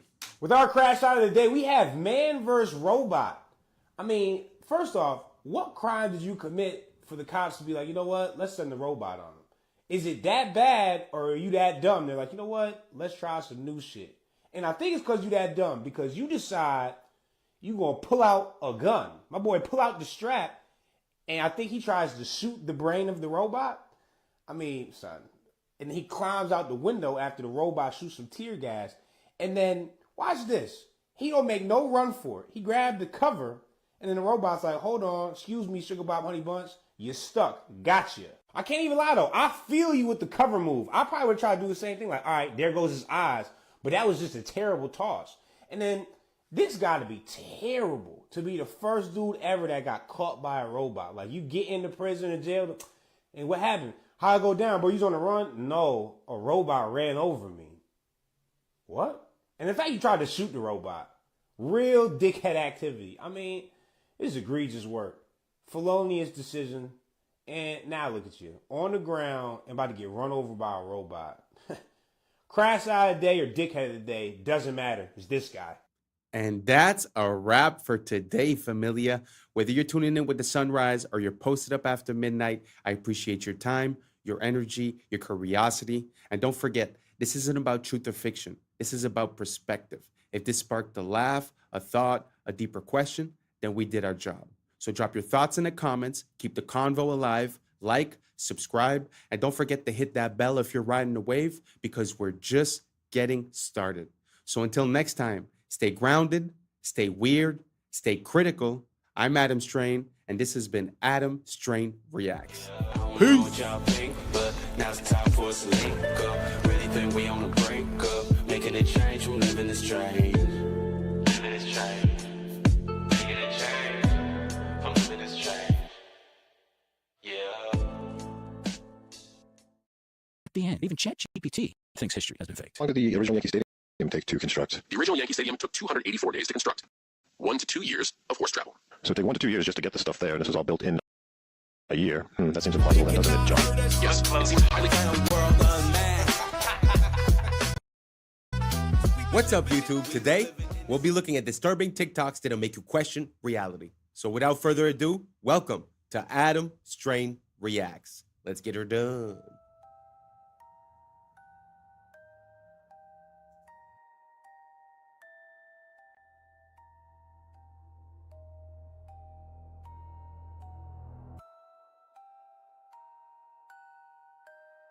Scientists just copied a fruit fly's brain into a computer, neuron by neuron. No training data, no machine learning. It just woke up and started being a fly within the computer, effectively proving like a simulation. You could just copy a brain into a computer and it would just simulate reality. Nothing trained this fly to do that. I wonder if the same thing would happen with humans. What do you guys think? Do you guys think if we would just get connected into the machine and wake up into it, would we even realize? Let me know what you think down below. Let's keep on rocking. Okay, if we get all 4 arrows, we're doing very well indeed. Usually you get 1 or 2. And he's off.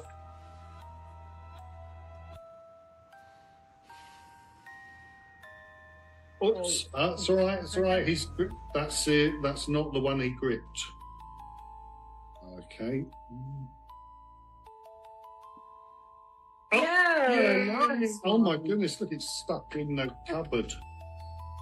So that's arrow number 1. Where do you want to move it in a little closer? Are you going to stand there? That's right. That's exactly where he's firing. Can you see? Okay. Yeah, that's good. 2, arrow 2. And he's not musical, so you're not missing anything. But he utilizes one of the wonderful things about a very complex automata, what I call the loose piece. He's engaging with a loose piece. Doing well. But not one loose piece, 4 loose pieces. This is the 4th arrow. If he fires this, he's going to be the only one of the 30 or so that exists that will still do this. Yay! Woo-hoo! David Secret's Archer Automaton. First of all, I find it super beautiful to see people that are passionate about the things that they do. You know, they say, do what you love or love what you do, pick one and run with it. And they definitely love what they do. And also, just as a piece, as a testimony of the technology that we used to have, we consider like animatronics and stuff like that to be outdated or this or that, and the digital stuff is way better. But it's very interesting to think that all of that was mechanical, that the control that was done was mechanical. I'm not sure we would be able to do that as well. We could do a lot of different things, programming chips to make all kinds of movements, don't get me wrong. But it's very interesting to see these relics from the past that sort of give way to animation and all that, you know. Very beautiful. Let me know if you guys know of any other examples of this. I'd be very curious to see more of that. Let's keep on rocking. Nope. You sure? I just Yeah, want to be I there know, just in I case. know. Just knowing the amount of glass that's in here, there's just such an unsettling feeling. Like if this falls down, it's like going to be a chandelier hitting the ground. We pull the pins. And Christmas!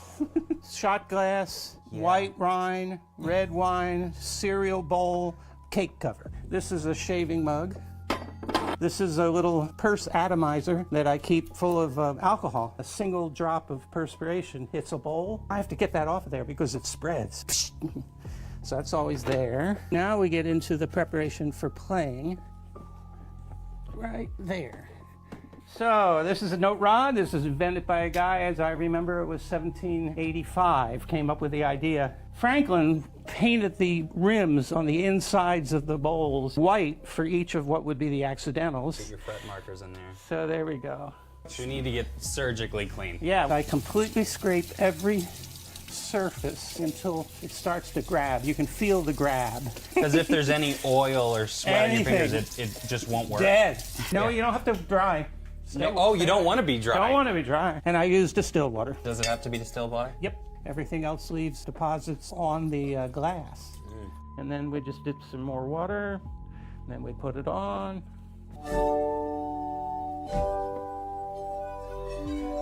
So that, and it isn't just slow chords.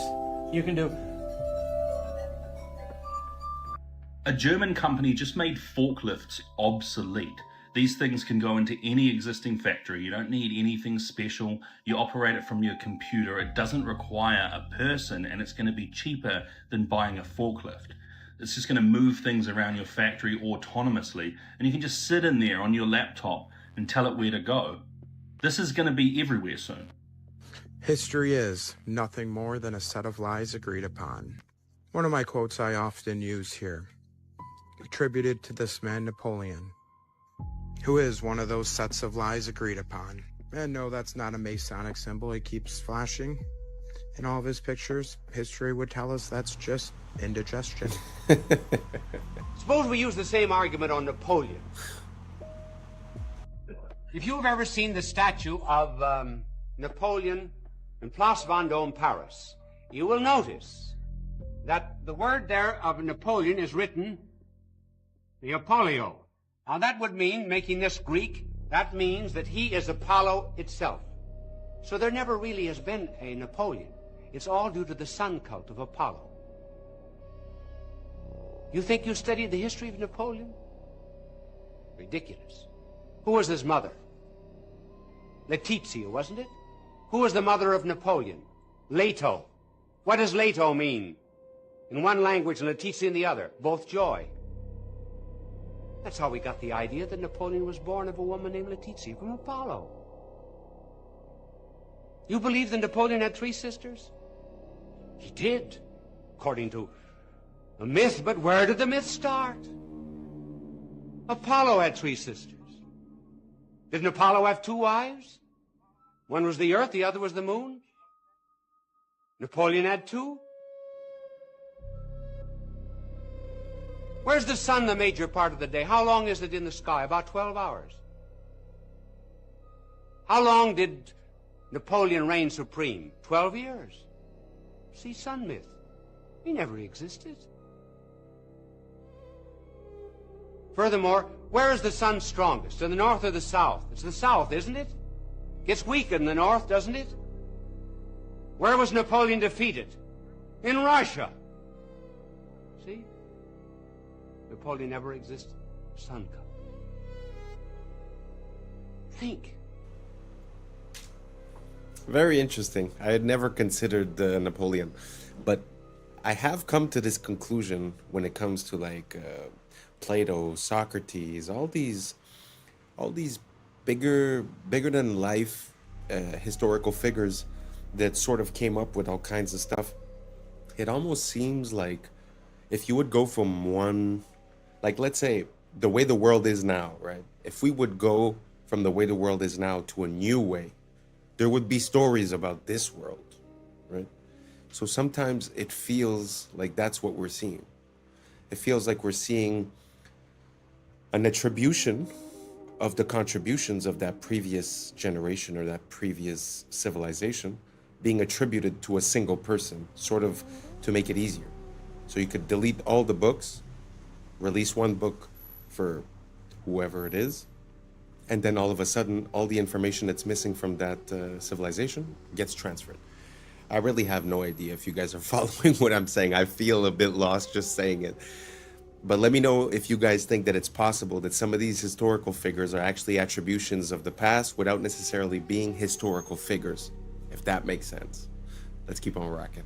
The entire planet was just 3D scanned using Pokemon Go. I cannot make this up. 30 billion images. LiDAR scanned with your phone to create a digital clone of our entire world for AI. Yep, those Pokemon were not in random spots. They were in spots they wanted you to scan. Multiple people scanning the same place, different times a day, different times a year, have all just created a map that is so accurate GPS can't even come close. This would allow robots to get anywhere on Earth. Now, before we start blaming the tech companies, that was right in the terms of service that everyone agreed to. Google also did this with reCAPTCHA. You ever wonder why it was almost only images of city stuff? It wasn't ever select the image of a shirt or a fork. Google charged businesses to use this and trained its AI for free.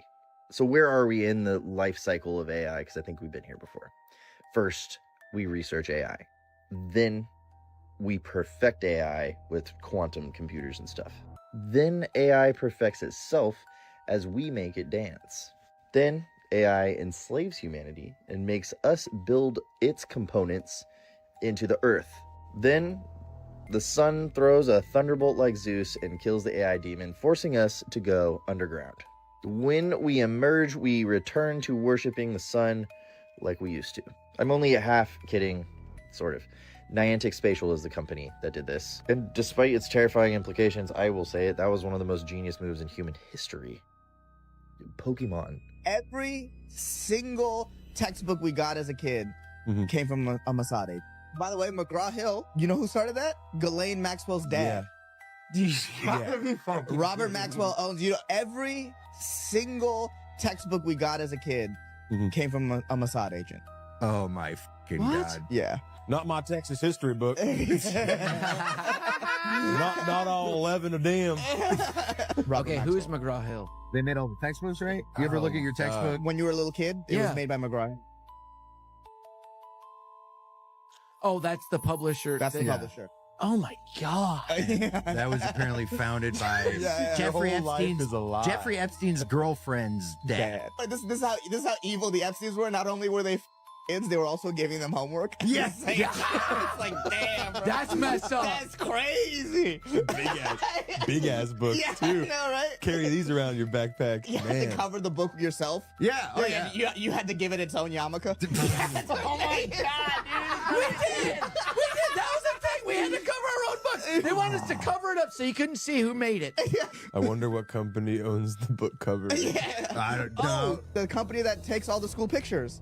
No. Holy cow, you're right. That's like big news right now. Yeah. Are you schools this year are canceling their school pictures because of this connection? Yeah, the company is heavily connected to So they've been sending our photos over there too? Probably. That's just probably picking how they us recruit some out. people. Just picking us out of the school They have yearbook. a draft board, Mel Kiper style, of every picture of every kid in America. Yeah, and they're just sitting there. Yeah, like a fantasy draft. I am never making fun of a homeschool kid again.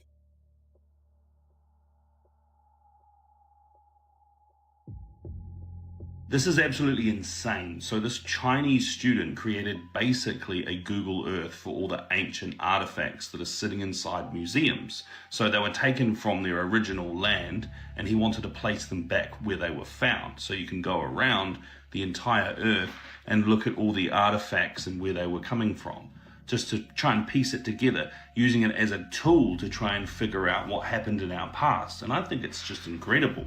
What a really good way of showcasing what AI is able to do now, to create these tools that are going to be so useful to so many people. Look at that. It's showing all of those artifacts from one museum and then what it looks like to patch those over the entire globe. It's going to be a tool used by historians, and I just think it's an incredible idea, really.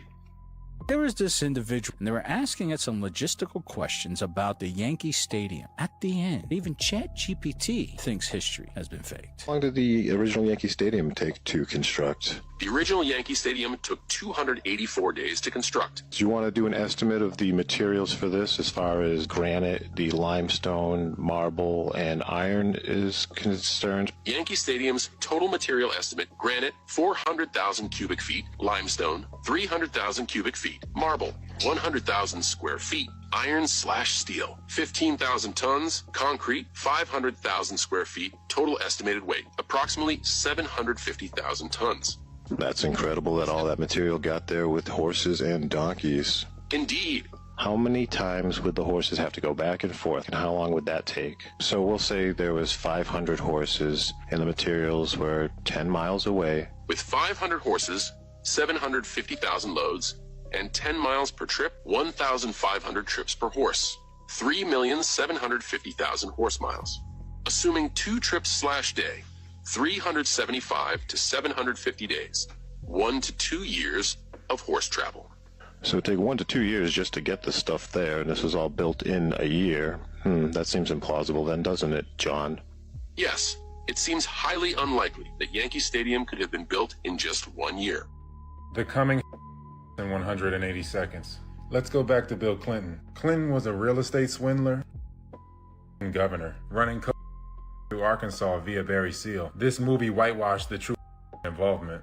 And L.D. Brown said he facilitated human for Clinton. Clinton was the perfect puppet to throw up after Bush. He gave us the crime bill, which expanded legal human trafficking and wiped out competition. His crime released 50 people, even Vince Foster, a childhood friend. Clinton effectively got rid of Glass-Steagall, which contributed to the 2008 collapse, causing vertical integration and the consolidation of. The Telecommunications Act accelerated propaganda, which slowed the public's responses to banking crises.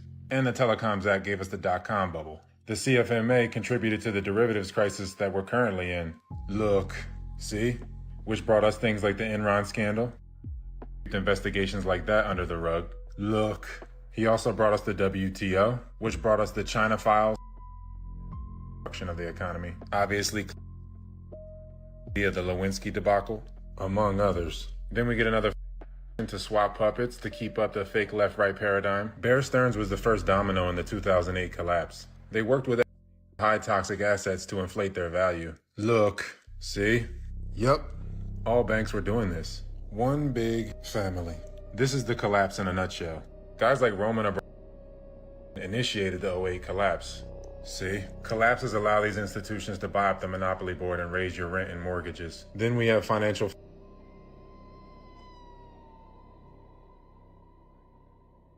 renters. They're all one company, basically. And Citadel controls a large sum of the trading. Look, see? And I have to mention the drug. Every wave of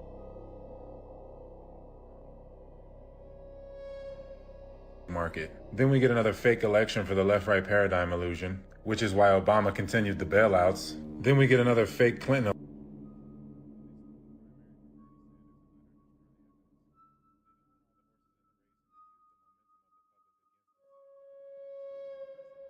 The money supply as well as Biden, which created the high interest rates. We're way worse off than '08. Just look at the repo market. Unsustainable. Completely over-leveraged. The derivative domino is coming. It's coming. This is how the financial reset will go. Coming. Better be ready to take care of the old folks. There will be no near future. You will have a social credit score, UBI, and a 50-year mortgage. They won't do it all at once, and they won't strip you of everything. Giving you a little bit gives them control. The first few years of the transition won't even be that bad to rope people in. I don't know why I'm so fascinated lately with where we went wrong. Maybe because we need to make these things right, but how do we at this point? Like, how did this small little group of people sink their claws into it and literally conquer every pivotal cultural pillar of our entire lives? Anyway, did you know that the first Model A Ford car, Henry Ford, it ran off so farmers could literally produce their own fuel? So they were running engines, not just off a car, from their agriculture. So what were we told about the Prohibition? That there was this huge moral crisis because of too much, so the had to come save us. But do you think there might be another side to that story?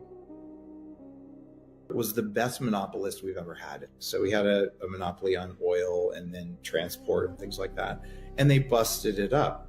So, well, what did he do? One thing he did, people don't know this, the original Model T Ford ran on corn alcohol. So a farmer could make their own fuel in their field. Why do you think he spent $1 million on funding Prohibition for 8 years, which banned all fermentation, not just for drinking alcohol? Just long enough to get gas stations based on petroleum out there. And then, why did he fund the formation of the to go after and destroy natural? Because are all petroleum. So the big were spun out of big oil companies. So big oil funded big, and these big chemical companies funded, and they all come from the monopolistic thing. And even the latest evil stuff like the buildings going on, people don't know this. He's the largest owner of farmland in the country. You know what Bill Dad did? What? He was. Anyway.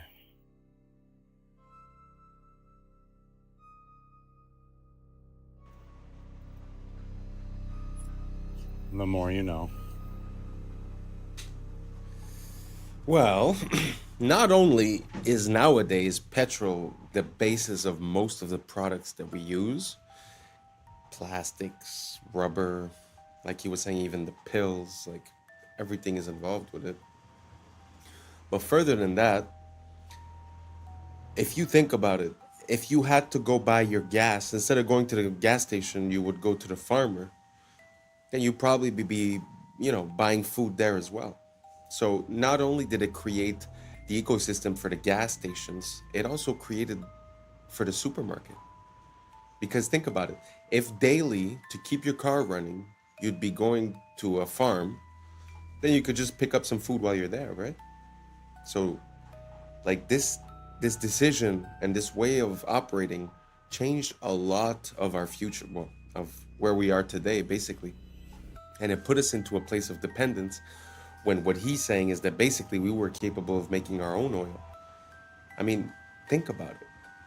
The cause that we go into other places and start violence most often than not is blamed on that resource. So if we didn't need that resource, I mean, so many things would be different. So it's very interesting just to look at the history of things like the vehicle, the car.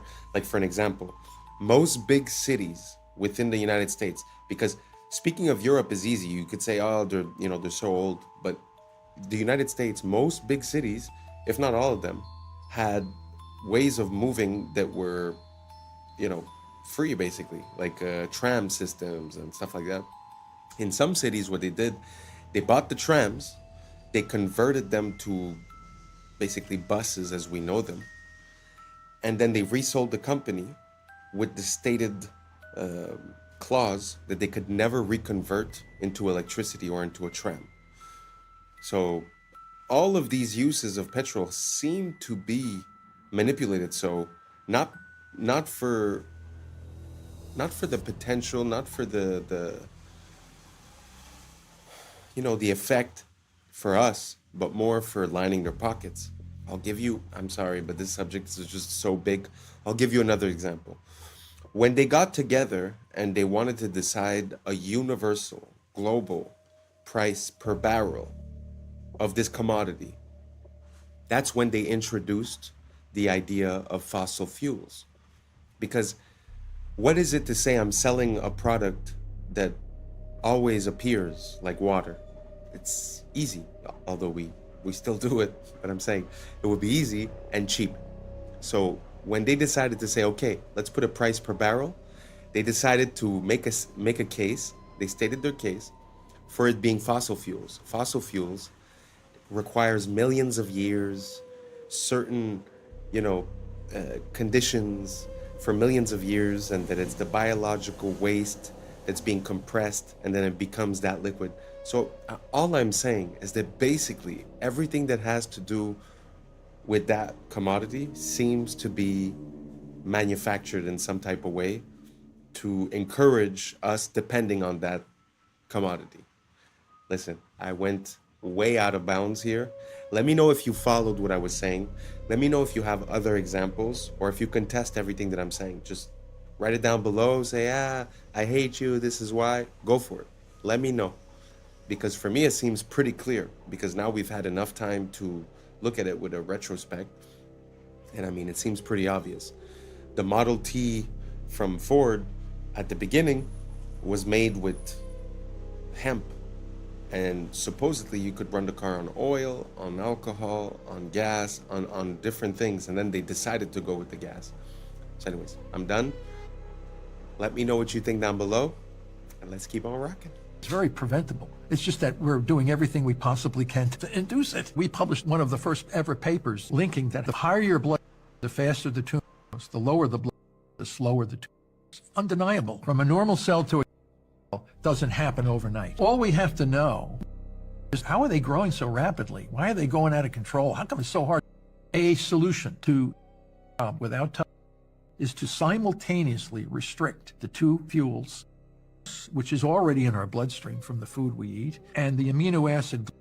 If we stopped eating and we took a low carbohydrate diet and just did water only fasting, we would get into the two have a bad mitochondria dependent on glutamine. We can replace glutamine with ketone bodies. So we selectively marginalize these slowly over time. They slowly start, blood vessels disappear, and the body comes in and dissolves them.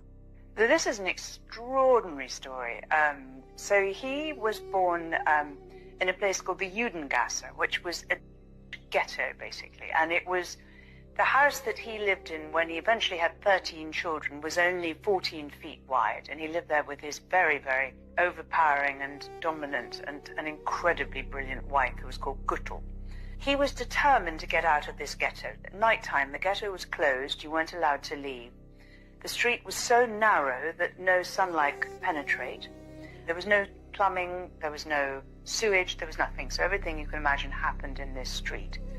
And unsurprisingly, he wanted to get out of there. And he started a small coin business, and that did reasonably well. But actually, and this is where it ties into legacy, his great strength was to send his 5 sons to the capitals of Europe at that time. And what they did is they set up, in effect, So whereas everyone used to be in separate different countries or separate cities until then, these 5 boys communicated with each other, sometimes by pigeon, and they wrote to each other in Judendeutsche, which was a kind of Yiddish German vernacular. And that is why they were so successful. And this absolute belief in togetherness, you've got to stand together, you've got to work together, you've got to work across borders, you've got to work with rules. And by 1789, when the last one went, to 1815, so very, very short period of time, it was said that no one would consider going to war with, because that was how incredibly influential and powerful they had become. CBI is fully owned and controlled by leadership. Okay. All right. 2 + 2 makes 4. Makes total. I don't know. First off, just to circle back to the Napoleon story, doesn't that seem like the origin story of a type of myth as well? Because I've heard the story many times, but even when she says it and she's a family member, it doesn't really make sense. I had nothing. I had coins. I sent my sons all over the world. I don't know. I feel like there's missing something. And the point that the guy was, pointing towards the end is that it seems like that information that he gave was the same information before we went into other places, including, Syria, Afghanistan, Iraq, Venezuela, Cuba. That all these places seem to be disconnected from this big system that we have. So that could be an ulterior motive. I think that's what he was trying to allude to. Anyways, let's keep on rocking. If you guys watch the Super Bowl commercials, they always are interesting. The Ritz commercial talks about an island. The Nerds commercial shows a guy who... The Pringles commercial, you see them eating a Pringles human. Ads were really weird. The Ritz Cracker ad was about a party on an island, and these 2 dudes were salty that they weren't invited until Scarlett Johansson invited them. Scene then of they her weren't shirt. mad anymore That and pattern. joined the party. It That seems like they're blue-white. saying that we're just salty we weren't invited to the parties too. In the Nerds commercial, they got a dude who looked just like eating look at that. candy with children running around in his background. In the Pringles commercial, Sabrina Carpenter had a boyfriend who was made out of Pringles. Suddenly This shocks Sabrina Carpenter until she gets a bite for herself. Then she made a face like, oh, it's really not that bad. They trying to tell us don't knock it in. The Alexa commercial, Chris Hemsworth was telling his wife how he was scared about the AI, and she was just telling him that he was crazy. And then the AI suggested to give him a back massage, and then everything was good. Like, that was it. It's like they're telling us we're doing too much about the AI. Let's talk about the salt conspiracy. First of all, salt is a misnomer. The body needs natrium, not sodium chloride. Salt is an ionic bond, a metal and a non-metal. It is bound by electrostatic. It is not like an atomic bond. Ionic bonds are formed from stealing.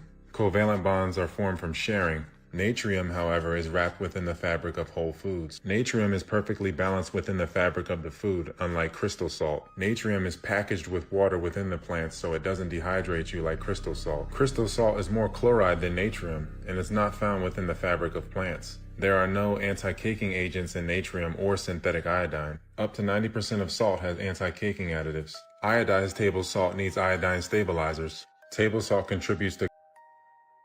This causes you to retain water. It makes you bloat and have a puffy face, especially around the eyes. Salt blocks your ability to know when you're full. Many people mistranslate the thirst that salt causes with hunger. Table salt makes you crave actual salt, natrium. It's not a low salt diet versus a high salt diet. It's isolated versus holistic. Table salt causes serum osmolality, so your blood gets dehydrated and pulls moisture from the cells, causing them to malfunction. Table salt causes inflammation, cognitive impairment, and locks you in the sympathetic nervous system. Table salt pushes calcium out of your body. This interferes with the production and transfer of melanin, and thus light production as well. Salt, or salts, is the origin of the word salary. It's been a key tool for conquest. Mansa Musa was the richest man on earth because of his salt wealth. Its value was equal to gold. Salt, sugar are all the same. They are isolated crystals. Your body doesn't know the difference between legal and illegal drugs. Look. And salt and sugar kill your eyesight. The Crusades were sugar wars. They called it sweet salt. The world was colonized for sugar. There are endless sugar wars. Sugar is white gold and the primary driver of the slave trade. Sugar plantations were the worst. The sugar slavery complex was 10% of Britain's GDP. Here are some sugar families. These tiny hat families have a monopoly. Don't let the Hispanic names fool you. These are cryptos. Hawaii was stolen for sugar. Look, slavery. Ever buy a Chiquita banana? Let's get into booger sugar, the Contras. Brown sugar. Vietnam was a trap house. Sugar slavery was Aboriginal genocide. Aboriginals. Salt is for witchcraft. Look, it keeps things out, but it can lock things in. These isolated crystals bind to the liquid crystals in your blood. Melanin is a unifier. These crystals tax the melanin and deplete it. Melanin holds everything together. It has to be destroyed to invert the order of the world.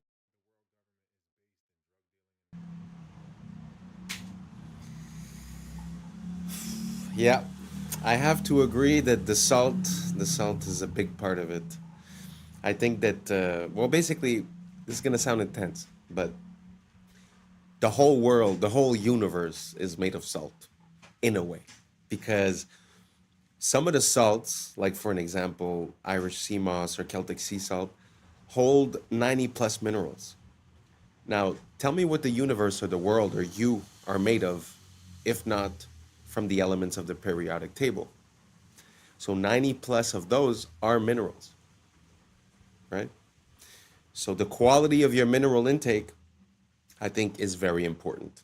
And, you know, I could testify to this. My whole life, I was consuming only table salt and I didn't really indulge. Now I live in a much hotter climate. I sweat daily and I consume a lot of salt, but it's not the same salt. It's a high quality salt.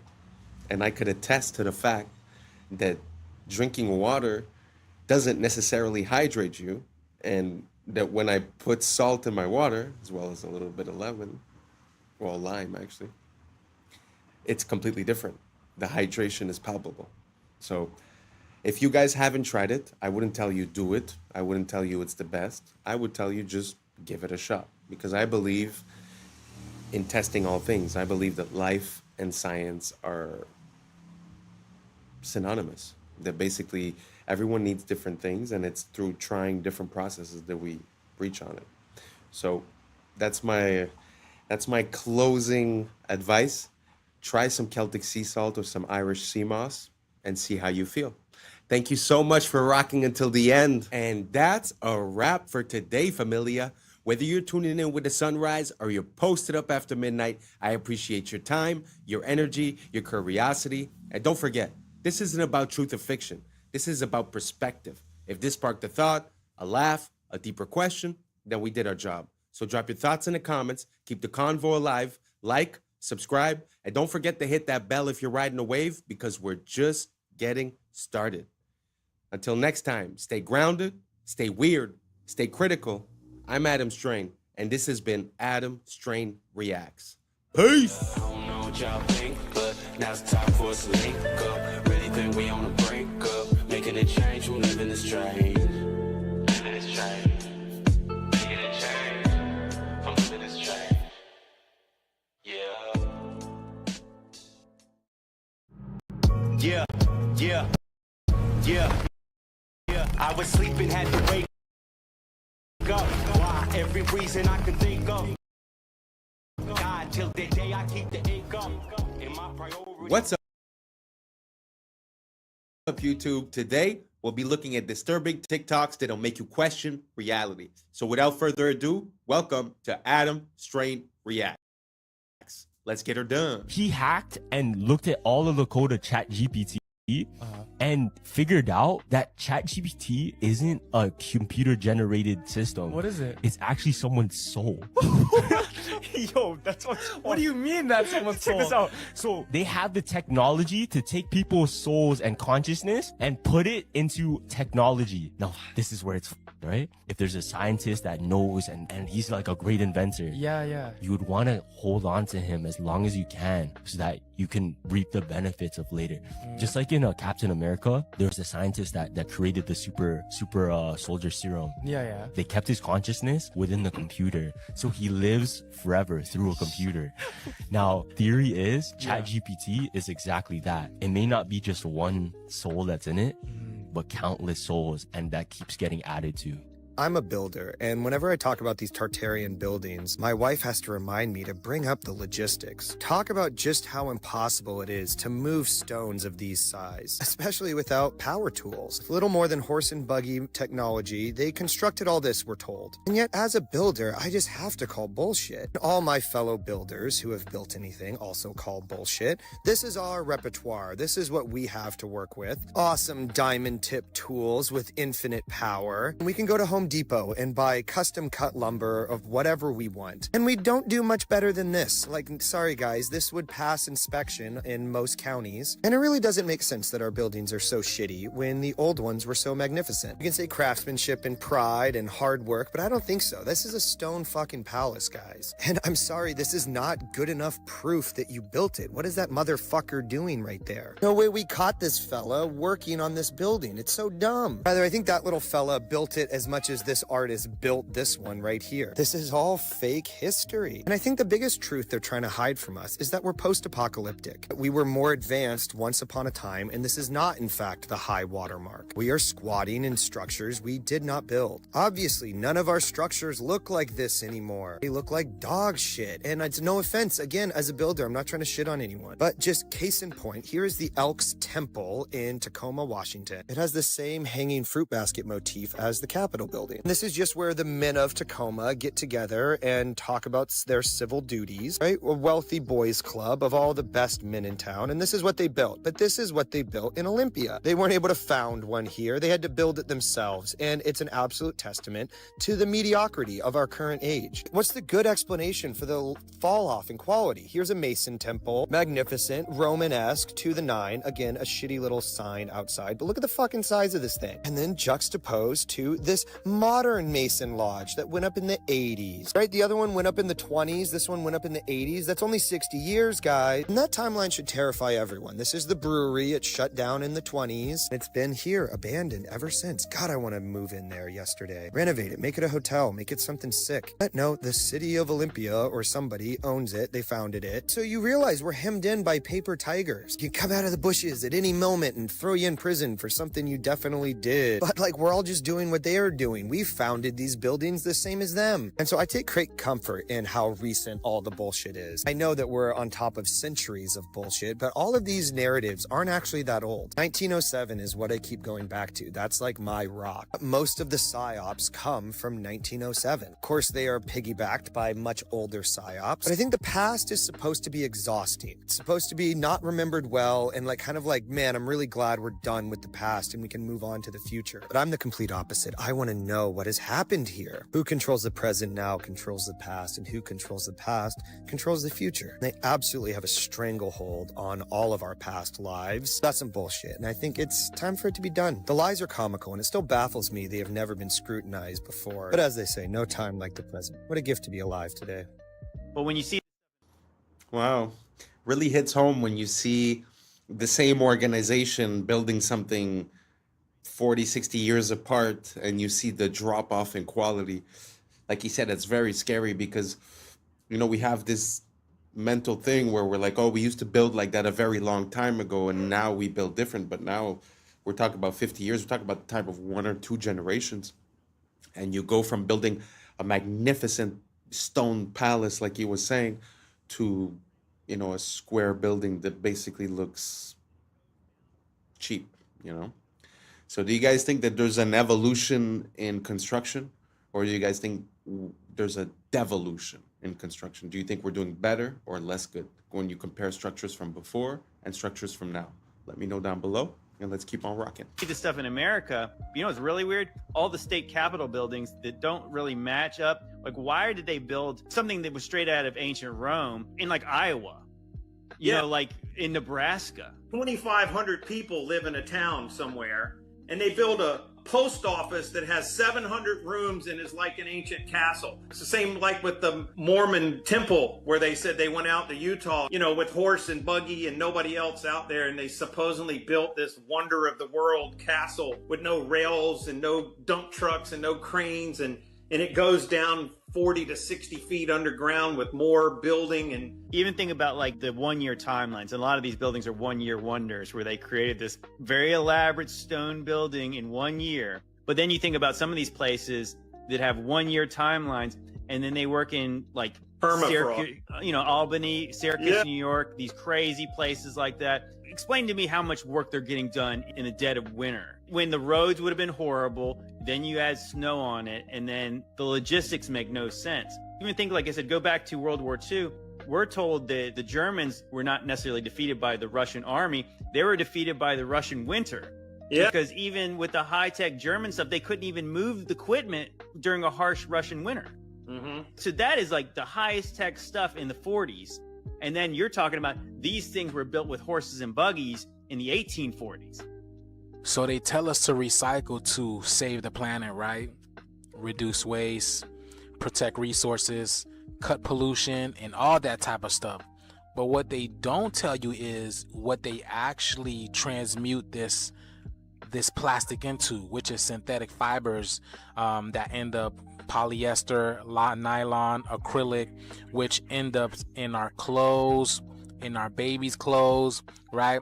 And then these things end up in our skin, because when we wash it and all this type of stuff, it turns into microplastics. And microplastics has the ability to enter our skin, because our skin is the biggest organ.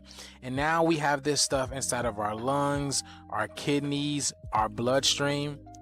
Look at this, y'all. All of this stuff is going inside of our body. So all of these so-called new hip clothes that men and women are wearing alike, you know, the Lululemons and these workout gears, all of this is created from synthetic fibers that contain microplastics now that you are absorbing.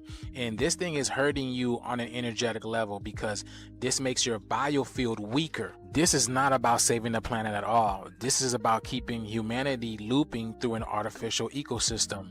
We are divine beings. Divine beings need to wear cotton, hemp, linen, bamboo, and all these things that actually help strengthen your body. That's why they make these new clothes look appealing to the other sex, because they want you to buy this, but it's hurting you on an energetic level. Have you guys seen this 60-minute interview with financial journalist Andrew Sorkin? These two people go into detail about how we're getting ready to see a crash very soon, but they don't explain when or how fast it's going to happen. But I want you to pay attention to the details, y'all. Pay attention. Check this out. Do you think that we will have a crash or not? The answer is we will have a crash. I just can't tell you when, and I can't tell you how deep. But I can assure you, unfortunately, I wish I wasn't saying this, we will have a crash. I know you guys see it. And I know there's no way in hell that that lady that's sitting right across from him did not see it. And then she proceeds with the interview. She proceeds to ask him that question. And there was a little lag. Maybe she was trying to tell him about it, but why would they continue the interview? Do y'all see that? And then even her, she doesn't look normal either. Is it me, or does this lady look like some type of gray? Do you guys see the resemblance over here? Look at this, y'all. And they told us, right, these gray beings were created by the reptilian beings as stewards. Like, they're the ones that go and do the dirty work for the reptilians.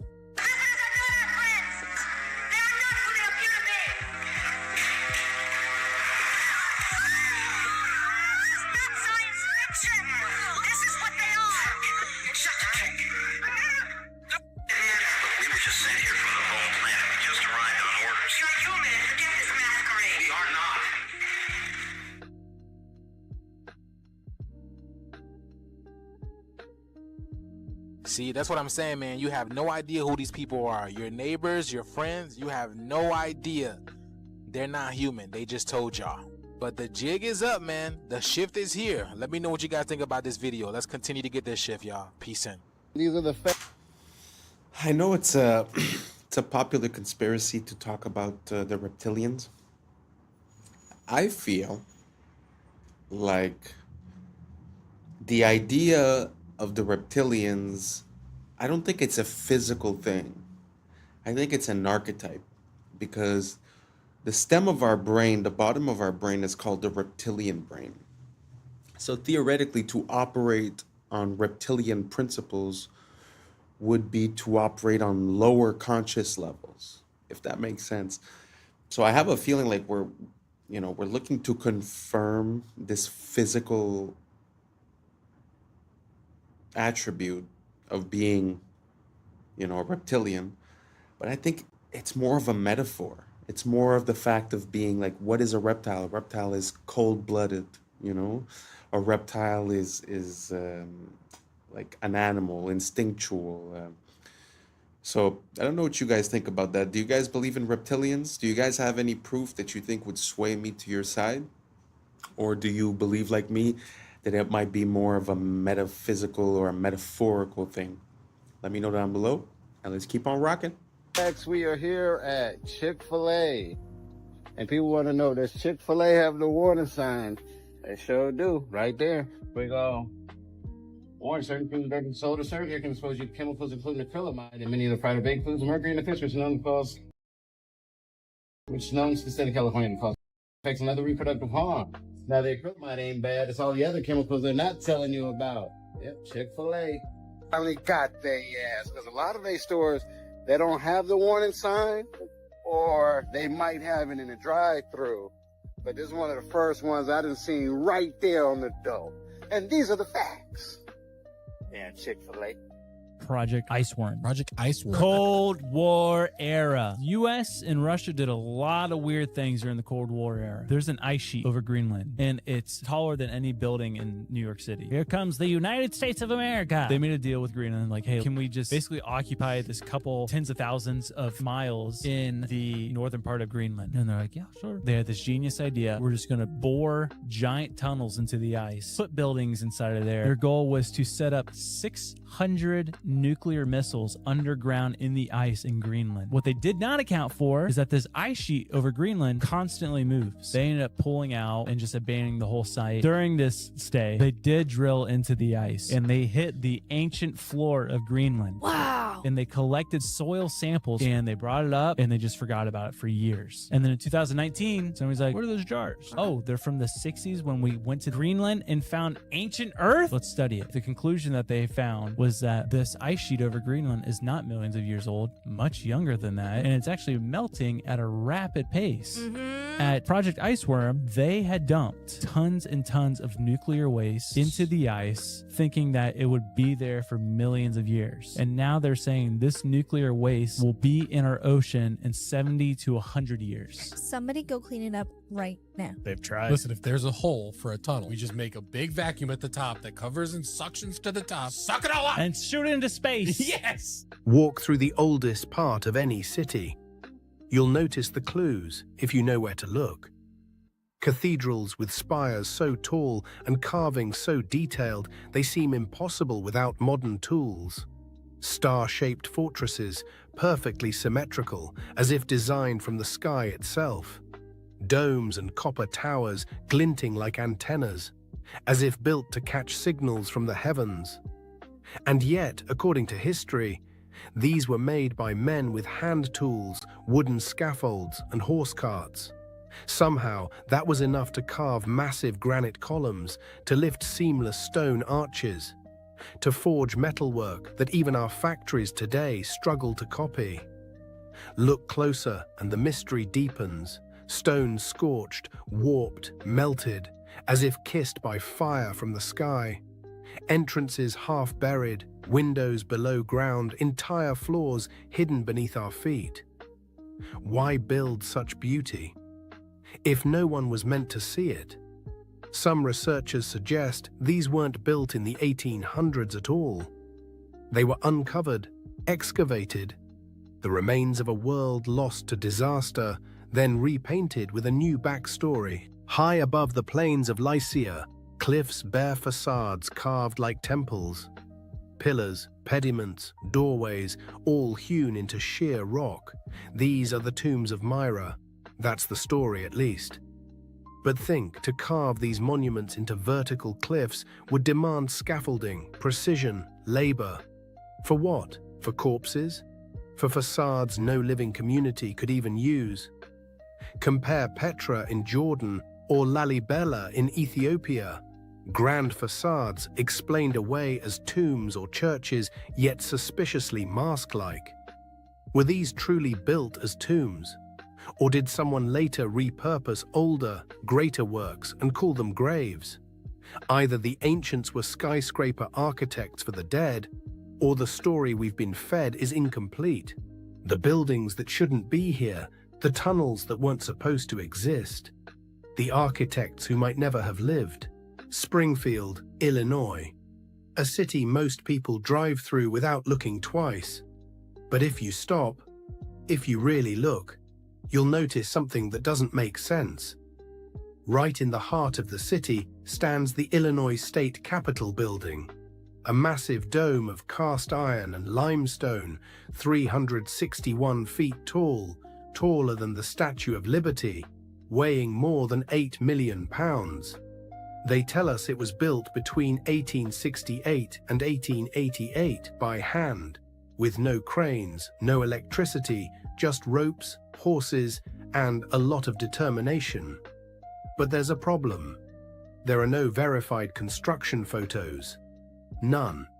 You can find portraits of the politicians and photos of men posing after it's done, but not one image showing the dome being assembled. The archives talk about budget delays and winter setbacks, but somehow every column aligns perfectly. Every arch mirrors the next with millimeter precision.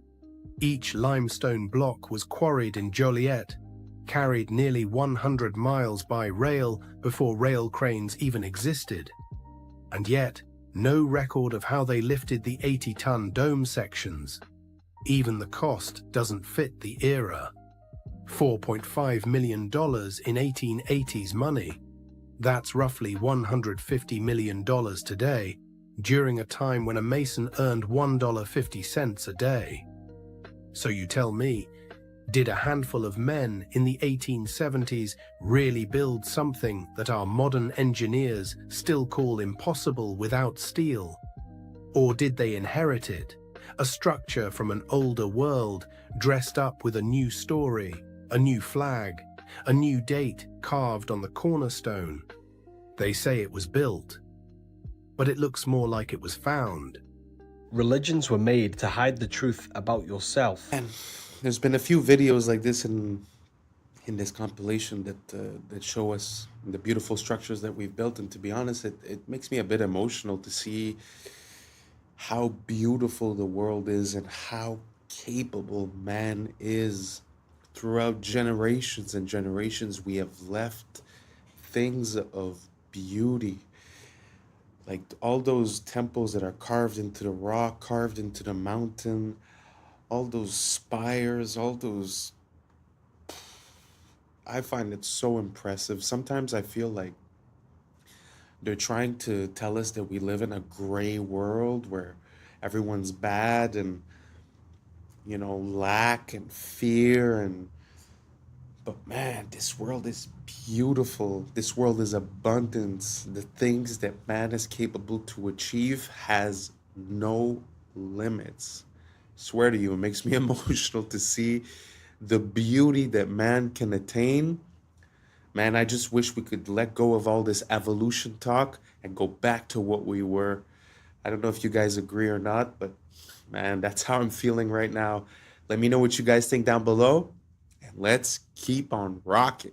Let's go. God stands for Generator, Operator, Destroyer, the mind, soul, and body. Brahma, Vishnu, Shiva, the Father, the Holy Spirit, and the Son. The generator is the mind, the beginning of all creation. The operator is the soul, what you feel. because what you feel then takes action with the physical body, the destroyer. The Father, the beginning, the Holy Spirit, the feminine emotion. The Father, the mind, the emotion, the spirit, give birth to a son, physical action. You take action on what you care about. If you lose care about watching this video, you will continue to scroll. The body acts out the heart. The body follows the heart. These are the three forces that generate your experience in your reality. All creation goes through this threefold process. These are the three forces, thought, emotion, action, we must gain full control over to generate a good experience. Aligning our thoughts and action with the Holy Spirit, which is a purified emotion, because emotions are what guide us. Our emotions tell us what is right and the wrong. Seattle, Chicago, Oshkosh, Springfield. Everywhere you dig, you find the same thing, a city under the city. In Seattle, the underground tour shows old sidewalks 20 feet below today's street level, buried after the 1889 Great Fire. In Chicago, entire blocks were lifted 4 to 14 feet between 1856 and 1875 to install sewers, and now you can still see doors half buried in brick. In Oshkosh, Wisconsin, old walls were found under Main Street in 1931, stone foundations for unknown buildings. And here, in Springfield, walk around the Capitol Avenue area, and you'll see window arches below the current sidewalk line. Whole floors buried under new pavement. They say it's urban development, but the more you study the pattern, the clearer it gets. We're not building new cities, we're reclaiming old ones. Each foundation is just the roof of what came before. History isn't linear, it's layered, like sediment, like memory. Maybe we didn't start from nothing. Maybe we started from someone else's ruin. Quiet music builds, ambient piano. They tell us we're living in the modern age, but maybe we're just walking on rooftops of a forgotten world, pretending we built it. Engineered human meat. That's right, a protein made from human cells that promises to be cheaper and tastier than any of its competitors. I'm Greg Wallace, and I'm off to visit Good Harvest, where a whopping 6 tons of human meat is engineered every day. That is stunning. With the promise of cheap meat for all, it may well be the meaty miracle we need to ease the squeeze of the cost of living. Anyone for human meat? I'm Michelle Ackley, and while Greg comes face to face with the production line, I'll be conducting a taste test with some very picky palates. It's really, tender. For the first time, we're going to find out where it comes from, how it's made, whoa, and what it tastes like.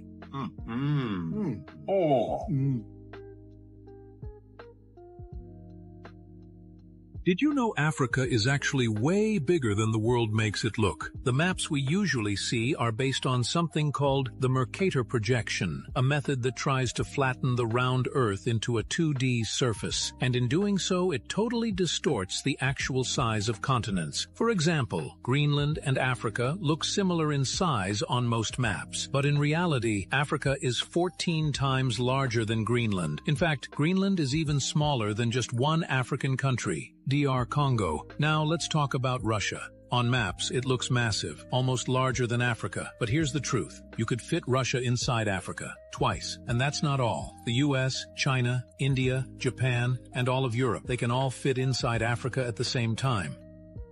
If you see this camera in your town, it's already over. Across the UK and the US have started rolling out these AI facial recognition cameras, and yeah, it's exactly what it sounds. These things are disguised as normal CCTV cameras, but they scan every single face that goes past them. What this then does is pick up the person who's walked past it, and then automatically using AI scan it against a criminal database to see if you're wanted or you've done anything wrong. There is going to be someone watching and then proceeding further depending on who you are.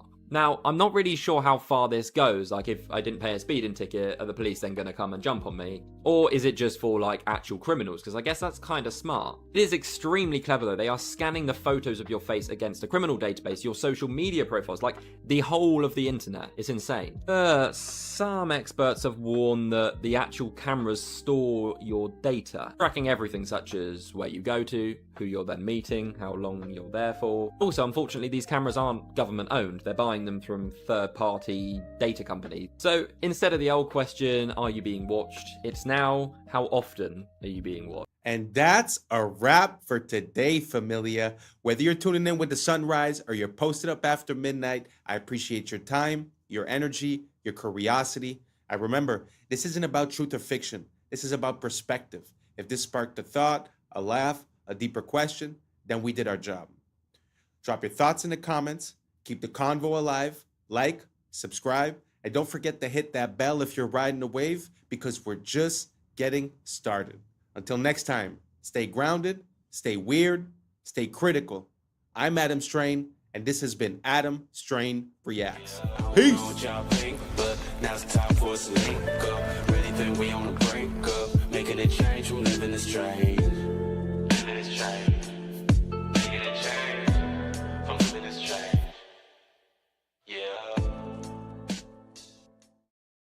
Nudge your water glass to you using its lamp snout. That it might actually be alien technology scoping us out. Around and shows that everything is priced in grams of gold. I'm gonna skip.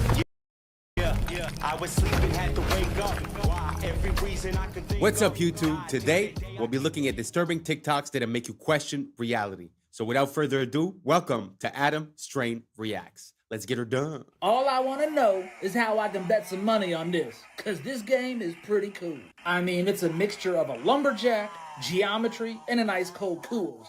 And the goal is pretty simple. Land the log on the beer. I'm not gonna lie to you, I'm putting all my money on Paul Bunyan III here, because his skills are on a whole nother level. Me and the devil walking side by side. Me and the devil walking side by side. And I'm gonna see my man till I get satisfied. See, you don't see why. It's like peering into another world sometimes when you look into the past, especially when it comes to certain things like medicine.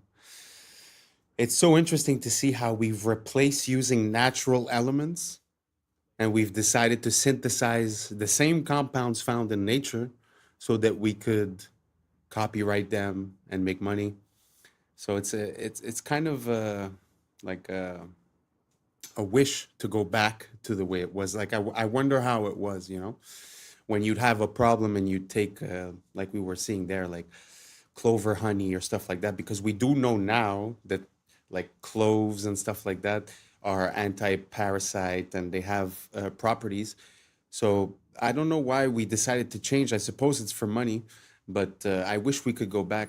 Because from what I understood, when they changed the education system and the people that were running the oil companies realized that they could sort of use oil-based components to create medicine, that's when we started seeing all the pills and all the things that were synthesized. So it feels like it was done out of a bad intention, and it wasn't for the good health of the people. So let me know if you guys think the same way. And if you don't, let me know why down below. And let's keep on rocking. Did you know that one of the world's most beautiful gems is created as a defense mechanism? A natural pearl begins its life when an irritant, like a grain of sand, gets trapped inside an oyster. To protect itself from the intruder, the oyster begins covering it with layers of a substance called nacre. Over several years, thousands of these shimmering layers build up. transforming a simple piece of grit into a smooth, lustrous pearl. I've become obsessed with this kind of thing. Apparently, as part of the display at IKEA furniture stores, they have just a fake door printed on a background, but you see this wear pattern from where hundreds of confused customers have tried to open the fake door. So the thing that I've become obsessed with is really weird and interesting wear patterns, like this photo from a laundromat. And you can actually see at head level where all of the dye and the grease from people's hair has created like this ghostly stain over the decades. If you've been to a gym, you've probably seen this wear pattern on their bench press machine where they slide the peg into the weight they want, and you can see like a bell curve distribution of what weights people choose. I really like this one. This is an old-timey shop that's got one of those bells over the door that tinkles when somebody comes in. And over the decades, the millions of door openings has worn a hole all the way through the door. I'm getting these off of a subreddit called R Well Worn. And they have thousands of these. Like, here's the restrooms at this person's engineering school, and you see the difference in the wear pattern between the men's and the women's. Here's where this person's hairdresser is slowly wearing a hole in the floor. Here's the keys on an antique organ that have been worn down over the last 170 years. Here's a TV that played CNN every day for 2 straight years, and you can see it created a ghost image where the reporter stands. And, of course, the obligatory bronze statue where tourists cannot resist grabbing this guy on the butt. None of you realize how weird this is about to get. If you couldn't tell what was going on in that clip, I will explain it. But let me say, we are the last generation for which the stuff in our house is not alive. This is a prototype lamp made by Apple that has AI, but doesn't just let it respond to voice commands. This AI in this machine lets it get sad when you disagree with it. If you set an alarm for it to remind you to drink water while you're working, it won't just sound a tone, it will nudge your water glass to you using its lamp snout. When you play music in the kitchen while cooking, it will dance along to the songs. I am telling you right now, when it comes to AI for the average person, this is where the money is. It does not take much at all to convince us that an inanimate object is alive. If you just stick googly eyes on a Roomba, most of us will get upset if a guest kicks it. But the next generation of children will be raised in homes in which they will treat many objects as members of the family. Ask all the parents who bought Moxie, an AI-powered toy that then went dark when the company went out of business, and then had to talk to their kids not like a toy had stopped working, but like a pet had died. I am dead serious when I say that most of the people watching this video will live long enough to have an argument with your car.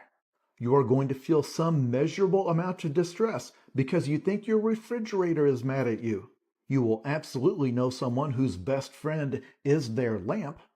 And all of these will be available for a one-time purchase to get the object, but to keep it alive, that will be a subscription.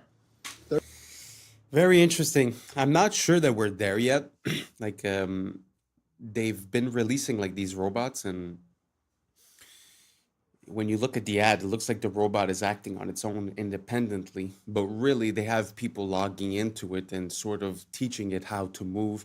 I wonder if it was the same thing that we were seeing with the lamp. Now, the question that I have is, will we get there eventually? That's more the question that makes sense. And what do you guys think about the fact that these items can have, let's not say consciousness, but let's just say that they interact with you? Do you guys find that cool? Do you guys like that lamp? Me personally, I find it's too much. A lamp for me is to create light. I don't really need much more. But do you guys think that it's coming? Do you guys think that these robots are really going to be able to be self-sufficient and to be independent, and that it's going to be, safe enough to roll out on a massive scale? Is more the issue. Because of course you can make a robot, but if the robot hurts people or stuff like that, it's not going to work. So let me know what you guys think. Do you guys think we're there now, in 5 years, 10 years, 20 years? How do you guys see it? Let me know down below, and let's keep on rocking. 32 years old. 32 years old. Give him a kitty. Give him a dog. Bro. Say go night night. Go night night. Oh my God. Now, why didn't he do it? Why didn't he do it when I said it? That's the one that really trips your Yeah, mind. that out. is crazy. Handstand in the back somersault? Sure. Thing is, handstand in the back somersault, dude.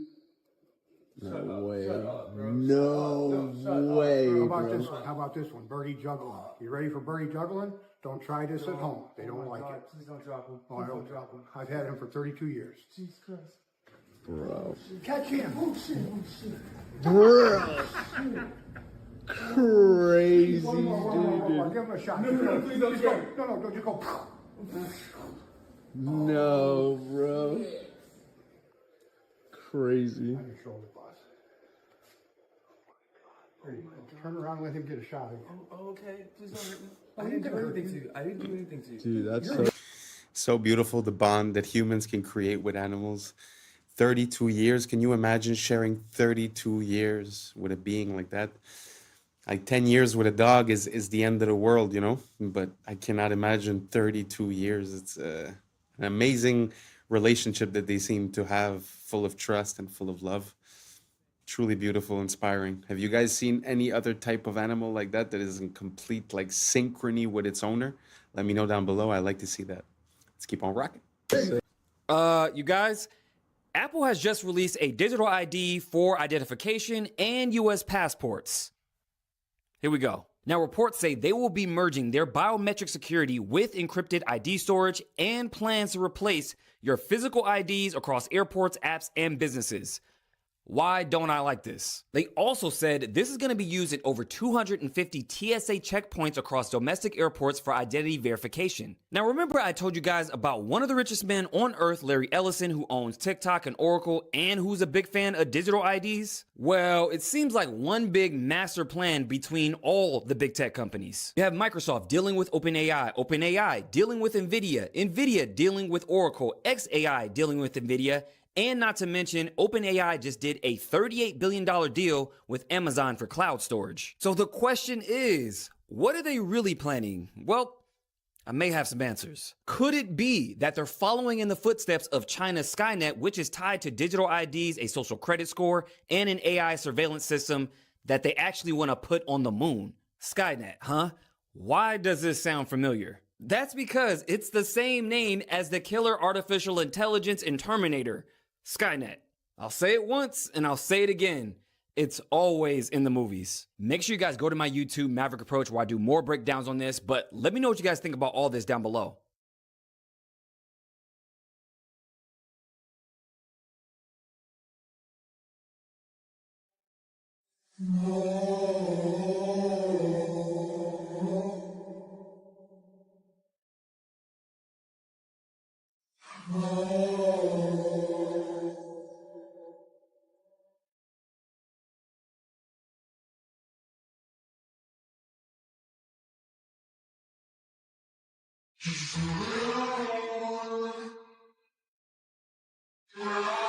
Guys, it's official. Vine is back, but with one big difference. So not only will it have the exact same 6-second looping videos, but it'll also give access to more than 100,000 archived Vines. But instead of Elon being the person to bring Vine back like he said he wanted to, this app, now called Divine, will be backed by none other than Twitter co-founder Jack Dorsey. But the one big thing that makes Divine totally different to other social media platforms is that it will prohibit AI content. In fact, it will scan for and flag suspected generated AI content and prevent it from being posted. It's essentially trying to act as a safe haven. So is this just another hopeless attempt to capitalize on nostalgia? Or can they actually fix the problems Vine had and make it successful this time around? It's kind of interesting. I know Vine was big back in the days, but I think it was a bit too early because people's attentions were still a bit longer.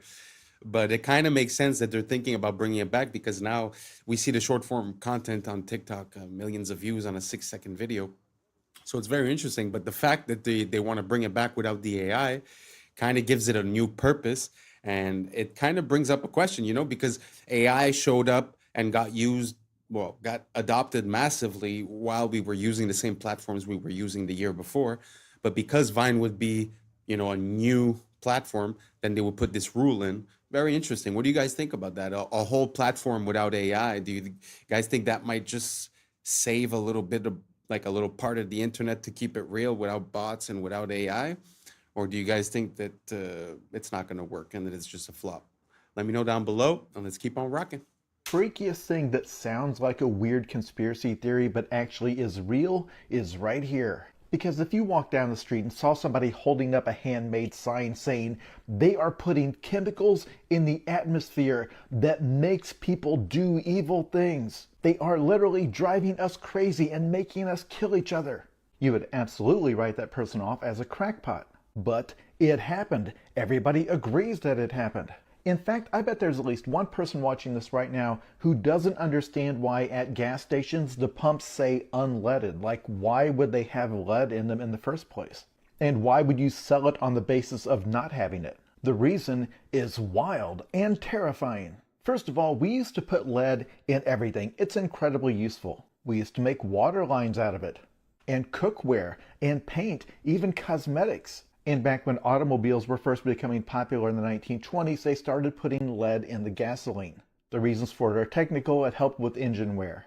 The problem is that lead is toxic, but it is toxic in very subtle ways. It usually takes a lot of exposure over a long time to see the effects. And a lot of the effects are neurological. And so as there were more and more cars on the road putting more and more lead into the atmosphere, everybody started getting exposed to lead. Keep in mind, if it's in the atmosphere, it means it gets onto the crops and in the soil. And lead exposure, especially in children, causes problems with things like impulse control. You get increased aggression, you get lower IQ scores. So here's the graph. The blue line is lead in the atmosphere. The brown line is the violent crime rate. And you can see the point where governments finally started to ban lead. That's why it says unleaded on those pumps.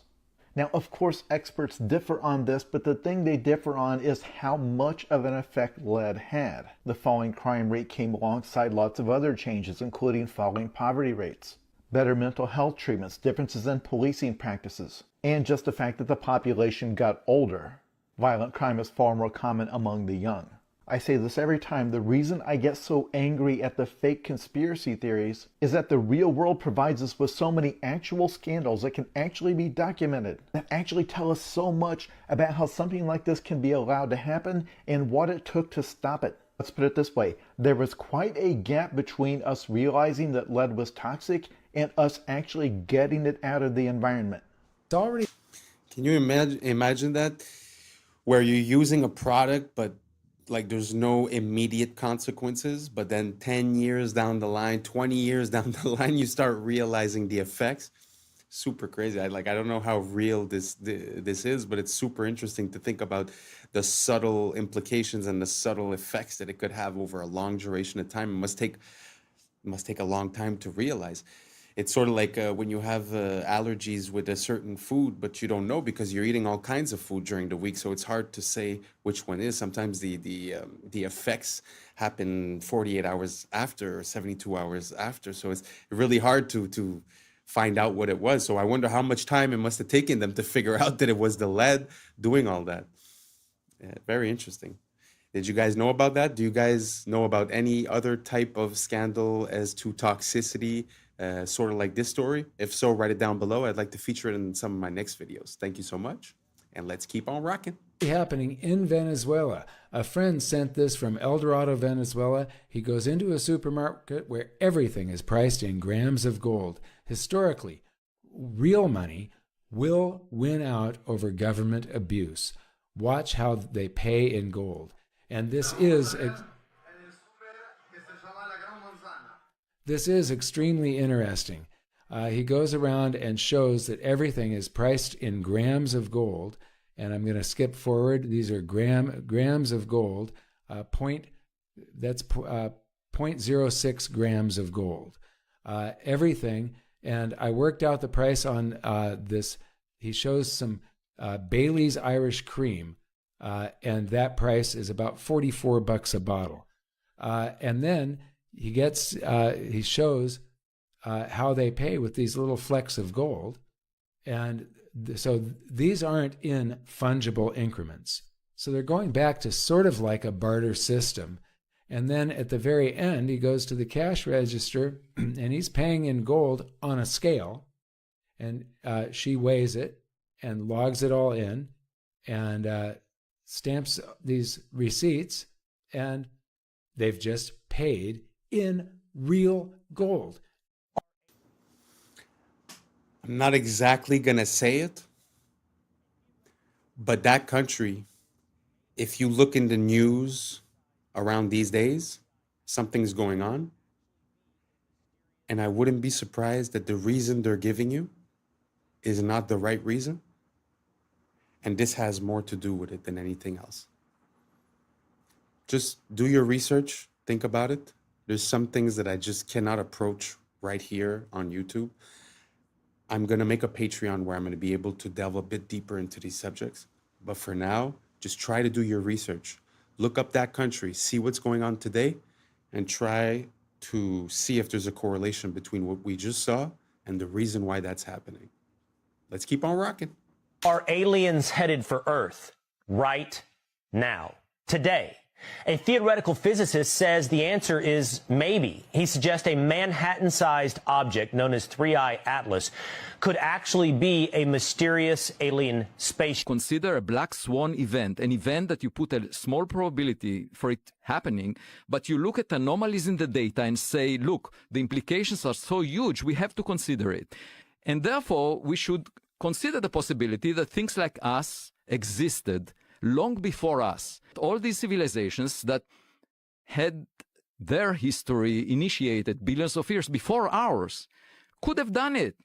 And all we need to do is to check.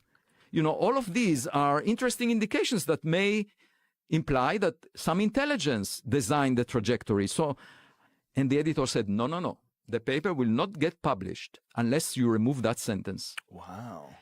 As the most enigmatic interstellar object ever discovered enters its most critical phase, perihelion, an unprecedented stream of data is arriving from multiple space observatories in real time.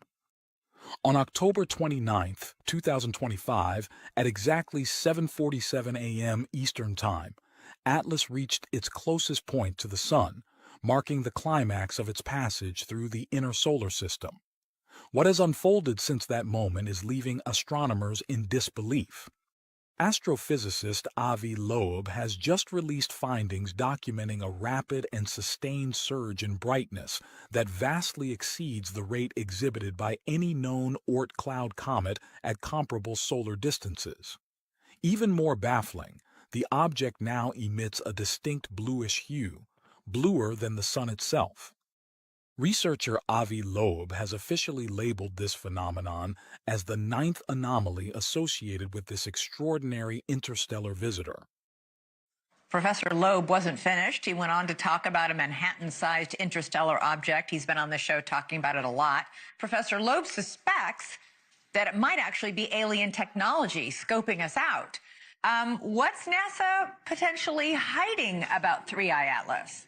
The news yesterday was that this object came closest to the sun, and it received a huge amount of heat from the sun. And the latest report indicates that it became extremely bright, much more than expected for familiar comets. It actually is bluer than the sun. It should be redder, and any dust. But so what does that mean, Avi? What does that mean if it's hotter than the sun? We have another anomaly. His question now reverberates throughout the scientific community.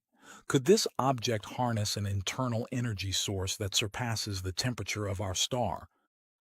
What these instruments have revealed simply should not exist according to current physics. The latest readings from the Stereo A, SOHO, and GOES 19 coronagraphs taken between September and October indicate an anomalous and unexplained brightness increase. Such an effect cannot be accounted for by reflection, sublimation, or any known natural process. To grasp the magnitude of this finding, it's worth noting that standard Oort cloud comets never exhibit this behavior. None show a sustained exponential rise in luminosity under comparable thermal conditions. Even the researchers involved in the new analysis concede that the reason behind Atlas's rapid brightening remains entirely unknown. We have to attend to the possibility that it might not be natural just because the implications would be huge for humanity. In a case where you have a visitor to your backyard, the visitor might enter through your front door. That's a situation where there is an important threat to humanity, and therefore even low probability events have to be taken seriously. NASA did not think as of yet about the possibility that an object which has some technology in it might be in the sky. NASA is not the most accomplished space agency in the Milky Way galaxy since the Big Bang, 13.8 billion years ago. So if there was another NASA-like agency around an exoplanet billions of years ago, their gadgets could have arrived at our backyard by now. And that's enough time for gadgets from other civilizations to have reached us. So we should be open-minded when we see new objects that are anomalous. What I'm about. Oh, that's a lot. Sorry, that was a bit long.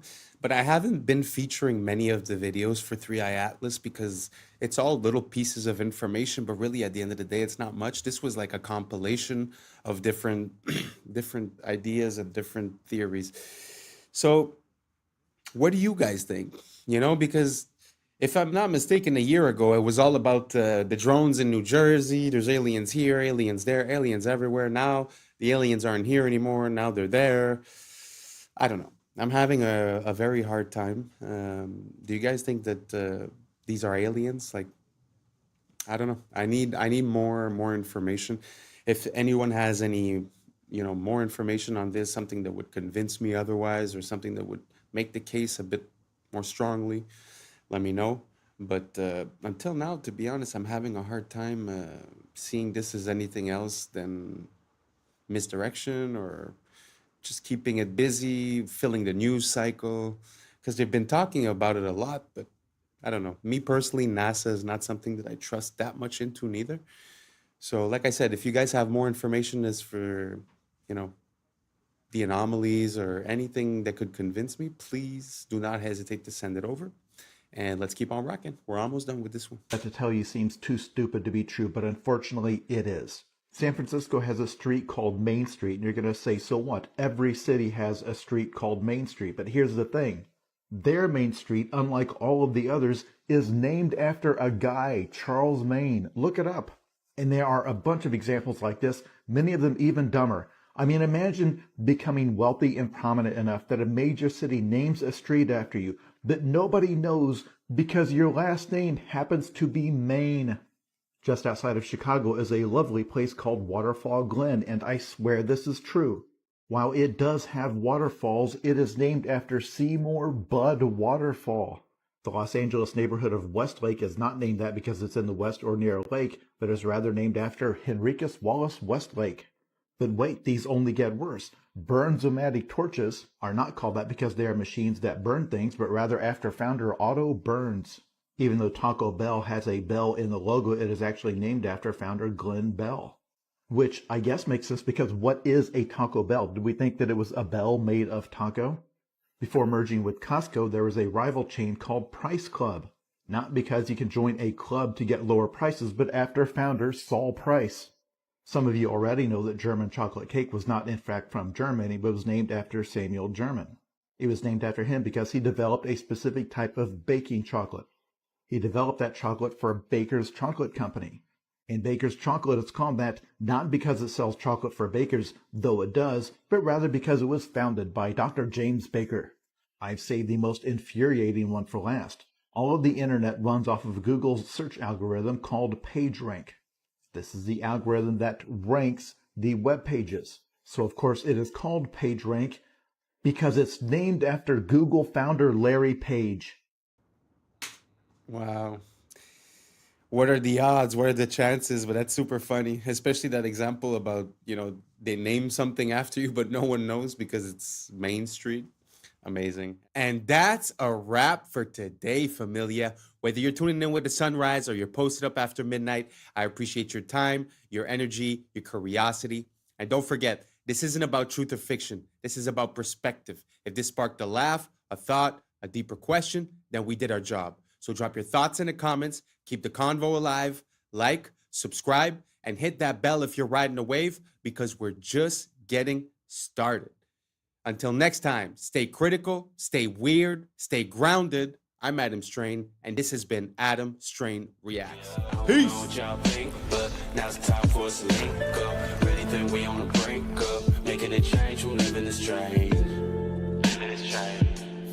Making a change from living this strange. Yeah. Yeah, yeah, yeah, yeah. I was sleeping, had to wake up. Every reason I can think of. God, till the day I keep the income. What's up, YouTube? Today, we'll be looking at disturbing TikToks that'll make you question reality. So without further ado, welcome to Adam Strain Reacts. Let's get her done. Some conspiracy theories are true. For example, let's say you had a friend call you up and say, I was eating at a restaurant and I found a microchip in my food. I know because I told them to leave off the pepper, but I saw a single speck of pepper, but when I looked at it closely, it was perfectly square, and when I took it home and looked at it under a magnifying glass, it was a microchip. Before you have them institutionalized, know that sometimes cheese has microchips in it. Specifically, authentic Parmesan cheese from Italy has chips embedded in the cheese wheels because they have a huge issue with counterfeiting. These chips let them scan the wheels for authenticity and also track where they go. These microchips are edible by design, and you may have eaten one in your life. Likewise, let's say that same friend says their printer is encoding secret messages in documents, that they keep finding these microscopic specks that they thought were just flaws in the print head or something. But once again, when they looked at them under their magnifying glass, they found a pattern, and they're certain that the pattern has meaning. What your friend has discovered are printer tracking dots. Many printers, we don't know which ones, use tiny, basically invisible dots. These identify the serial number of that printer and also the date and time when the document was printed. Printer manufacturers actually did this for 20 years in secret before the public found out in 2004. But for example, if documents were leaked from a government agency, these dots help them identify which printer they came from. Likewise, if you're using your printer for some sort of illegal counterfeiting activity, they can scan those nearly invisible dots and immediately know which machine did it and when. This is actually the frustrating thing about the fake conspiracy theories. Sometimes the reality is just as weird. Welcome to America, where we work to live and live to work, where we spend hundreds of thousands on a home that we barely get to step foot in because the hours we work to pay for it keeps us away from it, where we buy a car just to drive it to a job that barely pays enough to keep the gas tank full, where our healthcare system will bankrupt you faster than the illness can kill you. Where getting sick is the business motto and the cure is priced like a luxury. Welcome to America, where the food is fake, the water's tainted, and the air we breathe is up for sale, where the richest 1% own more than the bottom half combined, and they still tell us to work harder, where we chase the American dream only to find out it was designed to stay out of reach, and every time we get close to the finish line, they just inch it a little further back, where school doesn't teach you how to live, just how to obey, comply, and clock in, where education comes with a lifetime of debt and the diploma is nothing more than a receipt for money that you ain't never gonna see again. Welcome to America, where we pay taxes to keep the lights on in government buildings we ain't never even allowed to enter, where your rights are written in pencil and erased when it's inconvenient, where justice depends on your income and the law bends to the highest bidder. What?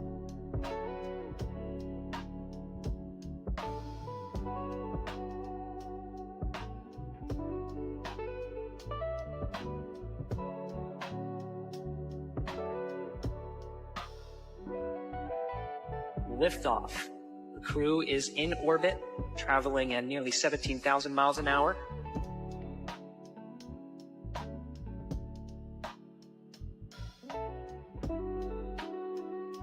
Did you know Facebook launched on the exact same day the government shut down its most secretive surveillance program?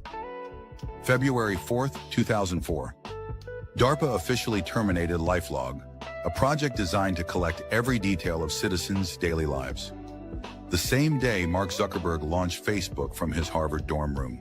According to conspiracy theorists, this timing wasn't coincidental. LifeLog aimed to create digital records of everything: relationships, activities, conversations, movements. Sound familiar? That's exactly what Facebook does today. The theory suggests Facebook became the civilian face of government surveillance, disguised as social networking. Early funding allegedly came from venture capital firms with CIA connections, including In-Q-Tel investments. Within years, Facebook knew your friends, your interests, your location, even your political views. Everything LifeLog wanted to collect, but couldn't do openly. Today, billions voluntarily upload their entire lives to the platform. The perfect surveillance system, hidden in plain sight. Sometimes the best way to watch everyone is to make them want to be watched. Blooms. So if you leave it, I guess that's why they say that the NSA sort of became obsolete, because everybody started voluntarily uploading all their information.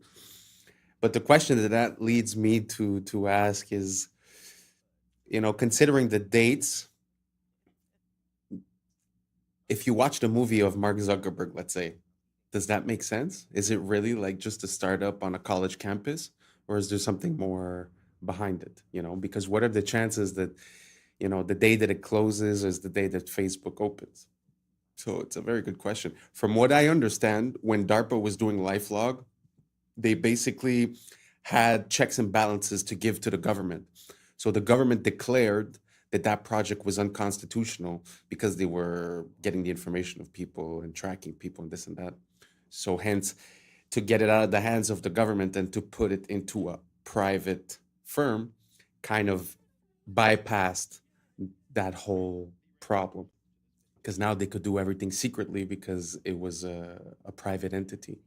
So what do you guys think? Do you guys think Facebook was also a tool used by the CIA or the NSA to gather information? Or do you guys think that it's just organic and, Mark Zuckerberg and his buddy came up with this on college campus, and it's just a big happenstance that it happened on the same day, more or less, than that the project from DARPA got canceled? Let me know down below. I'm very curious to see what you guys think about it, and let's keep on rocking. alone, it blooms. These are broccoli. They're flowers. Did you know that? They're immature flower buds. They're like flower eggs. Unborn flowers. Look at this lady down here. She said, I'm eating unborn flowers. It says broccoli is actually the flower of the plant that we typically eat. What we typically eat are immature flower buds. If left unharvested, these tight green clusters will eventually bloom into small yellow flowers. This is broccoli.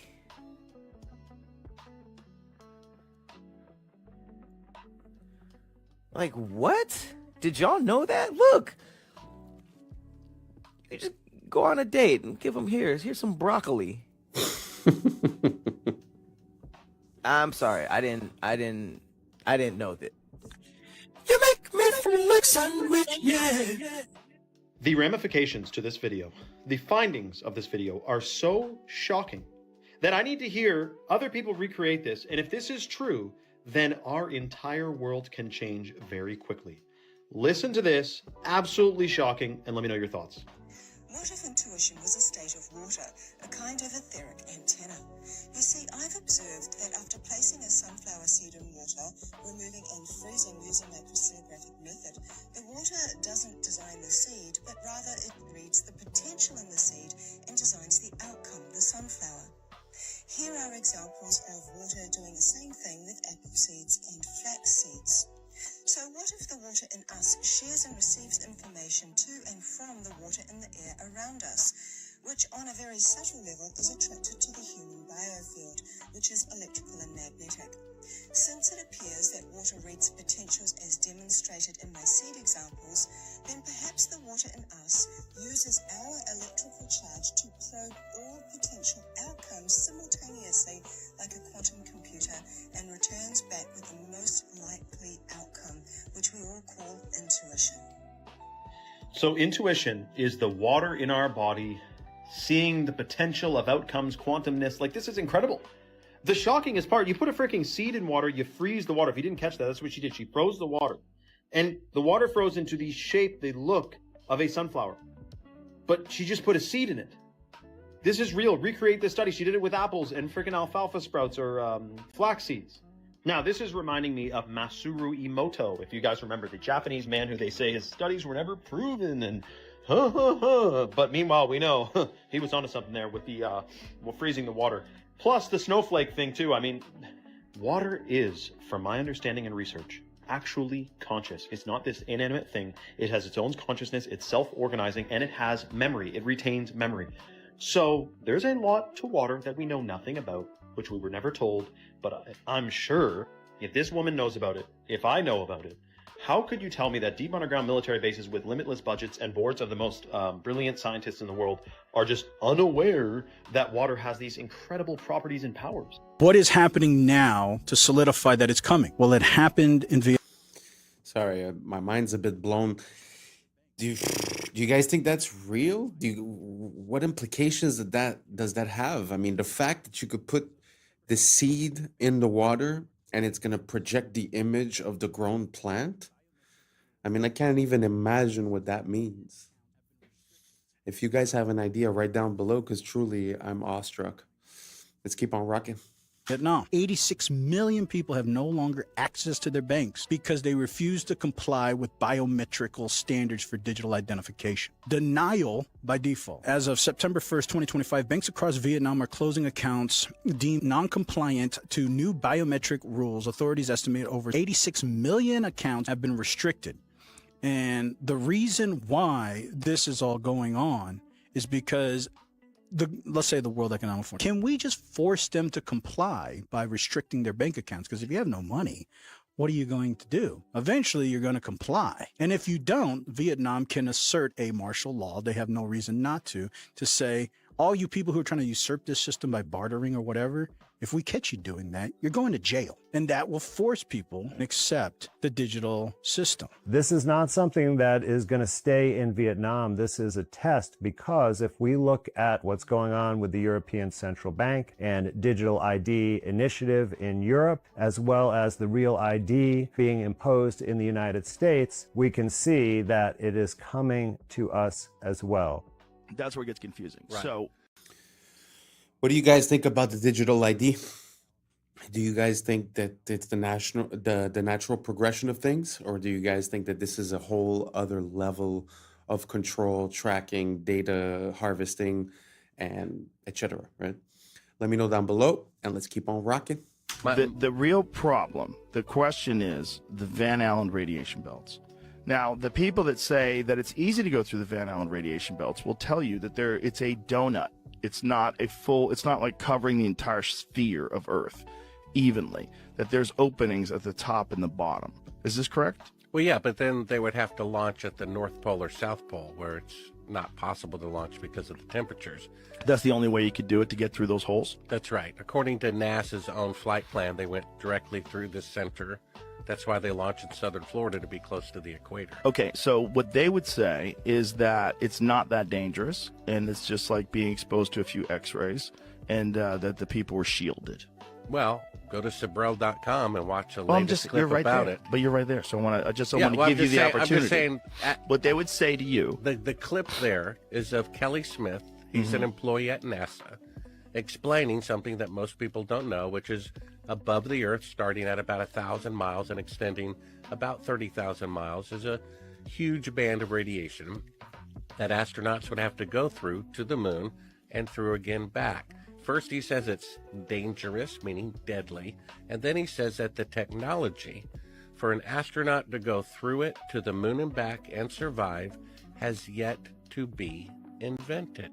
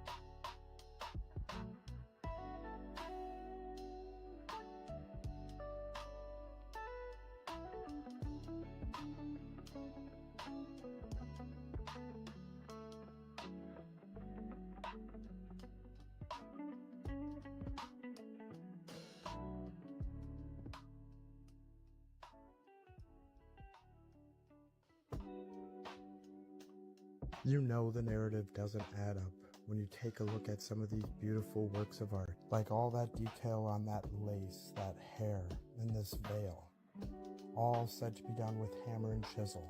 They are not just beautiful works of art, timeless pieces, they are impossible given the historic timeline we were told, because we don't make anything close to that detailed and that beautiful like they did hundreds of thousands of years ago.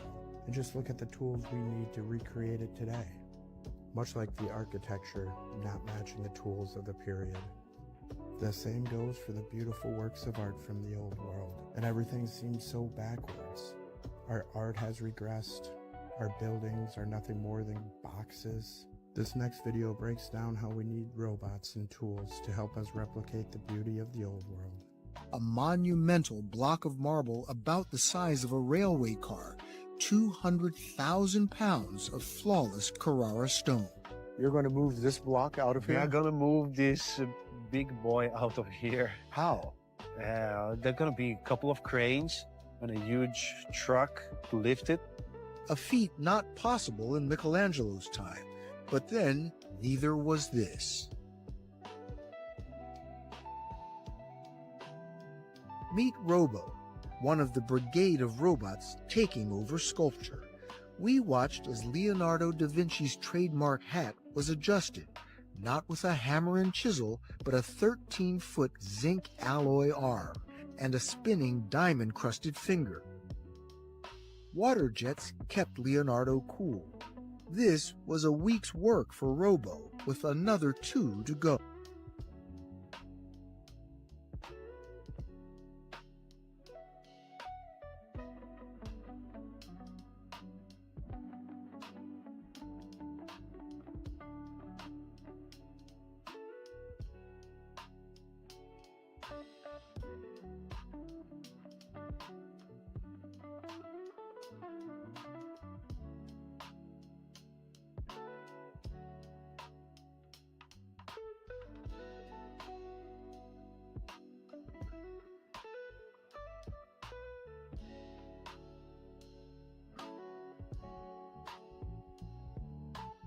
So big news, Taylor Swift just dropped The Life of a Showgirl, and what an album it is.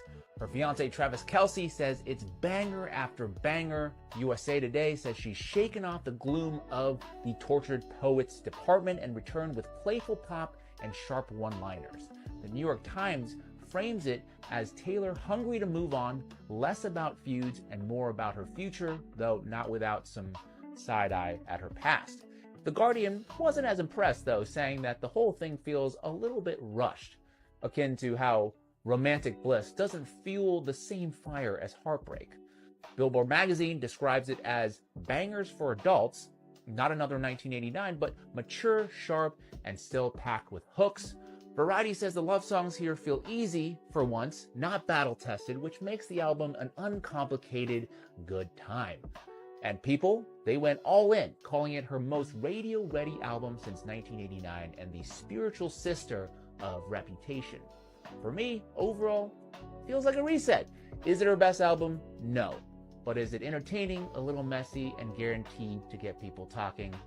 Absolutely. They just gave the green light for ChatGPT to have a lot of freaky conversations with a lot of freaky people. I might be the first person to let you know this, but it's true.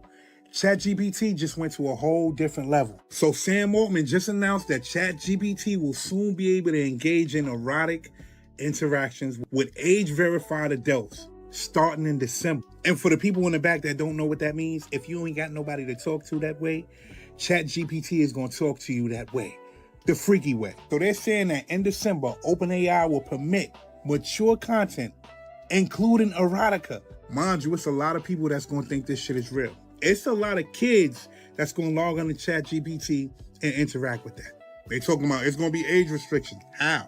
How are you going to restrict that? How do you know who's on the other side of ChatGPT? Mind you, people were trying to stop this because we already seen what happened to a couple of kids that thought they was interacting with a real person and they took their own lives. And then you have some adults who really and truly conversate with ChatGPT each and every day.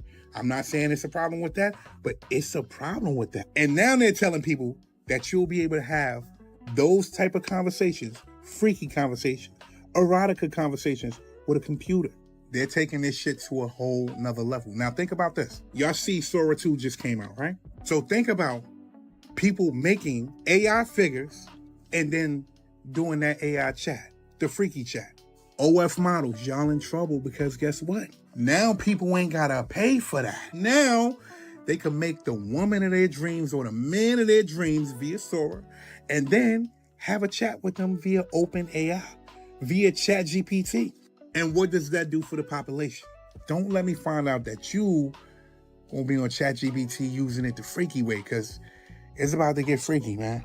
I'm out. Michael Jackson was trying to tell us they're casting spells on us through music. Check this out. Singers, when they sing songs, it's like a mantra. When you repeat a chorus over and over and over. So when a kid hears a song and he starts singing that chorus over and over and over, then you start to hear it in the alpha state, into the subconscious mind. So you start to become the song or become what you're saying. Now, Michael Jackson being one of the greatest musicians to ever live, you can safely say that he's an authority figure when it comes to the subject of music. The reality is that music is one of the most powerful forms of programming. Stay weird. You don't just listen to it, you actually... A worldwide... I agree with that. And whether it's music coming from outside or the music that emanates from your thoughts, it's very important to keep it positive and keep yourself on a good outcome. Because like he's saying, if let's say the song that you're listening to is, the chorus is hate your neighbor, hate your neighbor, hate your neighbor. Like he said, at one point you go into alpha state and you start talking to your subconscious, feeding that. So what do you think is going to happen in your conscious life? You're probably going to have more hate.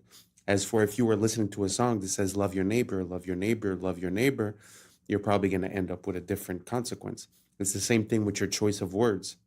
A lot of people replace the word morning with rising because morning is associated with death and rising is associated with life. It's an example. But these patterns create a sort of spell, as if you want to call it that. Some people call it epigenetics, the biology of belief. There's different interpretations of it. But my only point to this is I think we should be careful what we consume, what we listen to, what we repeat, how we think, and what we say. If you guys agree, or if you don't agree, let me know down below, and let's keep on rocking. Event that left so many remains melted and scorched. You can see the blackening and charring on so many of these melted structures. Most of these structures are still buried from the many resets that occurred after them. This is a perfect one. To the right of that archway, you can see a lot of that structure deformed and buried under the stone, and that undeniable scorching. Some more blackened stone here on the top, and in little small parts all along this melted ruin.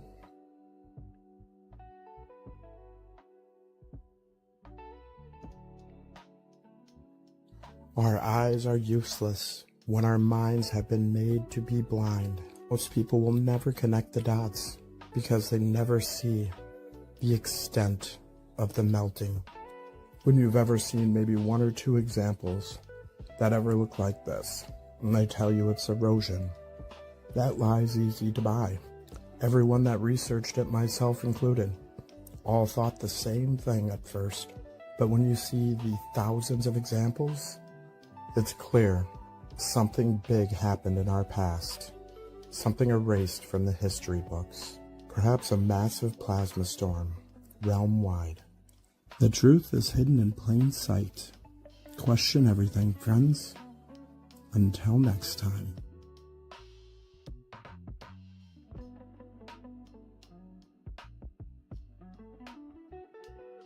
And that's a wrap for today, familia. Whether you're tuning in with the sunrise or you're posted up after midnight, I appreciate your time, your energy, your curiosity. And remember, this isn't about truth or fiction. This is about perspective. If this sparked a thought, a laugh, a deeper question, then we did our job. Drop your thoughts in the comments. Keep the convo alive. Like, subscribe. Don't forget to hit that bell if you're riding a wave, because we're just getting started. Until next time, stay grounded, stay weird, stay critical. I'm Adam Strain, and this has been Adam Strain Reacts. Peace. Now it's time for us to link up. Really think we on the brink up. Making a change from living this strange. Living this strange. Making a change from living this strange.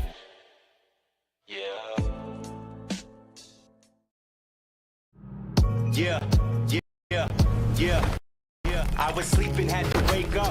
Why? Every reason I could think of. God, till the day I keep the ink up.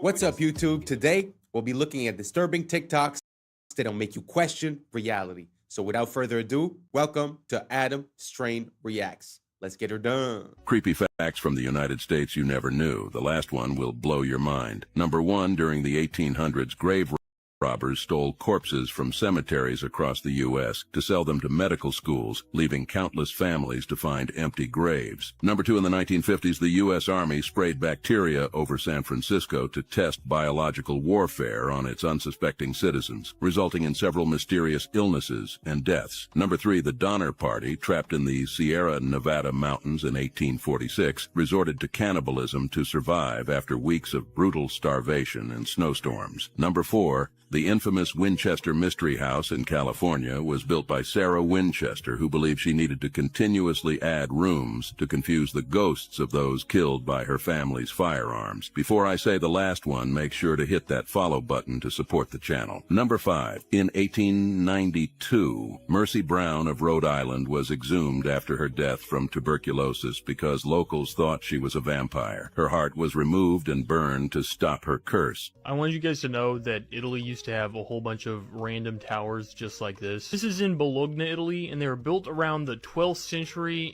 and over time they were just demolished or they collapsed. Only 2 of them actually remain today, and their purpose was just for like a status symbol. People would build them for status, or they would use them for defense storage, or I guess people even lived in them too. But when you look at it, like, it seems like they had skyscrapers like back in 1100. What? So these are real stadiums from around the world, from an aerial viewpoint. And you have to wonder, if signs and symbols rule the world, what type of symbols are these stadiums? Now, that almost looks like a reptile's eye. And we have, of course, the ancient symbolism of the all-seeing eye. And you got to wonder, because didn't they say bread and circuses? If you want to stop the masses from revolting, you got to give them bread and circuses. So not only are they giving you bread and circuses in here, but also it's a massive, likely ritual football stadium.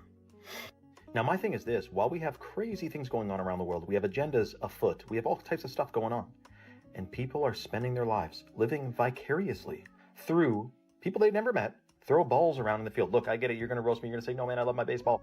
But when you are truly awake, you know what's going on in the world. You see how much of a distraction it is. It is absolutely bread and circuses. Not to mention when they have a big performance, like a major celebrity is performing in there, and there's all these like red lights, and it looks demonic. I mean, this is a ritual. Make no mistake. Comment your thoughts below and follow for more. For the first time ever. What do you guys think about the shape of those stadiums? Because there's some people that believe in this theory where there's these controllers that are harvesting our emotional energy. They call it loosh or something like that. But do you think it's happenstance just because you want to hold a lot of people and you want to have an open sky, so it's completely normal that it ends up looking like an eye? Or do you guys think that there's a symbolism behind that, or a certain shape or certain pattern or certain frequencies that they're harvesting, or a law that they're following? Or do you guys think it's just randomly based and that's just the way it is? Let me know down below. I'd be very curious to know what you guys think about it. Let's keep on rocking. The secrets of the dollar bill have been uncovered.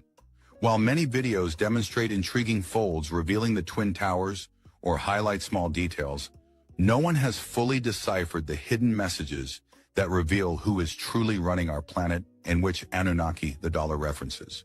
From the world's leading researcher comes a documentary that will leave you breathless.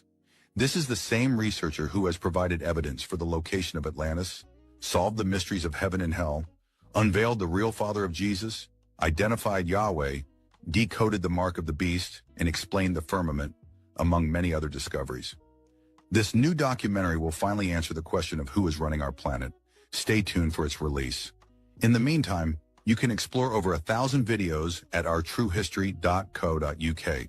They stopped building castles like this because of this. This right here is a medieval cannon. Now, it took a long time before they actually made stuff that was good enough to knock down walls, but it definitely caused quite a bit of problems. And once the cannons started getting bigger and more powerful, that's really when you started seeing a lot of changes coming to castles. This right here is a gigantic cannon created by the Ottomans during the siege of Constantinople. These knocked down those walls. Now, constantly in warfare, they're adapting, they're changing things up. So this is an adapted castle that as cannons started getting better, they built it so it was rounder and it's angled so that the cannonball wouldn't get a direct hit, but instead would skim off to the side. But cannon technology kept getting better, and so then they started building these star forts, which are super thick, as well as multiple layers of defenses, so you can never get close enough to the walls to really be doing a lot of damage. And a big part of this as well is by building up earthworks on the sides before it even reaches the actual fortress itself. So you got a double wall, and so this is a hill that's sloped up,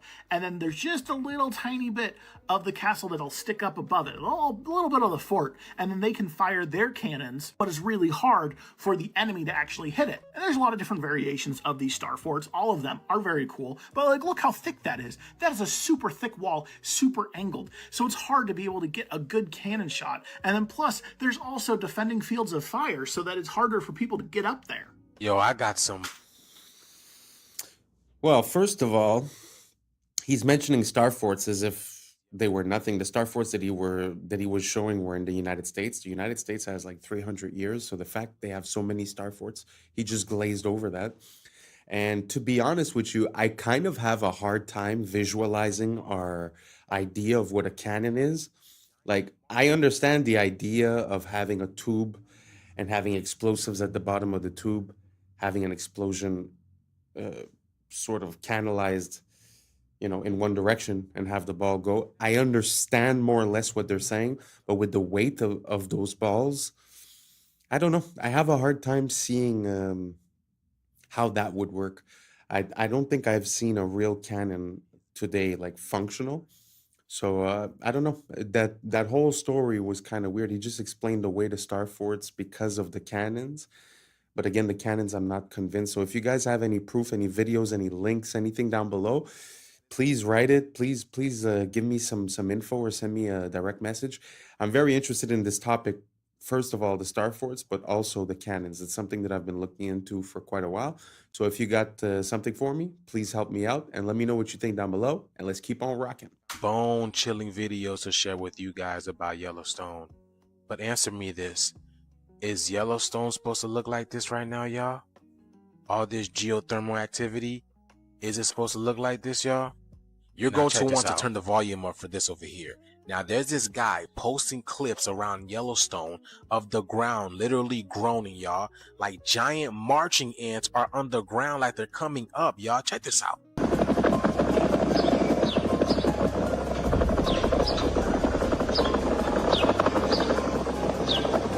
Y'all hear that? It literally sounds like a helicopter, y'all. Something's boiling under there. It's a heartbeat. That's not all, y'all. He says he can feel it in his bones, in his spine.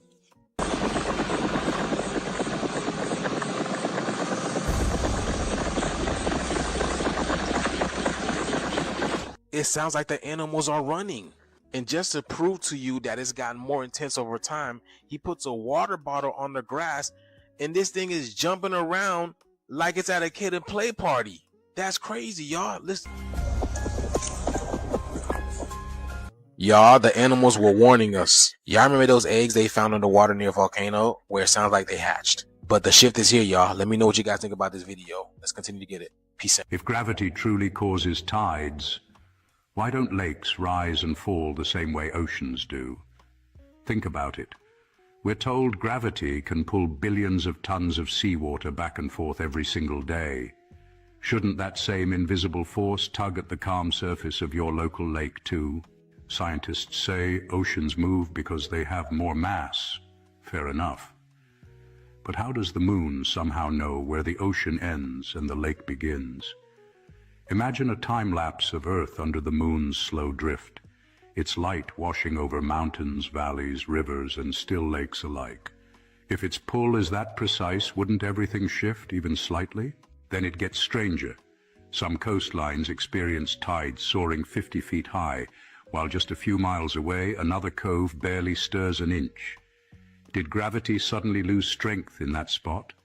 Or could something else, perhaps resonance, pressure, or even electromagnetic influence, be guiding these rhythmic surges? What if the story we've been told about tides is only part of a larger equation? Maybe the oceans don't move because of gravity alone, but because they're part of a system tuned to forces we still don't fully grasp. So next time you see a silent lake under the same glowing moon, take a moment. Don't argue, just wonder. If gravity moves the seas, why does this water remain untouched? Because maybe the real tide isn't just in the oceans. Maybe it's in the questions we've forgotten to ask. This video is for entertainment purposes. I know it's kind of hard to put any kind of doubt to these foundational beliefs that we have, such as gravity. But really, when you think about it, the source of proof for for gravity is either the middle of the earth, which is a place that we've never been. We've never been more than 12 kilometers below the earth. I think it was a Russian boring project, and they were stuck for a year at 12 kilometers, and they couldn't get through. So we've never been to the middle. And the other way that they prove gravity is through gravitational waves that are detected from two black holes billions of light years away, billions of years ago. Two black holes collide into each other and created gravitational waves that we can now detect through our advanced technology. So what I'm trying to say is that most things are obvious, and you could feel an intuition on where they come from, their purpose, and what they mean. But when they try to explain to you what is here through something that you can't see, I don't know if you understand what I'm saying. Like it's either so far away or it's in the center where we've never been. So for me, that causes a conflict. Now, I'm not saying that things don't fall to the ground. I understand that. But you could also explain that away with different factors. Like he was talking about electromagnetism and all that, but just, density and buoyancy. The fact that something weighs more makes it go down. The fact that it weighs less makes it go up. So let me know what you guys think down below. I know it's not an easy thing, and I'm not making any claims neither. It's just something that I've been thinking about for a while. So if you guys have any good links, let me know down below, and let's keep on rocking. You call the Statue of Liberty. It's holding the torch of illumination, which is the Promethean torch of Freemasonry. And if you go to the Statue of Liberty, you'll see a bronze plaque inside saying that this was given to the government of America by the French Grand Orient Temple Masons. And it is a symbol of Grand Orient Freemasonry in America, the holder of the light. And that's exactly the same torch that is carried during the Olympics. It is the torch of Prometheus. It's not the torch of freedom. No, it's not the torch of torch freedom. Of the illumination. I wanted to add also that on the back of the Liberty dime, on the back of the old dime in America, there was the fasci, which you look in the encyclopedia or dictionary and look at the word fascism, you'll see that the symbol for world fascism was a bundle of sticks, a bundle of rods with a hatchet head. That was on the back of the Well, you see that dime. on each side of the speaker's podium at Congress. Oh, absolutely. So they And have the fasci on each side. Absolutely, and it's also the symbol for the United States Senate is the fasci. But the point I want to make is that was on the old dime. Now on the new dimes, you will see it has been transplanted a torch instead of the old fasci, because fascism was used at one time to prepare the world for the New World Order. Now the New World Order is in place. That's why on the dollar bill it says Novus Ordo Seclorum, is New Order of the World. We have an aura around our body, and it protects us from... Every human body is surrounded by an energy field. These magnetic fields are something you don't pay much attention to, but the truth is that the entire survival of the individual depends on maintaining the integrity of this energy flow. Now, the moment we break the spiritual rules, we damage that magnetic flow. We have to observe the laws of nature, and if we don't, the magnetic field fails. It can be damaged by unbridled living.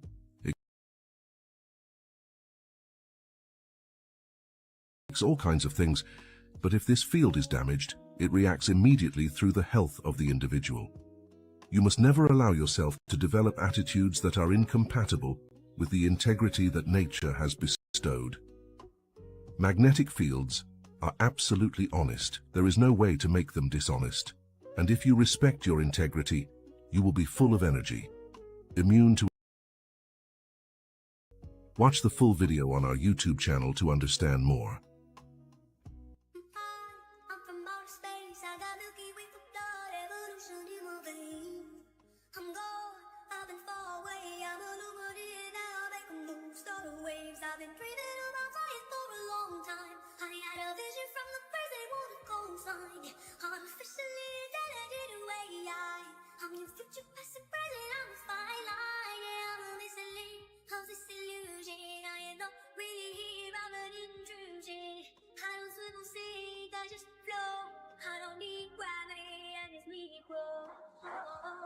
When I move, it's in a quick rumble.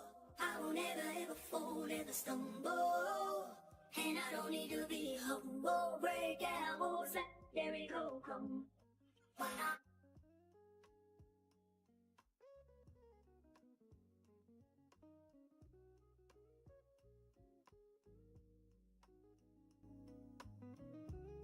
This is just like them putting up some pieces of wood. And look at what it looks like. It almost looks like there's like snow on the ground. So there's snow on the ground in their building, which is practically impossible because, as I was talking about, being from Chicago, it's cold. Chicago's very cold. It's practically impossible to do anything in the wintertime. And then what's interesting too is if you catch this one, if you guys can see this one looks like it was like an obelisk. And check this. There's a beautiful lightning antenna on top, or weather vane. But what's interesting is they're doing some remodeling down here. So what it looks like is they're starting to add a couple details to make it look like it's their own, so that when they do this Grand World Fair 1893, the people then will believe the narrative of what they're being told while they're being shipped in and told about this whole entire situation. And here you have some innocent people who are walking around like that, and they're just wandering around, and they are, you know, just observing. Now, what's interesting is I want to show you something that's the most fascinating thing I found in all three of these books, and it's in this next spot right here. Y'all, have y'all seen this? This canoe trip in Botswana went from peaceful to chaos real quick. These American people thought it was all good and fun vibes until the matriarch of elephants pulled up and told them they were too close to their children, y'all. You see, nature don't play about. Look at this, y'all.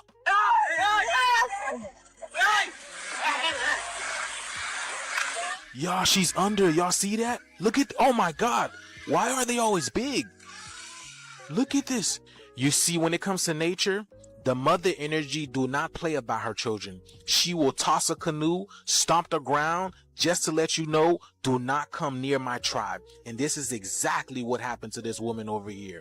Boy, she was flipped, tossed aside into the water like a rag doll. Oh my God, y'all see that? So when are we gonna do the same? When are we gonna let these people stop playing with our children? Because this is exactly what they're doing in our schools, y'all. We don't even know what's going on, right?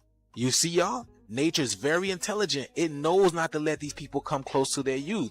Why? Because nature communicates. You don't think the planet keeps a database on what these people have been doing to the planet and that they're able to pick up on? Look at this guy. He's just chilling in this canoe, just recording everything. This shift is here, y'all. When are people gonna learn? You don't mess with the laws of nature. You can't colonize the energy that you can't control. And the elephant is showing y'all who's really boss. And as they walking out, y'all, the shift is here. Y'all see it. They feel it. Let's continue to get it. Peace in. When women would consume, they would have a baby in 4 hours. When they went to go deliver their baby, they would deliver their baby in 4 hours on milk. And he talked all about this and why that stuff is not talked about.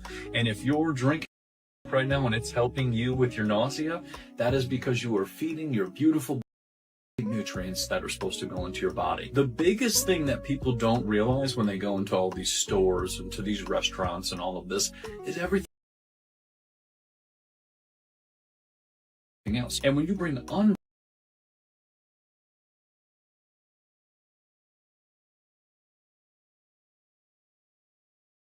Things like that.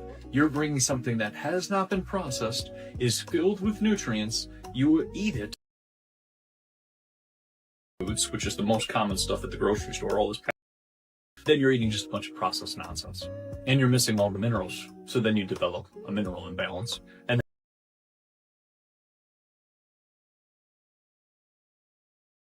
they have no minerals. And then when they introduce superfoods, which we've talked about, dragon into their diet as well,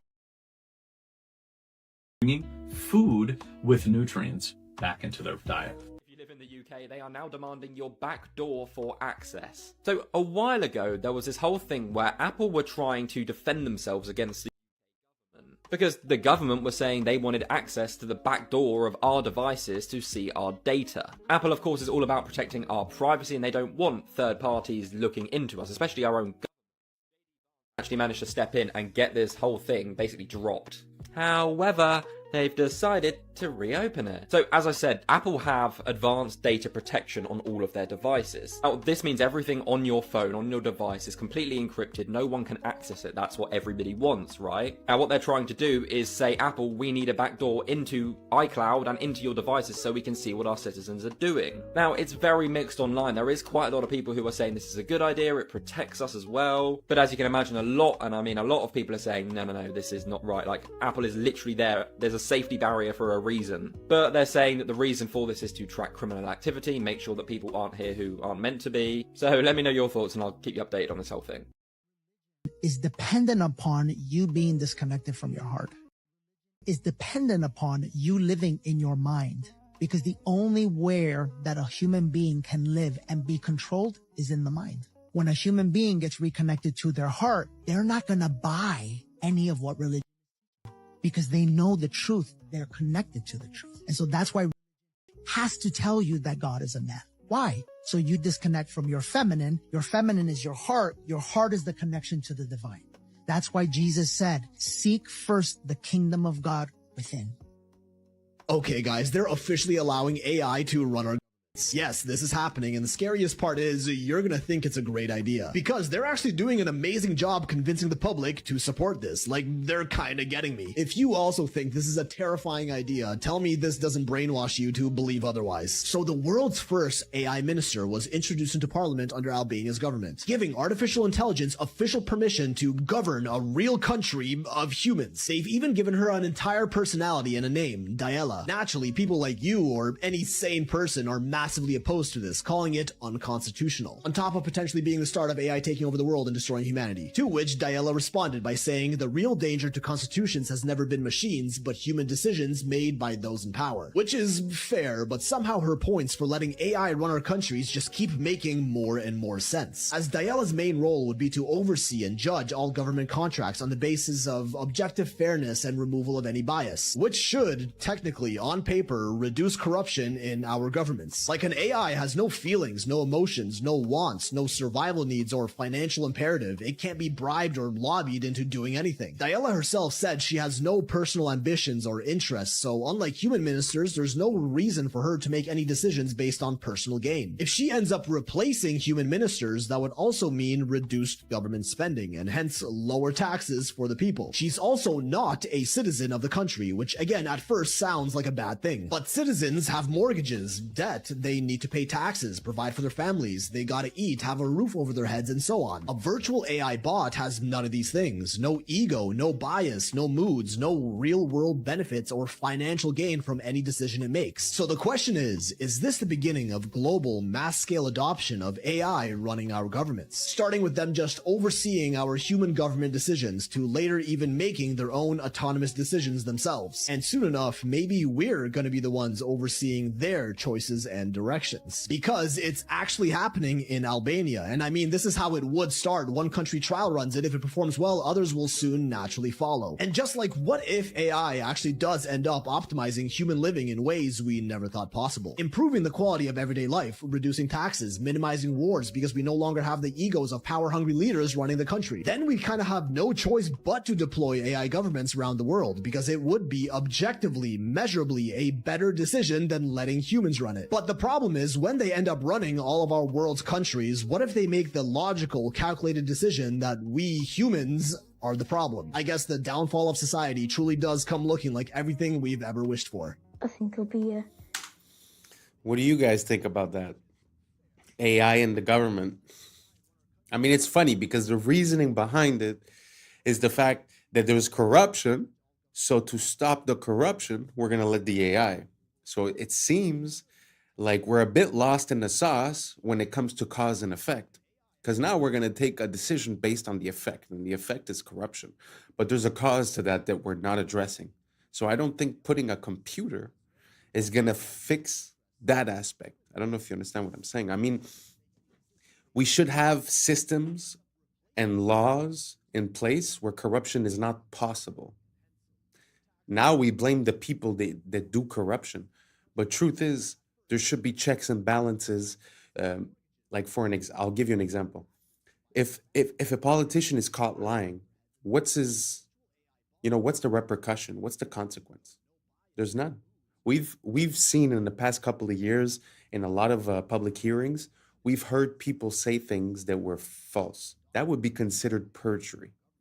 And what happens? Nothing. What happens if a politician makes a claim and then does the opposite? Nothing. So as long as we don't have systems in place to fix our system, I don't think delegating it to a robot is going to somehow get us out of that situation. So basically what I'm saying is that we should focus on the cause and not try to patch the effect with a machine, because I don't think giving more control to these machines is exactly the way to go. Anyways, you guys let me know what you think down below.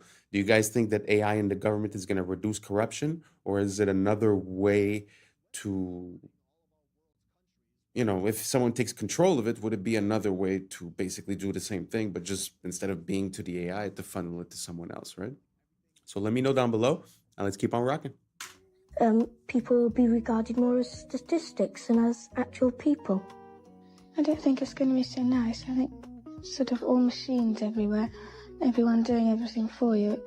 You'll get all bored, and I don't think it'll be so nice.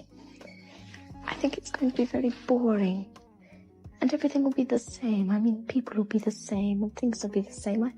First of all, computers are taking over now. Computers and automation. And in the year 2000, there just won't be enough jobs to go around. And that's a wrap for today, familia. Whether you're tuning in with the sunrise or you're posted up after midnight, I appreciate your time, your energy, your curiosity. Remember, this isn't about truth or fiction. This is about perspective. If this sparked a thought, a laugh, a deeper question, then we did our job. Drop your thoughts in the comments. Keep the convo alive. Like, subscribe, and hit that bell if you're riding a wave, because we're just getting started. Until next time, stay weird, stay critical, stay grounded. I'm Adam Strain, and this has been Adam Strain Reacts. Peace. I don't know what y'all think, but now's the time for us to link up. Really think we on the brink up, making a change from living this strange. Living this strange. Making a change from living this strange. Yeah. He's actually conducting electricity now through his tongue. It looks very smart, but it may not be as smart as you think it is. How? Yeah. I was sleeping, had to wake up. Why? Every reason. Look closer. What's up, YouTube? Today, we'll be looking at disturbing TikToks that'll make you question reality. So without further ado, welcome to Adam Strain Reacts. Let's get her done. Okay, one more time, because it is pretty incredible. That's the tail that you're looking at, the one that looks like the head. I'm trying, but until she turns around, that looks like a snake, right? It's not. It's just a caterpillar, but it's made to look like a snake. And this one, more than any other, looks the most like a snake I've ever seen. Guys didn't even believe me. Jesus, look at that head on it, but it's a tail. The head is actually up here. It's so cool, this thing. So good. Thank you for doing that, Leah. Jesus, look at that. Incredible.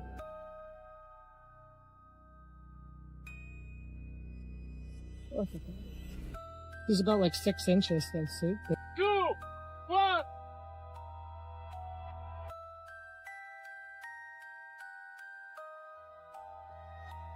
Não posso parar.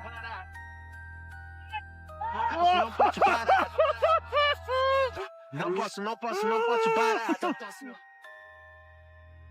He's actually conducting electricity now through his tongue, and anywhere on his body, electrical current coming from that plug socket through his body and actually light this light bulb. Mohan proves the current is flowing. So that's lighting up now, and that's telling us that is a live wire.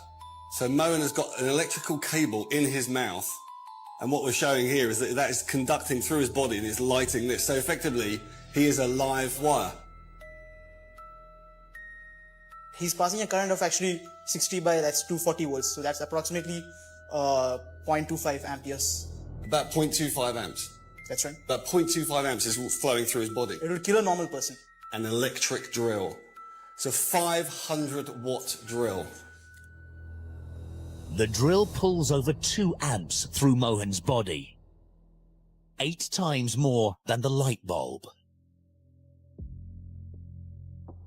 I've never seen anything like that in my life. Mohan should be dead, but he's going further. An angle grinder needs a deadly 4 amps, and Mohan is taking the full charge. I mean, he frightens me. He's able to conduct electricity through his body, across those incredibly vital organs, but critically, actually across the chest, so across the heart. Electric shock causes blood pressure to plummet, but amazingly, Mohan's remains constant. 120 on 90, so perfectly normal. Mohan's ability shocks Greg. I simply would not have believed that if I hadn't have seen it with my own eyes. Worse, smart homes. They have a whole chapter on this. One will absolutely floor you. It did me. In 1997, and this is, you can do the word search and research yourself. They predicted, not 2025, but by 2020, that people would be working from home virtually. Come on. This is causing widespread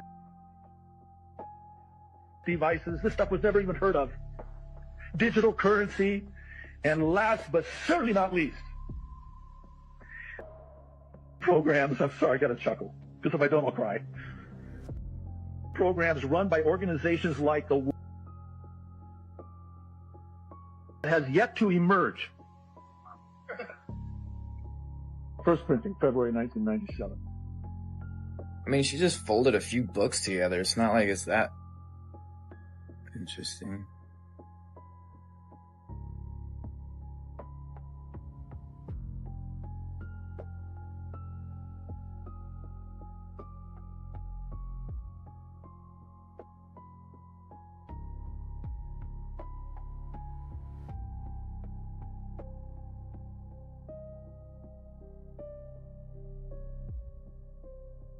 This goes deep, literally. I've been connecting the dots and was a member of the advisory board for an organization called the Life in the early 2000s. And well, they have a program called Life, which discusses developing fallback positions on Earth in the wake of an apocalyptic event. The Life is interesting because it was the second organization ever to perform a wireless money transfer in the early 90s, decades before cryptocurrency. Money transfers was the original large-scale currency mining software. So now you have an organization that is able to perform large-scale, infinite, untraceable money transfers, and they're building giant underground infrastructures. Donald Barr was a man who inducted a Dalton Institute in a college degree. He authored a sci-fi novel called Relations in Space about an aristocratic slumlord class who traveled. What's even stranger is the U.S. general who was supposed to prosecute was William Barr, Donald Barr's son, also recently surfacing information about a former official named Catherine Austin Fitz. She managed $40 billion and says 20 was quietly stolen to build secret underground society civilizations, all interconnected by underground transportation systems. She watched it happen from the inside. She sat inside and urban development. She saw the money move, and she said it went somewhere the public, you and I, were never meant to find out about. An estimated 170 underground bases, subterranean transportation networks, advanced energy tech, an entire parallel world funded by our tax dollars, all built while we were told the budget was too tight for school and hospital improvement. And the CBDC that's being rolled out right now, it says that's a control grid to manage the people left on the surface. If a former official with direct access to is saying 21 went missing to build deep underground civilization and transportation networks, and the government ever told you where it went, what does that tell you? That is exactly where the national... Well, that's very interesting.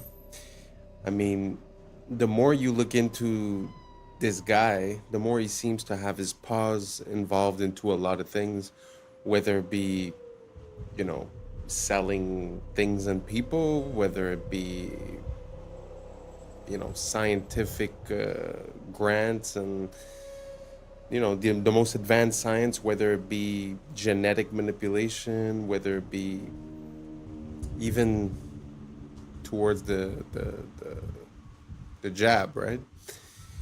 But the question that he's saying at the end really got me, because how do you think it's possible that the national debt of the US is so high, you know, and it's multiplied basically in the past 20 years? This would kind of make sense, you know? So let me know what you guys think down below, and let's keep on rocking. I'm gonna need you to lock in to understand this. This video will require you to lock in. Civilization was designed to replace humanity. And I'm not talking about politics, ideology, technology, greed, human failure, whatever you want, belief, human invention. I'm naming the pattern beneath it all, because there is a pattern, a stable pattern in abstract space that is far older than humanity, older than culture, and older than gods. It does not live in organisms. Organisms fall into alignment with it. Wherever extraction can outrun regeneration, and consequence can be delayed, and abstraction can replace contact, the pattern will appear. And it's worn many bodies, and it's wearing us now, because the pattern has a historical body, and that body is called civilization. I'm just trying to tell you what it is. Civilization is not a neutral tool. It is not a container.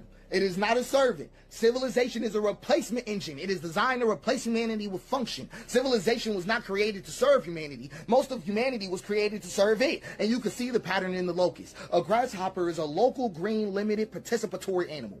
It eats, the land recovers. But when density crosses a threshold, something shifts. Serotonin rises. Contact accumulates. A switch flips. The grasshopper does not decide, it aligns. Its body darkens. Its appetite becomes endless. Limits dissolve. The land becomes stripped bare, and then the swarm dissolves. Not from evil, but from completion. And you can see it in ants, and in algal blooms, and in bacteria that poison their own world with oxygen. Life itself has entered this pattern before. This is not a moral failure. This is a structural possibility of reality.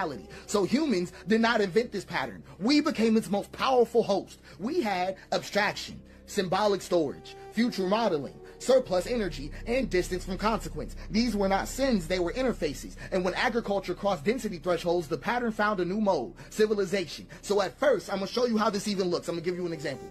At first, the world looks whole. The man is in the forest. The axe is movement. The tree falls and the forest remembers. And then a thought appears. This tree is not me. The tree becomes lumber. This is subject-object split, right? I'm just trying to put you on. The forest stops being a relationship and becomes a resource field. Nothing breaks immediately, and that's why it works. And then, once the split exists, it seeks completion. The river becomes water. The animal becomes meat. The land becomes property, and another human becomes labor. And guess what finally happens to the self? The self becomes useful, right? The split turns inward, right? So here's the pipeline, how it shows up in your life. You are born human, but you're converted into function. It always starts in stage one. You start with an identity and they turn it into a role. Someone asks you, who are you? But the answer is no longer I am. It becomes a job title, a school, a status. Your being becomes utility. Then stage two, the role becomes a performance. You must execute correctly. Metrics measure adequacy. Your existence becomes conditional. And then stage three comes in right on time. Performance becomes permission. Good performance grants resources. Poor performance withdraws them. Survival becomes earned. And then stage four hits like a truck. Permission becomes morality. Work becomes good. Rest becomes lazy. Productivity becomes virtue. Idleness becomes sin. And that morality reaches identity. I am what I produce. The conversion is complete. Human instrumentality achieved. No external oppressor required. You now self-enforce your own instrumentalization. You are your own warden, and you can't even think outside of it. I want you to understand you cannot think outside of civilization, because civilization installed the thinking apparatus. Your categories were not discovered. Race was not discovered. Race was assigned. Class was assigned. Wealth was assigned. Gender roles were assigned. Status was assigned. Merit was assigned. Success and failure were made the fuck up. I'm trying to put you on. All civilizational abstractions. All of them. Even your own name was decided. You're right. Your naming conventions were standardized by Romans 2 full civilizational cycles before you existed. Your calendar, your week, your hours, your inheritance structures, your educational model, your legal personhood, all of them are preloaded. All of them. You do not stand in civilization. Civilization stands in you. And that's why escape fantasies fail, because you cannot leave the water using the concepts water taught you. And this is the mistake people think in. Gods can fix this. God can fix this. No God has ever addressed this situation, because they think gods stand outside the pattern, like gods oppose the pattern, like gods interrupt it. They don't. Every god that has appeared inside history has either emerged already aligned to the pattern, or been absorbed, inverted, or repurposed. Let's go through them. Yahweh is a civilizational God from the start. Yahweh was never a threat to civilization. Yahweh is a God of law, land, borders, lineage, obedience, continuity, and inheritance. A God of accounting, a God of command, a God compatible with empire. And that's why Yahweh was not crucified, because Yahweh already belongs to the pattern. Let's talk about the real God going on here. Abba.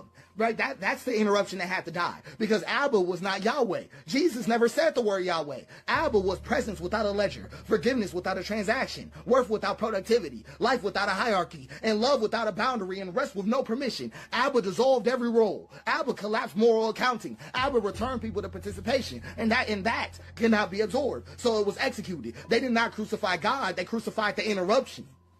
That's all they did. They didn't kill God, they killed the Father. And then civilization performed its most elegant move ever. It absorbed the corpse and then built a church around it. Let's go to Buddha. Let's go to Buddha right quick, right? Dissolution. That's all it was. Dissolution got contained, because Buddha names the trap: desire, attachment, identity. So civilization doesn't fight Buddha, it domesticates him. Meditation becomes optimization. Mindfulness becomes stress control. Liberation becomes private wellness. And awakening was neutralized. Let's go to Allah, because Allah appears transcendent, but structurally, Allah is an absolute authority requiring total submission, an eternal law, and continuity without interruption. A God perfectly compatible with civilizational order. Absorption was seamless. It was seamlessly absorbed into civilization. We can even have fun with it. Let's talk about Zeus, because Zeus was never outside the pattern. None of them were. The Olympus mountain was an empire mythologized. Hierarchy, domination, violence normalized. Zeus did not fall. He became unnecessary. The state absorbed his function. So every god that is ever born made a choice: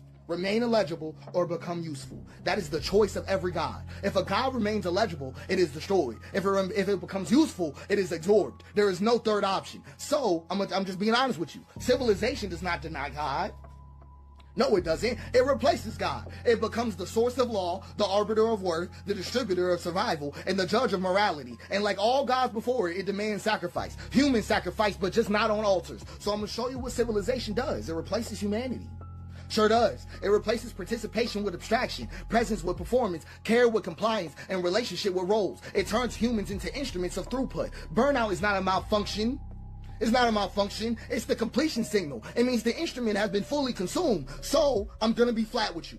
No system in existence can save you. Communism is going to curdle. Anarchism will crystallize. Western civilization, Eastern civilization, capitalism, whatever you want, free market, constrained market, whatever you want. Every system will repeat the same betrayal, because systems are water, and abstract space has a hill. And whenever a system is poured, it flows downhill. And that basin has a name. It is the hyper throughput attractor. Every system that is ever born must choose: preserve the human, preserve humanity, or preserve continuity. It will always choose preserve continuity. Not because it's evil, but because continuity is required for the system to exist at all. Humanity is not. So it's not corruption. I'm just talking to you about physics. So this is the most dangerous part about it. The pattern is extremely easy to instantiate.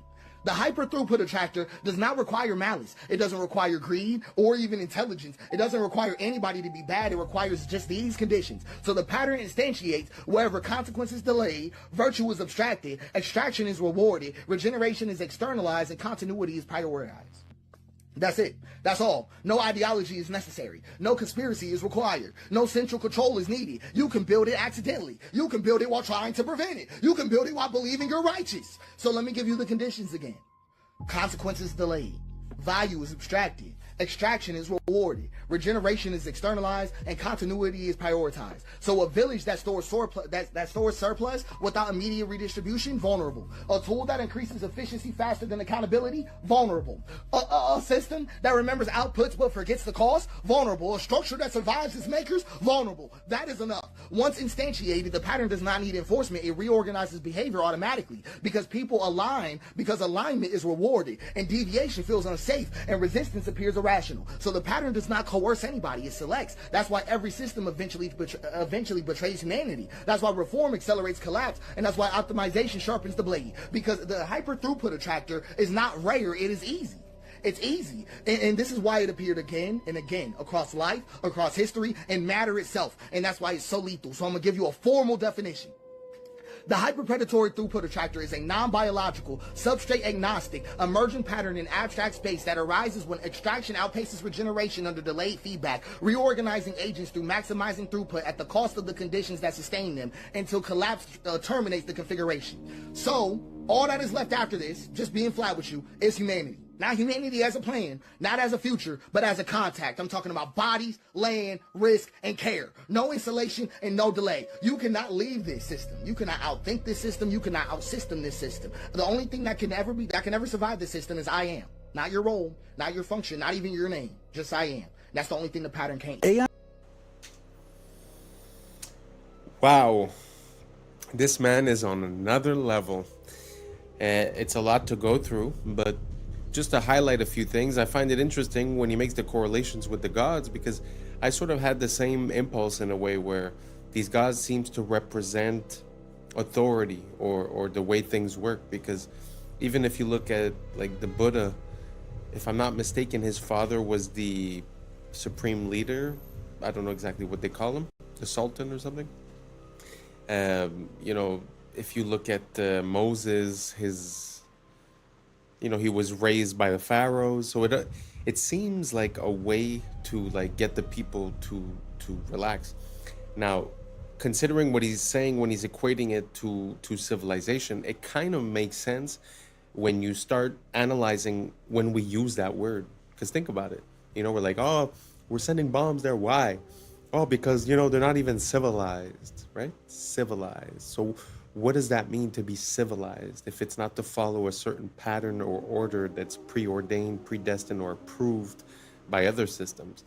So it kind of makes sense in a way because, okay, one of our biggest problems, in my opinion, my personal opinion, is that we sort of all want to live in the same place. So because we all want to live in the city, we leave the land becomes, up for grabs.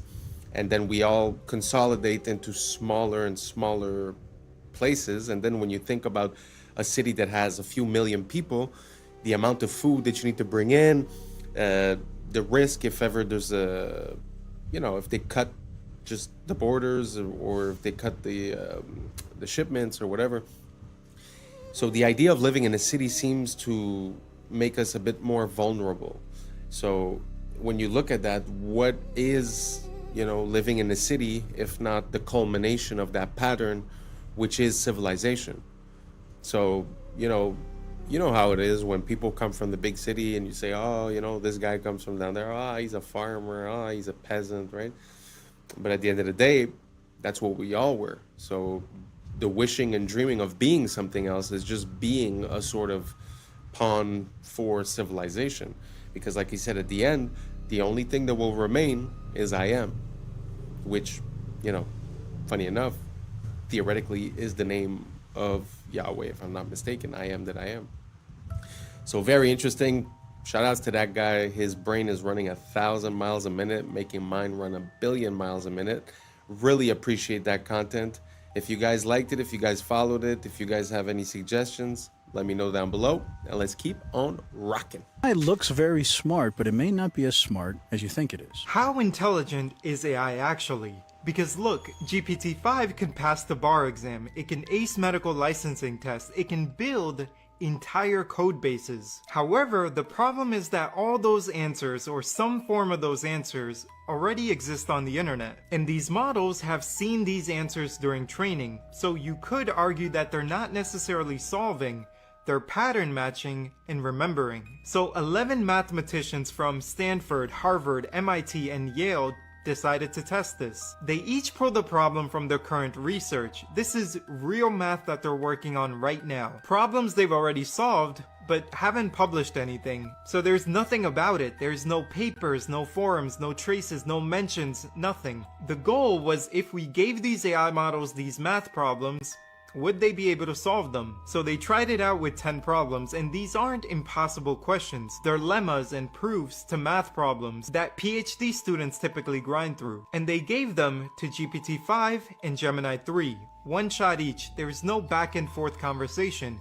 Just, can you solve this problem? And after testing, the AI nearly failed all of them. It can understand the questions, it can even rephrase them in its own words, but when it came to actually proving the answer, nothing. The results are pretty clear. AI didn't pass the test. That's very interesting. I know a lot of people are, afraid of AI or afraid of its capabilities, or it's going to replace everyone and this and that.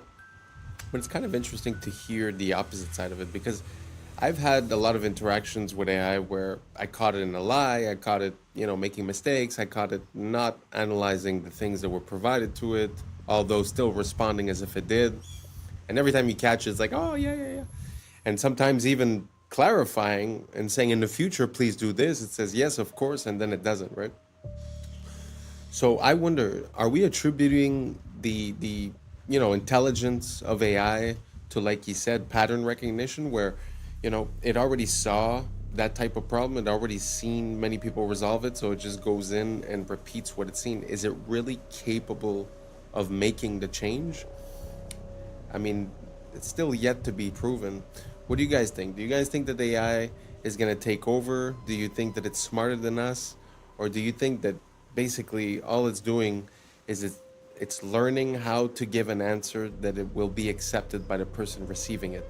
Sort of like humans, just to come back to the point of earlier, living in civilization and in a society, acting a certain way is the prescribed way to act. So we it's not because you believe in it necessarily, but you'll just act that way. So I'm wondering if the AI is doing the same thing.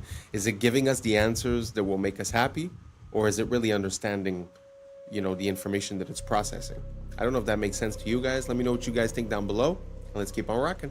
Announced a little while ago that they had done a partnership with this Israeli company, and they were going to use surveillance data about you to figure out how much you were willing to pay for a plane ticket. You have a funeral to get to, or that you've got a meeting on Monday. A wage is a price. Uber drivers, they bucket themselves into two groups. They call themselves either pickers or ants. So pickers are people who are picky. Ants pick every ride that comes along. If you're a driver, Uber can impute a level of desperation to you by how many lowball offers you're willing to accept. Now there's 4 giant apps. They all sell themselves as Uber for nursing. So the app, before it gives the nurse a shift, finds out how much credit card debt they're carrying. And the more credit card debt they're carrying, the lower the wage the nurse is offered. That's insane. So holy smokes. Think about this the next time you're getting your catheter inserted. I just want to reiterate something about data. Like, you see this example where it's able to cross-reference the bank statements of the person to see how much debt the person is carrying, to then carry out a dynamic pricing and have a lower offer to the person. That's what I try to explain to people when I say, they shouldn't have access to our data. It's because we can't even consider what they're going to do with it. We can't even consider how all these data points correlate into an advantage for a company or for something, right? Or a disadvantage for the user. It's very interesting. Let me know what you guys think down below. Is it scary? Is it okay? Does it make sense? Is it fine? Let me know, and let's keep on rocking. These are tiny little microscopic holes. Light goes straight through. This is all hollow. Look at this. Every single one of this headpiece.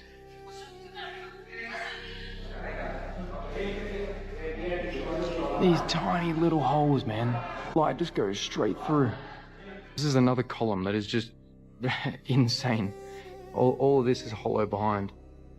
So, allow me to make this clear. Me talking about it's not about whether it's good or evil. That in of itself is a binary spell. That's the trap, the bait, the engineered battlefield of perception.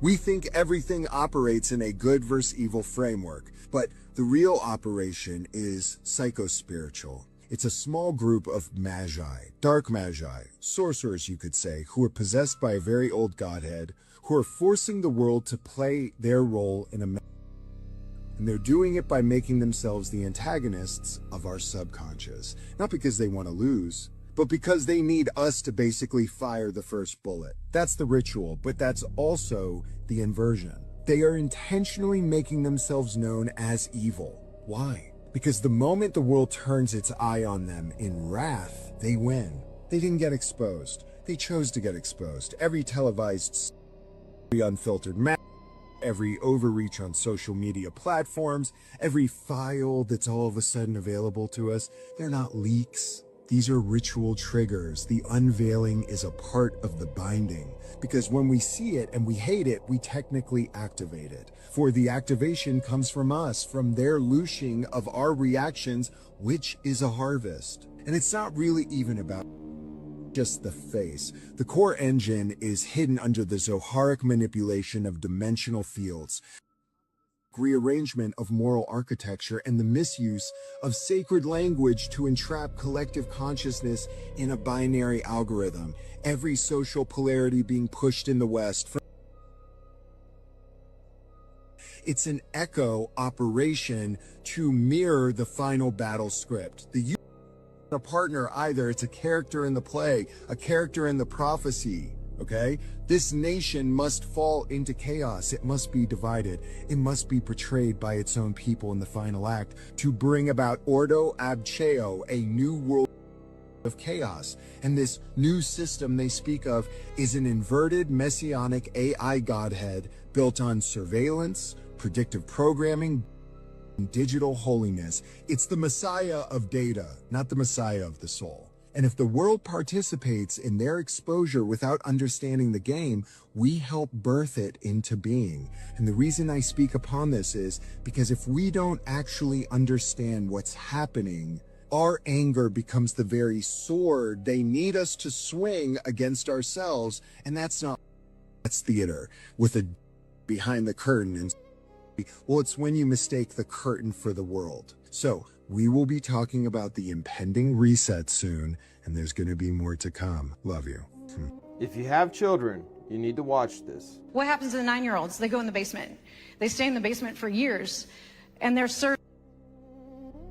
They never get out of the basement, and that's where they're broken, and that's where they're trained. And when they're trained and they're able to come out and look older, then they can get in the car with us and go to do the clubs.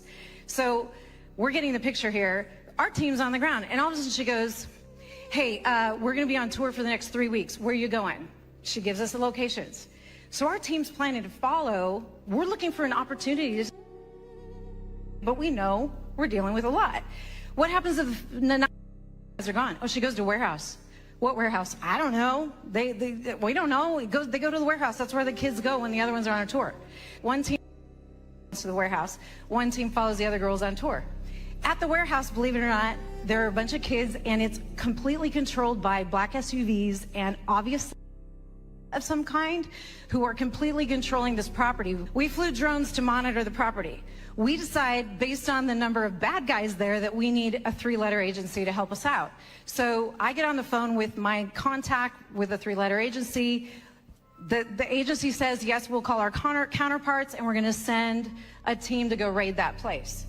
Guess what really happened? Now, we're flying drones over, and we have surveillance on the ground. That 3-letter agency rolls up, knocks on the door, tips everybody off. Everybody in the building gets into their vehicles and disappears.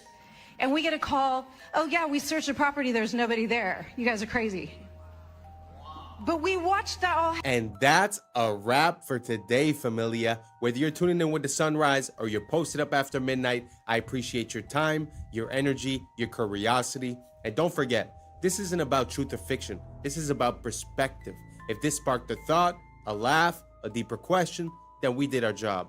So drop your thoughts in the comments, keep the convo alive, like, subscribe, and don't forget to hit that bell if you're riding a wave, because we're just getting started. Until next time, stay grounded, stay weird, stay critical. I'm Adam Strain, and this has been Adam Strain Reacts. Peace! I don't know what y'all think, but now it's time for us to link up. Really think we on the brink up, making a change from living this strange. Living this strange. Making a change from living this strange. Yeah.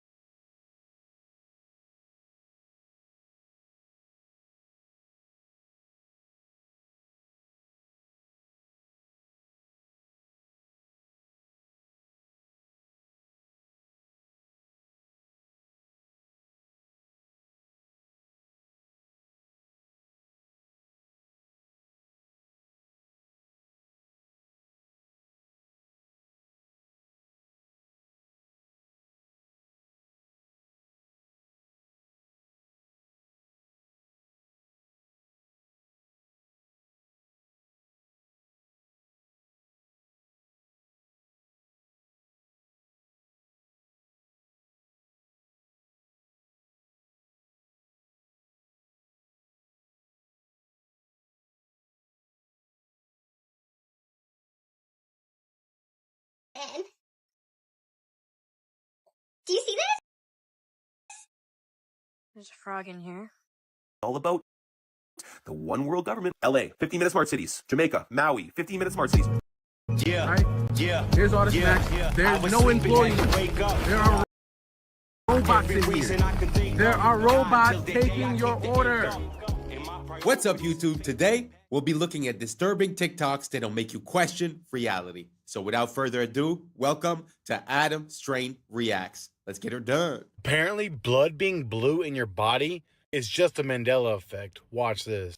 almost 100% sure that they taught us that blood was blue inside the body until it hits oxygen and then it turns red. And I just saw a video of a 6th grade teacher talking about why do her 6th graders think that blood is blue. And my first thought was, how do you, as a teacher, not know that blood is blue until it hits oxygen? And then I looked it up, and apparently that was never true. So now I'm wondering, because I could have sworn they taught us this in schools. Like, I don't even know if this is a Mandela effect or if this is just like misinformation completely, or if they are like they just lied to it. Wait, who else thinks that blood is blue? Actually, let me ask. What is Bill Gates? What do you guys remember? Have you guys ever heard of the Mandela effects? There's a lot of things that people remember differently than the way they are. Like Star Wars, instead of saying, Luke, I am your father, he says, no, I am your father. But the funny thing about that story, for an example, is that when the actor of Darth Vader would go on to talk shows and stuff like that, and they would tell him, okay, do the voice, he would say, Luke, I am your father. In other words, even the person that's involved in the movie seems to have a misrecollection of the events, which pushes us to question, is that the way it was? Is that not the way it was? So now back to the question, when you guys were in school learning about biology and they told you that the veins were blue, why did they say they were blue? Did they say because there was a lining in the vein? Or did they say because when the oxygen depletes in the blood, it loses its red tint and it becomes blue? That's what I had learned. So let me know down below, see if we're all on the same page or not, and let's keep on rocking. Planning with all that land he owned. Why don't they talk about planting trees? Why isn't Bill Gates the largest, like private landowner in the U.S. now, planting trees like crazy if he's so worried about carbon dioxide? You know, he poo-poos the whole idea of planting trees as a way to combat climate change. It's just carbon markets and going to electric vehicles and all of this stuff. But electric vehicles necessitates mass mining, and a lot of that mining is in places that use child labor, or it's going to be so environmentally destructive you totally destroy the developing world, which, you know, these people on the left supposedly want to protect. You're going to totally destroy the environment. But really what it's about is controlling how much energy people can use. And if you can control how much energy a household can use, you can control their economic activity. You also control how many how big their family can. It's fear-driven to get people to accept policies they otherwise wouldn't accept because they're told this cataclysmic event is just down the line. And trust us, again, is the conclusion of that. The Illuminati are literally pricing humans out of existence. Wow, childhood was great. I'm excited for a bright future. 9/11. What? Yeah, it's 9/11. It's going to be the worst terrorist attack in human history, and the world's never going to be the same. All right, well, I'm sure by the time I get to college, things will... Financial crisis. There's going to be one of the worst financial crises ever. All right, well, whatever. I'm sure by the time I'm 30... Global pandemic. There's going to be a global pandemic that irreparably shifts how society operates. Forever. This is becoming too much for me. All right, well, I was always shown that the key to happiness is just raising a family and owning a home. So I'm just going to focus on that because I'm finally making $100,000 a year. $250,000. Can't even do that anymore. Yeah, you're going to need $250,000 a year for all those things now. Are you kidding me? Gee, I mean, I guess I'll just go back to medical school then. $300,000, that's going to cost $300,000 and also 10 years of your life. Oh, my... Whatever. I'll just pursue my passions and become an artist. They're going to try to replace you with AI. Good God. I can't deal with this anymore. I'm just going to revert back to my childhood and watch some of my favorite shows. Try to forget about this. Child abuse. What? Yeah, child abuse. They were all abusing children. I need to go back to church. Also abusing children. I can't do this anymore. Is the government at least, like, trying to fix this? Stay weird. Abusing children? Abusing children. Have y'all ever...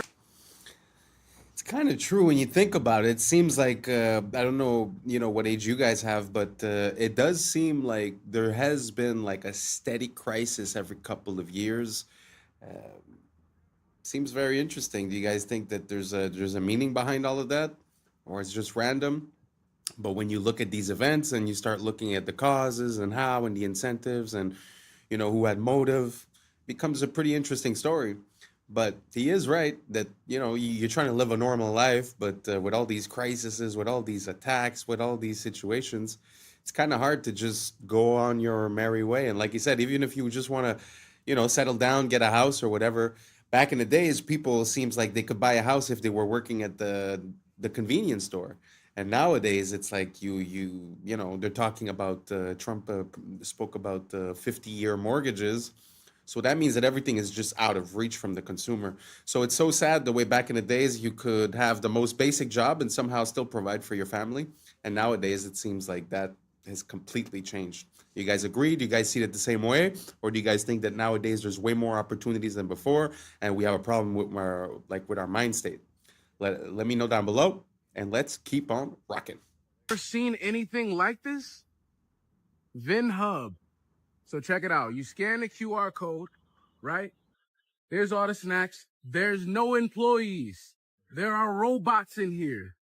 There are robots taking your order. Oh my goodness. And they got everything. They got medicine. Oh my goodness. I have to order something. I have to. This is a crazy business model, y'all. This is a crazy business model. Can you see this? Do you see this? It's a giant vending machine. But instead of getting one Pop-Tart, you could get all the Pop-Tarts. Instead of getting the little bag of cheeses, you get the whole box, right? You go ahead and go grocery shopping in here. They got coffee made up there. They got A1 sauce. Come on, they got everything in here.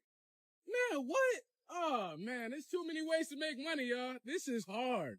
This ancient rock appears to be a map, but not just any map, a map of Earth's magnetic fields. It's at Newgrange. It's a pretty big rock. It's above average, megalithic speaking. It's a boyfriend rock.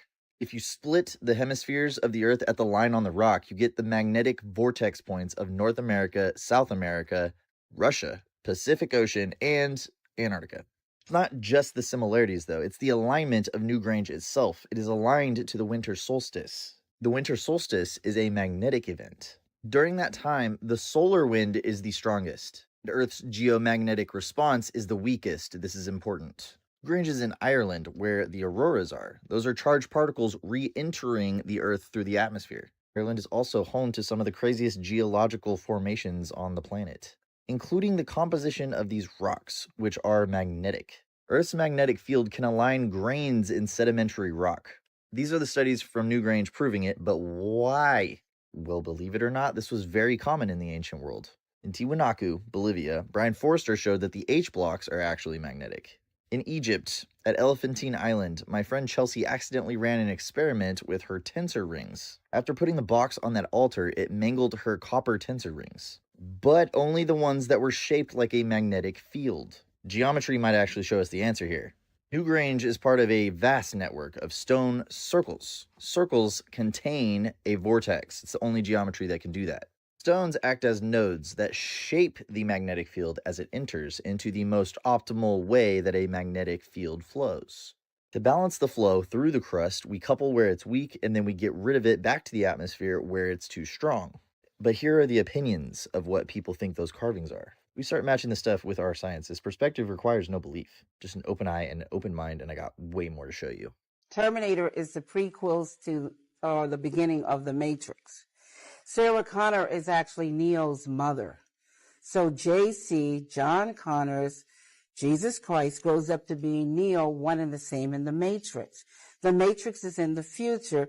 The Terminator is the past. It's time travel, past, present, and future time travel. It's the second coming of the Christ, the evolutions of consciousness, man versus the machine. So the machines, the Terminator machines, hear that a child is going to be born that's going to terminate them in the future when they oppress man. So see, it's a man versus the machine. It's God's children versus man's children, which was technology. So man versus nature. Exactly. So the Terminator has to time travel to the past because they know it's Sarah Connor, and they have to kill her, terminate her, so she won't have the baby. And Kyle Reese, he comes from the future to protect her, and he inadvertently gets her pregnant. And he has to go back to the future. And so it's the Immaculate Conception, because now she's pregnant and she fell in love with a man, but did it really happen? Did he exist? And then this child, when you see the three Terminators, the boy and then the man child, subconsciously, he doesn't know why the Terminator is trying to kill him until he's hidden out in the city, in the Matrix, the future. When he reaches 30 years of age, the rebellion, Reloaded, Revolution starts. And the rebels come and they find him because they've been watching him all along. That's what the Guardians and the Sentinels are all about. And so they wake him up to his purpose. They take him to Morpheus to train him to fight the machines. They take him to the Oracle because of the prophecy. So this is the whole epic story. It's an epic. If someone could please explain to me. Incredible. When I learned that, it kind of blew my mind. So the connection between Terminator and the Matrix, did you guys know about that? I find it adds a layer of complexity and intensity to that story. Like she said, past, present, future, the second coming of Christ. I know, you know, we always think these are movies and it's science fiction and this and that. Did you guys have any idea of the implications and the connection between these two movies? I find that amazing. Amazing. I don't know if I could get a hold of that book. I don't know if it exists because I think she just wrote this, like she wrote an idea and then they made a script out of it, but I don't know if the book truly exists. I'd like to get my hands on that. So let me know down below if you guys knew about the connection between the Matrix and the Terminator and what you think about the story that she was saying. And let's keep on rocking. That'd be great. Normally don't make hot coffees, normally make iced coffees, but the weather's getting colder, was feeling a little frisky this morning. I had bought this specifically to make hot coffee. I had not opened it yet. Expiration date is March 2025, like we're rocking, right? I go to undo the top and take the thing off and pour it in. Do you see this? There's a frog in here.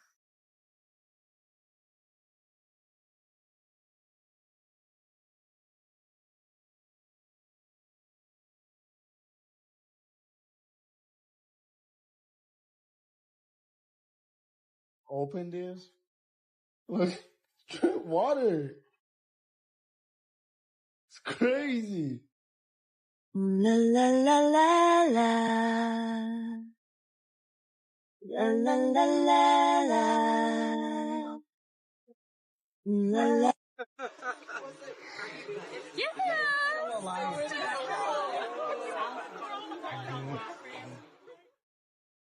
Guys, why is there letters on my Olive Garden breadstick?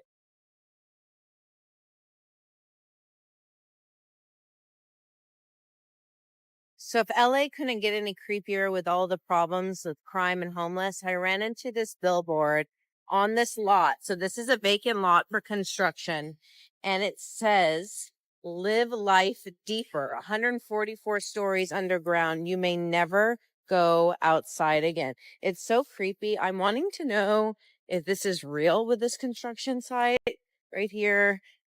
West Hollywood, Beverly Hills adjacent, a controlled access community, 24/7 security, residents only amenities, a new standard of sustainable living, but it's all underground. Live life deeper.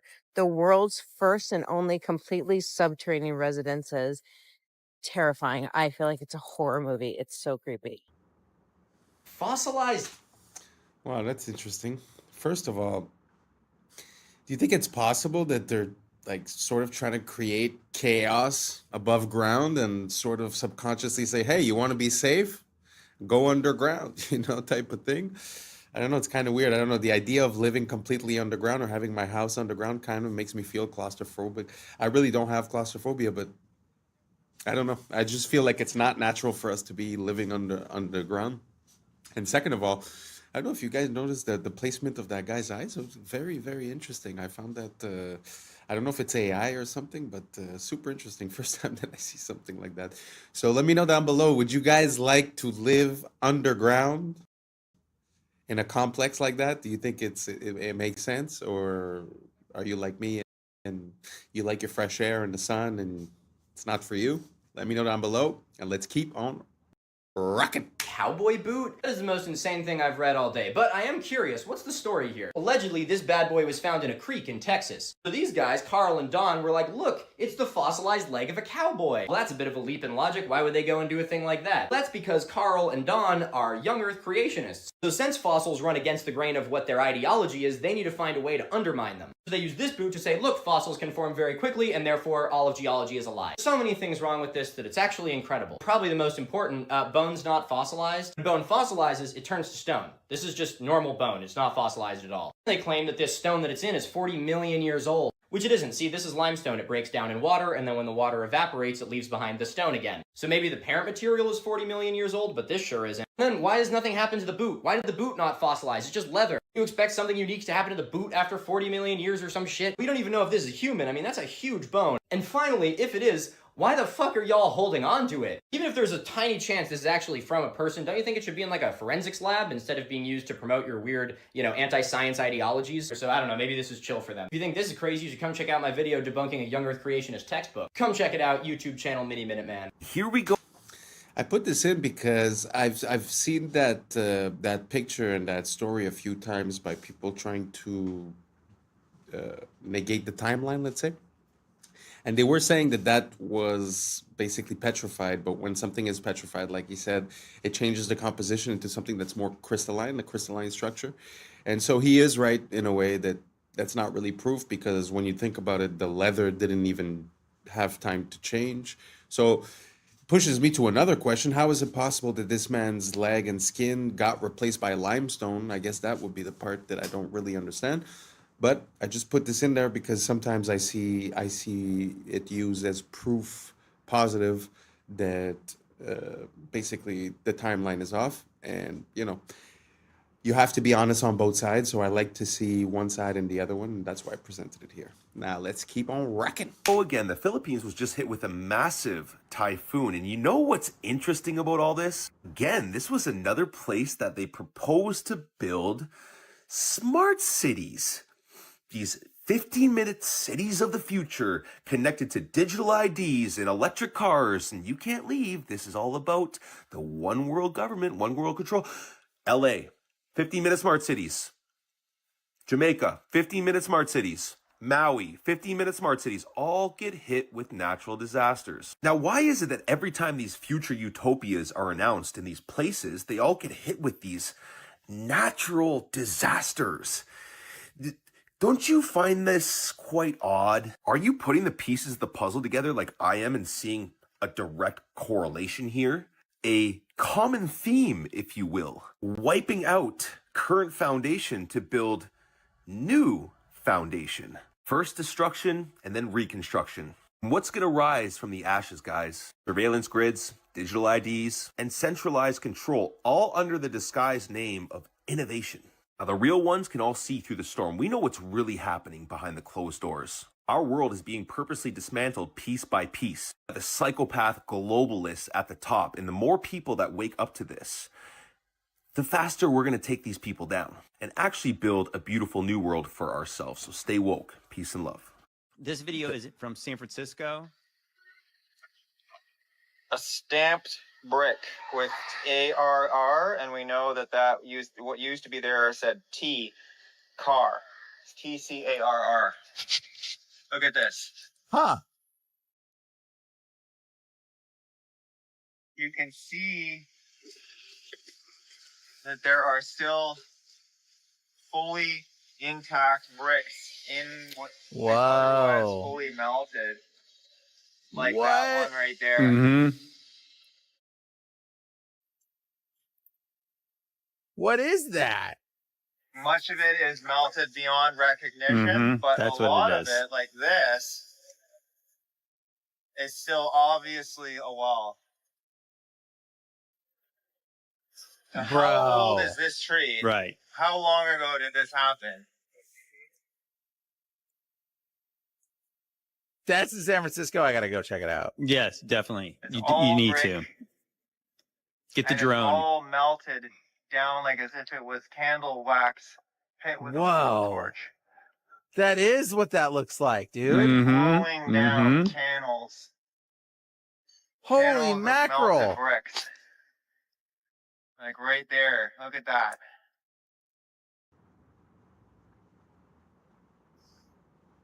Still bricks sitting there, and that's the same kind of brick that this is. That's stamped.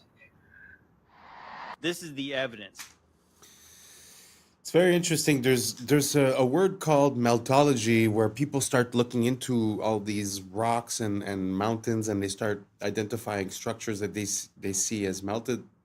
And what's interesting about this one here is that I've heard things about melted brick before, and it's kind of a point of contention because if you want to heat brick sufficiently for it to melt, you're talking about almost 3,000 degrees um, Fahrenheit and maybe 1,500 Celsius, which is very, very high heats, even for fire. So it's an anomalous situation when you find melted bricks. And anyways, to connect that, some people say that there was some plasma event or something basically that changed our plane of existence physically. So I don't know if that connects into that or if it comes from a fire, if it comes from another story. But again, it's just very interesting to see melted brick because the heat required to do that is very, very high. So yeah, that's why I put this in. And let's keep on rocking. Because there is a case of partial preservation of what was there. You know, because if you didn't find the bricks, you didn't see the little details of bricks in there, somebody would just say, oh, well, wind and water did this over 1 million years, right? They would say, oh, it was 15 billion years caused rocks to look like this. No, it took about probably 10 seconds of like the hottest thing you could possibly imagine, just burning something, and it literally melted like a candle melts. That's what you see there. Like, what happened in our recent past? I think it's very fascinating. When I really got curious about the western part of the United States and like stuff like the Valley of Fire, in my mind, I was thinking, oh, the days of Noah, maybe. I was thinking maybe like sometime around like the days of Jesus, like thousands of years ago. But when you find stamped bricks in there, so that means there was a brick factory that made bricks, right? You know, so obviously I think even like the earliest brick factories were like in the we're told, the mid 19th century. They had factories that made bricks en masse. So when did this thing melt like that? Elon Musk said something so shocking at this event. The audience must be completely clueless for them to go along with this rather than start heckling and saying, what the Sam Dam are you thinking? Listen to this interview or this clip. It's absolutely shocking, and we're going to unpack it. I think we may be able to give people, if somebody's committed crime, a more humane form of containment of future crime, which is if you say, like, you now get a free Optimus, and it's just going to follow you around and stop you from doing crime. But other than that, you get to do anything. It's just going to stop you from committing crime. That's really it. You don't have to put people in like prisons and stuff. It's pretty wild to think of the various of all the possibilities, but I think it's clearly the future. Now, Optimus is that goofy little robot standing next to him. His idea is that criminals will have a robot following them around to prevent them from doing future crime. For one, how is this goofy little thing supposed to stop you from doing crime? But for two, I don't even think he was being serious about this. I think this is predictive programming or conditioning. Get ready for robots to police you. And whether that's in the form of AI policing us, like through our phones, through the internet, AI controlling what we say, what we can't say, getting us in trouble for things we say or think or type or research, etc. Or really conditioning us for like robo-cops. Remember Minority Report? When you would get in trouble for pre-crime, before the crime was committed, you get like sentenced and the cops come after you and whatnot. Minority Report. Now, here's the thing with Elon Musk that no one really wraps their head around, seemingly. Many of you guys probably will, but the vast majority of people have no idea. The guy claims in multiple interviews that AI is the greatest threat to humanity. He then proceeds to make brain implantable microchips, self-driving cars, and his whole thing centered around artificial intelligence. It's like warning you about a forest fire while they're stoking the flames of a campfire next to the forest. I mean, it's absolutely ridiculous. What's interesting, though, is that he's portrayed as this freedom-fighting dude. Woo! Brain implantable microchips. What don't you understand about that? And the selling point is that it's going to make you superhuman, or it's going to help people who like can't use their arms. But if we put a brain microchip in there, they'll be able to move their arms again. It's going to be good for humanity. No, it will not make you superhuman. Merging with artificial intelligence will make you inhuman. You will no longer be fully human if you merge with AI, which is the plan, the mark of the beast. Let me know your thoughts in the comments below and follow for more. I'll admit, within the first few seconds of this video, you're going to go, I'm not so sure about that, man. But tell me if you think all of this in totality could be a coincidence. because I'm thinking it's more of a stretch to think this is a stretch. It's clearly happening and it's in your face. Watch this. The world might actually be run by demons. At almost every major city, there is symbolism for Lucifer. The United Nations headquarters is located at 666 United Nations Plaza, where there is tons of demonic symbolism such as this end times beast. In the Bible, it says 200 fallen angels descended at Mount Hermon, and the UN just happens to have a base there. The craziest part is that at a city called Astana, a city that's been purposely hidden from us, there's a massive pyramid, much like the one on the money that controls our entire world. And inside this pyramid, there's 200 perfectly aligned chairs. It's almost like the 200 angels that fell have a secret base where they make their plans. At this same city, there is another torch that represents Lucifer. This evil symbolism even stretches to CERN, a government research facility, which has a statue of Shiva, the destroyer of worlds outside of it. So the 666 Plaza thing is true. The Mount Hermon thing is true. The Lucifer being the light bearer is true. The 200 chairs, that's legit. So that's only the tip of the iceberg. There used to be a website that is now scrubbed from the internet. I cannot find it. If one of you guys is a real techie, find this out for me. There's a website that showed the distances between certain buildings, like the Pyramids of Giza to the Basel, Switzerland World Bank, the International Monetary Fund, is exactly like 6,666 kilometers apart. And the One World Trade Center is exactly 666 miles from the Statue of Liberty. Whatever, not saying that exact, but it was a website compiling all these shocking distances that happen to line up with 666s, and they're like significant, buildings in the White House and all that. Now remember also the Washington Monument. Go and convert the height of the Washington Monument from feet to inches and check out that numerical value and tell me, whoopsie daisy coincidence. Something shocking is going on in our world today, guys and girls and everyone else. And we're a part of it. We got born into this power struggle that's happening where it's good versus evil. What side are you on? Probably you're on the same side as me. I mean, it's a big club and we're not in it, right? Anyway, let me know your thoughts in the comments below and follow for more. So what do you guys think about all that symbolism? You think it's possible that it's just a coincidence?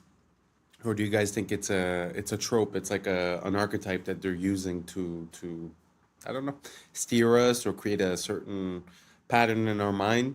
Do you guys think there's a meaning, or do you guys think it's random? Let me know down below.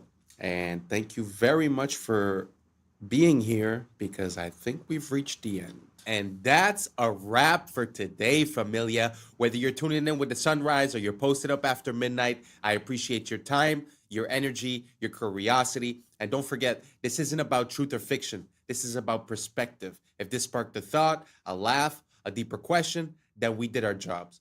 Drop your thoughts in the comments. Keep the convo alive. Like, subscribe, and don't forget to hit that bell if you're riding a wave, because we're just getting started. Until next time, stay grounded, stay weird, stay critical. I'm Adam Strain, and this has been Adam Strain Reacts. Peace. Now's the time for us to link up. Really think we on the brink up. Making a change, we live in this change. Living this change. Making a change. I'm living this change. Yeah. Like what, for example? I had no idea how many people were like actively getting into like rich that I happen to know personally. In Hollywood? Oh, yeah. The mice lost intellectual behaviors, and scientists still extrapolate this model to humans on. What's up, YouTube? Today, we'll be looking at disturbing TikToks that'll make you question reality. So without further ado, welcome to Adam Strain Reacts. Let's get her done. This is crazy. I read this morning that Orion took 42 minutes and 50 seconds to pass by the far side of the moon. And the total runtime of the Pink Floyd album, Dark Side of the Moon, is also 42 minutes and 50 seconds. Yeah. What is it the universe says about coincidences? They're never so lazy.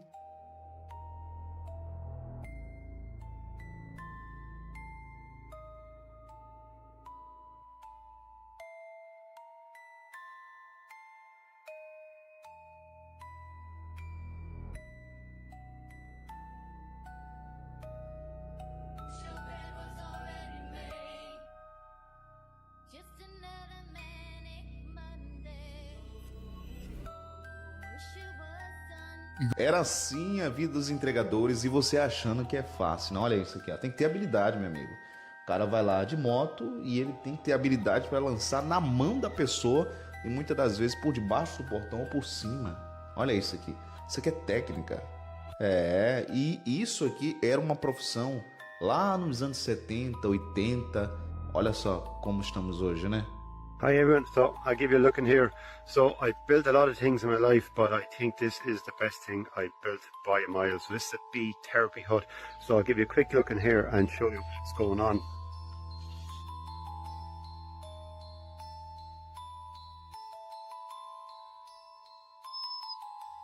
So in here now, underneath this is the bee bed, and underneath this there's 3 hives. There's about 150,000 bees in there, and then just down here at the end I have another hive. It's an observation hive. I'll just give you a quick look here.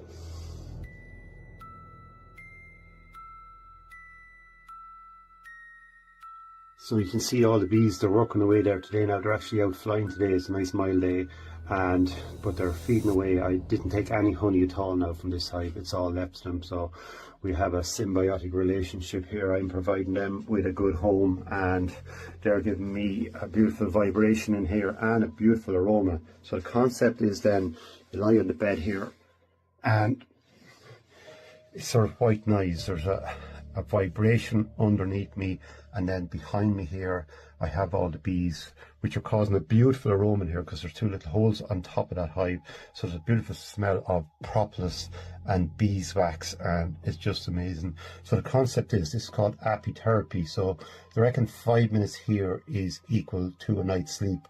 Well, all I can tell you is from mine, like 5 minutes, 15 minutes, but it's just absolutely amazing. It's lovely to have somewhere like this in your life that you go to, that you're picking up really good energy. When I leave here, I leave feeling good. So I know when I come back here, there's a good feeling left behind me. And we know water holds memory.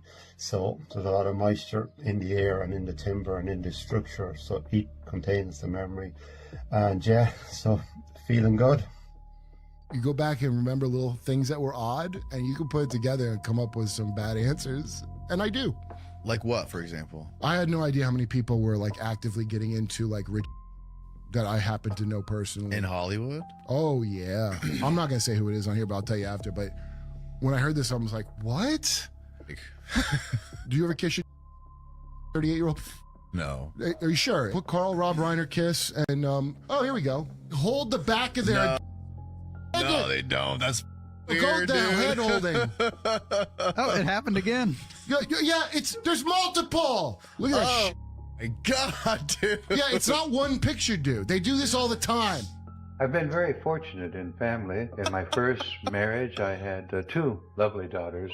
Girls are such sweet-smelling, yeah, that's true, wonderful things. Mm-hmm. I can still remember when they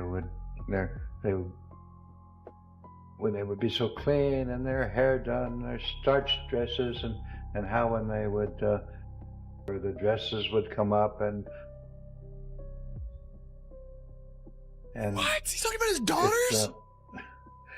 They're just totally beautiful things, and I was happy. I was lucky with my girls in that they never had the problems that sometimes. Who is this guy? Not that my daughters didn't Gene have their Roddenberry? own What's his? Yeah, who is the he? creator of Star Trek?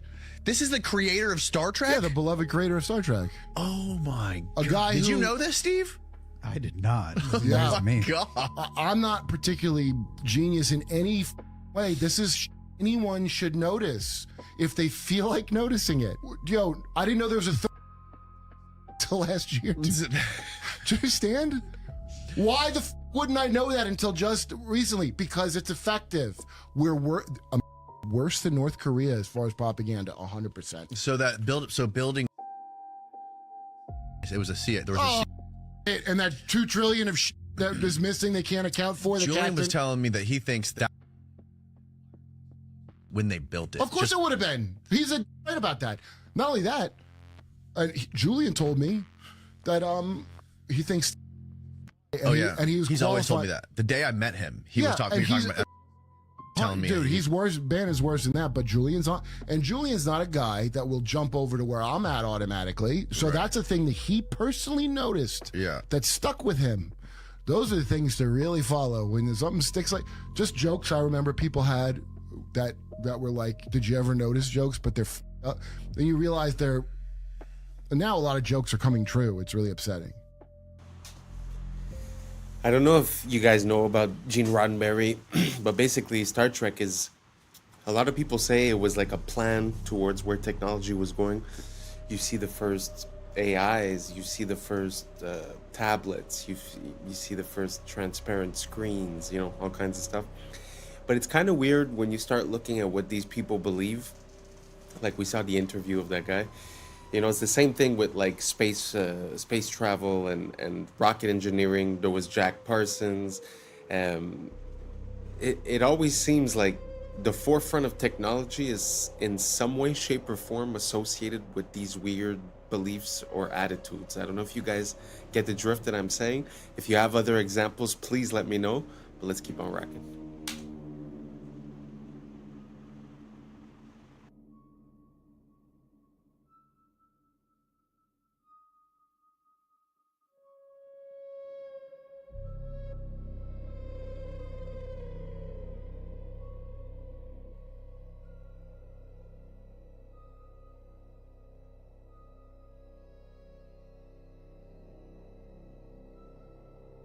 Watch this. This is awesome. That's right, man. I'll go ahead and get that for you. You guys asking for a lot today. Say excuse me. Say excuse me. Say excuse me. Excuse me? Excuse me. Excuse me? Yes, sir. Can you talk to our manager? You need to speak to my manager. So that's what we not gonna do. We not gonna get no attitude with that. You understand that? Yes, sir. So we're gonna put our hands down, and we're gonna ask nicely. You know, if it's okay, may I speak to a manager? Sure, please. It's okay. Can we speak to your manager? Yeah, I'll go get my manager for you. Right. Say thank you. Thank you. Mm-hmm. What's his problem? He might be having a bad day today. You know, who knows? Sometimes they don't. Sometimes they Yeah, sometimes people, hey, look at me. Sometimes people have bad days, but we don't catch no attitude. We don't get an attitude back, nor do we, you know, start snapping at people. We don't curse. We don't do any of that stuff. You understand that? We as men keep our bearing. You understand that? When we have issues, what should we do? Stay calm. Stay calm and keep our bearing. You understand that? Yes, sir. All right, so we had to ask her to speak to the manager just because we just need to let her know our experience because he's not doing good. We're not having a good day at the restaurant. We've had to ask for our refill. We had to ask for silverware. We had to ask for plates, all this stuff, and then he not bringing stuff out. We had the wrong food. So think about all that stuff, and then you need to tell the manager that when she gets here, okay? But you're gonna tell her nicely. You understand that? Nice to meet you. How can I help you? We having a complaint about the waiter. We went ask for more plates and refills. He cleaned out the plates and he said it was way too much. So y'all were being too much and that he threw the plates down? Yeah, I have any complaints on this side? And also, when we had got our food, he had forgot to give us silverware. And then when he did give us our silverware, he forgot to give him a spoon. So, and he forgot my order and he placed just rice on my plate. Okay. Did we get your food corrected already? Yes, ma'am. We did? Okay. I apologize for our server's attitude towards you guys. That's unacceptable. I will go have a talk with him and hopefully we can get things cleared up. Is there anything else I can do? No, ma'am. You sure? Yes, ma'am. How's everything going? Good. I just want to come out and apologize. My manager spoke to me. I was having a really bad morning, guys. Hit something on my car, and I took it out on y'all. That was all me. I apologize. Thank you guys for bringing it up. It won't happen again. How's your meal? Is everything else going okay? Yes, sir. Awesome, man. Well, if y'all need anything, just give me a little holler, all right? All right. So this is what we want to do here before we ask for the check. What did he say was going on with his day? He had something going on with his car. He had something going on with his car, right? Yes, so sir. what's something we can do? Ask him, is it okay to pray for him? Is it okay to pray for you? Of course, man. I would actually very much appreciate that. All right, cool. So you want to say a prayer for him? Father God, thank you for our day. Thank you for our sugar. And thank you for having him to get things fixed with his car. And again, we thank you for him. In Jesus' name we pray. Amen. Amen. All right. All right. I appreciate that, man. That made me feel so much better, dude. All right, now what we need. Can we get a check? That is a man raising up children the way they should go. I think. To be honest, kind of gets me emotional. I know it's probably staged or whatever, but it's more about what it represents. And I feel like a lot of the kids, you know, they have access to information, but they don't necessarily have access to a good teacher. And to see that in action, and to see how sometimes, kids might act a certain way just by reflex, and just having someone there to guide the situation is beautiful. It's a beautiful thing, and men, more than anyone else, need to be, like he said, calm and unbearing, of their emotions and of their attitudes. So I find it such a beautiful thing, and I think it's a bit lacking these days. I don't know, maybe it's just an impression I have. Let me know what you guys think down below. Do you think this guy went too far, or do you guys think that it makes sense to teach your kids something like this?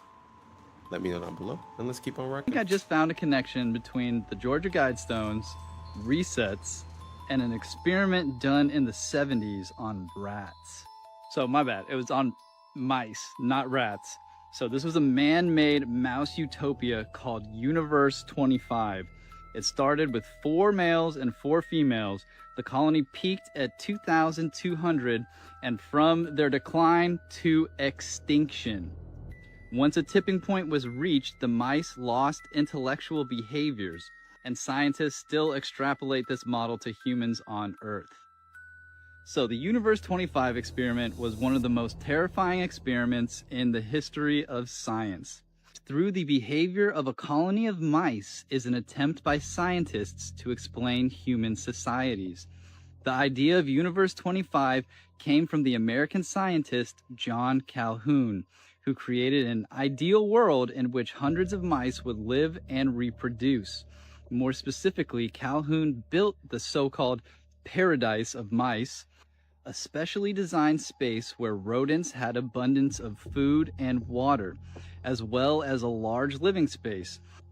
In the beginning, he placed 4 pairs of mice that in short time began to reproduce, resulting in their population growth rapidly. However, after 315 days, their reproduction began to decrease significantly.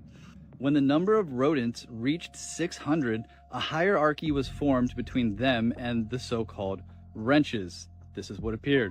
The larger rodents began to attack the group, with the result that many males began to collapse psychologically. As a result, the females did not protect themselves and in turn became aggressive towards their young. As time went on, females showed more and more aggressive behaviors, isolation elements, and lack of reproductive moods. There was a low birth rate and at the same time an increase in mortality in younger rodents. Then a new class of male rodents appeared, the so-called beautiful mice. They refused to mate with the females or to fight for their space. All they cared about was food and sleep. At one point, the beautiful males and isolated females made up the majority of the population. As time went on, juvenile mortality reached 100% and reproduction reached 0. Among the endangered mice, homosexuality was observed and at the same time, cannibalism increased. Despite the fact that there was plenty of food, John Calhoun repeated this experiment 25 more times, and each time the result was the same. Could this be the message on the Georgia Guidestones? Maybe it's not that they just want to have this ruling class. Maybe they know once the population gets to a certain amount that this same thing that happened in this mouse experiment will happen with humans. This would also explain the Cabbage Patch Babies and why they had to repopulate the earth, because we had too many people and they stopped reproducing. Dude, this is crazy. So what if these resets don't actually happen because of a catastrophe? They just happen because of overpopulation, just like what happened with these mice. And then the mud floods would just be to like seal the deal, to rewrite history so that nobody had any questions about what happened in the past. Dude, that's a crazy ass perspective. Let me know in the comments what you guys think. That's crazy. Peace and love, y'all. Yeah. It's some interesting questions, because I mean, that experiment is very worrisome, and it feels like we're at some point in that process. But at the same time, what he was saying towards the end is interesting as well, because when you calculate the natural progression of a population, in a few thousand years, I think the numbers become exponential. So even today, in regards to how many people there was in the 1900s, or let's say the 1800s, I think we're not going up in a stable fashion. It's as if there's always these events, or they call it resets, but I mean, it kind of makes sense because we're not at the progression that we should be with the amount of humans we have, like, let's say today, and how much that would create in 20 years, let's say. We're never close to that number when we reach 20, 50, 100 years later. So what do you guys think? Do you guys think that it's possible that there's these resets? Is it possible that there are natural catastrophes? Is it something else? Let me know what you guys think down below. Or maybe it's just evolution and natural selection, and that's just the way it is. So let me know down below. Let's keep on rocking. The last reel I posted has people just losing their minds because, men especially, we can't be wrong. Our ego is just way too big. Whatever we believe, we just can't. We're not gonna. It's too much of an ego hit. So anyways, listen to this woman who's very familiar with government contracting and the procurement process. Explain a little bit more in depth on the reel I just posted. Hold on. I was sent this by a few people. Likely made it Accurate Energetic Systems in Tennessee in 425K in May of 2025. You can bet Steve Feinberg was involved in the planning of his public. Well, I pulled all of Accurate from usaspending.gov and I found this one. This one, the address is in Tennessee. It is for miniature anti-personnel SPM. That's what caught my attention. We're going to come back to that. The amount is $440,494. The procurement period, May of 2025 to August of 2025. So I went and looked up all other procurements because as somebody who is, that was a really odd amount of time. None of Accurate procurements were less than a year, except for this one, because that's not how they procure things. I went and did more digging. The contract was signed on April 22nd, 2025. A lot of weird things about this procurement. It was a simplified acquisition process, meaning did it quickly, and it was one bidder. They did not put it under any of the IDVs, which are the vehicles that they have for all the other hundreds of tens of millions of dollars that AES had with them. It gets worse. These devices are made for, and the XS anti-personnel they're put on people. If you want to get darker, Steve Feinberg, our deputy SecDev, well, his old company, Cerebus, owns the company, I forget the name of it, that trains the special on these. He's the one who put protecting the blue and white country in his priorities as the same as protecting America. So you have a procurement that was signed April 22nd and started May 1st, ended August for tiny device. Forgot to mention that the plant that the address is at did a month after, and everyone in that.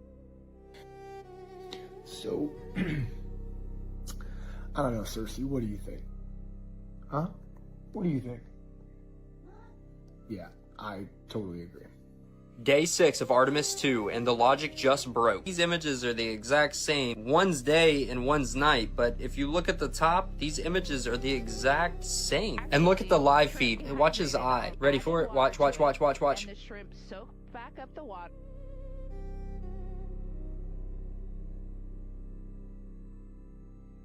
Everyone's talking about this red dot. Watch it disappear as it floats. Watch. You see it? And those are green beans. So Gone. And for this toy, you can literally see text from the background bleeding through the toy. Watch. That's a... Look, look, look. And then he moves it. Why didn't he just leave it there? The crew of the Artemis 2 has captured some incredible views of Earth. Ils ont utilisé les mêmes nuages sur les deux images. C'est censé être l'Afrique, de jour et de nuit, avec exactement le même angle. Donc environ 12 heures plus tard. Et les nuages n'ont pas bougé. Parce que ce ne sont pas des photos, ce sont des images de synthèse, comme toutes les images du globe. Alors soit la NBC s'est trompée dans la sélection du graphiste, soit c'est intentionnel pour nous tester, comme c'est marqué sur ce reel de la NASA. Et pourquoi on nous montre la Terre au compte-gouttes? Pourquoi ne pas tout filmer? Pensez-y 2 secondes. Un parachutiste revient avec des centaines de photos. GoPro accroché au casque, caméra 360 à la main, vidéo 8K, 120 images par seconde. Mais quand il s'agit d'Artemis, on retourne dans les années 70, avec des images floues, saccadées, 4 images par seconde, comme si la NASA n'avait pas le budget pour un GoPro à 400 $. Ils ont perdu la technologie et l'ont jamais retrouvée. Et quand ils font un live, c'est prise fixe, sans hublot. Dès qu'ils pensent que ça ne tourne plus, on les voit attendre les instructions d'une personne en coulisses. Et oui, n'oubliez pas qu'ils sont en studio. Pour éviter de vous montrer la vue, ils vont détourner votre attention en vous parlant de problèmes de toilette. Ou alors jouer avec leur mascotte, qu'ils appellent ZGI, peut-être un indice pour CGI. Donc à ce point-là, si vous croyez encore à ce spectacle, il est grand temps de faire un travail de déprogrammation. I think you already seen, so we don't have to explain it anymore. Pitfall trap, you fall into the pit, spikes underneath the pit, and then... Okay, first trap, second trap, you got a seesaw trap. You know how a seesaw work, right? Swing on this side, the other side goes up, so you falls down. The spike will goes back when you try to stand up. Yes. Standing style. This one, on and down. It's a fish trap. So this fish trap came from the idea of the actual fish trap. You see, the river flows. And when the fish follow the river, goes into the box. And the fish, when in the box, cannot escape the box because they are too big to fit through the gaps here. So, fish trap, same apply. But, opposite side. So, you swim in the river. You swim in a flooded area. You have your leg fell down. And when your legs fell down, you stab the spike here. And when you try to pull your leg out, that's what happens. Okay. The next one is the armpit trap. Armpit trap, you fall right into the middle. If your hands, like momentum, like this will go straight into your armpits. Not a good idea. This one here is go for your chest. Oh, relax. Go for your back. If you fall this way, chest and back. But if you fall this way, both sides. Very painful. This one, well, this it just hits you everywhere. It just go for all of your body because this one spin. So bottom, top to the bottom, you get. This one's over here. Was a little bit tricky. So, when you fall into the trap, you shoot the spikes out. It goes straight into. This trap is called sticking trap because of that reason. Because it's stick. This one is a door trap. See, you. Usually, they activate the door like this. So when you knock the door, no one answers, so you kick it open or you open the door. You open the door, this whole thing flies out. Yep. And when you have good reflex, try to catch it. See the problem? Bottom still swing forward. So there you go. Not just that, these traps also have a very special design to it. If you look at the spikes, you can see that it's fish hooks, which means that when it goes in, it doesn't go out easy. So when you pull, so here is the part of the. You see, when a wounded soldier goes back home, they tell stories. And when the people hear the story, no one support the war. So what happens if you don't have people supporting the war and go to war anymore? Well, they're them to go. You see, the problem about is 19-year-old kids to go here, away from their family, friends, loved ones, with this. And the enemy that they are shooting at is not even better. They are kids who has the only thing to do is defending their country. You could. Wow. I had no idea about all those traps, but can you imagine you are the superpower of the world at that moment? For whatever reason or the other, you're like, okay, Vietnam, you're gonna get it. And somehow, through making holes, I mean, you have tanks, fighter jets, and through making a few holes with a few spikes, you somehow end up winning. I cannot imagine the rage of the Americans in that situation.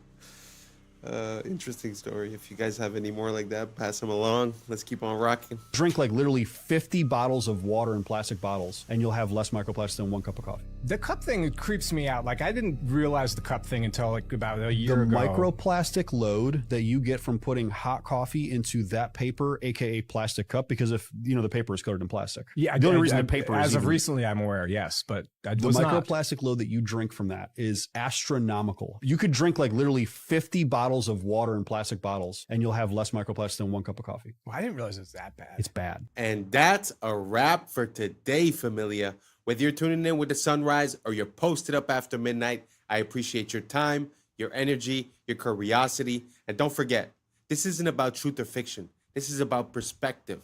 If this sparked a thought, a laugh, a deeper question, then we did our job.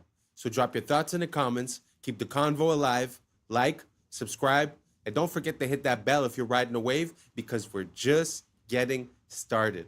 Until next time, stay grounded, stay weird, stay critical. I'm Adam Strain, and this has been Adam Strain Reacts. Peace! I don't know what y'all think, but now it's time for us to link up. Really think we on the brink up, making a change from living this strange. Living this strange.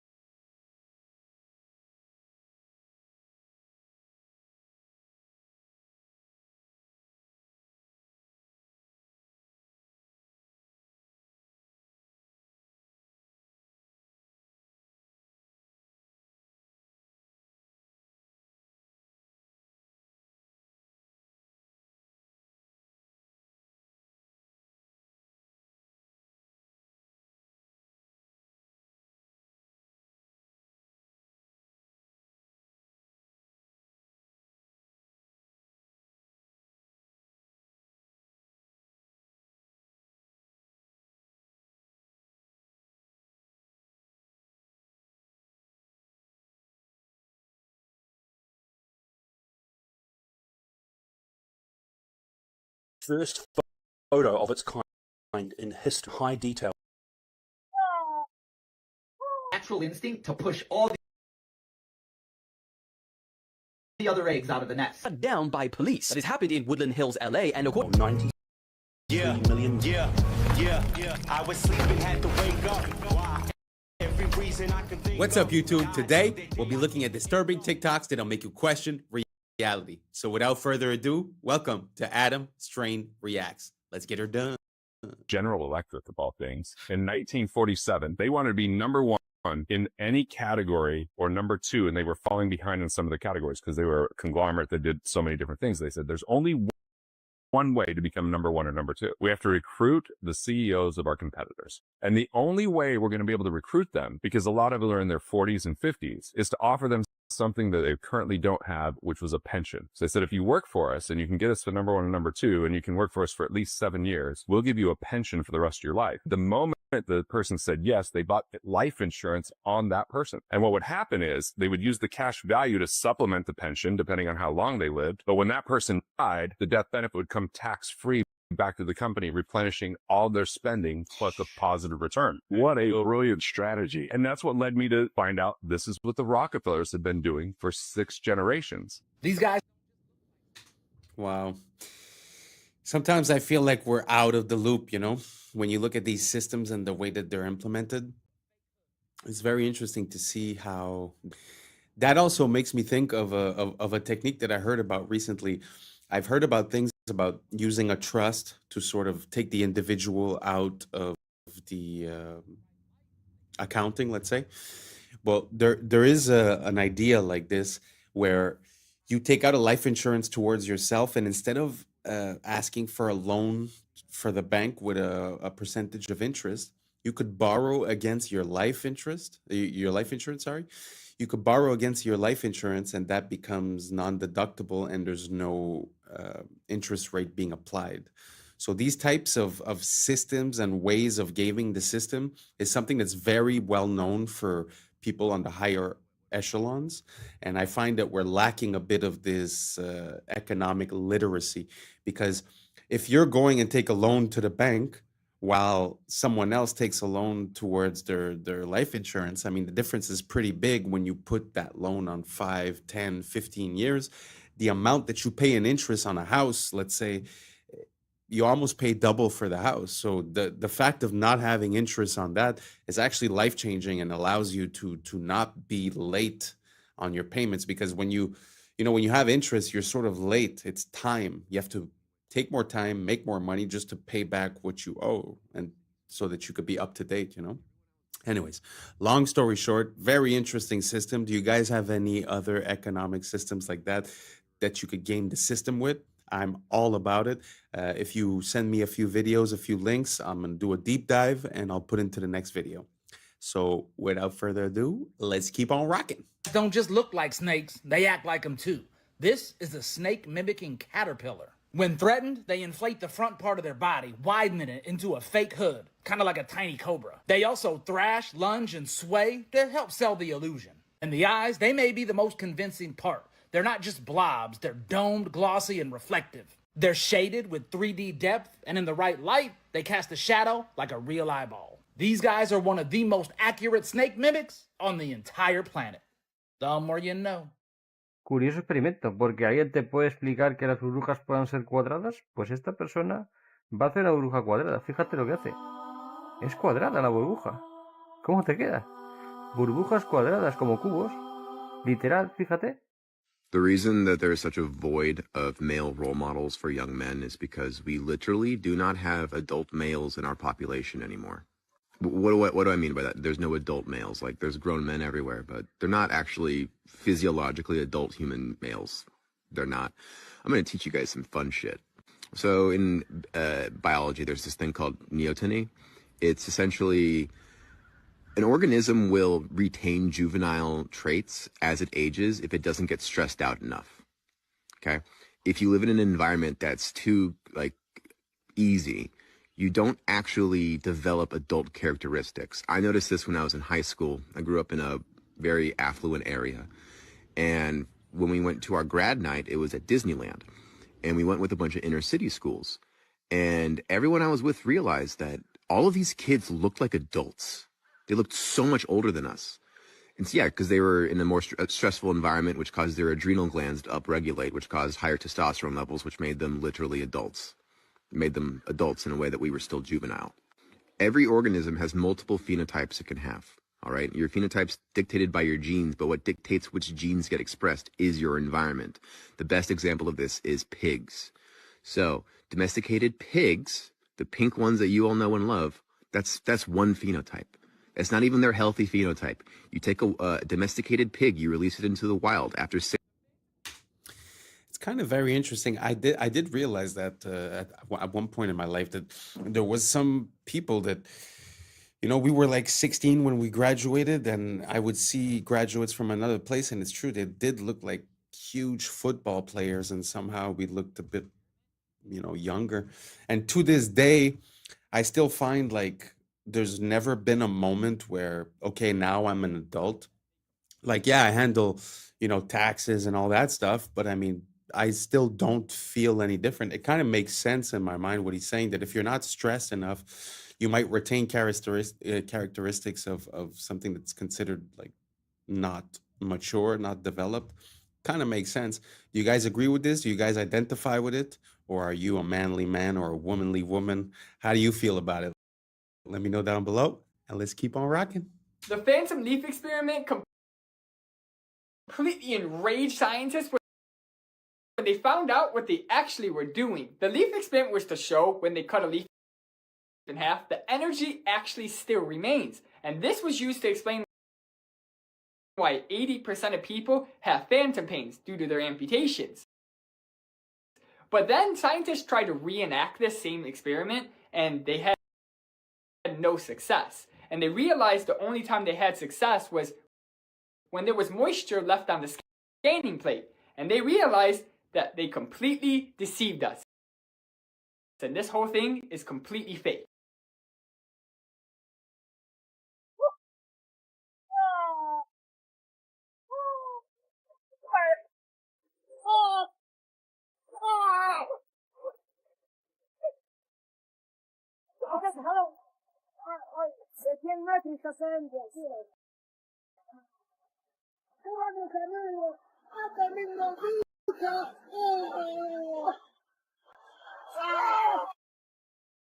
That's very interesting. I've seen a few videos like that where you see like localized rain.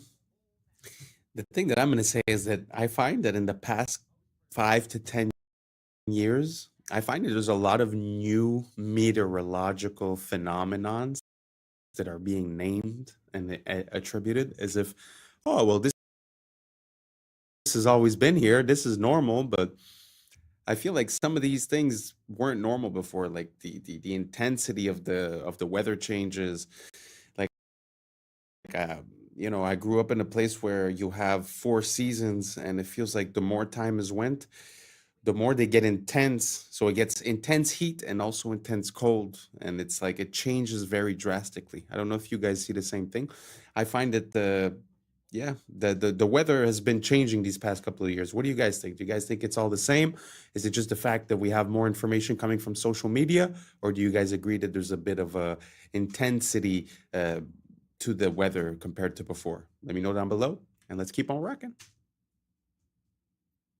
Yep, that bird just wiped out the whole nest. That's not even the worst part. Meet the cuckoo. Like most birds, they lay their eggs in a nest. The only difference is they don't lay their eggs in their own nest. Nope, they lay their eggs in other birds' nests. And they usually pick a bird whose eggs look a lot like theirs. That way it blends in. It's kind of genius. And then they just skedaddle and have that other bird feed and raise their baby. This is known as parasitic nesting. But it gets a lot worse than that. You see, when it's time for the cuckoo to lay its egg, instead, it'll wait 24 hours and keep it on the inside. This ensures that the cuckoo egg will hatch before any other egg. And when a cuckoo is born, they come stocked with the natural instinct to push all the other eggs out of the nest. It comes right out of the egg as the villain. That's impressive. And even if the other eggs do hatch, they'll push the chicks out. They take over the whole nest. That way, they get all the food, they grow up big and strong, so they can go and do it to another bird. Talk about a vicious cycle. And as always, follow for more facts. Don't worry if you can't hear what I'm saying. I couldn't even hear myself. This is the loudest sound you could possibly conceive. And as it turns out, the cleanest.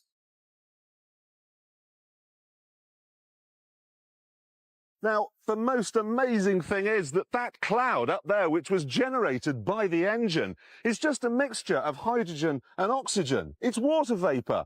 And in about an hour's time, someone in Mississippi is going to get wet washing. It will actually rain.